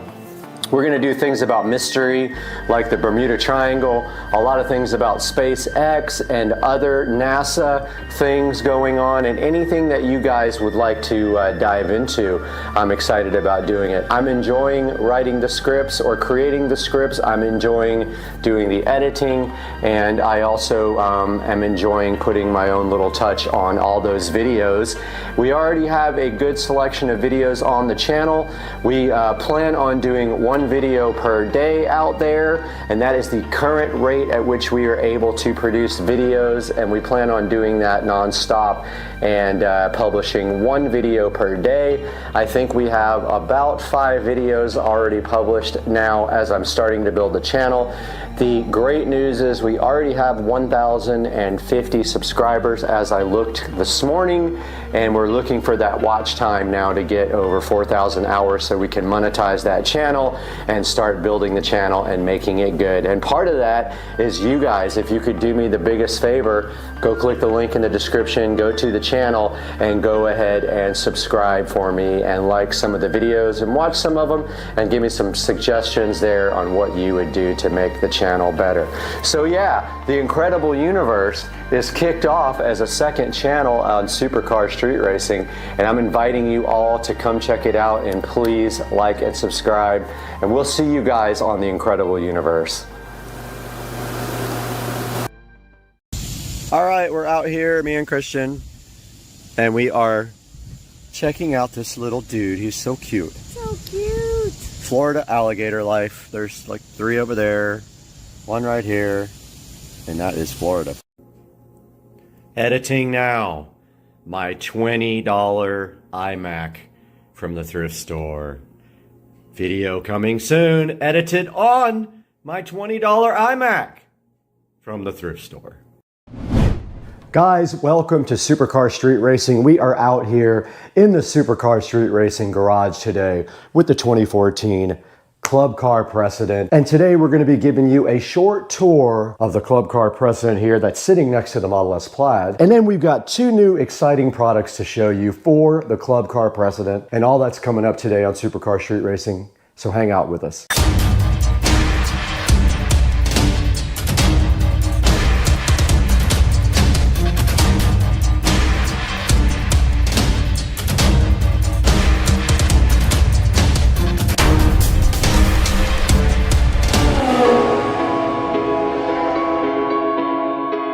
Guys, we are out here in the Supercar Street Racing garage, and right next to me is my 2014 Club Car Precedent that I completely remodeled from top to bottom and installed a killer sound system in. This 2014 Club Car Precedent started off with ugly brown alligator seats. I since have done a lot of upgrades to this guy, and I want to show you what I did before we take a look at 2 exciting new products from our sponsor today. Kemimoto was kind enough to send us 2 things that they thought you guys would like. I'm actually giving them away after the video. So let's get started. Take a look at the golf cart real quick. I'll show you everything that's been done to it, and then we'll look at these 2 products from Kemimoto. So we're right here in front of my 2014 Club Car Precedent that has been completely remodeled from top to bottom, And starting at the front, we have some modifications here. One is we replaced all the bushings in the Club Car Precedent because the wheels were folding in like that and the bushings were worn out. Also up front here, you do notice that someone has installed the LED light kit in the front. I did not get that myself. It was already on the cart. And it does include the rear tail lights and blinkers as well. And now moving up, you can see a custom Supercar Street Racing plaque here that I ordered online from Amazon. You can get your own and you can get whatever you want printed on it. Ours says Supercar Street Racing to support the channel. We're back here with the golf cart, and I just wanted to show you guys the mods to the side of the golf cart. And one of them is that we got new wheels and tires, and I think they look pretty cool. They're like a mesh wheel with a low profile tire. I like the golf cart not to be raised. I like it to be lowered. And so we did these street tires with these awesome SS wheels, which are completely black and spoked, and I love them. The next thing you can see on the side here is we do have carbon fiber armrest. This one has a little bit of glue on it that I have to get off. It's because when it detached itself, I had to glue it back on, and I accidentally got glue on it. I just need to take some WD-40 or something and get that glue right off of there. But you do see the carbon fiber armrest covers here on the golf cart. Moving to the inside of the cart now, you can see we have done some major modifications to the inside.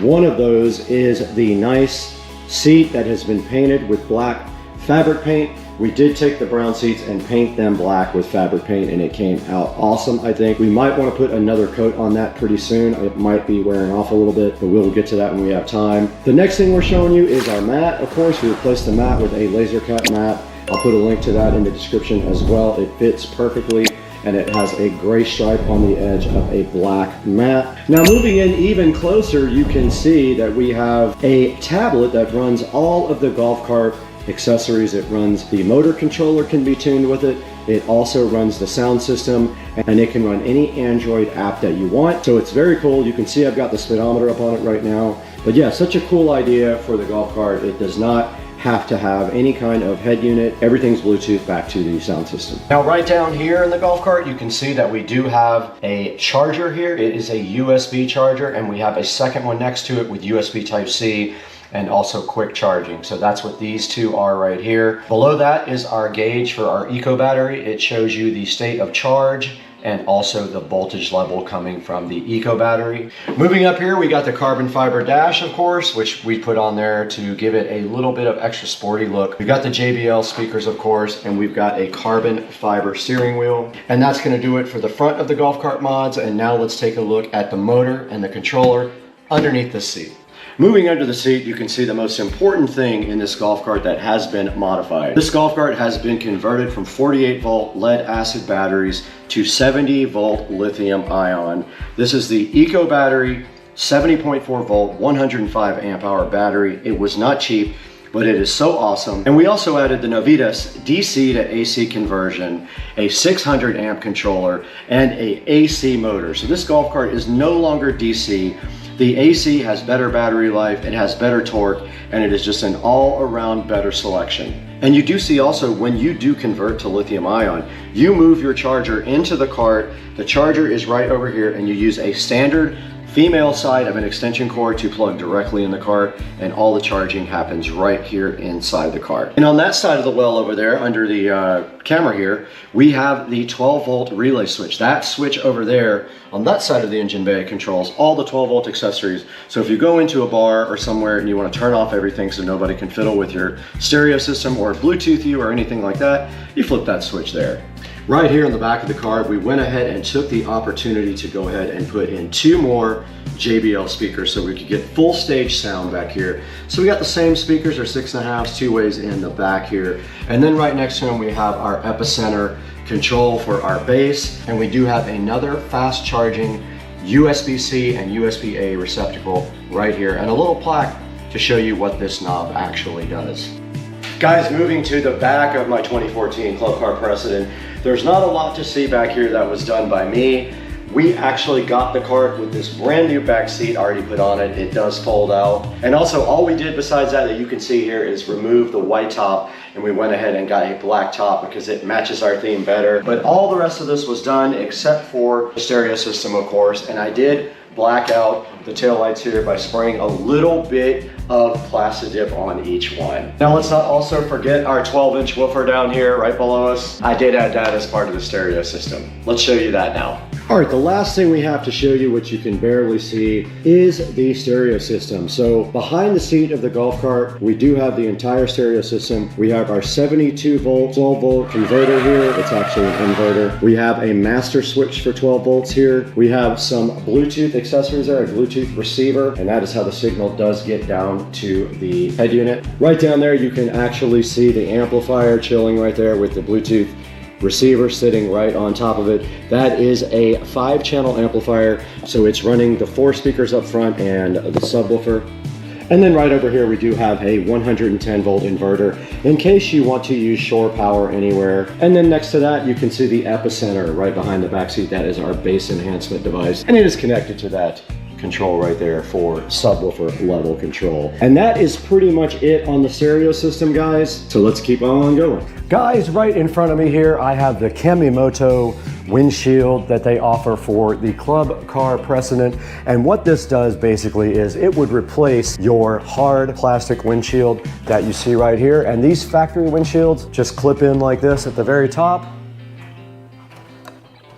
Your new Kemimoto windshield actually is removable and would just fit right on the front, just like this. And it simply just has a Velcro strap to go around and fasten onto the windshield just like that. So installation is easy. I'm gonna show you guys by not removing this windshield completely. It has Velcro straps on it, pretty simple. And these Velcro straps just do go around. So installation is quick and easy for the Kemimoto windshield, and it just does install like that. And then you take your bottom 2 straps. Of course, you won't have a plastic windshield on it like I do. And you take them and you Velcro them. Now, of course, my plastic windshield is getting in the way. So this would not happen if you don't have the factory windshield. And I don't know if I've ever done a simpler installation. And also, and this top part, of course, can be folded down if you really want to. It will crease right in the center so that you can make this into 2 windshields. But first, before we do that, I'm gonna show you the tinted panel for this. So this also comes with a tinted panel like this, which you can then put on the inside of the cart. And it has straps to hold in the tinted panel as well.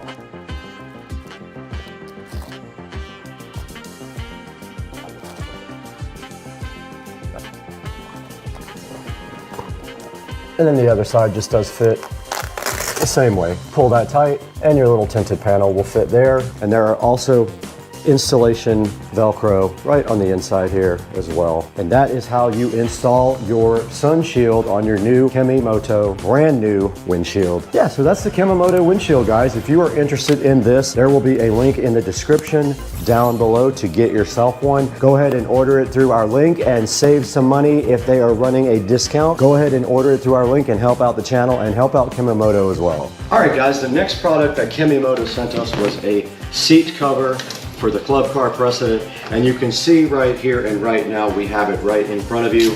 And this guy just simply goes like this. You put it directly on your seat like this.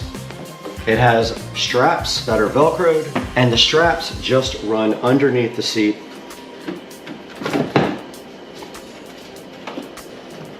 So you pick the seat up, take it off the hinge.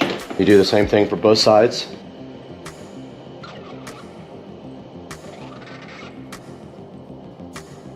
It's probably easier with 2 people.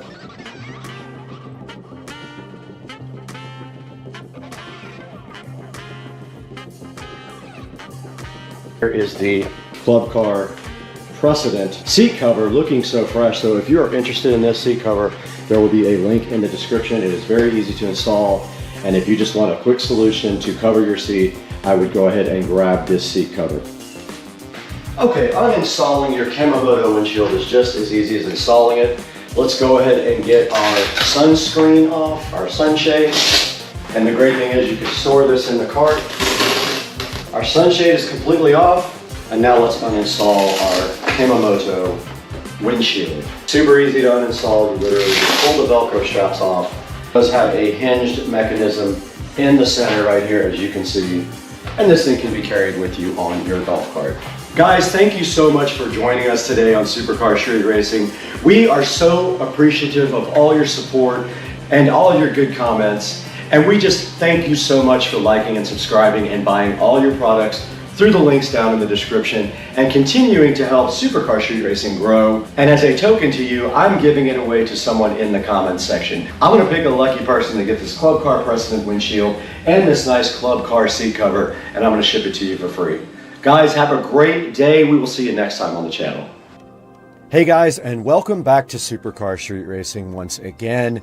We are happy and proud to have our sponsor Kemomoto on board, who was gracious enough to give us one of these seat covers and this foldable windshield to show you guys today.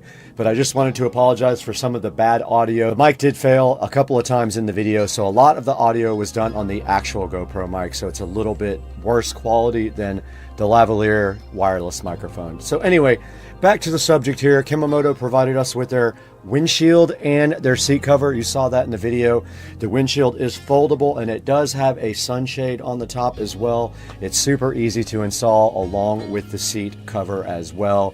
They all just Velcro right on. Simple as that. And that's going to do it for today. Don't forget to buy all your Amazon products through any of my links in the video. It helps me out greatly. It just gives me a little bit extra money here to run the channel. But we'll see you guys later. We got a lot of things to do. We have to go, I don't know. We just got stuff to do.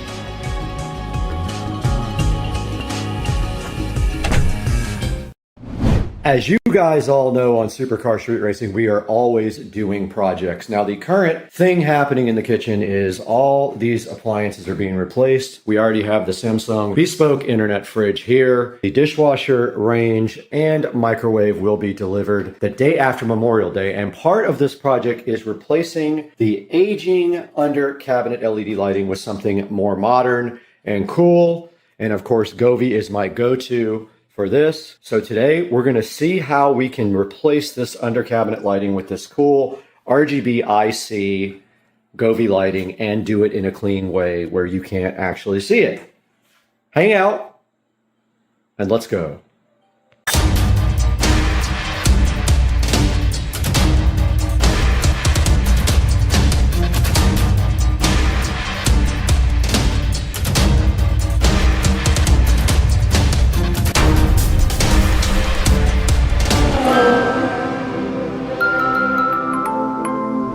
Back in the Supercar Street Racing kitchen, and the other day I gave Patricia all my appliances and I totally forgot that there was an LED strip under the microwave here and I just ripped it out, so no big deal.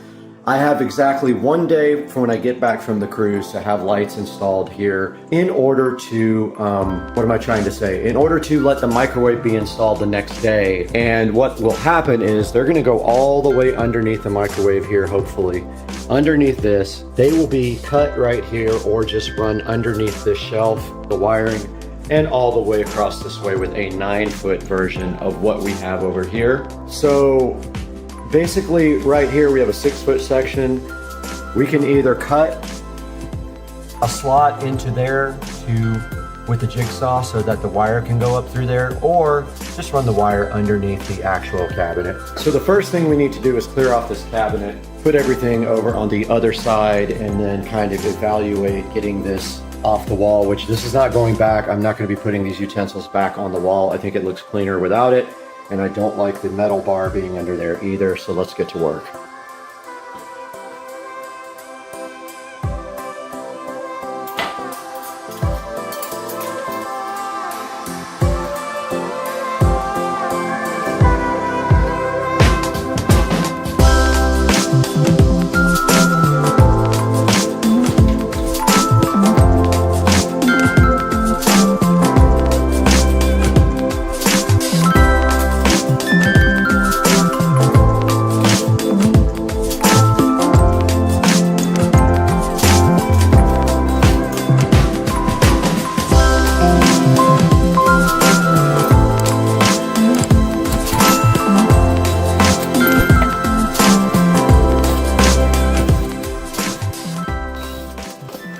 See if I got the power. Let's go!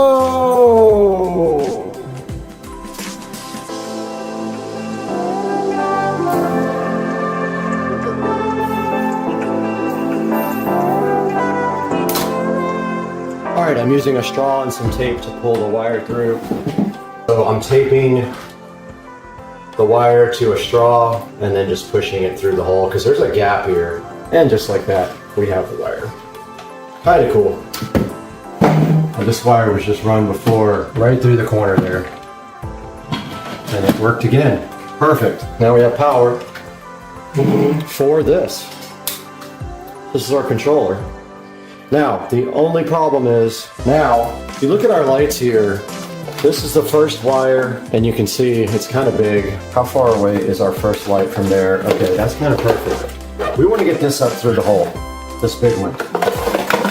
Let's see if I made enough room. I did. That worked. So this is our goal today, is to kind of lay this out. Oh, I got the wrong end. Oh, what? These nuts. Got him! How are you supposed to do that? Got him! Dude! Oh! What? Oh man. That sucks. So bad. They're the wrong direction. You can't do this. This is crazy. These can only go right to left. They can't go left to right. Means this side is totally... This is insane. These lights have to go from this way to this way or they don't work at all. Why wouldn't they make it freaking interchangeable on both ends? Ugh. Hate this. That is the dumbest thing ever. Now what am I gonna do? Gotta go along the back. I got no choice. Oh, that sucks so bad.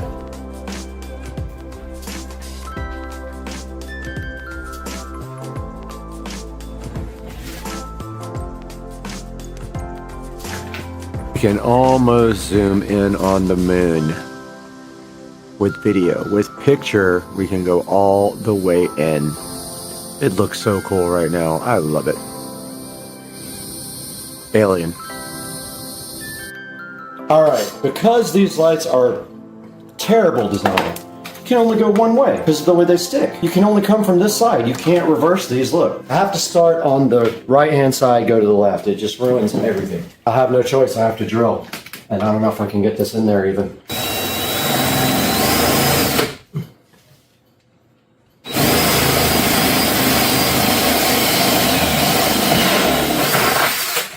Okay.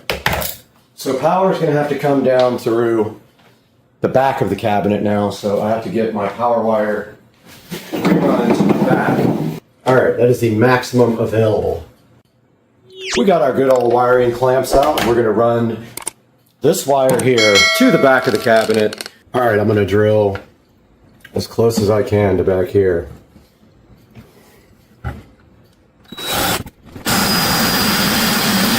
Okay, it looks like there's enough room for us to put the controller and hide the wires up here, which means this just passes right through here.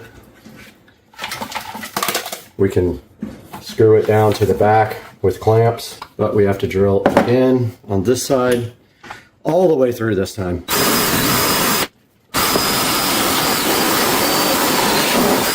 Now we got to get through the bottom of this, and we will want to stretch out these lights and see how far we have. So if we start there. Okay, so now we have to drill in this corner, and that's always kind of tough getting the correct location because there is a 1/4 inch piece of board in here. You can see right here there's a 1/4 inch kind of trim piece. So we have to actually be out from the wall a little bit. All right, we're drilled. Let's get our vacuum out. We got the thing vacuumed out, and I think we want to tie in up here, and we're just going to go ahead and connect that now. So what this means obviously is that up here or somewhere we have some wire to hide. So what I'm going to do, I'm going to mount this first light on the corner, and then I'm going to pull the slack and put the controller up in this void, but I am going to just mount this first light now, take you guys along for the ride.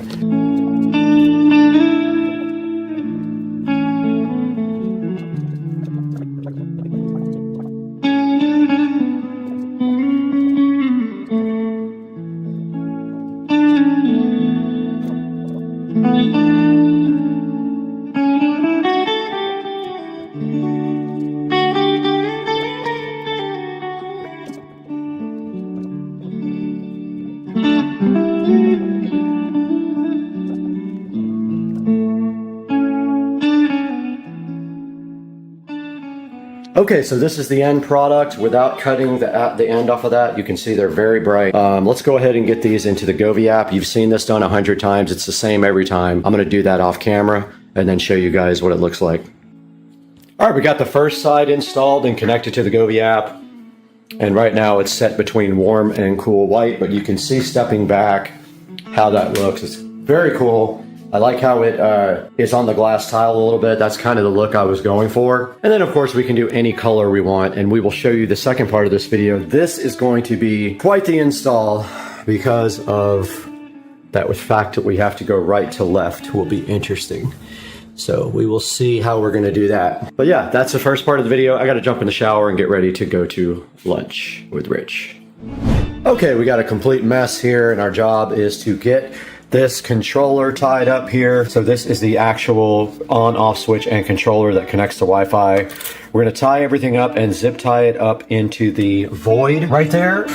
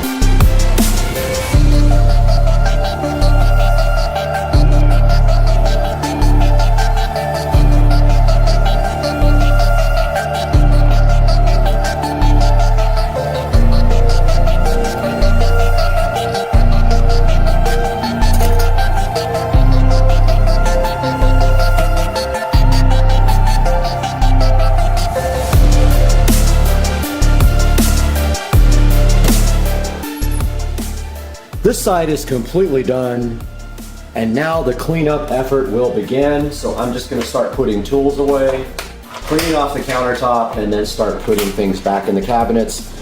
But before I do that, I'm gonna wipe the insides of the cabinets down as well.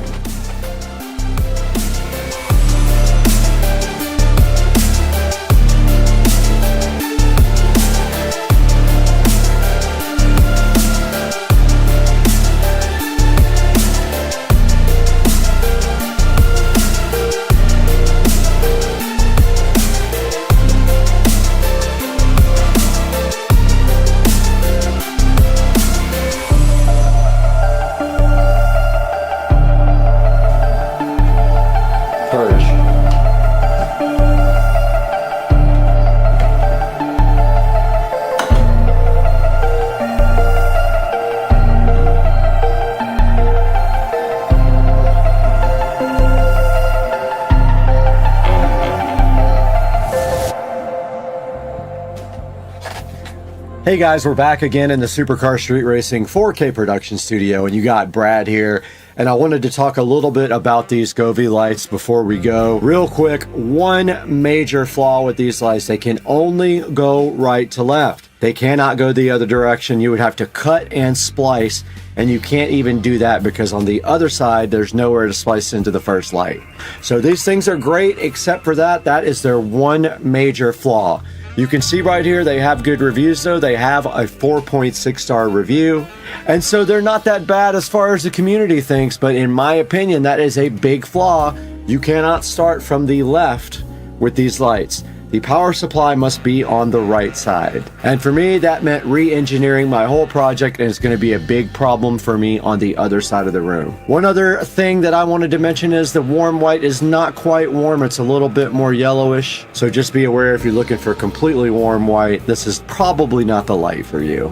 But these are running about 69 bucks, but Govee has a coupon, and also if you buy two things, there is a discount code as well. Now, I don't have a lot of time to talk. I'm going on vacation today and on a cruise, so we'll catch you guys later after we get off the boat.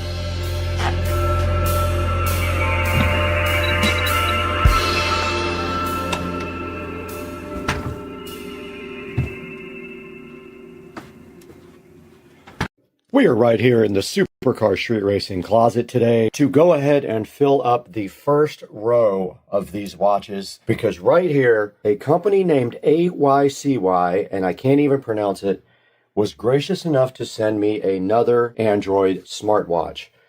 Now, I am going to be taking this Android smartwatch today and opening it up, looking at some of the menus with you guys, and then we're just going to go ahead and put it right in this watch holder to add to this nice watch collection right here. So hang out and let's have some fun.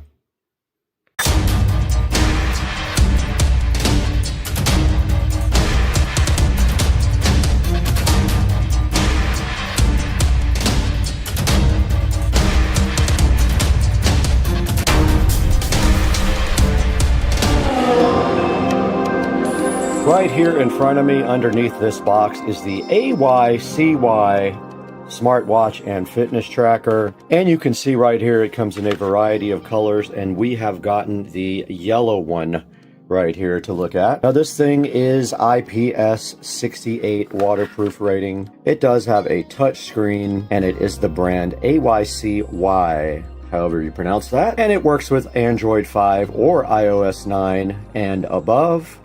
And inside they did give me a charging cable, but I have so many of those I just put it in with all my other extra cables. And here is the AYCY smartwatch looking so fly. Taking it out here, you can see the form factor here and the band. A good look at the back of the smartwatch, and it is just like most other smartwatches, except the peel set. Go ahead and change the menu to a car because I really like that one. As you can see here, you can swipe down for some of the menus. You can swipe up for text and delete text with that same menu. And there are some more of your settings available by swiping down.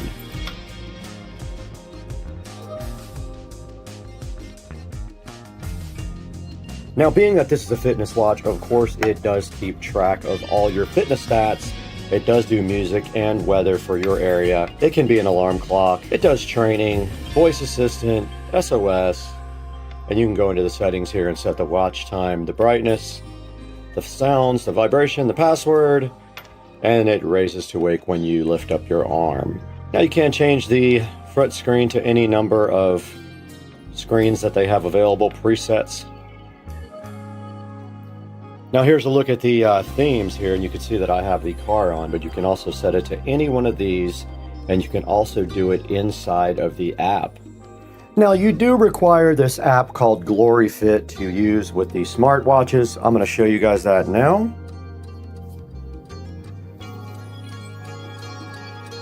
And there it is right here, Glory Fit. And down here at the bottom where it says device, if you just hit that, you can see that it is linked up with a device right here. You can unbind with that device and bind with a new device. And if you click watch faces here and custom dial, you can see that that device only offers one custom And there is the dial center. You can add any of these to the front of the watch. And you can see where I have added the car dial to my watch. And right here, you can see me changing it to this purple moon sun looking thing. When I did it last time, it just said transferring or something like that, and it came right up on the phone. There it goes. It says sync on the phone now. You guys can't see that, but it looks like it is downloading the new screen for the phone. Now going back into the GloryFit app here, it says that the call's Bluetooth connection is down, and if you want to use this with a Bluetooth phone, you have to turn that on, but all of these are your options for monitoring your heart rate, your SMS messages, and things like that. And then on this front page is where you would actually get your heart rate recording and your steps that are recorded for your fitness part of the watch. And right here, you can do running, cycling, jumping rope, or swimming, and it will record that data as well. And then right here is my account, and you can set up things like a training plan, some goals, and other things like that, and your just default system settings. And it shows you your firmware right here. Everything is up to date.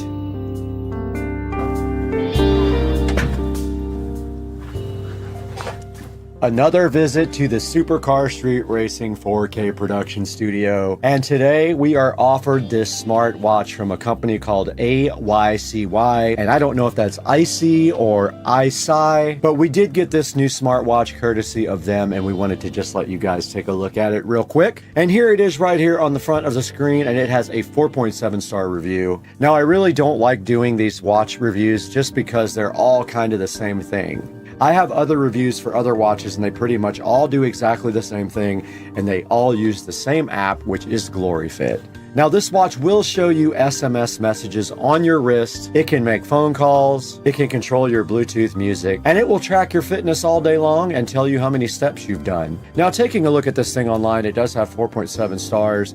Most of them are 5-star reviews, and there's 15% 3-star reviews. Now, looking at the picture, there is only one picture of the watch available. You can see right here, it says it has long battery life and a versatile assistant. And if we scroll right on down past that, we can see that there are so many other choices for smartwatches, but they are all basically the same, and they all cost about the same amount of money. You really can't go wrong with any one of these, but I wanted to get this one out in front of you guys now to show you what I actually have and go ahead and add it to the Supercar Street Racing electronic watch collection.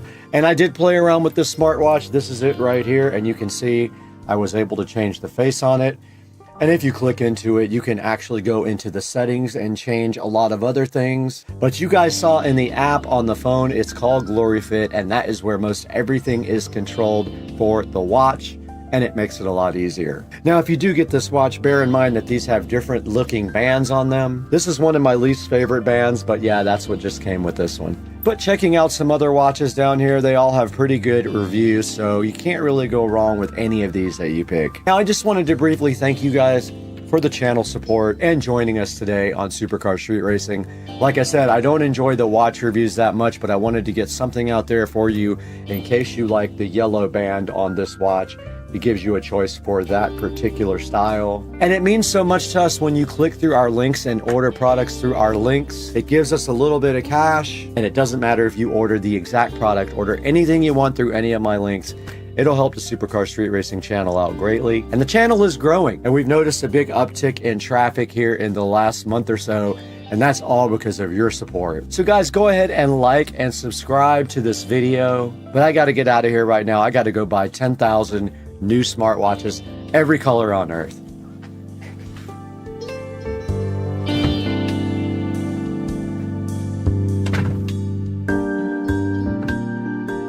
Back in front of the watch now in a little bit darker room so you can see it. And you can see we transferred this new watch face from the phone to the watch, just like that.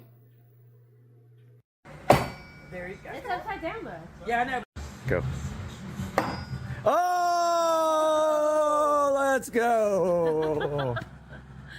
With a little T-Mobile update, because we wanted to get back to you. A couple of people, 3, 4, have commented on the video, and we wanted to just get back to you guys and let you know that we are going to be moving away from the T-Mobile 5G internet. It just isn't working out for this particular situation just due to the layout of the house, and some other factors were involved. But we are going to be moving this place to Comcast on the 1 gig connection. And there's some factors involved there that we need to talk about at another time, but just wanted to get something out there for you guys to let you know that we're going to be moving this house back to Comcast away from T-Mobile 5G. It's better for business reasons and also the amount of load that will be on the internet. So we'll update you guys when we get the Comcast stuff. But for now, we are going to be moving away from the T-Mobile. And just for reasons of just connectivity and Wi-Fi in a few places in the house, that's the only reason, but no other reason than that. And yeah, we'll update you guys as soon as we know something more. Later, Gators. Oh, when you come over, do you want to hang out first? I'm like, oh, do you want to hang out with this? Oh, maybe this?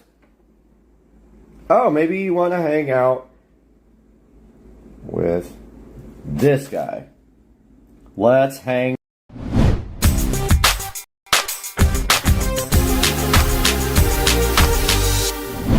Guys, welcome back to Supercar Street Racing. We are so happy that you joined us today. If you're a first-time watcher, or you're a second or third or permanent watcher, we really appreciate your patronage. Please like and subscribe, and today we have something special for you. We have the Signature Elite ES60 tower speaker for the Supercar Street Racing home theater room. And this is the Polk audio tower speaker we're going to be looking at today. And I think there might be something on the ground. That's right, we also have the Signature Elite ES90 Dolby Atmos speaker, front height speaker that goes with the ES60, a perfectly matched pair. So let's get to work on these today and see what these look like on Supercar Street Racing.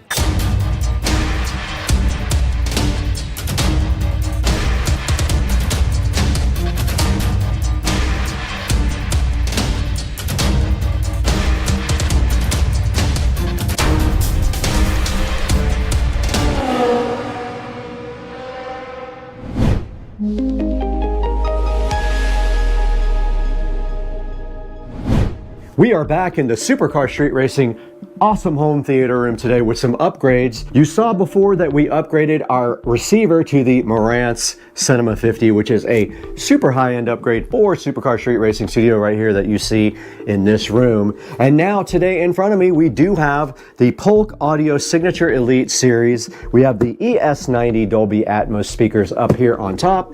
They match the ES60 on the bottom here, the Signature Elite tower speakers. These are a huge upgrade for the room. It will also add Atmos front height speakers to the Supercar Street Racing Theater. And these are awesome speakers and will replace the old JBL monitors that I've had for about 20 years. It's about time we got something new in here. We need some updated technology, and we got it right here inside both of these boxes to take a look at.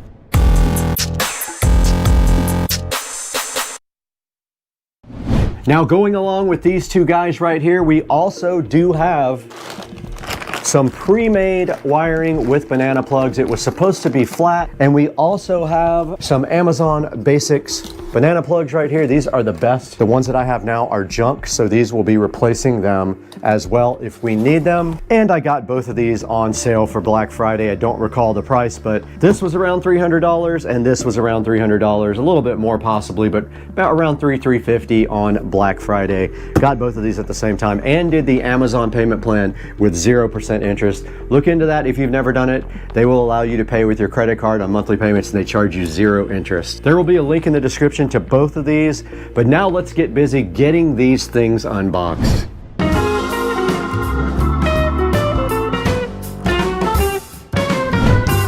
All right, first on the chopping block to be unboxed today is the ES90 Signature Elite Dolby Atmos speaker here. None of these are sponsored. I did pay full price for these from Amazon, so please help me out by ordering a set in the description and giving me a few dollars back to make my money back from this purchase.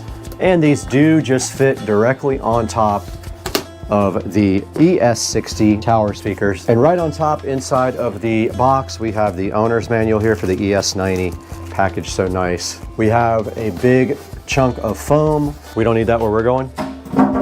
And then inside the box, we have the ES90s. Let's get those down and out. And we just knocked over the old speakers. Fortunately, those are going away. Okay, right on top of the box here, we got the ES90 Dolby Atmos speaker getting unboxed here. And there it is sitting so fly and fresh. And it is angled and molded for the Polk Audio ES60. It has a angled back here, as you can see. It has a cutout to sit straight on top of these. But that is a look at the ES90 Dolby Atmos height speakers. There's the way it looks with the Polk Audio badge up. This guy does feature a Terraline tweeter and a mica polypropylene woofer for a two-way experience on Dolby Atmos. So these sit just like this on top of these tower speakers, and the sound does go up to height. And then they do have speaker connectors right on the back for you. So yeah, these are the Polk Audio Height Atmos speakers. Now let's get this tower speaker unboxed.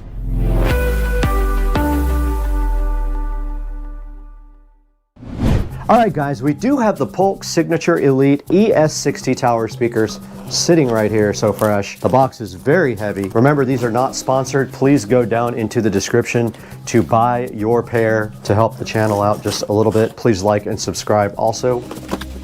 When you have a moment, that would help us out greatly, as we do not make any money on this channel at all. All the money goes back into the channel to pay for the things that you are seeing right now. We don't need that where we're going. Okay, we did get the Polk Audio speakers unboxed here, and inside the box it did come with this owner's manual right here. Now this is the ES60 right here, and on the back of it, which I'll show you in a moment, it does have bi-amp capability. We'll explain that in a minute.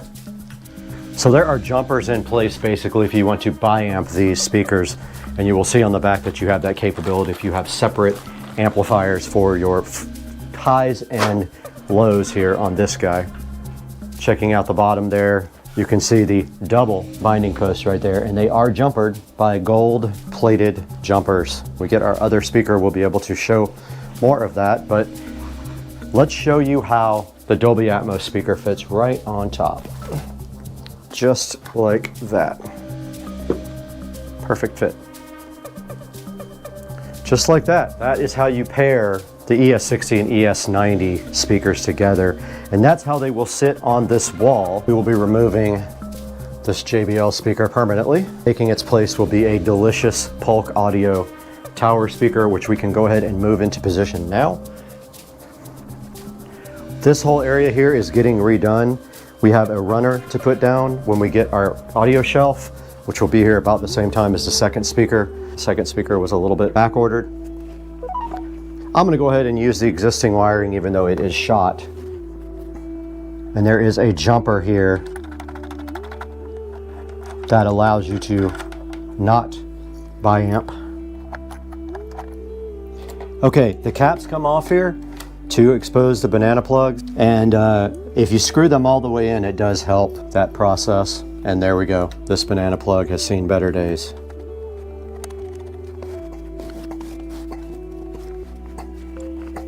All this wiring will be replaced, but for now, we got our pre-made connectors here for our front height speakers. These are the same way. They have caps over the banana plugs.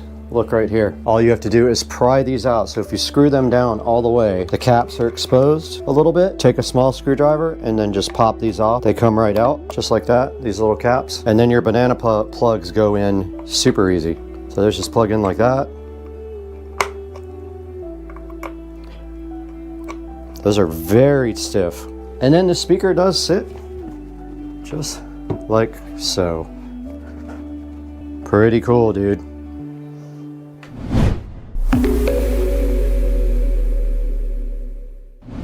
Okay, while we're waiting for our other tower speaker to come in, we can go ahead and put this Atmos speaker on our JBL over here. I'm gonna go ahead and hook up the Atmos front height speakers.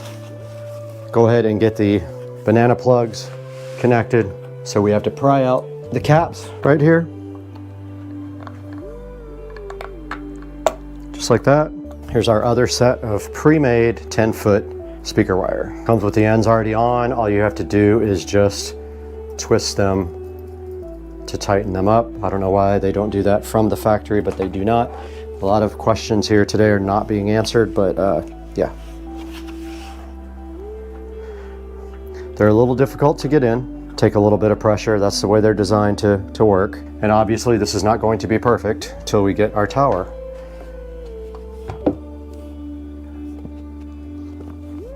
And then we'll go through our setup and figure out how we connect these.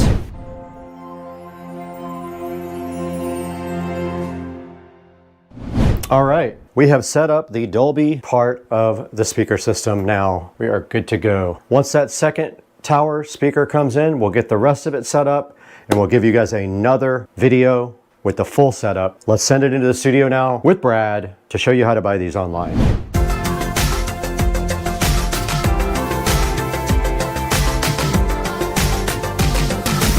Okay guys, we are in the Supercar Street Racing office now, editing the latest video. I wanted to drop in here instead of in the studio so I could go ahead and show you guys what we ordered. Now these are the ES60s.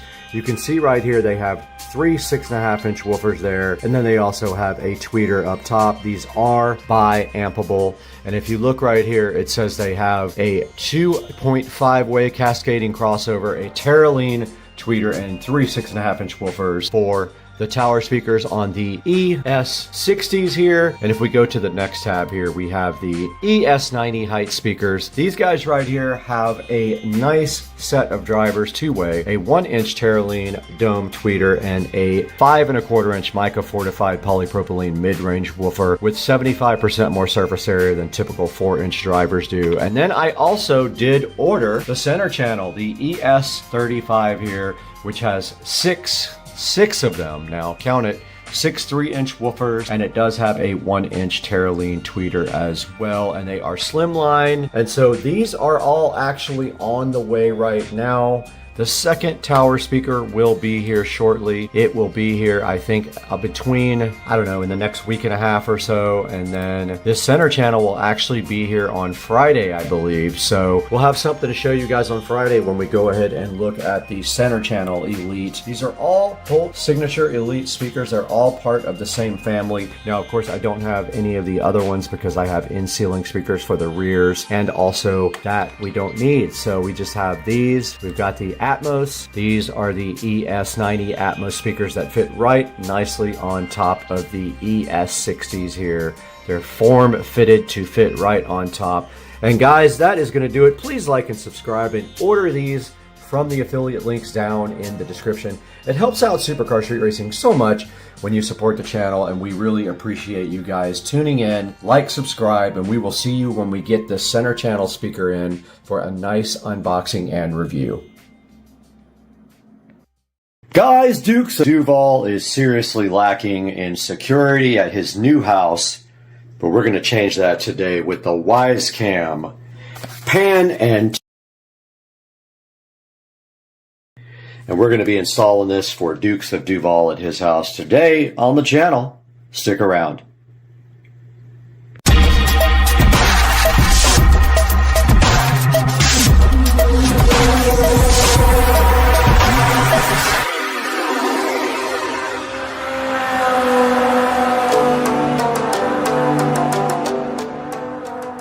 Okay, for the first part of this project, we have a new electrical box for Joe's attic, and we have a new receptacle here. We're going to go ahead and pre-wire this up, so all we have to drill is through his existing garage door opener receptacle box and connect inside there. So let's get going on that. So we have to strip this wire back here, but first, we don't need that much. We're going to cut off some Romex here. And we'll probably still have way too much, but yeah, let's get this going.